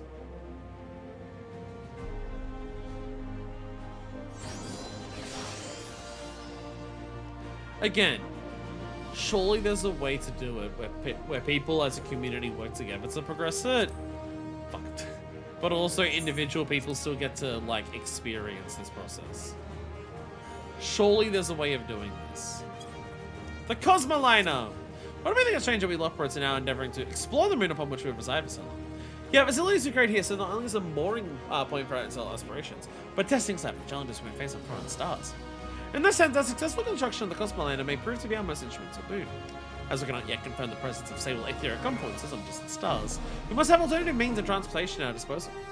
The Cosmoliner provides us with just that, and hopefully we'll witness the day when it spans the entirety of Sinus Adorum. So they built this very quickly.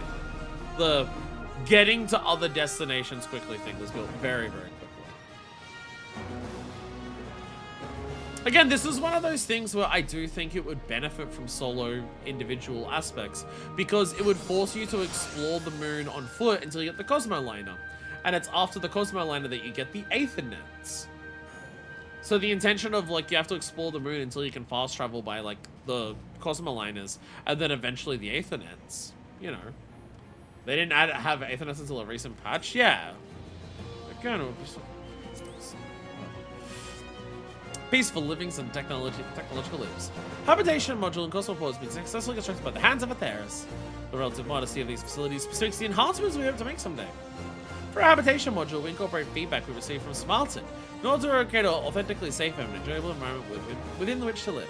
I repeat you need not fear unwanted exhilaration whilst residing in this humble abode. As for the cosmoport, it's a triumph of Charlene's latest technology. Apparently there exists faint confluences of aether within space, to which the cosmoport will guide any starfaring vessel. And whilst this model is still primitive, it carries us one step further towards interstellar travel. How marvelous. You want to teleport directly to red alerts, either have to surf there manually.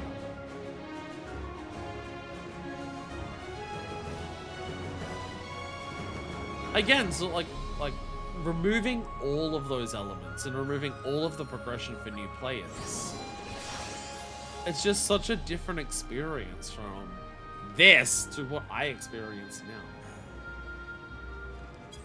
Like, these people straight up played a different fucking game than I did.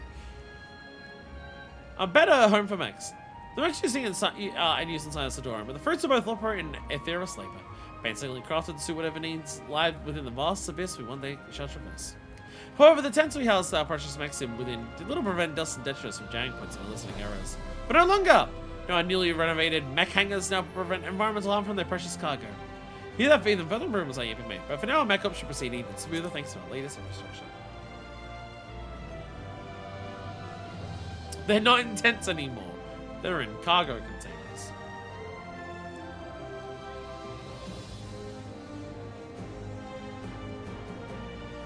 Again, there has to be a way for this to exist where the feeling is, wow, I helped do that, rather than, wow, everyone did everything before I got here.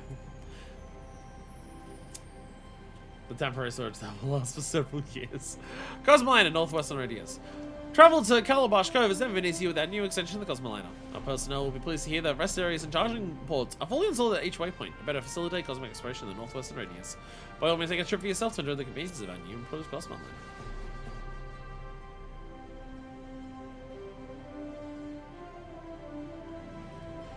Probably have something that comes every 5 missions you complete or something like that. Like, I know part of the reason that they have it be a shared instance is because of the collision. So much of this is, like, clearly based on the collision. So that's why people can't, like, why it has to look the same for everyone. But, like, the solution is either you're in your own instance until you're caught up, or people on the same step are in the same instance together, which that would be hard. That would be quite difficult to do, and I can understand that.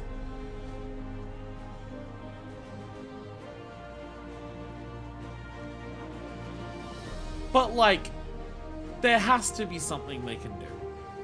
I refuse to believe that it's impossible to combine these elements. I refuse to believe it's impossible. And as I've said before, if it's not possible when they made this content, they should have waited to make this content until it was possible. The Cosmoliner Southeastern Radius. Waiting Waves Bowers but a few stops away on a newly improved Cosmoliner. For those yet unaware, this area is integral to science and soil quality, and our efforts to imbue the moon's unforgiving surface with nutrients. Waiting Waves will operate in charge of this endeavor. Together with Charlie and agriculturalists, they've been experimenting with myriad fungi and flora. As rumor holds, fungi enthusiasts loving wave visits quite often, which may explain why one far more likely to find mushrooms than flowers blooming in the bower.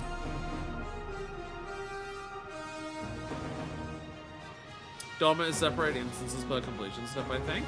I'm pretty sure I didn't see any of you in Doma until I finished it, yeah. Pretty sure I didn't see anyone else in Doma until I finished it.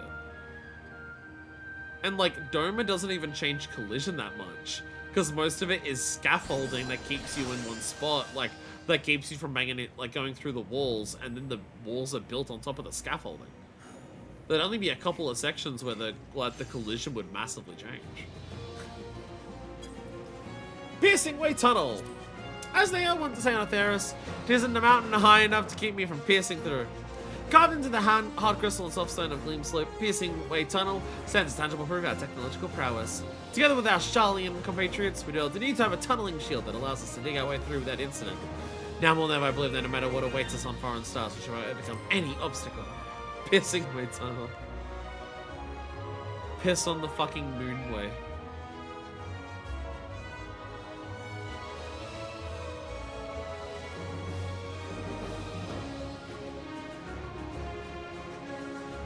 So is this like an entire section of the moon that opened up with this tunnel? I don't know if there's any other way to that section of the moon without the tunnel. The Cosmoliner, Southwestern Radius. Please report that Cosmoliner extends through Piercing Way Tunnel. Not only do rare ores allegedly exist within Gleam Slope, but it's said that ancient elegant remains, which seem to have dropped from the heavens, were also discovered. Put to the right use, those new resources will prove vital to the future of cosmic exploration. Or I have not 2 ears and a fluffy tail.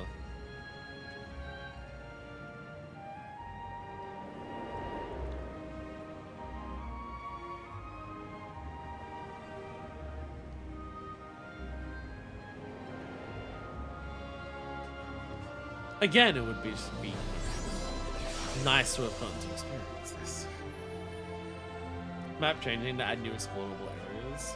Again, it's why I understand that, like, it might be difficult to put them all together into a single, like, into, you know, people individually see all the progress that happens. But I still think that would have been a much better system. Because, like, Scribbles, you're on content. Haven't you also been missing some of these happening? Because, like, they progressed too many steps while you were, like, not able to play the game. And also, from my understanding, every time this updates, there's a unique fate that happens for every single update. Before a new development happens, there's a fate that's unique for that specific update that never happens again. And, like, yeah, fates are fates, they're mostly the same thing, but, like, come on. Like, there's unique things to do to help with each little bit of progression that appear once ever per server. Like, what the fuck? Basecamp Gamma! How does one describe this burgeoning city that's unfolding before our very eyes? Our Moongate hub has grown yet again. Fit to be dubbed Basecamp Gamma. A new headquarters boasts roads, walls, and plumbing that unify our disparate resources. Better living conditions and the installation of supply stations have been a few notable improvements that help all our workers on a daily basis. However, we mustn't rest upon our laurels. There's much more we might yet accomplish for the Moongate hub. Not every update has fate. Still, there's some updates that have fates. And you never get to experience that unless you were there, the moment that it happens.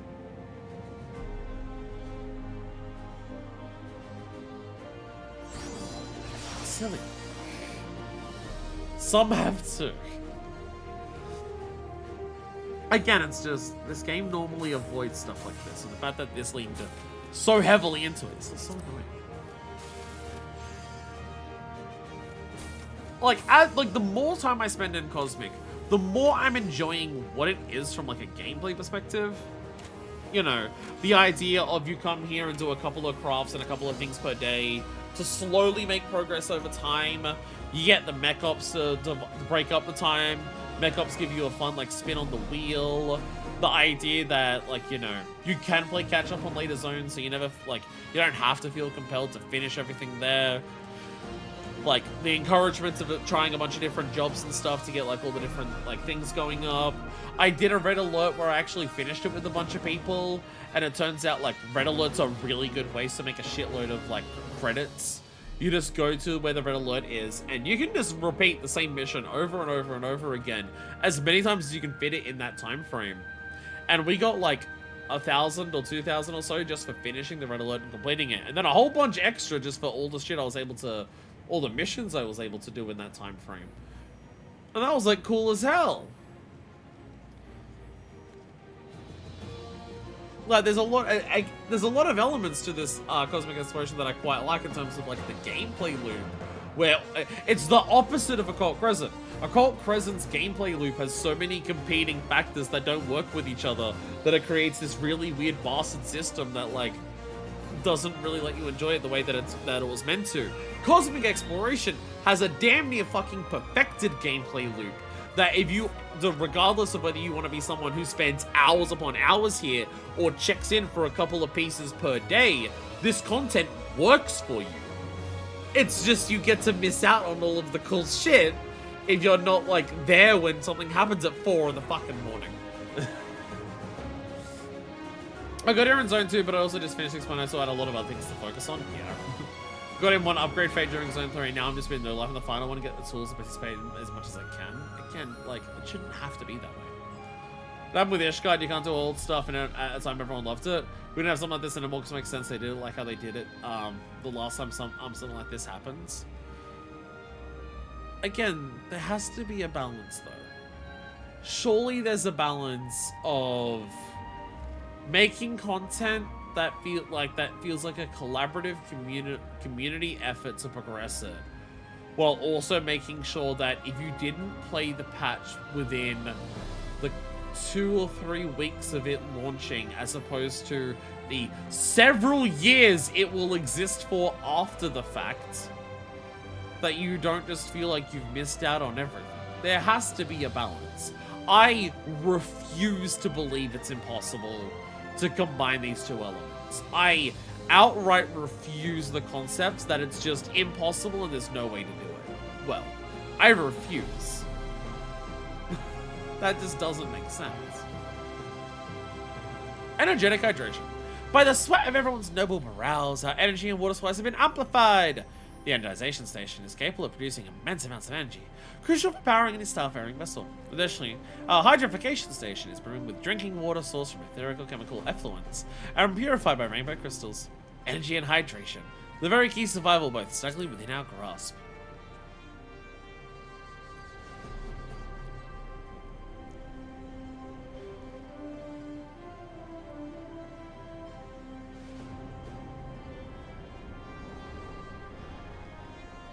So how'd you get water before? Very long time frame to get water. Ishgard had limited time titles. This had like the Starwood Standing, which just gives an in-zone visual effect and a place in the hologram tubes. However, that keeps going in the final zone, doesn't turn off like the past ones. Yeah, you just go here and it's just a bunch of rabbits dancing. Like the time limited titles for people who make the most amounts of progress, I can understand that because it's similar to PvP, right? I did the best at crafting, I did the most crafting, I did the most work, or I was among like the group of people who did the most work. I get to show that off for this as a personal thing. It's similar to like you get titles if you get a high enough ranking for each season of PvP. It's similar to that, and I can understand that. Because, you know, limited time rewards, it's an MMO, it's a live service game. There's gonna be some elements of that, like that's just like, you know, you get into a live service game, it's kind of the gig that there's gonna be some stuff like especially anything that's competitive. But like, this is story. This, like, the efforts to build up Sinus Adorum into what it is a story being told. This game usually doesn't have stories that just stop existing outside of 1.0, which like is its own unique reason why that doesn't exist. And seasonal events, but like seasonal events are significantly smaller effort things than this. Cosmoport hangar's complete. Our Cosmoport mech hangar has been polished and improved to perfection.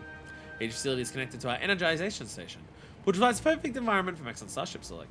We of course have smaller generators on hand in case of error or emergencies. However, one must always hope for the best, yet prepare for the worst.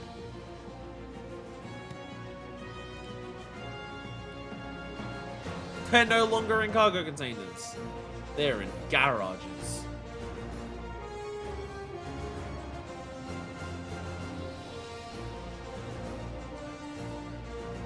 Again, like, you see how different it is here compared to when we first got here. It's like, oh my god, it's evolving and upgrading in so many ways. And I wish I could keep that feeling. Vana'diel Lift. Far in the northeast radius, the Vana'diel Lift has been completed. We first discovered this area via drone and decided to model our engagement based on how we might investigate a foreign star. After securing passage, we proceeded with mining and constructing this gigantic lift to use knowledge we gained from building piercing-way tunnel. I think it's safe to say that the Vana'diel Lift is more than just a child of technological prowess, but a symbol of all the progress we've made in Sinus Adorum. To it, the Lunar Nadir is the final errand to which we have yet to venture. Even so, our sights are set even further. Let us press onward with cosmic exploration. So even this far into it, they were still adding like new areas. At least you have this look. You have to look at YouTube videos to see what Mordona and Idleshire looks like before. Yeah, that's also another one. It's also another one that Mordona and Idleshire just like... You don't even know those changed unless someone tells you. Not like... In Ishgard, you also get this where it shows like images of it was different before. Mordona and Idleshire, there's nothing in game that tells you that those ever looks different than what they do now. That's how you remove the feeling of FOMO. You never tell people that there was a foe tomorrow. The Cosmoliner, Vana'diel Lift. The Cosmoliner extends to the Vana'diel Lift, officially completing its full circuit of Sinus Adorum. Difficult though construction was, travel those closed caves filled with fungi and ethereal falls is now easier than ever. What progress we have made. Our efforts here are sure to bear fruits when we one day travel to the stars. Here it comes.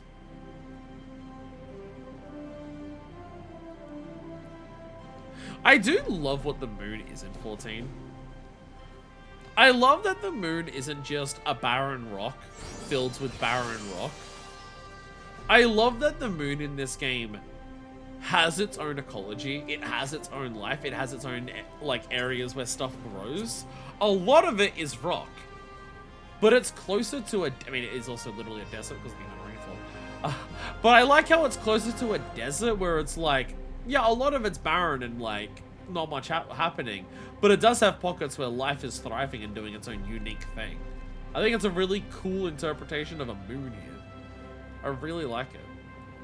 Because even Mare Lamentorum, when you first get there, like, you know, you have the cave that has the water pond going there, you got the giant mushroom section. Lunar Hopopolis! A small moon rises upon the greater moon we stand on. To which our moon gate hub has evolved into a Lunar Hopopolis! Beneath its domes with gatherers of adventurous souls bustle about eager to leap even further afield. Our rainbow crystals no longer something indeed being struck by meteorites. The atmosphere is one of both exhilaration and belonging. How one can feel so at home whilst in the midst of rigorous research may seem bizarre. Yet we've realized such a space and in both in our vault headquarters and our efforts inside Asadora. We never could have made it thus far without the help of all our fastidious workers. This is your triumph, dear reader. I literally wasn't there for it. So that feels condescending more than anything. Hey, it's the dorm. And there's the thing in the middle. Good job reading. Hopopolis. And one final step to eternity and beyond. Our facilities are complete, and upon our cosmoport stands a new starship begging to be piloted. This chapter, my friends, marks the crowning achievement for our Lunar Development Initiative. For me, these days are past in a haze of a dream. But thanks to our fearless leader searching way and all our wonderful contributors from Atheris, gazing into the velvety black sky reflects to me something profound. The arduous work of transcription becomes but a trifle. My exhaustion fades quietly into the calm. Henceforth, our efforts will be focused anew to distant exploration. As far as our dreams persist and my exo tablet remains charged, I will ever remain your faithful scribe to adventures both old and near, to eternity and beyond.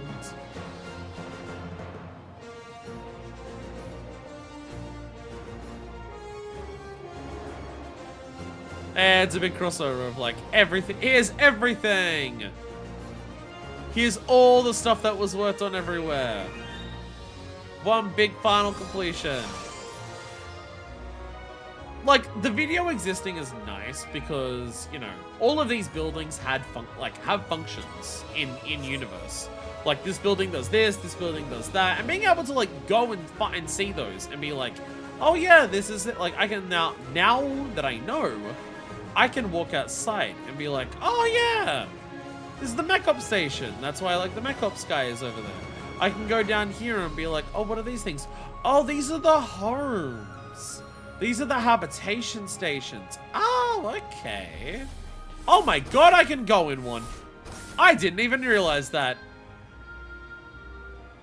I didn't even realize I could go into one of the homes. Well, there you go. They're drinking coffee here. They're in Star Trek uniforms. Oh, did I have a green light? Oh, I suppose it did, yeah. Oh, actually, I can see on the map. So there's someone over here. Hello, Gemini. I've never actually been over here. Oh, there's cleaners. Nelizans. Yeah, you can see just a little bit on the map. Like, I've never been over here. I've never actually checked this out. Hey, they got the vending machines.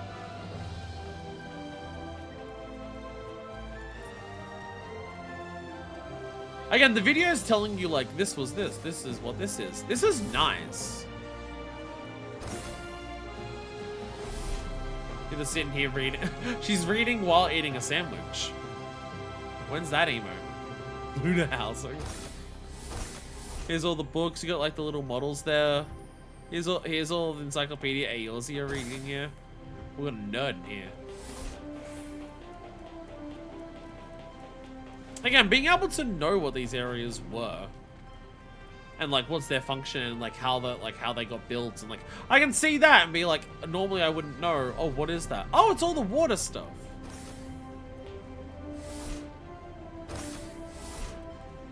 You can go into here and like do your sit down and G poses and stuff. Be like, oh, there's all the food they've got, the little sinks and stuff. It's cute. It's cute. Like, this is better than the Ishgard variation, because in Ishgard, you just got, like, images. You didn't really, like, get much that really showed you. You didn't really get a feeling or a proper understanding of what it all was. In this, you do, but again. But the carrot seasoning, take care to... The evolving stories NPC standing around, moving between zones you don't get to see again. Again, it's stuff like that. It's stuff like that. I'd love to be able to see like how these things changed over time. Again, the whole point of this is the evolution of it over time of, you know, boldly going where people ain't been to dick before and seeing how it changes over time. That's like the function and the point of this story, of this element. So the fact that so much of it is just I don't get to see it because I didn't have time. Rest at last. Is just like really upsetting. So where have I not? Okay, Wedding Ways Bower and the Lunar Nadir. We need to go to those.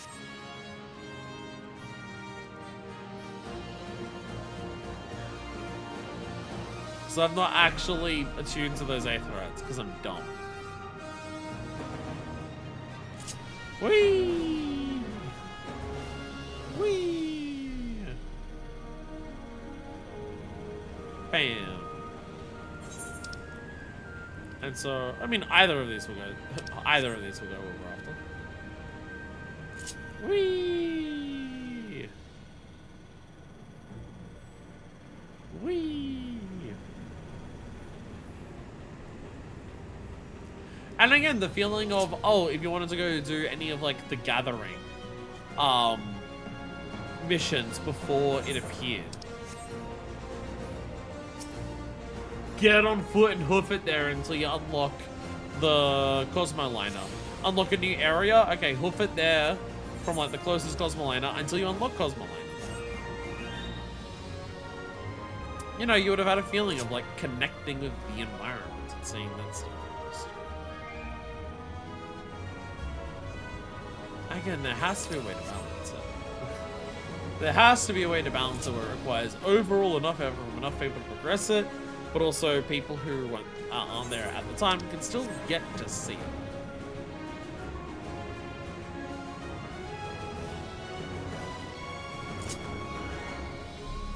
Because, like, you know how we've got the data, right? You know how you've got the class data? That shows you, hey, this is like...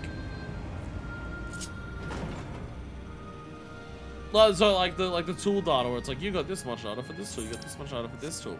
Why can't something similar to that be like, this is your progression towards building up the base? Choose one of your role, choose like, as you combine all of your different jobs together, they'll all make, like, combine into like one big overall point thing for you to progress the point, like, the base overall. Yeah. Yeah, no, I've actually activated all of them. Yeah. Again, it's just, I refuse to believe it's impossible.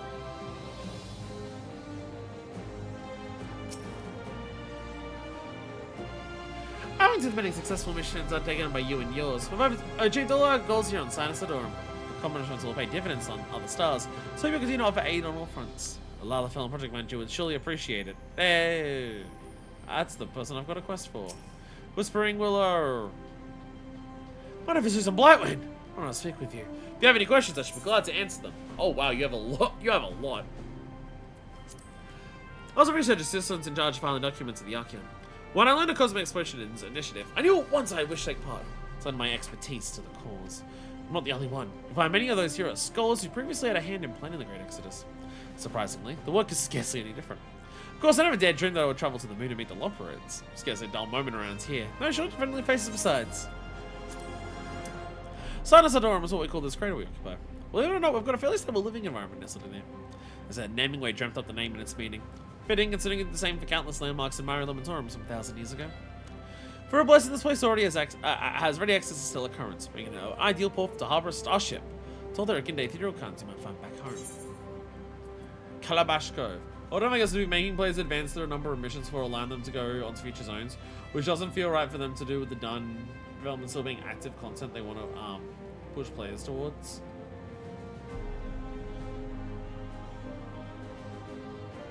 Well, again, like you need to do a certain amount to make progress on your end. The community as a whole needs to make a certain amount of progress for you to unlock the ability to do that next step. Or something. I don't know. Calabash Cove is a smaller crater in the northwest sector of Sinus Adorum, named for the boil gourd shape of the local reservoir. Near the moon's spring water is tainted with poisonous etheric chemicals, mind you. Block out rainbow crystal purifies that sort of documented rock formations rich in corrupted crystal clusters nearby. And they're slowly growing. Under the surface, the etheric currents could very well be unstable. What about Wedding Way's Bower? Seeing the bright pink moss idea. It's an experimental garden designed to explore the unique attributes of a lunar ecosystem. There's also an etherochemical pool in the area we call Paulus Arsenisi, the Martian Cynic.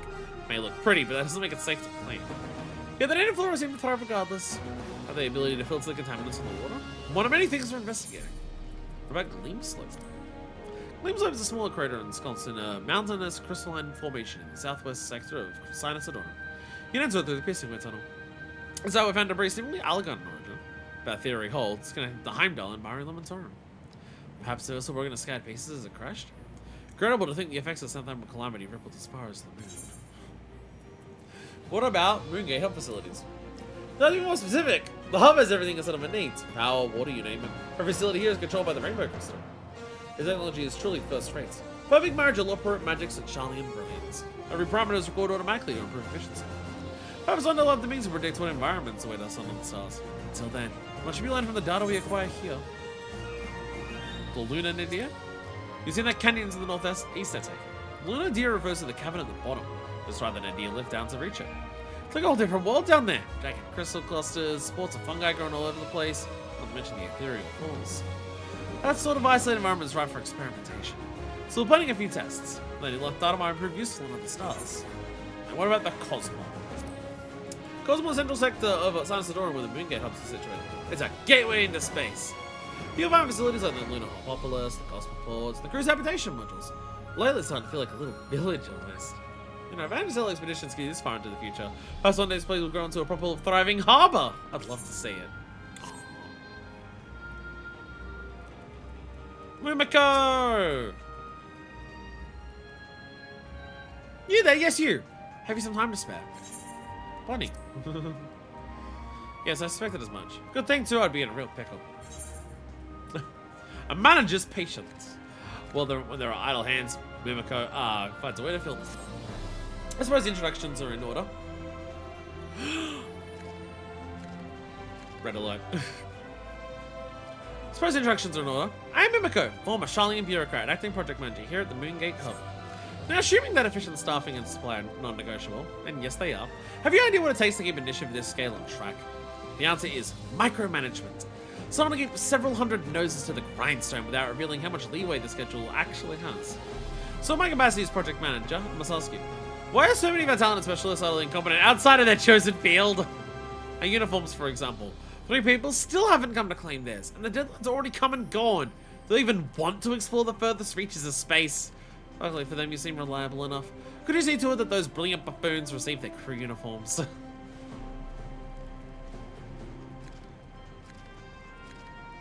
2 of them should be close by. The 3rd, however, may need to be caught while he's working.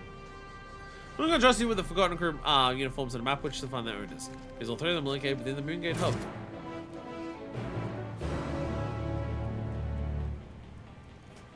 So the question is, this upcoming Red Alert, will it have Armorer as one of the tools?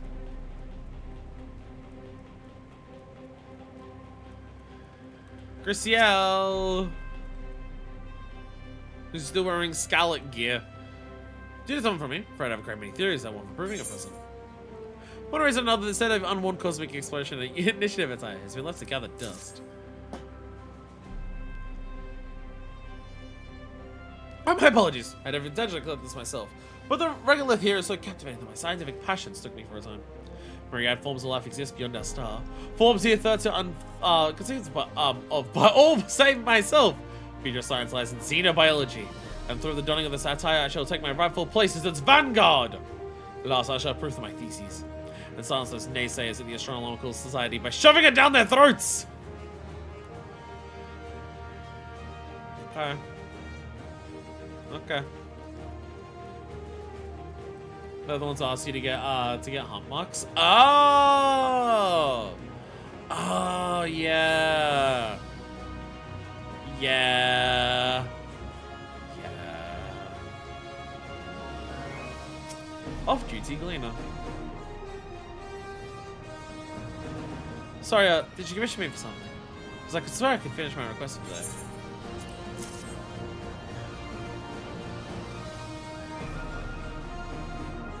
What kind of gleaner forgets to gather our own items? I don't think I just consider myself a match for my rival. Former rival, I should say. We can better say he can bring the finds the highest quality, but he left out Charlie and since become a freelancer. Hey! I remember the law. Not to be outdone, I applied to join this project. But I clearly need to get my act together before I'm fit to handle more challenging assignments. Well, I suppose I better go and put this on. Thank you for the delivery. Two of the brilliant buffoons have received their uniforms. To catch the third, Mimiko's map suggests you wait near the Galactic Way. Now, I'm not going to do that immediately, because if this red alert has armor on it, I'm taking the opportunity to do that. If this red alert indeed gives armor, I'm willing to take it. I'm willing to spam. I will spend 20 minutes on this stream doing armor missions. I swear to God. You think I won't? You think I won't? I'll totally spend 20 minutes doing the exact same thing on stream over and over again. You can't stop me. Red alerts do not come up very often. They're pretty damn rare.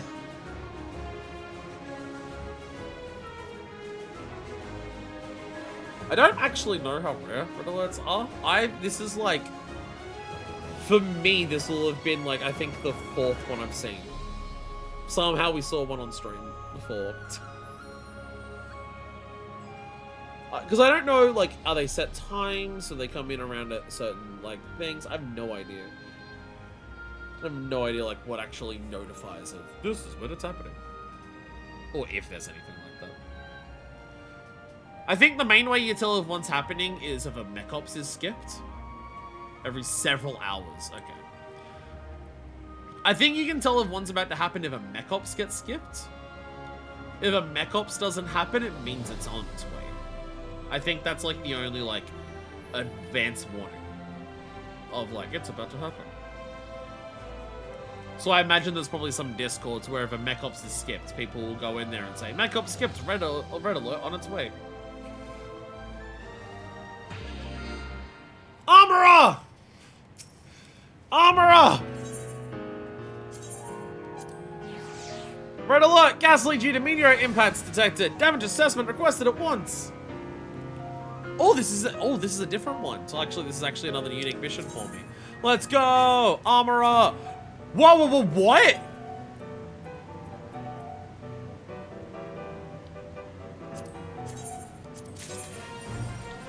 Where?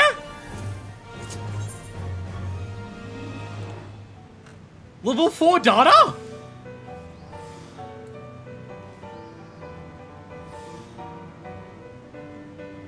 I got so... Oh, I had to buy that, but I don't think it's a weird order. With us being around to pull them on Discord, yeah. Seems to be a lot of things that... That's a lot of what they rely on. For this game.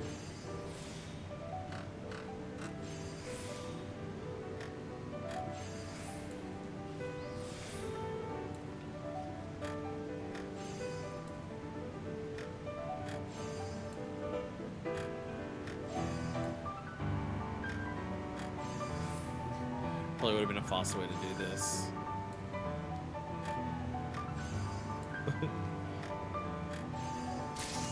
I have like 193. This is like super easy to do, so yeah.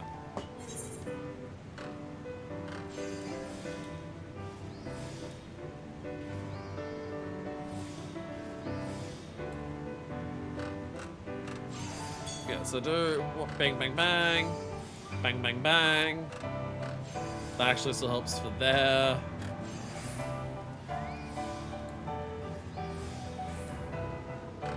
Wrong one. Wrong one. I meant this one. Much better. Much better. Waste not, want not. Yeah. Waste not, want not on that will be much faster.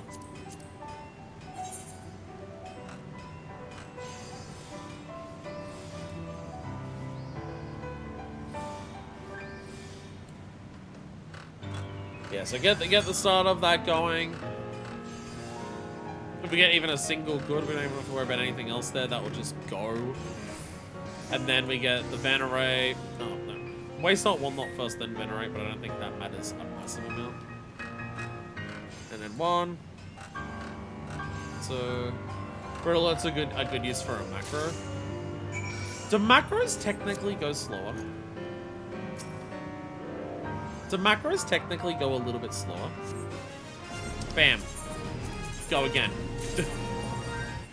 Go again.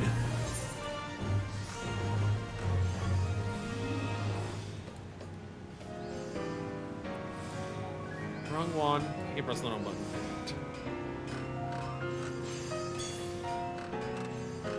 Actually, I could waste not whatnot that first one as well, yeah. I'm using the big things for it. Waste not whatnot. Venerate. Groundworks.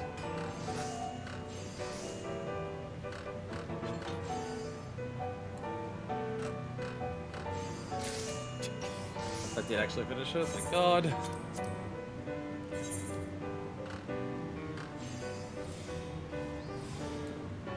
The consistency of just pressing less buttons. 1, 2. Wait, it's not 1 button. 3, 4. That'll finish it no matter what.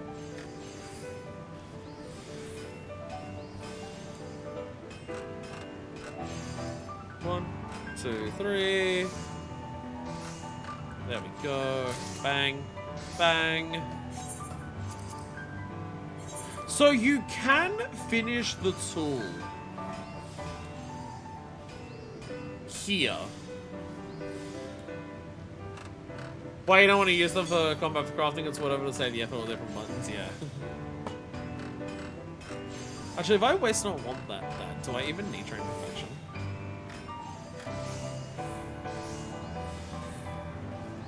I might be able to get away with not even using train perfection at the start there, if I just use waste not want not instead.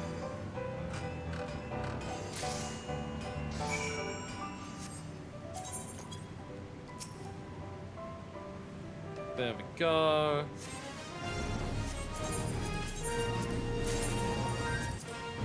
Alright. So just go like that into that immediately. Waste not want not into this.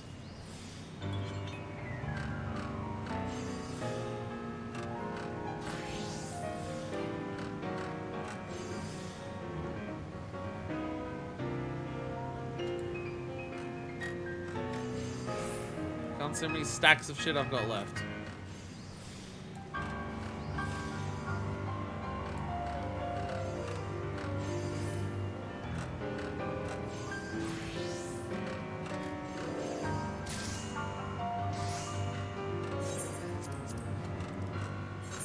Music going hammer cell in the background there.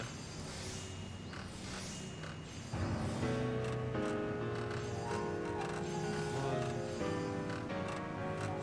2, 3.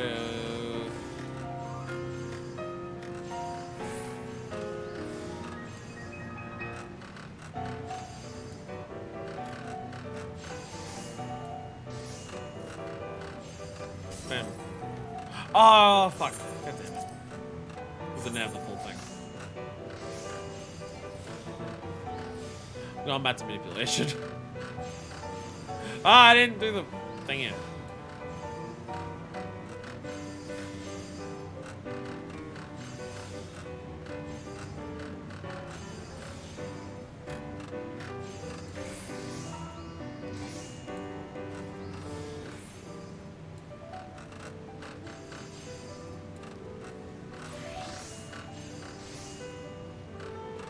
God damn it.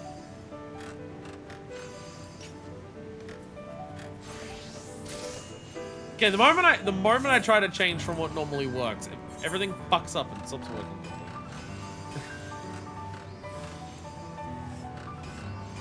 Just do it this way, I know it works. Might technically be one more button that I need to press, but if I know that it's gonna work guaranteed, then I don't fucking need to worry about it.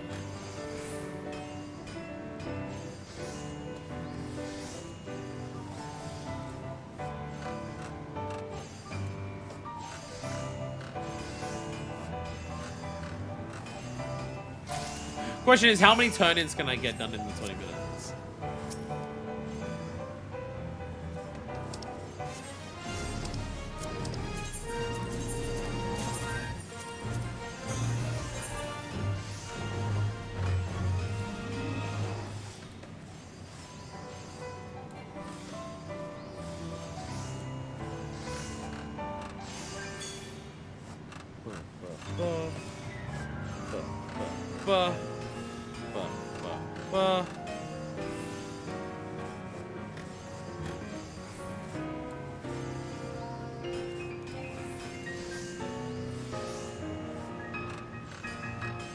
Actually, I could probably use Immaculate Mended.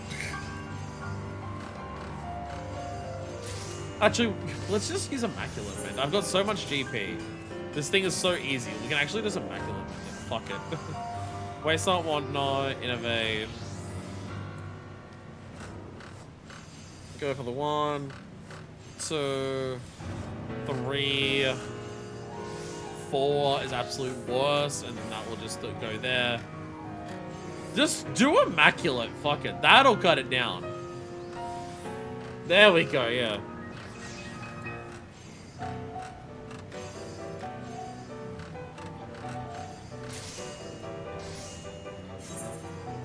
How many steps is yours? We'll see how many steps are you saying compared to what I'm doing.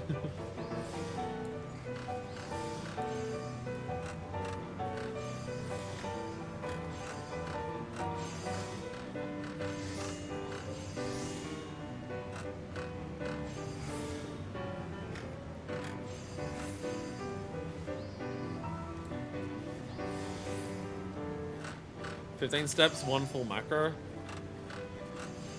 I'll get mine done in 14! Let's go! Mine's on in 13! Let's go! I can get mine done in 13. I don't know if I'm going to be able to get much faster than that. But I probably could if I was more aware of what I was doing.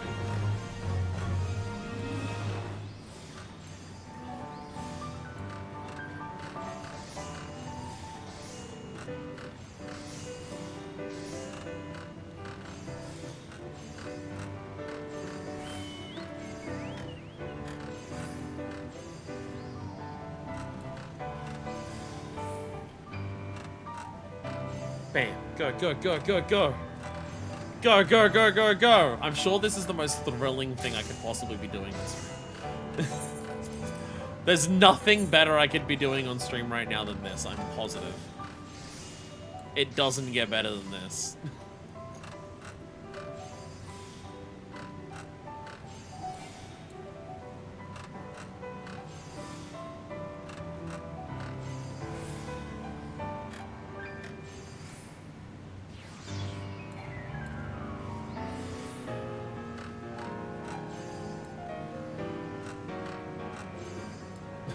Does anyone want to go work on the fishing or culinarian one so we actually finish the red alert? I'm staying here forever and you can't stop. I got one coming up at 3. Like a red alert on a different thing, do you mean? So red alerts aren't synced across the different places. Oh, server, because yeah. Right, you're not on Diabolo, so you can't actually do it here, can you?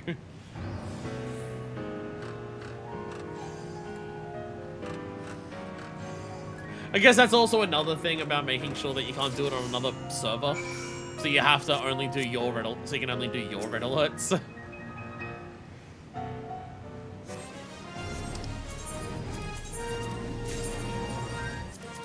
Okay. Now that I've got this down, now that I, like, know what I'm doing for this,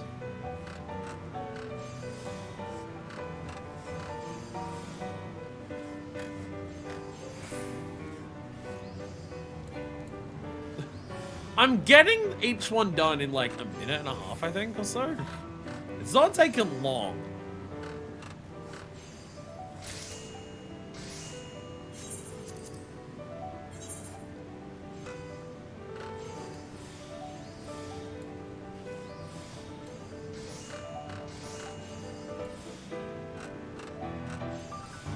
Go.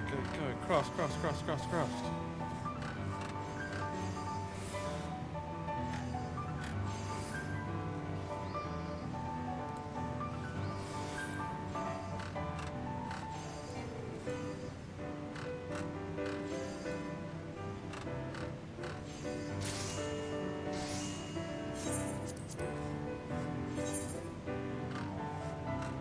Like, it's not going to be enough points to, like, progress my tool or anything, I don't think.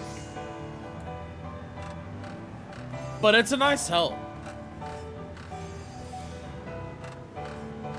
That's definitely an interesting way of doing it, where it's like, yeah, if you don't want to do, like, the Class A missions, you can still get the relic done on that star. You just have to rely on red alerts. That's an interesting way of doing it. Either be a crafting sicko and do the super hard stuff, or the random time stuff that you don't know when it's gonna happen. Rely on that.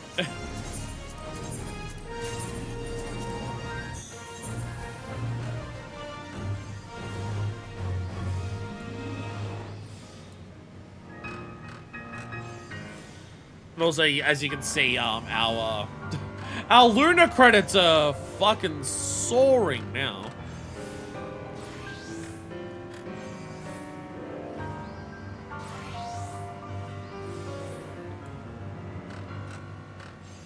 Getting a lot of Luna credits now because you just get quite a lot for each mission.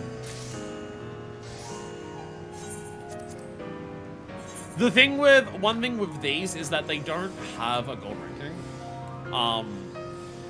These missions are you finish it or you don't. It's not a case of like, you know, the better craft that you do and the higher each individual craft gets, the more score you get for it. As you can see over in the current score, you just need an X amount of score to hand in the quest. That's all it does for the mission. So there is no gold ranking, so it's not like, oh, what you see is multiplied by however for your gold ranking. So what you're looking at is the actual number that you get. But it does also mean that, you know, simpler to get more marked off as, like, done best completion, because, you know, if you do these, you've completed them. I mean, even if you're, like, goddamn terrible at crafting, like, you should be able to do these. You get 15 of the materials, I think, for this one, and, like, 3 crafts is all you need to, like, actually make it work.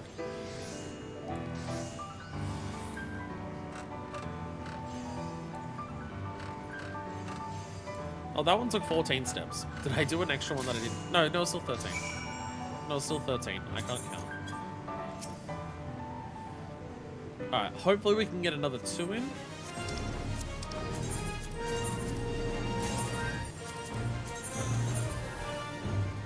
Hoping for another 2.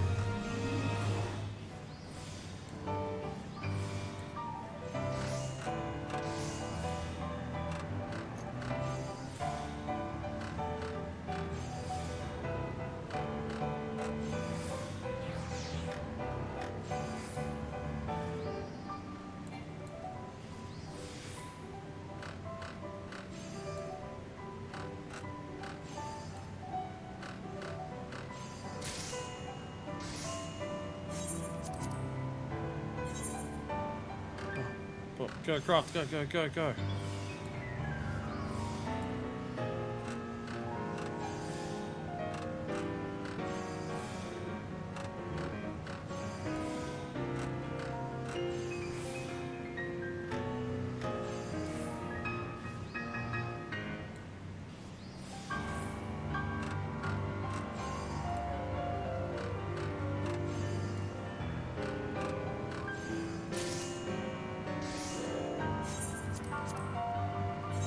crafting machine. Again, the best content I could possibly do on the stream. Best content I could be doing on stream right now.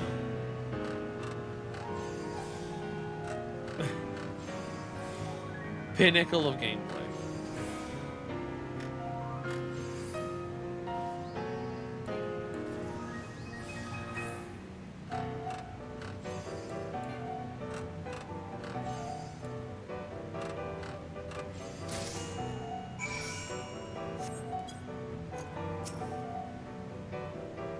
Definitely enough time for one more.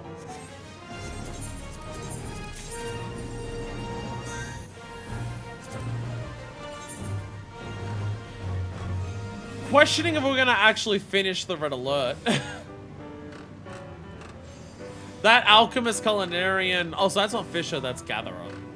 Botanist. That bar for them is going up incredibly. People have done some, but it's not going up fast.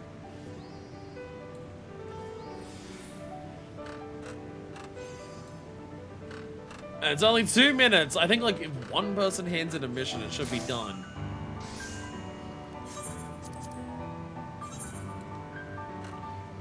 What you're experiencing right now is known as the bystander effect. Yay! Someone got it! Let's go! Let's go! Someone did it! You're witnessing the bystander effect where everyone's crafting over here and doing this stuff, and no one's going over to the other thing that'll finish it and get us a lot more rewards. So sad. Well, we'll get a couple of big bank spins at least out of this. Hello, stand-up. It's my favorite mechanics from Savage Omega. Bystander and Hello Stander.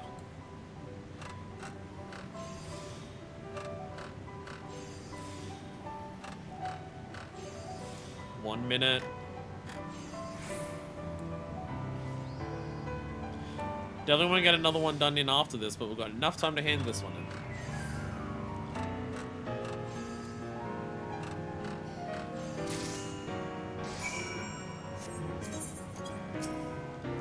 There we go. Quite a few done. You can't. Right, you can't start within a certain amount of time. Yeah. You can't start within a certain amount of time within the finishing of it. So there we go. I got 9 of those done. They were 20 points for Cosmic Armor 4. But that also has helped my Cosmic Armor 2 and 3 points a bit. That has helped my 2 and 3 points a little bit. So you could, in theory, rely on red alerts to finish a tool without the next star. You could, in theory, do that.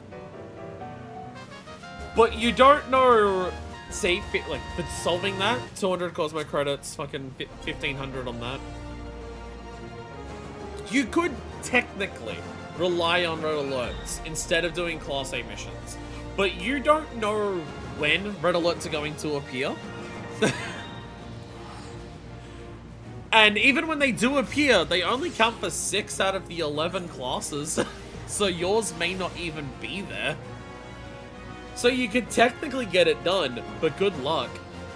Before we continue all this stuff, I was thinking I might go to the bathroom before I started the Mumiko quest. Then a red alert happened and I was there for 20 minutes. I need to go to the bathroom before we finish this. So I'm going to do that and then we'll come back and do all the stuff that we're still going to do today. Because we still have like society stuff to do and stuff. We're going to get to the new star and then, oh my god. It'll be a while. That's fine. I'll be back. And we're back. Question from ages ago. Stats, crafting. What did you say yours was at? Scribs?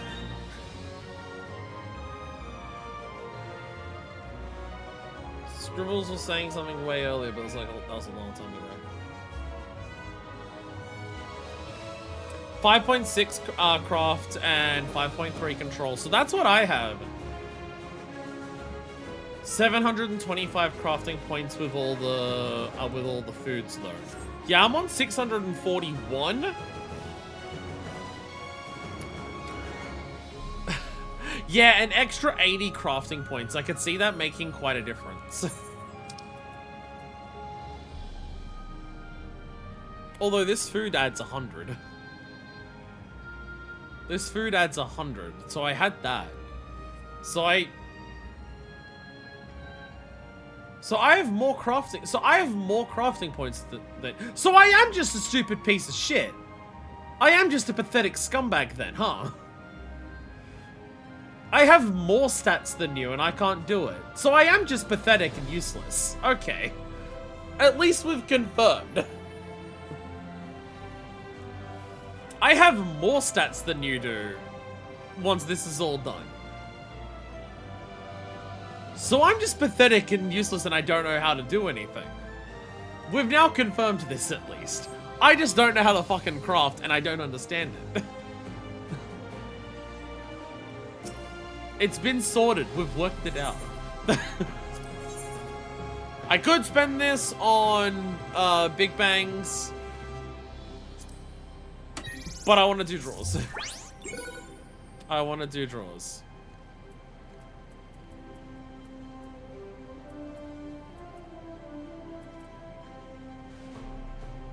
Big Bang tickets have different wheels?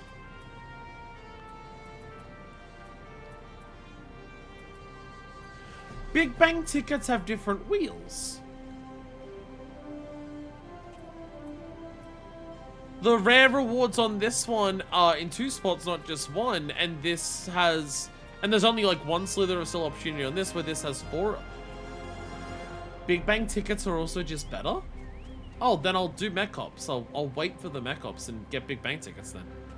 I'll wait then. Oh, okay.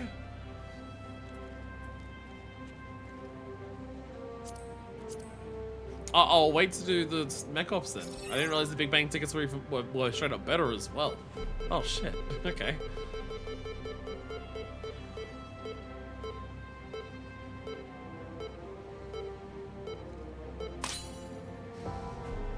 The music didn't unlock the music, sadly. It just unlocked cordials.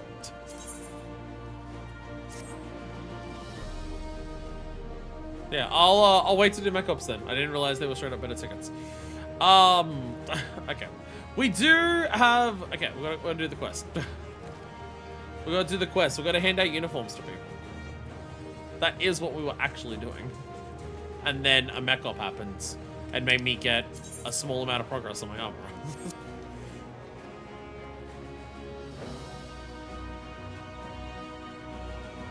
Destination.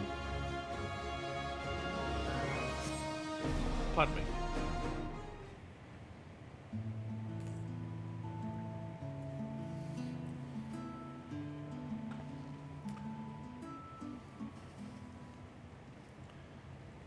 Spaceship. So I assume for these missions, the star has to be finished, right? I assume the star has to be finished with like its upgrades before these missions are available to anyone. Oh, bugger me if it ain't Manifest. Post upgrade, yeah. Hey! I can't remember his name off the top of my head, but he was the one who was working on the Ragnarok. Coco Danko! Can't imagine this is quite as exciting as the edge of the universe, but with a name like Cosmic Exploration, I'll bet you came running, eh? Margaret sends her regards, by the way. I said to her, you really think odds ends up Manifest this employment on the bloody moon? Ha! Shows what I know. Margaret mentioned. Oh, the Ragnarok business. The initiative brought me in as chief propulsion systems engineer for their vessel. Came to have a look now that she's been put together. Come to think of it, what were you looking for just now? Someone who didn't get their uniform? Remember girls said to bring me a uniform, did she? Now that you mention it. I vaguely recall her saying something about my clothes. Well, I can't say I'm interested. Next time she'll want to give me my tool belt too. But this here beauty soaked my blood, sweat and tears. I wouldn't feel at home without it.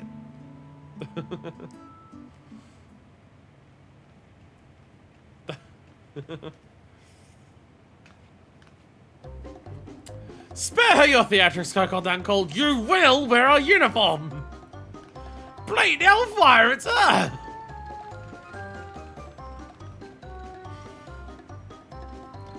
think I'd allow your fluids to sully our vessel, thereby polluting the ecosystems of any stars we land on. The uniforms are imbued with purifying magics that purge any and all dangerous contaminants. You'll wear one before you so much as breathe on our galactic way. Surely the gifted engineer who solved the eighth burner quandary can be bothered to change his clothes, yes? Well, if it's that important.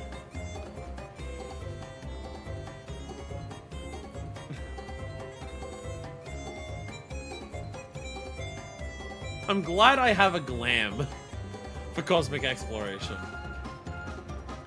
I'm glad that I have a glamour for this. Because it'd be very funny to see me sitting in rags that I've been trolling through the Cosmo Uka rivers in this cutscene. Oh, I knew it. It's too form-fitting. I mean, like, man, I meant to be seen like this. It's enough small talk. Never run along conduct your inspection. The test flight is nearly upon us, and I won't be held responsible for any delays you cause. I miss your nagging, I'll tell you that. Let me get it over with.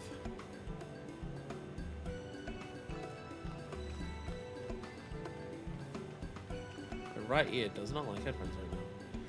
That fool's always been too stubborn for his own good. But as you can see, sense of duty can be used against him. Maybe I wish to keep that in mind. Now then, I'll have a duty to fulfill myself. Come and see me back at Luna Hopopolis for your reward.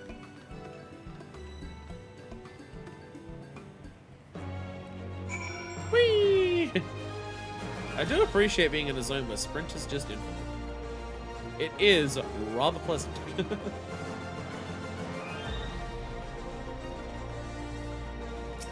Oh my god! Forgive me for sending a story dealer like yourself on such trivial errands, but your assistance has been invaluable. Given that initiative has drawn the attention of eccentrics the world over, I knew I would need someone of your caliber to rein him in. Hope that I might call upon you again in the future. Oh, okay. It's like a quest chain. A manager's persistence. When there are more idle hands, Mimika will find even more ways to fill them. Tell me, do you have more time to spare? Plenty.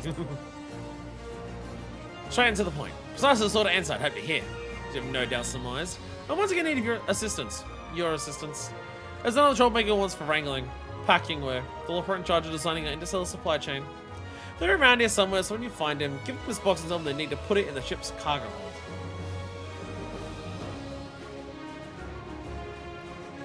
They refuse at first, but I don't like that to tell you. And if they should flee, you're to chase them across the crater of the moon to the very edge of the universe if you must. You know, people know that about me, that I went to the edge of the universe, and they keep referencing it to me. To be like, oh, you went to the edge of the universe, I can say that about you. And it's just like, you know, it was rather traumatizing, right? Like, I'm okay, don't worry, but like, you know, like, it was pretty fucked out there. But then we did build a cafe out there, so like, kind of evens out. Oh, I know you. Unsupported blood prints everywhere. Is there something I can do for you, miss? Mimiko didn't specify what this box contains, and that must be given to packing way at all cost.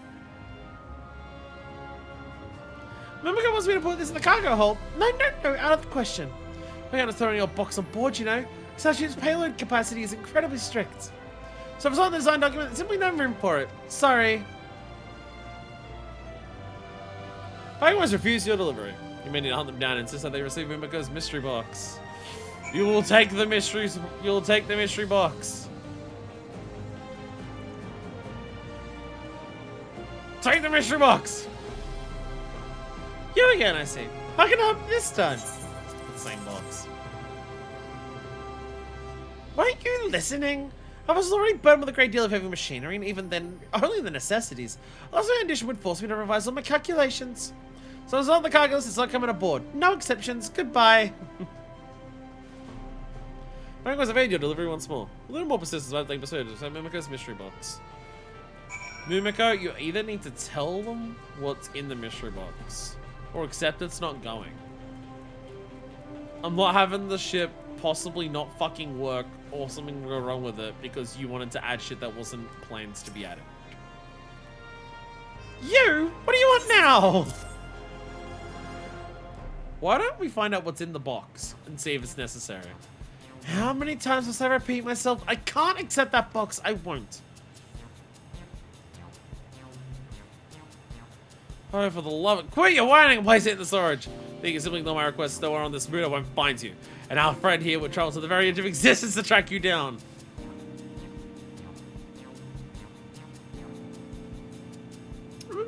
Okay. Look, I don't even know what you're asking me to store. Manifest the box, if you please. Yeah, again, maybe we should tell Packing Way what's in it.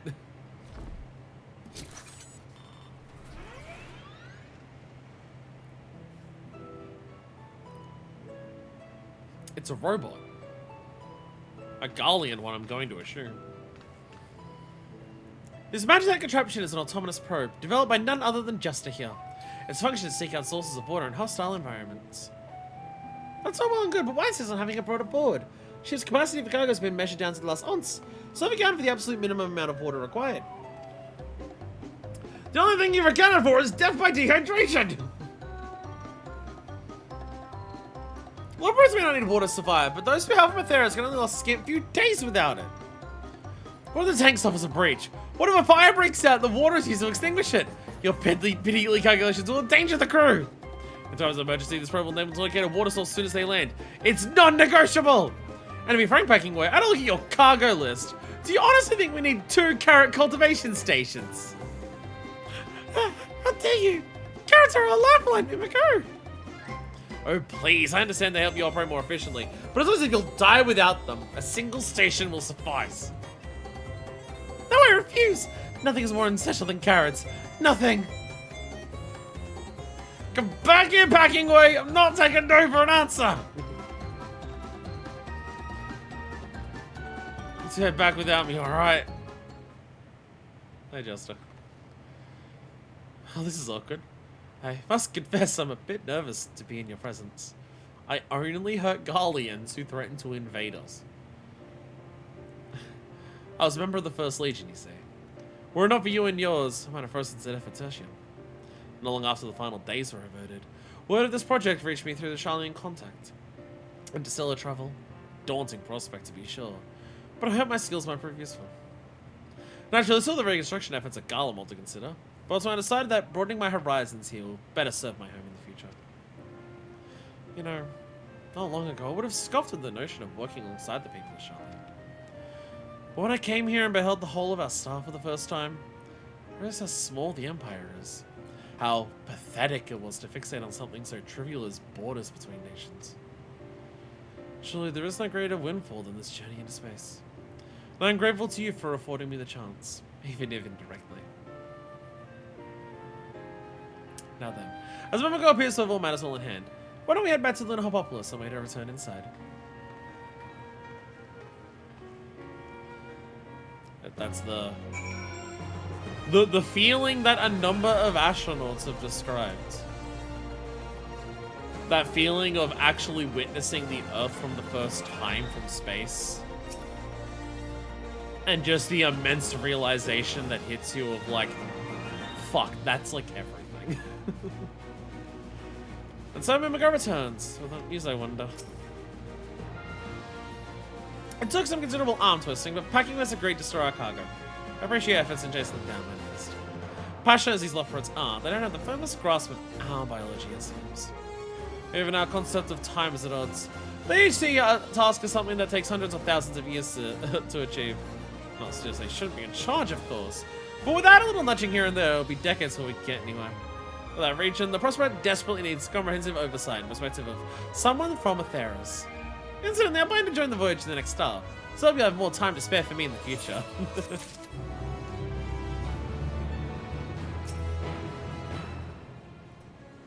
So I'm going to guess that's what happens. I'm going to guess Mimiko has quests for us on each star. She joins us and, like, as we do enough missions on the next star, she joins in and yeah. I love the highlight of it. So before we unlock the next star, are we done here? I mean, like, I haven't finished this thing, but it's either I learn how to do rank A stuff, no, or I wait for enough red alerts to fit it, no. Apparently we can get level 4 data much easier on the next planet. So I'm just gonna wait for that. I'm not going to delay traveling for the relic because nightmare. Because we're talking to the people about all the uses here. We got all the Aethernets. We've seen all the videos. We've done the quests here. Oh, the shop. Let's spend some of our cosmic credits before we cap. Before we cap, let's spend some of our credits.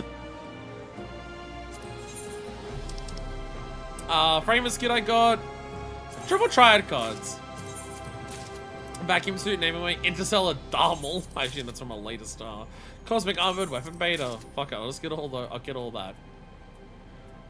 Bearing insole, the rage emote. Faces we wear, reading glasses. Oh, reading glasses. Ooh. I think reading glasses are the ones that I use on my Hildebrand fit. Ooh.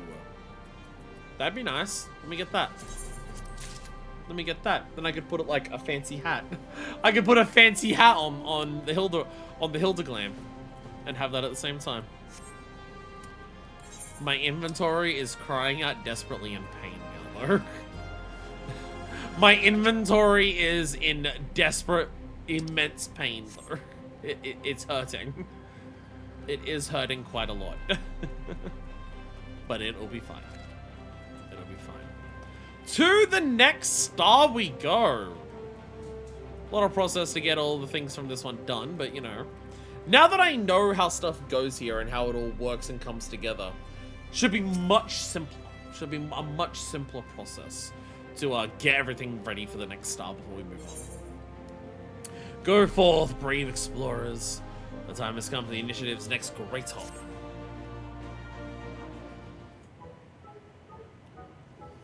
Glad to see you, Manifest. So I'm going to discuss the next stage of the initiative. Our contributors have seen to it that the Moongate Hub is everything we could possibly need. Now I'm going to focus our efforts on interstellar travel, and indeed we've made a celestial leap. Not only did the Galactic Way's unmanned test flights prove successful, so has her maiden voyage. At long last, we've set foot on the surface of an unexplored star, UL-96, and our scouting party is already... UL-96? 9-6? What a woefully clinical appellation. Where's the poetry, the creative flair? So we're not the first ones to go. But I guess the idea is they send Loperites because Loperites can survive more environments than we can.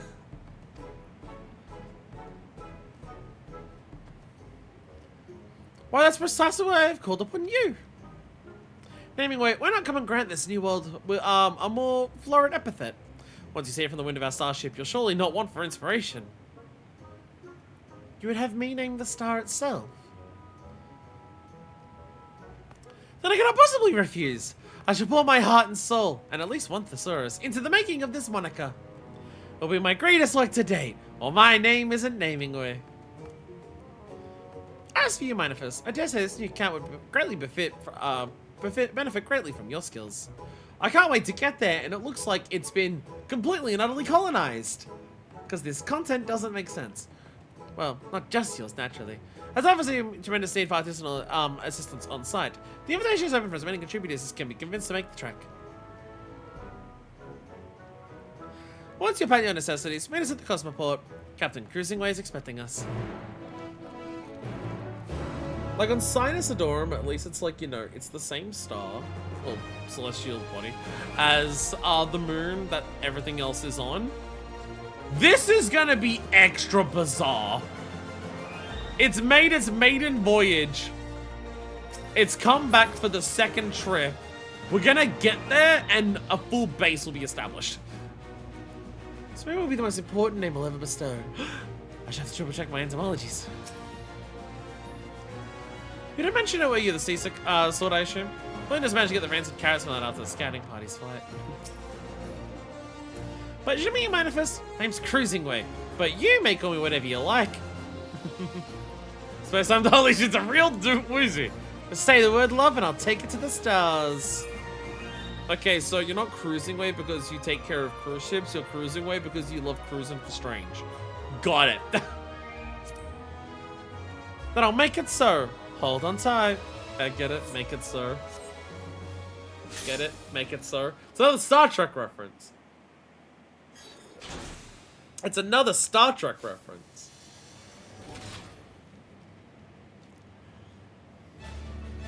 Here we go. Navyway's so excited. All passengers ready and willing.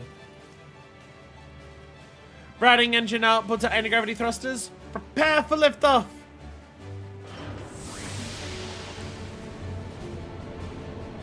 Here we go.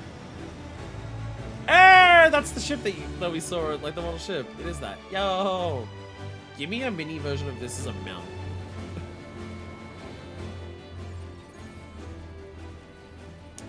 A landing with solar current. Coordinates set for UL96.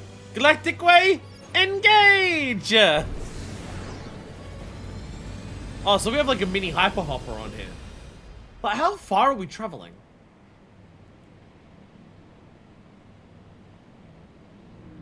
Whoa. Whoa.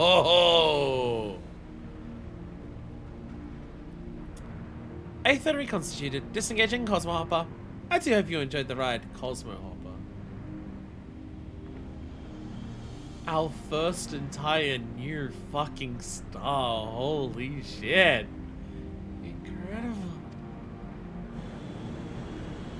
Oh, holy shit. It's really happening. Ultima Thule was just a recreation. This actually exists. Ignore the little pox of buildings that we've already done. And level. The topography disperses light in the manner of a glass prism. Prismatic, luminous.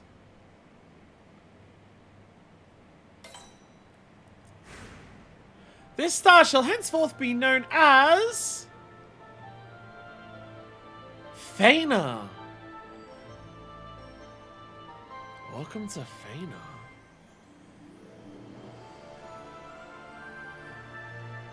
Oh, this is so fucking awesome. Holy shit.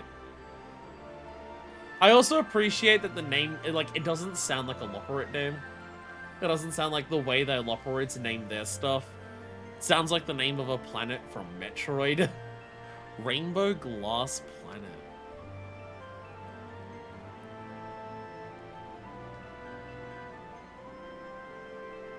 The Sea of Stars.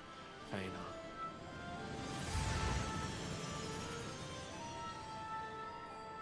Again, ignore all the settlement stuffs that are there. Ignore. Oh,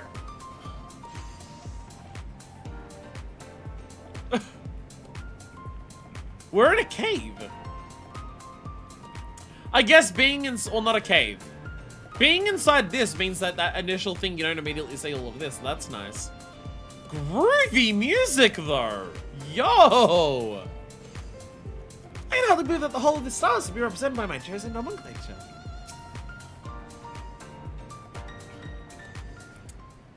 Oh, we're gonna immediately explore so much. Welcome, friends, to Fana. Its surface is rich in silicon, which gives rise to its myriad vitreous qualities. There's some truly unique native flora to be found here, as well as a variable font of mineral resources. That said, I advise you explore with caution. While we've rotated many a facility to make the environments more hospitable, Fana still has plenty of sharp edges. It can be done if you fail to mind the weather conditions and wander into a storm full of glass shards, for instance. Being run after the Charles on a Theros is bad enough. I fear my foe would never regain its fluff. Why ever was the south such a hostile climate selected as our first destination? Excellent question, my friends. The answer lies in the capabilities of our valiant vessel.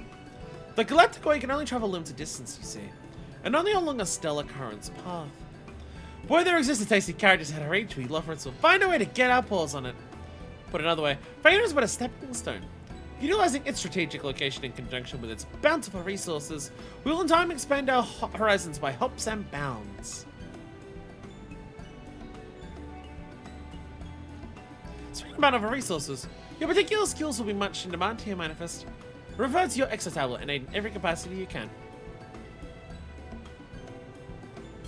I love how, like, we've built structures here out of, like, there's the idea, like, the vibe of building structures out of local resources. Everything doesn't just look like the NASA punks setting on the moon. Because, like, we've built stuff here out of rainbow glass. And I shall assist by assigning thoughtful appellations to all that I encounter. A wordsmith work is never done.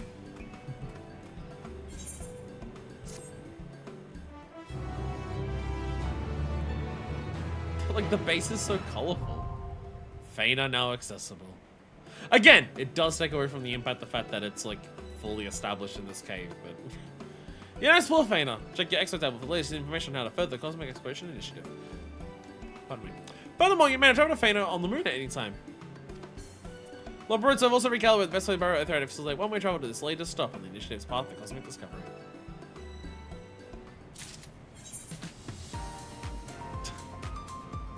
We can leave Fana. I assume the next quest is the one where you go around with naming stuff. Because I don't want to do that until I'm finished my stuff here. Yeah. So, we'll do that quest, like, as I finish everything here. Like, as I'm ready to move on. Like, we'll do that, like, yeah. Only 50? Thank God. Only 50. Thank God, that makes life a lot easier.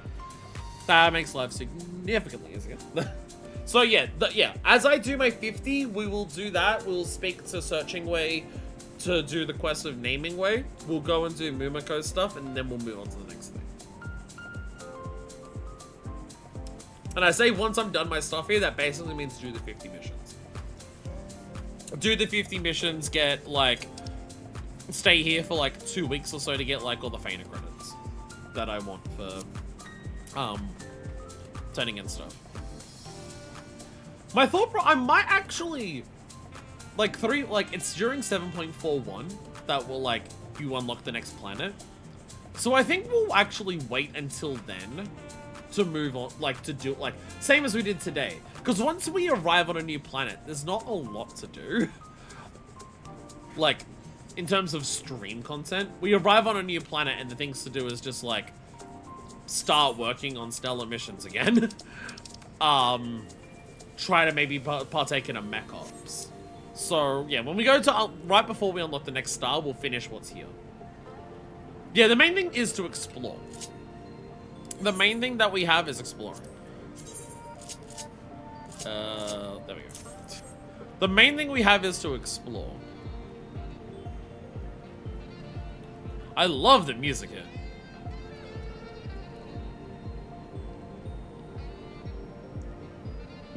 Running away. What leopard's that? Oh, you're inside. You're not outside. Thank God, that makes life a little easier. You're still dancing here. Aelrod's inside. Thank God. Cosmic Research is just there. Jeremy, I assume you're our guide for this stuff. We've got our... So, does this shop change now? Yes, this is the Star Captain stuff. So Star Captain stuff is now here. Interstellar Dharma Whistle. A new cosmic thing there. It seems all the triple triad cards were added into the old shop, which is a bit odd. All the triple triad cards were added into the old shop. It's a little bizarre that was done. Because, like, other stuff wasn't. Ornamented leather eye patches. I bought one of these on the market board already. I didn't realize this is where it was from. Character Passion is here for a new song.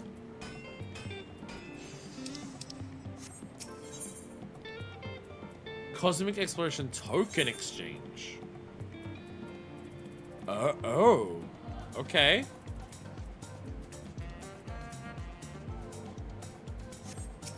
Oh. Okay. So here's the Cosmo board. That's the thing for the Cosmo liner. And that is worth 60 Fana token booklets. And to get a Fana token booklet, you trade in 100 Fana exploration tokens. A slip award in exchange for successful completion of high difficulty missions on Fana, and exchangeable for rare incentive items prepared by the Cosmic Specialist. Fortunately not made of glass. What mission? So what missions give those? And also you can see here, so yeah. Class D on this star offers 2 and 1. You get 3, 2, and 1 from C's. And then Class B offers rank 4 here as well.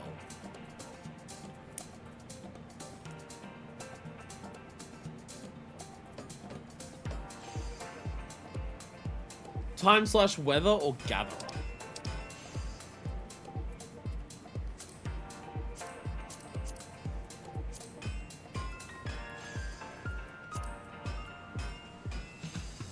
Oh, I haven't done the higher stuff, so I wouldn't show it. Oh, I don't have the higher stuff for I haven't done the missions for the other classes, so they're not going to show it, are they? Yeah.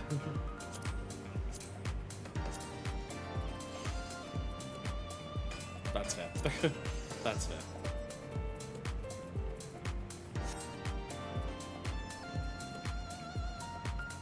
Our stellar successes, have they changed? Yes, it's now, yeah, we now get the Fana credits here. And yes, there is a mission for completing 50 stellar missions on Fana. So this will be my guide of whether I've done enough. There we go. And also the rewards for doing all the unique ones. Do all the rewards for the previous ones stay? Oh, it's literally, look, don't look at the other ones. Ooh! Ooh, Mech Ops! Mech Ops! I don't have 1,000 Fana credits. Do we think I can get 1,000 Fana credits in, a minute? I have 50 rewards. No. No, I won't. Just time and weather? Oh. But the... But the time and weather missions are incredibly hard. The time and weather missions are just as hard as the A rank missions. So no Cosmo board for me. No Cosmo board for me. Because that shit's just as hard as the missions I already can't do. Are the high rank missions easier on Gatherer? Would I have had an easier time going through this as Gatherer? Because gathering in general is just easier than crafting. So would like the A rank missions be easier to do as Gatherer? Try the missions here, they should be easier. I'm still scared. I don't want to do any expert recipes. I don't want to deal with expert recipes. The gather ones are a bit easier. Maybe I should have done this as a gather. Oh well. So this has no... I don't have to worry about the mission actions or anything like that. This is just turning it in. And this gives me 11 towards 4 and 11 towards 3. Obviously, if I get the gold, that's worth a lot more, but you know. So let's try an A rank here. How bad is this? I need to make 3, I presume. I presume I need to make 3. Yes, I do. Intricate toolbox components.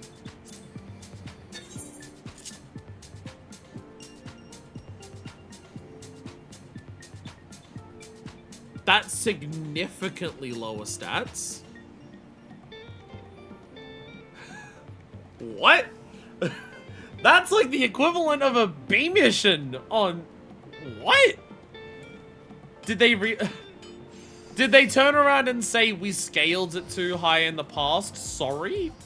We'll make it easier for the future ones? Is this like an intentional adjustment? Because that's significantly less required.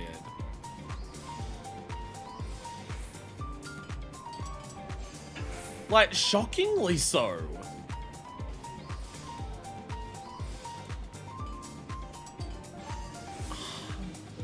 Also, progress is more limited with less of the content release. People had a lot of feedback from the moon, so I believe so. Okay. That was the wrong button. Don't worry about it. I mean, this is a lot of progress, but like with the amount of points that I have, this should be fine. With the amount of points that I have, this should be fine. Though I did waste a lot of points just then, so maybe not. Nah, it'll be fine. It'll be fine. Alright, coming inside and cruising away, not standing up on the ship are big improvements. Yeah, Alra being inside. Not having to worry about where the fuck is he? What exit do I have to take?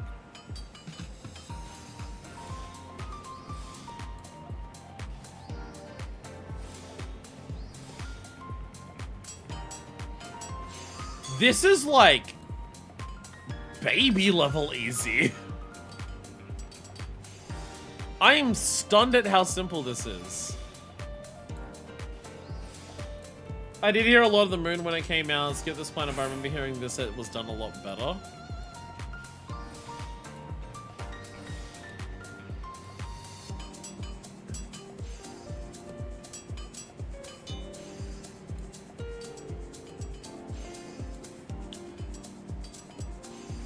Like, this mission is a gimme. Like, it's not even like a risk of failing. Again, I am like very, very well geared. But like, at this point, I'm geared on patch. This gear came out in 7.3. This is a 7.3 area. Like, you could technically say I was over-geared for Sinus Adorum. I'm not over-geared here. This is like the best that you can, like, this is the gear that you're able to get by this point of release. Now. And yet it's substantially easier.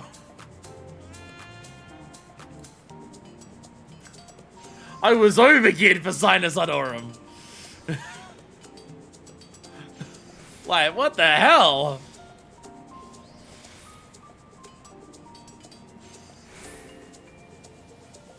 Why is this so much lower? What did I miss? Talking while I'm doing this, I'm missing a lot of steps that I know I shouldn't be.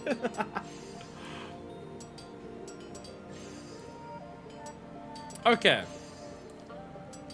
Like, on Sinus Adorum, there was just like an entire category of missions I just never engaged with and never participated in.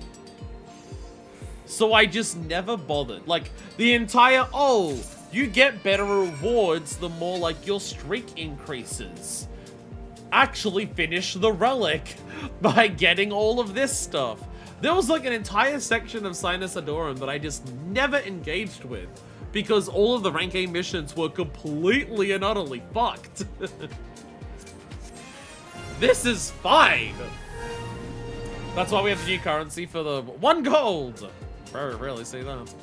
Why we have the new currency for the board, that's where the really hard stuff is now, I believe. If it's the time-gated stuff, then yeah, that makes sense to be like the brutal shit. Pardon me. Think of what the moon as training ground and the real thing being much easier due to the experience we learned and or it wasn't as tough as we thought.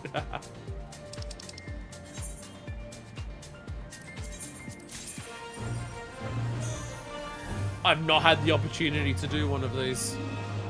I think the grind for on SA is credits and tool progress. Yeah.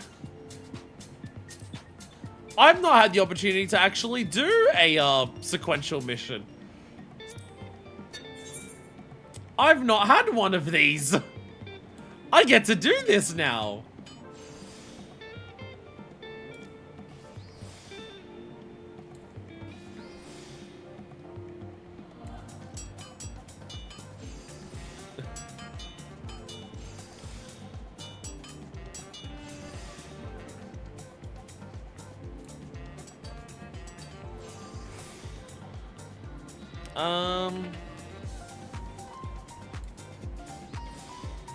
Oh, good quality. That makes my life easier.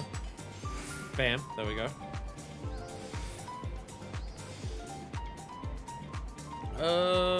I'll definitely have enough to do this. It's just...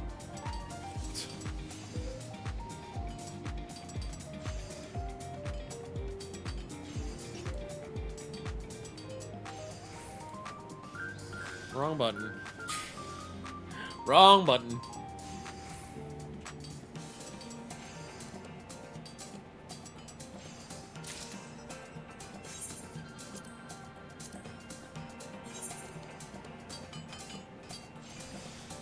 This is so confusingly simpler. Why is it so much easier?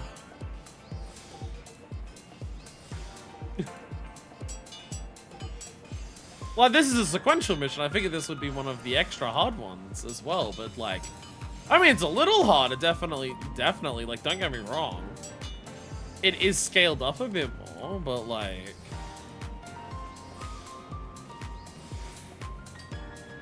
surely that can, yeah, that can cover that.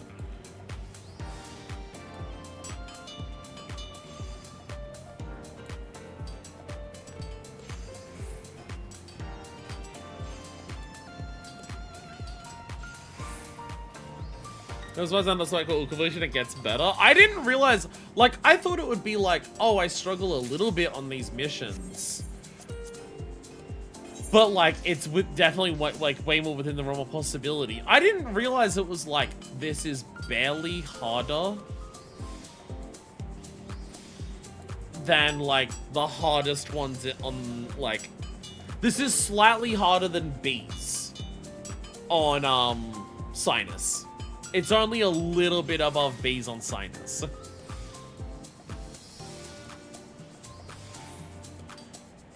Yeah, I think regardless of quality, this combo will work every time. There's probably better ways of going about it than the way I'm doing it, but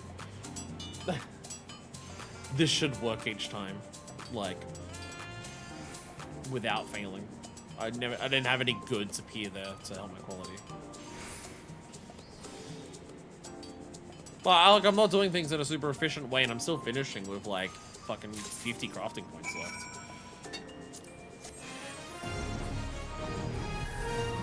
Fucking 78 credits. 2 golds. Oh my god.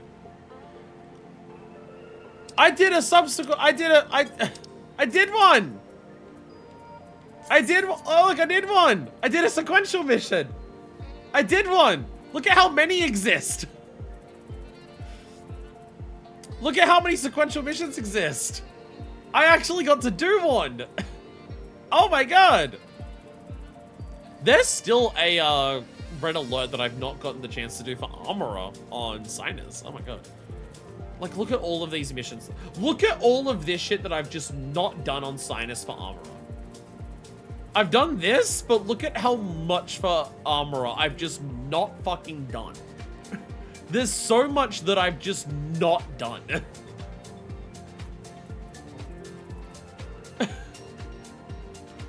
I've done every red alert except one fisher on Sinus. That sounds so annoying to wait for that.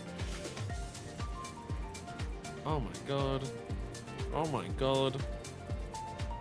This is gonna make life a hell of a lot easier. Like, I'm not gonna get this tool finished on stream right now for this step, but like, experimenting with just seeing how that works, and oh my god, that is significantly better. And like, again, like the increased rewards. Ah, yeah, you can see it. Okay, so you get quite a lot for these. You do get quite a lot for these. Question. Are these also multiplied for gold?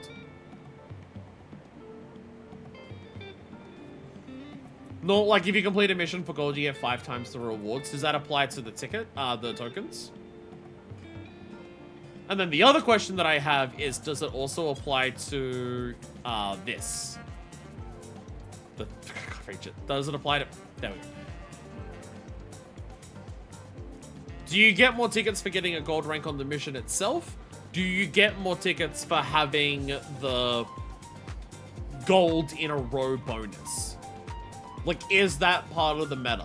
See what... Because this is time and weather stuff, so you can always know when this is coming up because trackers for that exist.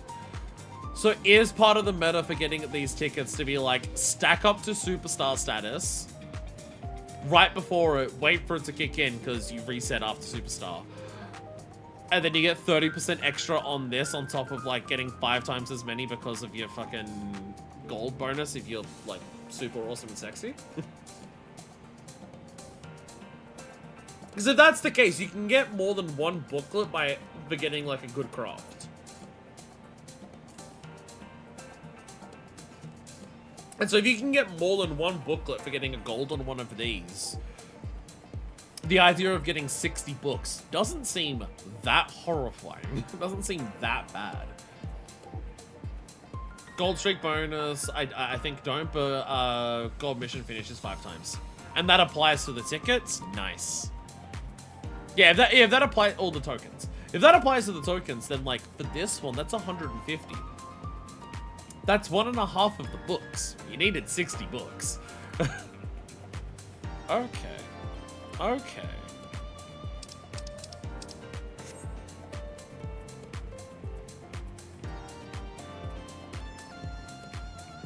Question also for relic tool.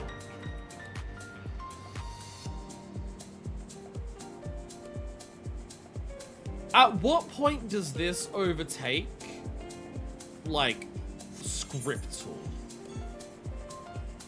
Because I kind of don't, because given how relics work for combat, silver's times 4, so not as hard. That is true.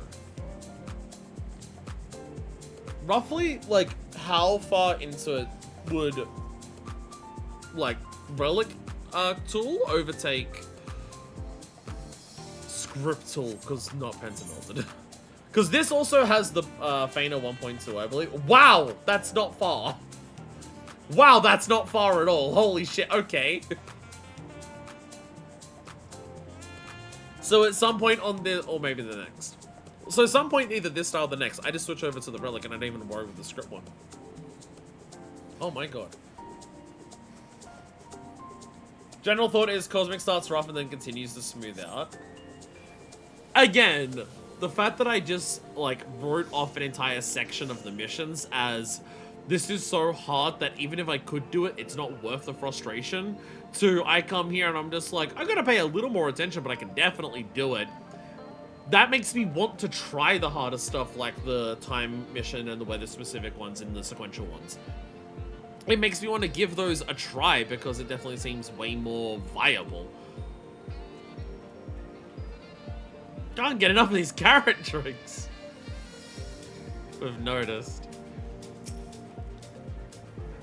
So I gotta see you. We're gonna speak with me when you have a moment. Oh, she does actually tell you. Okay. I was about to say, where did you find this information? Speaking to Mumiko specifically tells you. Okay. Okay. I didn't actually realize that.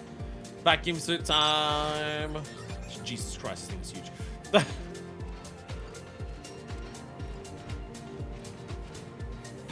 I love that what we've built here is made out of like some local materials. This cap is eye level 70 equal to high quality gold thumb with +8 crafting points. Okay. Okay. So it's not like better than a pentamelted thing. But if you can use it, you get extra rewards here, so that's nice. Yeah, I love how, like, they've made stuff here out of the actual stuff from here because of the Rainbow Prism stuff. Also, hey, habitations. More habitations and made more people's houses. Alright. Where's our map? Holy fucking Christ, this place is huge. Oh my god. Less aetherites I'm noticing. Definitely less aetherites I'm noticing. This little residential street neighborhood. Where's here? Does it? Yeah. Oh yeah, yeah, a bit more housing up here. Is he still looking? Oh, hey, hi. Sup? How are you? Sorry, I'm just looking around. Yo, they got a laptop in there. All right, you you have fun. You have fun there, squirrel. You have fun. Types of people you run into on another star. I don't even say moon anymore. It's straight up just another star. It's fucking wild. We're on another star. Is that not like batshit? Like holy shit. Fabric made of glass fibers. What do you think? You might be onto something. Vacuum suit specialist. The potential is what I love the most.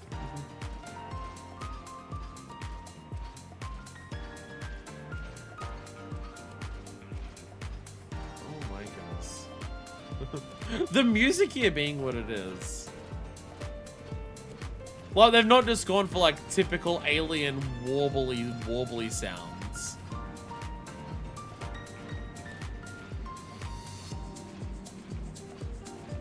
The way the trees are going, like these bubbles of like, is this all glass? Is that the idea? That like the natural silicon that is like present in most of the planet has just over time turned into like rivers of glass like this? The soda lime float.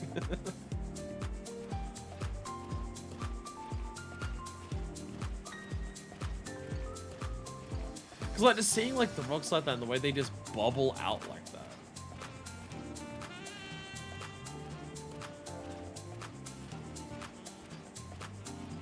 It's one thing I do find a little odd about this content though.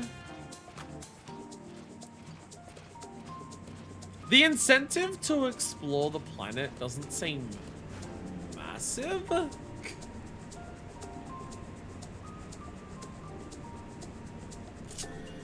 Like, they make these massive, gorgeous zones for, like, here's this new star.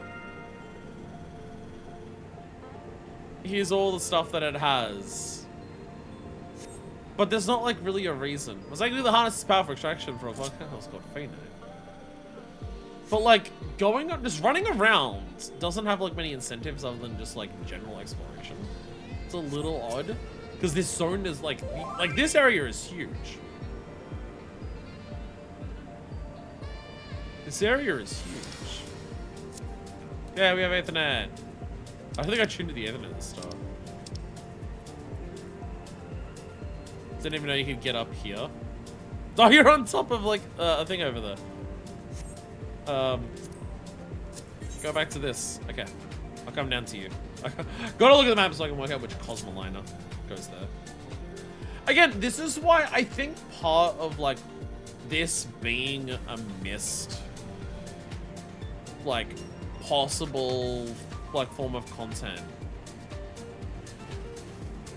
Could this have been combined with the combat relic? Now obviously combining with the combat relic has a story problem of going to a new star and immediately fighting the things that exist there in combat and battling them. That has problems and I get it.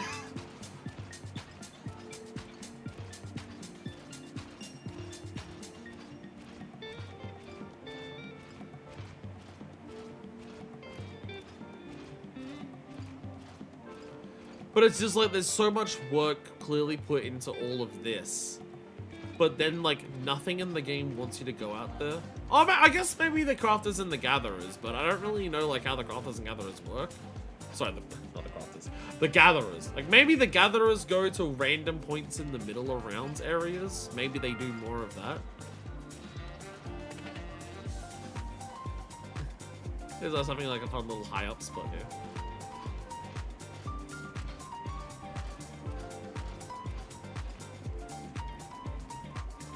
I do really like the vibes of the place. Whee! Bam.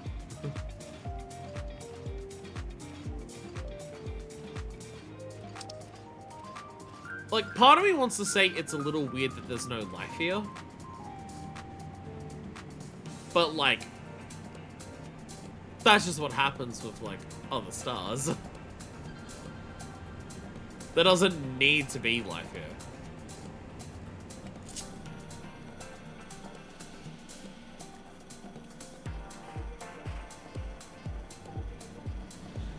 I do love how it looks like I love the look of the natural resources of the place being used to do this. That is awesome. Ooh. Okay. Yeah, we saw this from above, huh?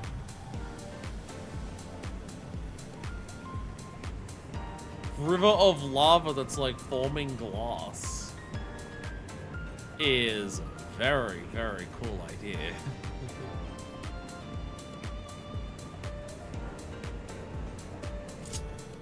We keep zooming in my camera until I get on one of those.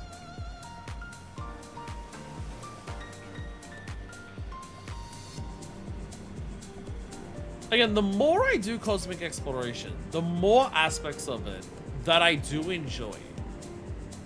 Again, I'm having the reverse experience with Occult Crescent and cosmic exploration.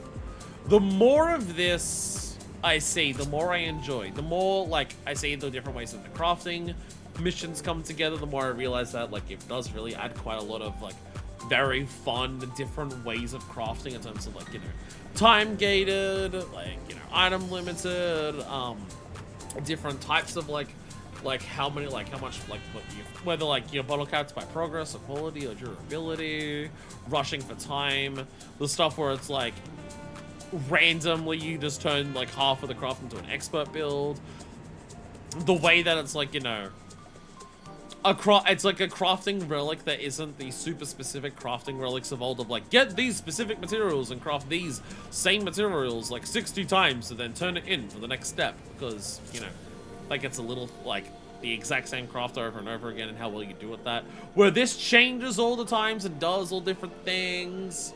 And you don't have to, like, do anything perfectly. You don't have to, like, work on specific things. You can, like, choose which missions. You want to work on lower missions and just slowly over time do it. Do you want to try to go for the higher stuff?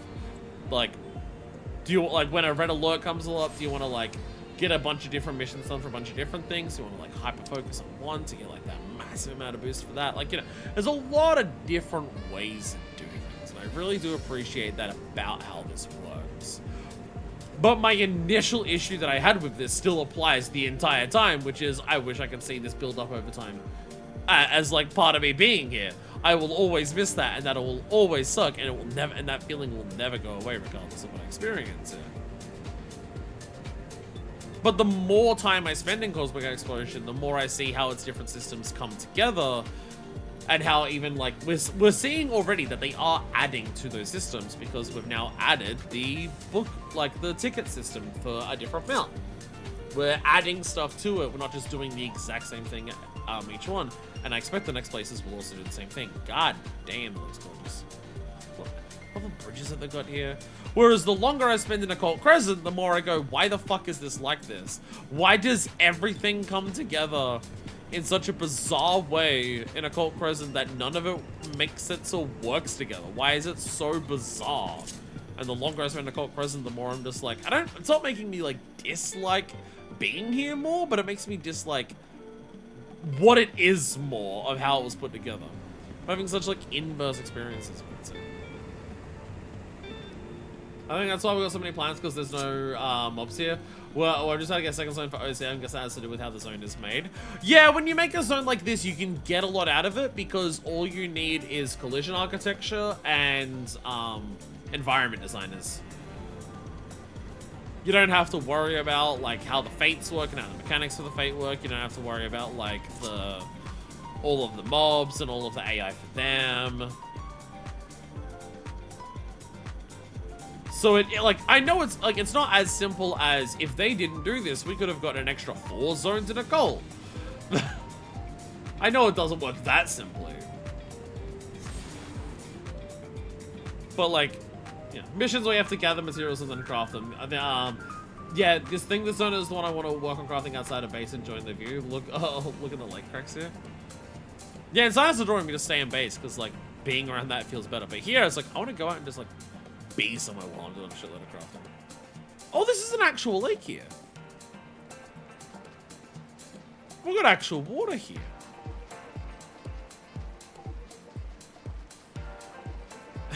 We've got these flowers here. Or trees, I guess. Probably more accurately. Look like sponges. We've got these. These look like pretty pretty petals. I love the vibes here.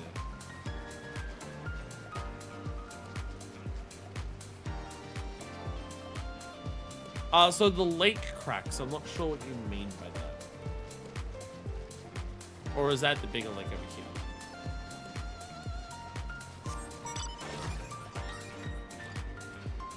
South in this one?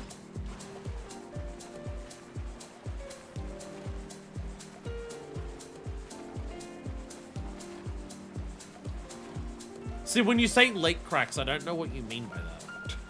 I don't know what that phrase means, is the issue.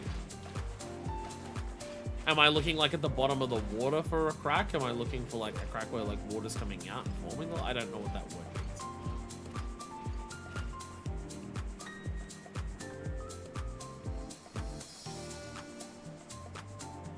These are like giant bowls. They're like giant bowls here. Here.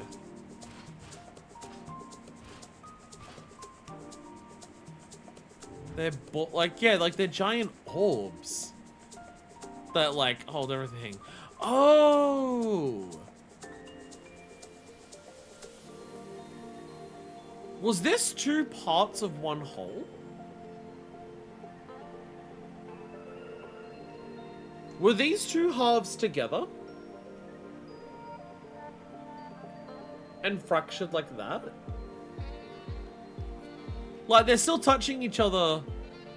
There's some parts of it that do like they line up where one divot's down, another divot's up. The cracks there and there look like they line up.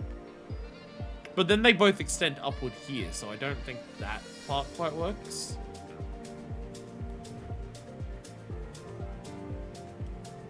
Like, that's what's so cool about something like an alien planet like this, another star. Is like, you get to look around and just like see stuff like this, and like it gets your mind wondering, how did this form? How did this come together? These things here, like, what is the life story behind these? Like, why do they shape the way that they do? How do we go from the little buds like this that go into like a bunch of individual sponges like that? So it raises questions. It makes you think and wonder. We've got like bismuth-esque crystals in the rocks here. Like, crystals forming into perfect cube formations. That's something that our planet does. But our planet has like a colors to them where it's like it changes, like, it's chromatically like changing as it goes along. This is like specific sections. It's entirely different colors. Well, the implication of these giant spheres fell into a hole and broke apart. It's what it feels like. It's what it feels like. It's like the entire, like, these glass balls form like this and are kind of like geodes. The glass balls form like this, fall down and crack, like, and like a geode, they open up, and inside is, well, it fills in with like all of the dirt and glass river and water and everything inside of here. Again, that's what's so cool about something like this, is that it makes you want to look at it and then just go, oh, what's the story behind this? How did this come to be? It's one of the things that I think is misunderstood about procedural generation in terms of place. Hooray! Procedural generation in terms of like places that you want to explore. It doesn't work as well for something like that because the part of the joy of exploring is the wondering of how it is now the way that it is. That's part of what makes exploring so fun. So when you have like games that are designed to be procedurally generated where the point is taking the world and its environment, it makes you go, well, they don't have to even make sense when they're put together. I heard, what's it called? Starfield. I think it's one of the things that, like, people said was, like, really horrible about Starfield. Is, like, Starfield's about a planet going to, is a game about going to other planets and seeing them. But the worlds are procedurally generated, so there is no wondering of, like, oh, I wonder how this all came together. It's just, it looks like a bunch of things that just happen to be programmed, and now they look like this. So the idea, like, the joy of exploring another planet is just gone because there's none of that, like, history behind it to make you go, how is this the way that it is?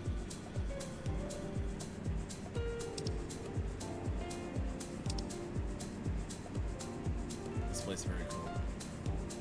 This place very cool.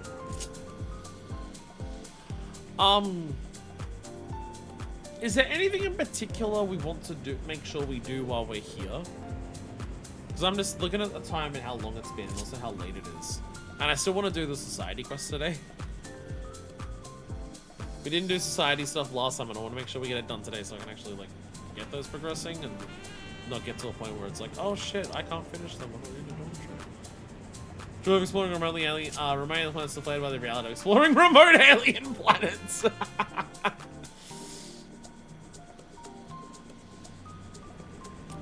chill mark. I mean, part of the reality is just like most other planets are not going to exist the way that Earth does. Because a big part of what makes Earth look so cool with the way that it is the fact that it's a shitload of variety of a lot of different fucking things happening. And that's harder to happen on planets that can't sustain a lot of forms of life. Because a lot of different things won't end up happening. This is just nothing but a, like, crystal glass cave the entire way. The entire thing is like this. Whee!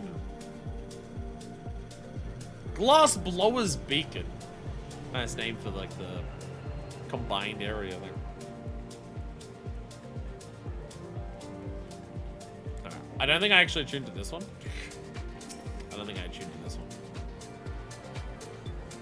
I think this is one that I'm missed. Yay, I can get everywhere. Let's go. So yeah, I think for the time being we're done here. We'll come back to do more relic stuff and things like that. Again, I think the idea is before we unlock the next star, we'll do the roundup of this star. Just cause it gives us a lot more to do as like a section of cosmic exploration, because unlocking a new one is you go there, do a couple missions to see how they work, check out the shop, move on. Whereas finishing a star is like, you know, looking at all the logs, doing all the mission, doing all the questing, stuff like that. It's a lot more in depth. Anyways, let's go from here to somewhere very different. Duck Poker. Let's go from Fana to Cosima Uka. A slight change in vibes. A slight difference in vibes. This actually should be a big deal. This should be the big quest for the travel agency. A guest from across the salt. Do we get a PDT minion? The blue has the look of a satisfied pally. Manifest, good to see you. Have you heard? The new eatery is a roaring success. Seems what case this time as a cook in Shaloni, exposing all kinds of cuisines. The young fellow's most surprisingly skilled in commands and impressive repertoire. His comrades too have proven worthwhile additions, having taken well to guide work. I'm gonna go into speaker mode because it's annoying my ear. It's annoying my ear having it in there. Oh my god, it's 8 PM. Besides that, there's been an interesting development. You remember Sia, the Winger Reflection representative, don't you? Our very first customer. Well, we were discussing my initiative to support former outlaws, and all of a sudden he tells me there was something he wished to discuss in person. He's on his way to Doc Poker as we speak. I hope you can join me for the discussion. Gonna be here in a moment now.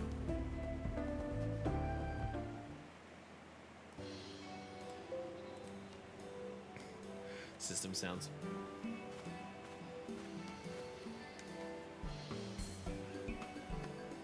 Hello! Thank you for setting aside the time to meet with me. See ya! It's wonderful to see you again. It's wonderful to see ya again. You seem in fine fettle indeed. Likewise, it's heartening to see you and the business doing so well. The strides you've made since my first visit are remarkable. The expansion upstream Cosmo Orca with flying beauties was quite the feat. No decision to employ former bandits has done much for the wider community. A superb achievement. Knowing that my colleagues back in Taliolal are equally impressed. Now rebuild the thing that takes you up to the upper levels. Last time I was here, I spoke about position on tourism and foreign relations. It was with regard to this that the Ring of Reflection would seek your assistance. But of course, my Aunt Abacus is clacking away and it's urging me to do everything I can to support you.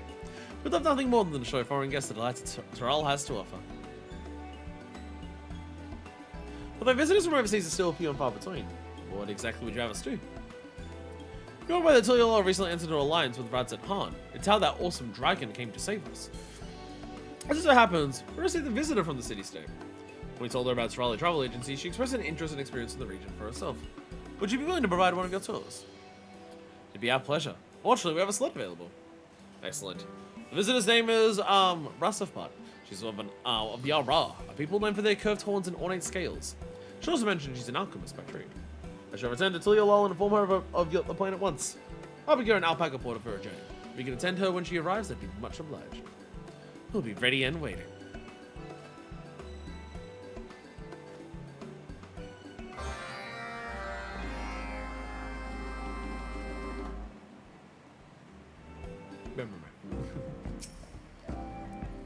I think the Wing of Reflection would trust us with the nation's honored guest.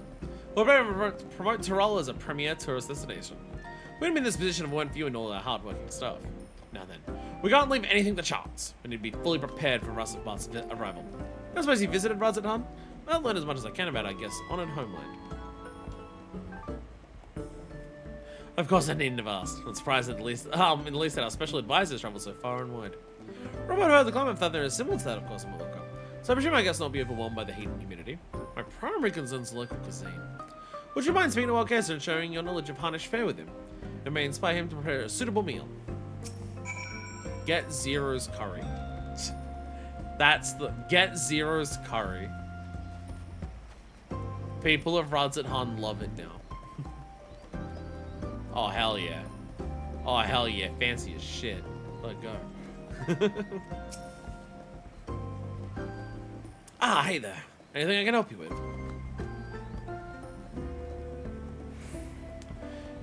It is an honor to welcome a guest from across the salt. Putting together a menu to suit their taste ought to make it for a fun challenge. So might be on the fine dinner table in Radzat Han. Plenty of fruit, Harnish spirits are renowned by one and all. Wouldn't be a meal without a drop or two. Searingly spicy food and lots of it.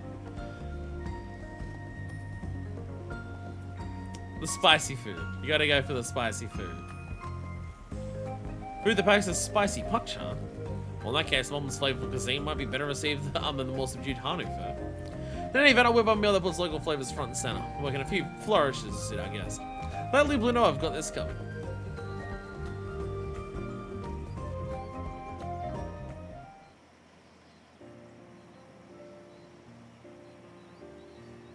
God, Cosmolk is gorgeous.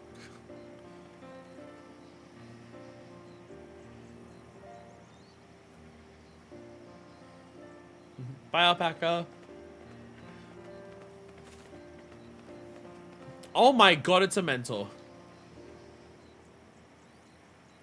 Oh my god, it's a mentor. I think they've had to do... What, 1,000? I think that means she's done 1,000 roulettes. Holy shit. I'm Nakazuma Oka. Rasafbat, I presume? It's a pleasure to meet you. I'm Lee Plu, the founder of this Raleigh Travel Agency. I'll be your tour guide. Thank you for accommodating me at such short notice. I'm Rasafbat, yes, and I represent the High Crucible of Alchemia, Radzat Han's state-sponsored alchemical workshop.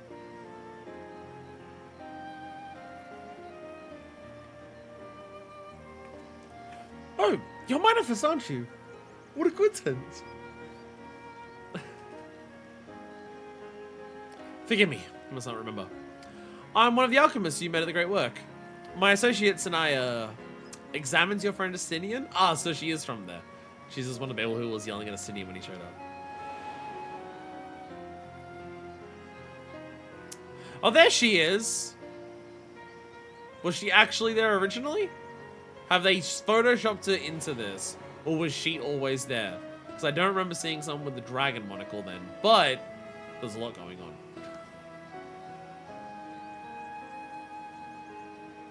Ah, so you already know each other. Well, I think it's a little more one-sided than each other suggests. The people of Radzat Han, no, all of Thather and beyond, owe a debt of gratitude to Manifest. Same goes for us all here at the Raleigh Travel Agency. She does so much support our enterprise, not to mention the nation at large. Yeah, see, for us, she entered the final days. Cataclysm that was, like, responsible for ending a very, very large percentage of the life in Thavner and Radzahan. But, you know, I also helped the travel agency. Incredible. Fate certainly works in mysterious ways. Couldn't agree more. Seeing that whom you're already acquainted, perhaps you'd care to join us on the tour? She'll have her own personal protector.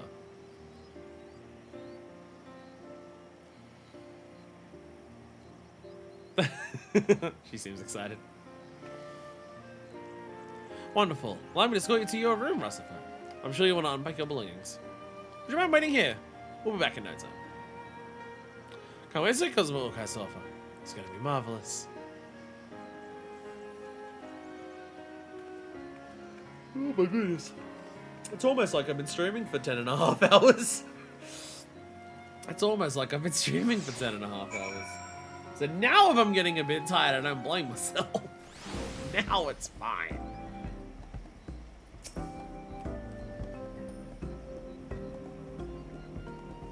Well, let me double check my thing. Was there anything else to do other than deliveries today? Oh, one thing that'll take like 2 minutes when we get to the end of the stream. Sorry to keep you waiting. Let's get going, shall we? Yeah.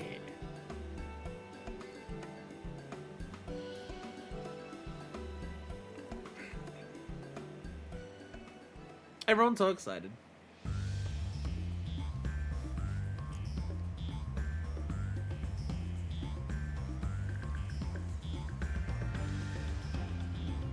Oh, it's the big bird. It's the big bird one. Yeah, I remember what this is.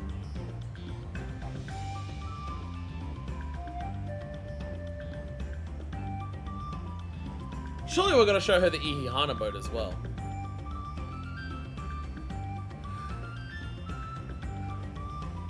We got tacos, we got fish, we got kebabs, we got fruit. She went for the thing with a lot of fruit, not the spicy fare. Whoops. Whoops. Speaking of tacos, I had quesadillas for breakfast this morning. Aldi has started once again selling frozen quesadillas. You get 2 frozen quesadillas for $6. Shove them in the oven and bam. Finiti! It's flying! Because they've trained them how to fly.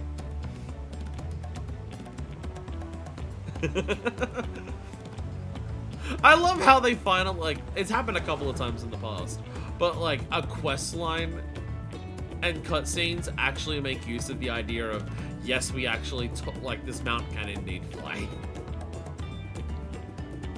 Ah, it's all the stuff the bots want to. Yo! Yo! Jump inside! Yo! Yeah, I very much imagine, like, as an alchemist. She means that. Ihihana! Let's go! Yeah! Ihihana!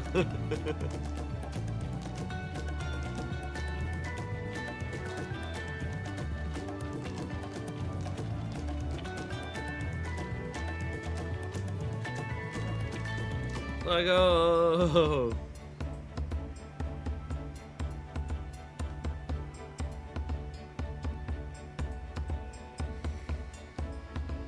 Just a big ass cutscene to be like, this is why Terral's awesome. This is why Terral is awesome. He's a big cutscene of all the cool shit Terral has to offer. Also, my satisfaction is plain upon her face. Deeply indebted to the agency and all its hard-working staff. What a splendid place. So relieved everything went off without a hitch. And who'd have thought we'd get to watch the Hana rehearsing for the next Ihihana? I hope Russifer enjoyed the experience as much as I believe she did. Oh shit, she's about to be attacked by a Calibri. Fuck.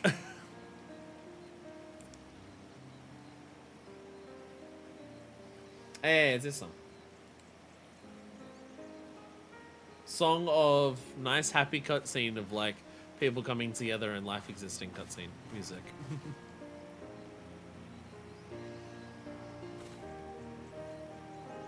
See, like, this is a version of a song that gets, like, this song is used a lot. This song is used a lot, typically, like, in a cutscene, somewhere near the end of a questline and stuff like that. But this is an example of, like, but this song being repeated every time is nowhere near as grating as, like, Machinations. I want to thank you all for everything you've done. This was a true delight.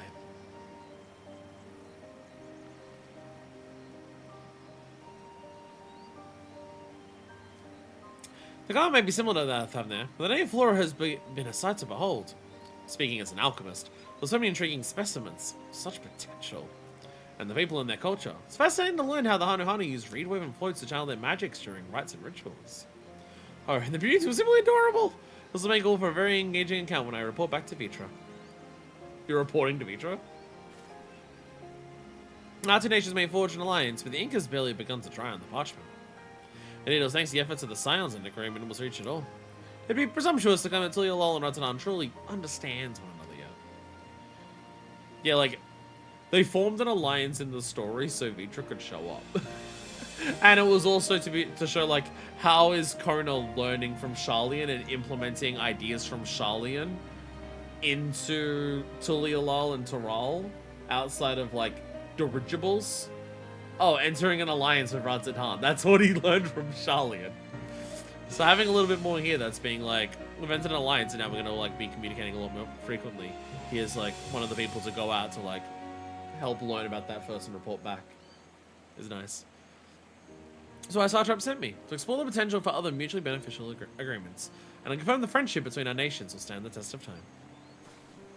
The Hana and their unique magical traditions, the plant specimens you spoke of. You think this knowledge would benefit Ratanan? If we're able to maintain relations and encourage the flow of people between our two nations, Ratanan stands to gain a great deal. Of that I'm certain. Besides, there's so much more I wish to learn about this land. I plan to spend the rest of my time here doing just that. Wonderful, simply wonderful. When you return to Ratanan, I hope you let everyone know what a great place Cosmo Orca is to visit. Or better yet, the whole of Taral. I definitely will. Yay! Yay! Well, I suppose we jet back to the agency. Ooh. Ooh, the neck. Ooh, the neck. It's almost like I've been streaming for 8.5... sorry, not 8.5. 10.5 hours. We're approaching 11. Episode won't be that long, but stream time right now is 10 hours and 54 minutes.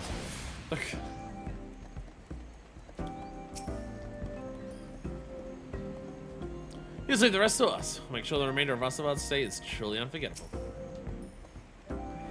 Rasabad is resting in her quarters. I must say, I'm relieved the tour ended with that incident. Thank you for everything you've done. Prior visiting alchemists, I dare say Orca's vegetation seemed like a veritable cornucopia. Any discoveries made by the Alliance will benefit Tulialal as much as Ratanan. Indeed, this type of exchange is precisely what the Ring of Reflection had hoped for. I shall make my proposal to the Dawn 7 Kona as soon as I return to the capital. There's no doubt in my mind the tourism industry deserves our official backing. And once we may offer it, we shall have a commemorative monument erected to make this clear to one and all. Your support means a great deal, but I can't understate the role Minifest and the people of Cosmorca had to play in our success. Their happiness is just as important to me. The power we earn must serve in it to enrich the community, which is why I can't rest on my laurels for even a moment. Yay!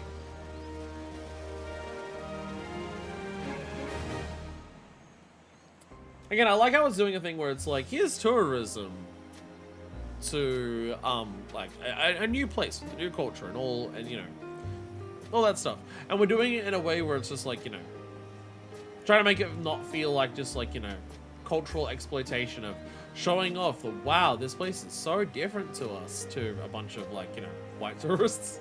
Or just being like, this place is being forced to sell its culture to be able to survive in its economy and stuff like that.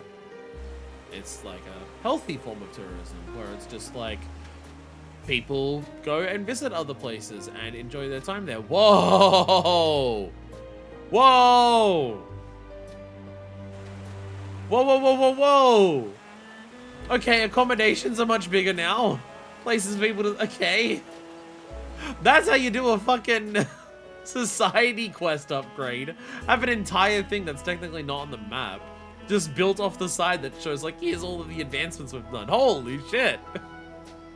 Holy shit. That was there before, I never noticed it, but the camera angling on it made it feel like it's like, hey, look at what we did. Holy shit. I just love the giant pizza statue. That's been there before, but I love that. But yeah, it's like, again, it's a way of just like, you know, people go to other places and learn about each other, and by learning about each other, they can, like, you know, all the positives of diversity and stuff like that. It's just like, you know, these people are like helping other people learn, and the money that they bring is like, you know, helping the community here, improving everything like that, and then they can, like, you know, mutually do that with each other, and then, you know, all that stuff.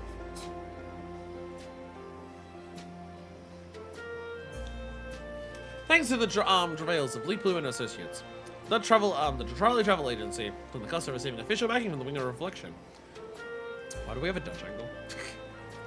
Future is bright for Toral's incipient tourism industry. With the pillar principle of mutually beneficial trade underpinning the endeavor, where tourists trade, happiness is soon to follow. Well, again, why the Dutch angle? why the Dutch angle? But little did they know, something ominous was foreshadowed by the camera being slightly tilted. Swan! Gives you an experience point bonus, and you don't get the extra bonus quests, because that's not how the last section works. Extra special advisor! Let's go! There go! We're a tourist wrangler. There is still one more rank. But you always get the bonus, but you always get the achievement and the thing like that at this rank, and the rest of it's just the epilogue, which is always a little odd, but you know. Let's go to the shop. I'll take it to the Pelu shop. Pelipel Plumes. What do we get? Pelipack. Pelipel Framer Kit. There we go. Wind up Pelipel we have. PDC we have. I think it's the Framer's Kit actually. Is it just the Framer's Kit? Seems to be just the Framer's Kit. My inventory is dying. Just the Framer's Kit. That okay. That okay. I don't need anything else. Yeah, I have quests to turn in from yesterday, so I can still like get those extra points at least. Don't know if it's possible for me to get this turned in next week with the maximum amount of points I could possibly get. Not certain. We'll have to see. I don't think so. Because you get 180 per day, so that's like just under 10 days. It's a week, and I don't think my one extra day's worth of stuff is going to quite cut it. But now we're going to Mamuk. Now we go to Mamuk. And we got the quest here to hand in. And then we head back to Tulialal to go to bed. Or in my case, have dinner. You know, I had breakfast about 11 hours ago, and it's now 8:30 at night. Obviously, dinner. That mean dinner time. I was about to take the thing over to Juno. No, that was earlier today. Look at it all come full circle. I'm eating bed. It all come full circle. We were here at the beginning, and now we come back. I also have the quest here to turn in, but this will be like ready to hand in next week, assuming I don't fuck up. Dog Pro tradition. Revolja seems stunned by the Gainery's growth. Rainery's growth. None of us good. Did you see? The plants Angia brought from Charlian are growing. They're actually growing. All is going to plan so far, yes. Now realizing this quest line has a Charlian aura. The other quest line has a Thanarian aura. Overconfidence begets error. In truth, we detected evidence of harmful insects on our crops recently. It's probably because there's not many like native auras in the entirety of Toral and Alexandria. There's not many auras there. So to make sure auras are still present in this expansion, quickly bring some from Charlian and Thubner. We detected evidence of harmful insects upon our crops recently. Insects? Can't we just stamp them out?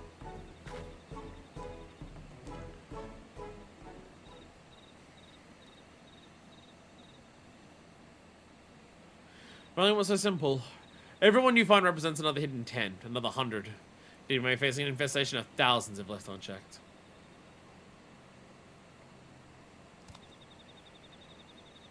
Where are they?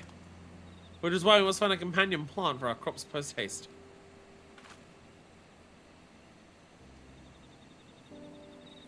As the name suggests, companion plants support each other's growth in myriad ways, not least of all in deterring pests.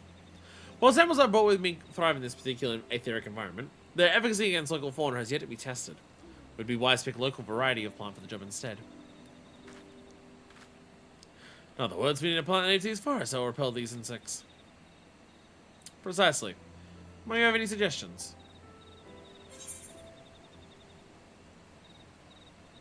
Jatika Banana's living lights. Or some form of seedkin. Bugs hate light. You mean there's large trees that clean the meteorites, correct? Once I know would replicate the phenomenon near our granary. Not to mention the time it would take for such trees to reach maturity. What about a branch sparrow?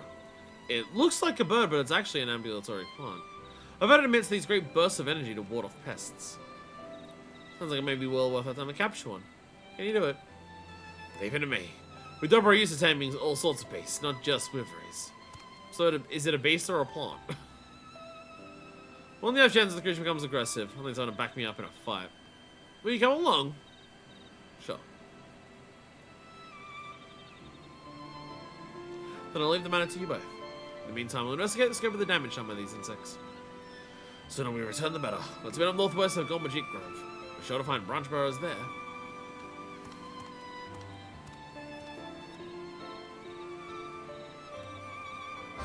Music vibes. Music vibes. Just enjoying the vibe of the music. I'm also seeing, just checking the Discord for this, such a big macro! Such a big macro for finishing the dark matter stuff. Macro huge. Taking the shape of a bird. Curious. So we must take readings of its aetheric emissions. Whee! Now realizing a major issue that I'm gonna have. So I've been streaming for like 11 hours, right? Which is fine. But like, I'm hungry. I'm so hungry, I could eat an octorok. But here's the issue. I have pizza, right? Pizza is typically my post-stream meal. The idea, you know, frozen pizza to heat it up. The specific pizzas that I get, they're not like massively like they're normal pizza size. Well, normal pizza size for Australia. If I'm talking to Americans, I don't know what that means. You know. For the whole pizza, it's like 800 calories. My normal dinners are 600. So it's not like, oh, I'm having this and it's like a ridiculous amount of food. But, you know, it's a bit more than a normal dinner. And just like, you know, with all the sauce and the size of it and stuff like that. It's a nice, satisfying thing to like fill me up and refuel me after how long a stream is. Oh my god, is that the one we're going after, Revulsha? Because I think we might have problems. But the problem is it takes half an hour to cook. I'm gonna finish stream and be incredibly hungry, and then I'm gonna have to wait half an hour for pizza. I could put on the pizza now, and I won't have pizza until 10 past 9. Oh my god. There should be plenty of branch bearers around here. They're moving birds to attract carnivores, then leech energy from their would-be predators. Purple. In theory, either of us could act as a decoy to lure one over. But that may well end in violence. Taming creatures is about trust after all, not physical dominance. I'd make an offering instead. Something rich in the energies it likes. Are you up to the task? Ow! I like jolted and it hurt. Excellent. Could you bring me some glowing seeds from Sonote Neozote? Contact with the meteorites there should make them particularly potent. While you tend to that, I'll scout out a good candidate.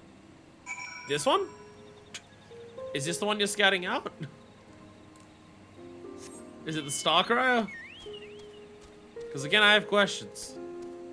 Look at it. Look how glowy it is. Oh my goodness. These things look so cool. Is there a mount for these? I remember there being an Alkanos mount for seeing them around here. Is there a mount for them?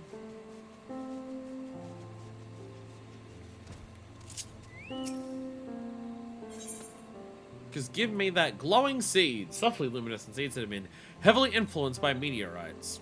Grab. billions. Grab as many as possible.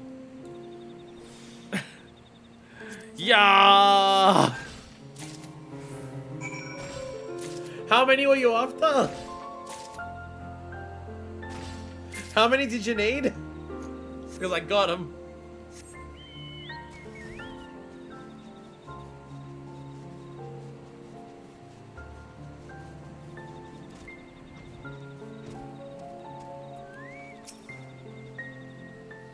Did you find something in our branch bar I might like?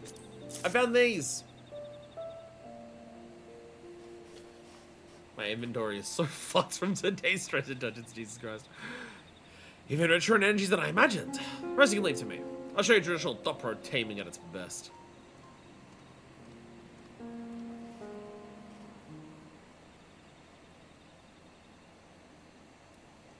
Oh, here we go.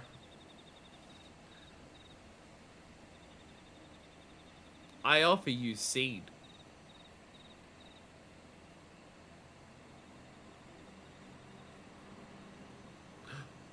I smell seed. Here it comes.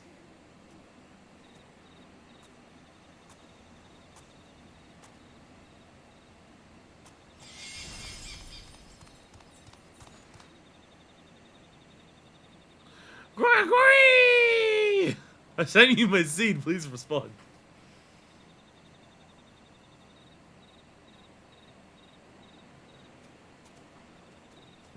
Stop, it's my friend now.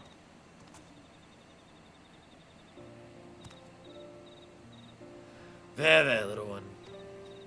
I'm glad you accepted my gift. It represents the bond we share as beings of this forest. Are we sure it's not a bird? Are we certain it's not a bird? Also, that ends well, as you can see. Not saying much completely unscathed, but so it goes sometimes. Once I realize I meant no harm, we came to an understanding. So from magics I cast on what you brought me certainly didn't hurt my chances either. And let's have Angia take a look and see if our new friend will benefit our garden. Again, are we certain it's not actually just a bird? Are we certain that it's a seedkin? Are we confident in this? Do we have confidence? Or is it no confidence?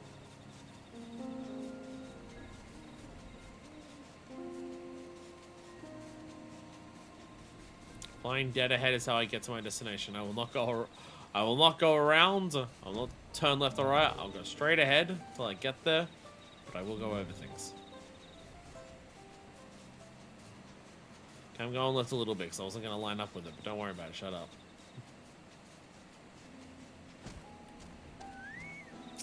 Branch bearer.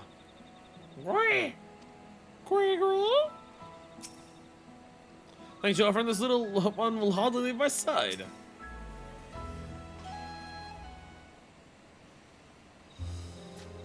Look, it's a bird. Made of leaf. Made of plant.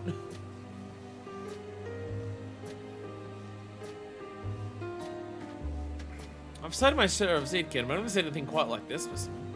It's a marvel. Hope we can help with that pest problem.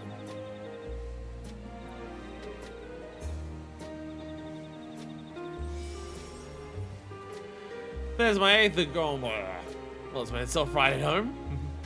Veterinary commission so potent you can see it. That's an extinctional measure taken against irritants. And given its amicable behavior, seems kind of protecting us as well. If we can direct its extensions to our gainery, I dare say the plague of insects might stand a chance. You help us protect our little god. I'll take that as a yes. I'll have my colleagues take more of these fine creatures.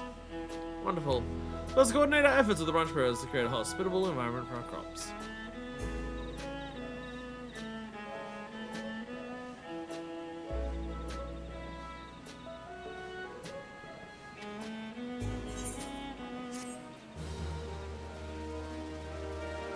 This whole thing started because it's like, we need to grow a companion plant. What about this plant that is just like a wild creature, but it's still technically a plant?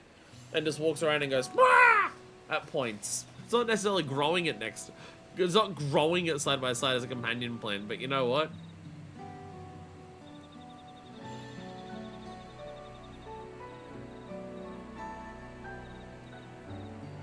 Seems fine.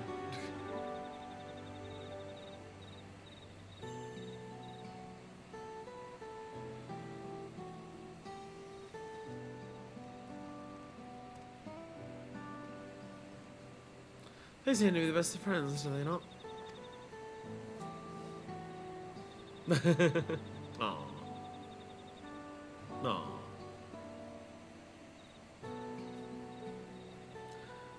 Users on preventing beneficial companions to the gainery. Thanks to the branch bearers' aetheric emissions, Gorgoma's crops are no longer harrowed by pests. Most first harvest brings with it both wonder and delight. So you don't ever help support the Mammal Shah and their burgeoning hopes. We did! Yay! And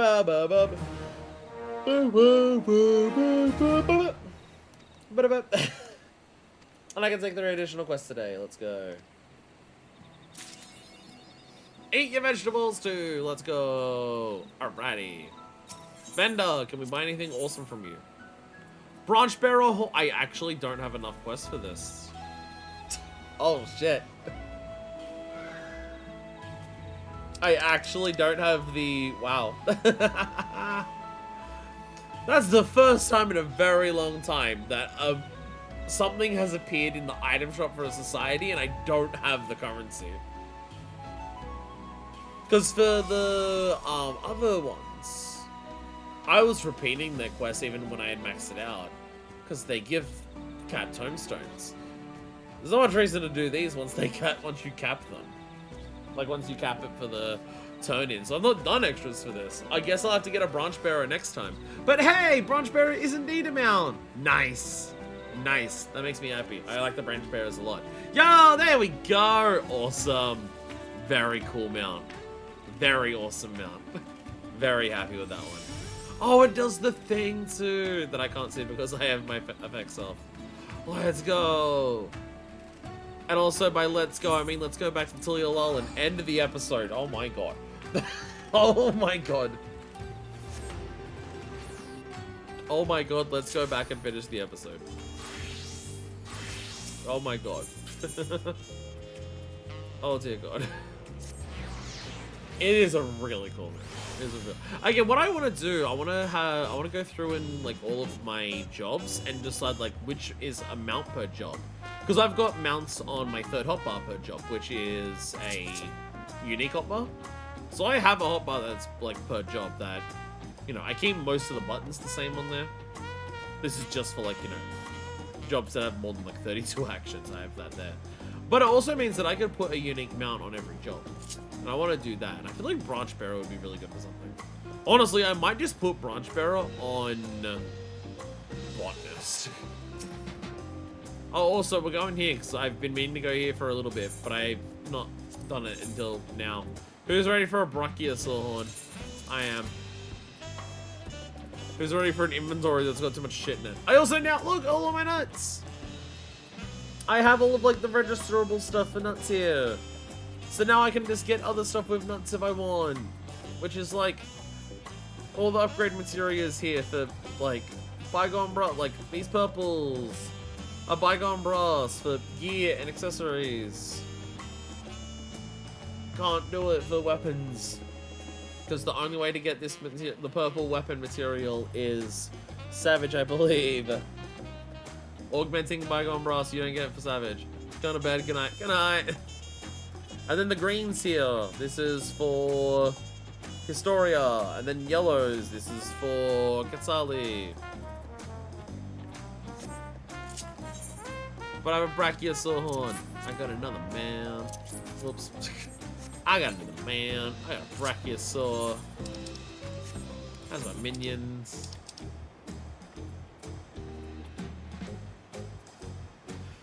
Balloons are an ancient enormous species. This juvenile creature was hatched from an egg found in the wilds by a hunter scholar. As body burgeons, so too did its appetite for exploration. Eventually found in you a worthy master to follow. remind us in some stage the next episode to get out the Brachiosaurus. Because I'm not going to bother to do it now, because that'd require not going to the inn and sleeping, which is what I'm doing. I want that pizza in me. And at this point, it's going to be until like 9:25 before it's inside of me. Anyways, with that, that is a long episode done. I mean, to be fair, the main reason it was long is just because we did spend a lot of time on treasure maps. We spent a lot of time on treasure maps. But next episode will probably also be a long one. On the next episode, here's a list of all the things we're doing next episode. We're doing the deep dungeon, up to floor 30. There's complications, but we'll talk about it then. Monster Hunter. I would like to also do the extreme for the Monster Hunter trial. I've been told it's very definitely within the realm of reasonability to try and do it. Then there'll be the next section of Hildebrands, unlocking the next society quest, and doing check-ins for all of the various things that we'll be doing. Of just like, you know, checking in with society stuff, if there's any relic stuff to check in with. So that is all the next episode, which is 7.35. So deep dungeon mainly, but also the Monster Hunter crossover. They're the two big, like, key things. Thank you all so much for watching. And until next time, this is Version 2 signing out.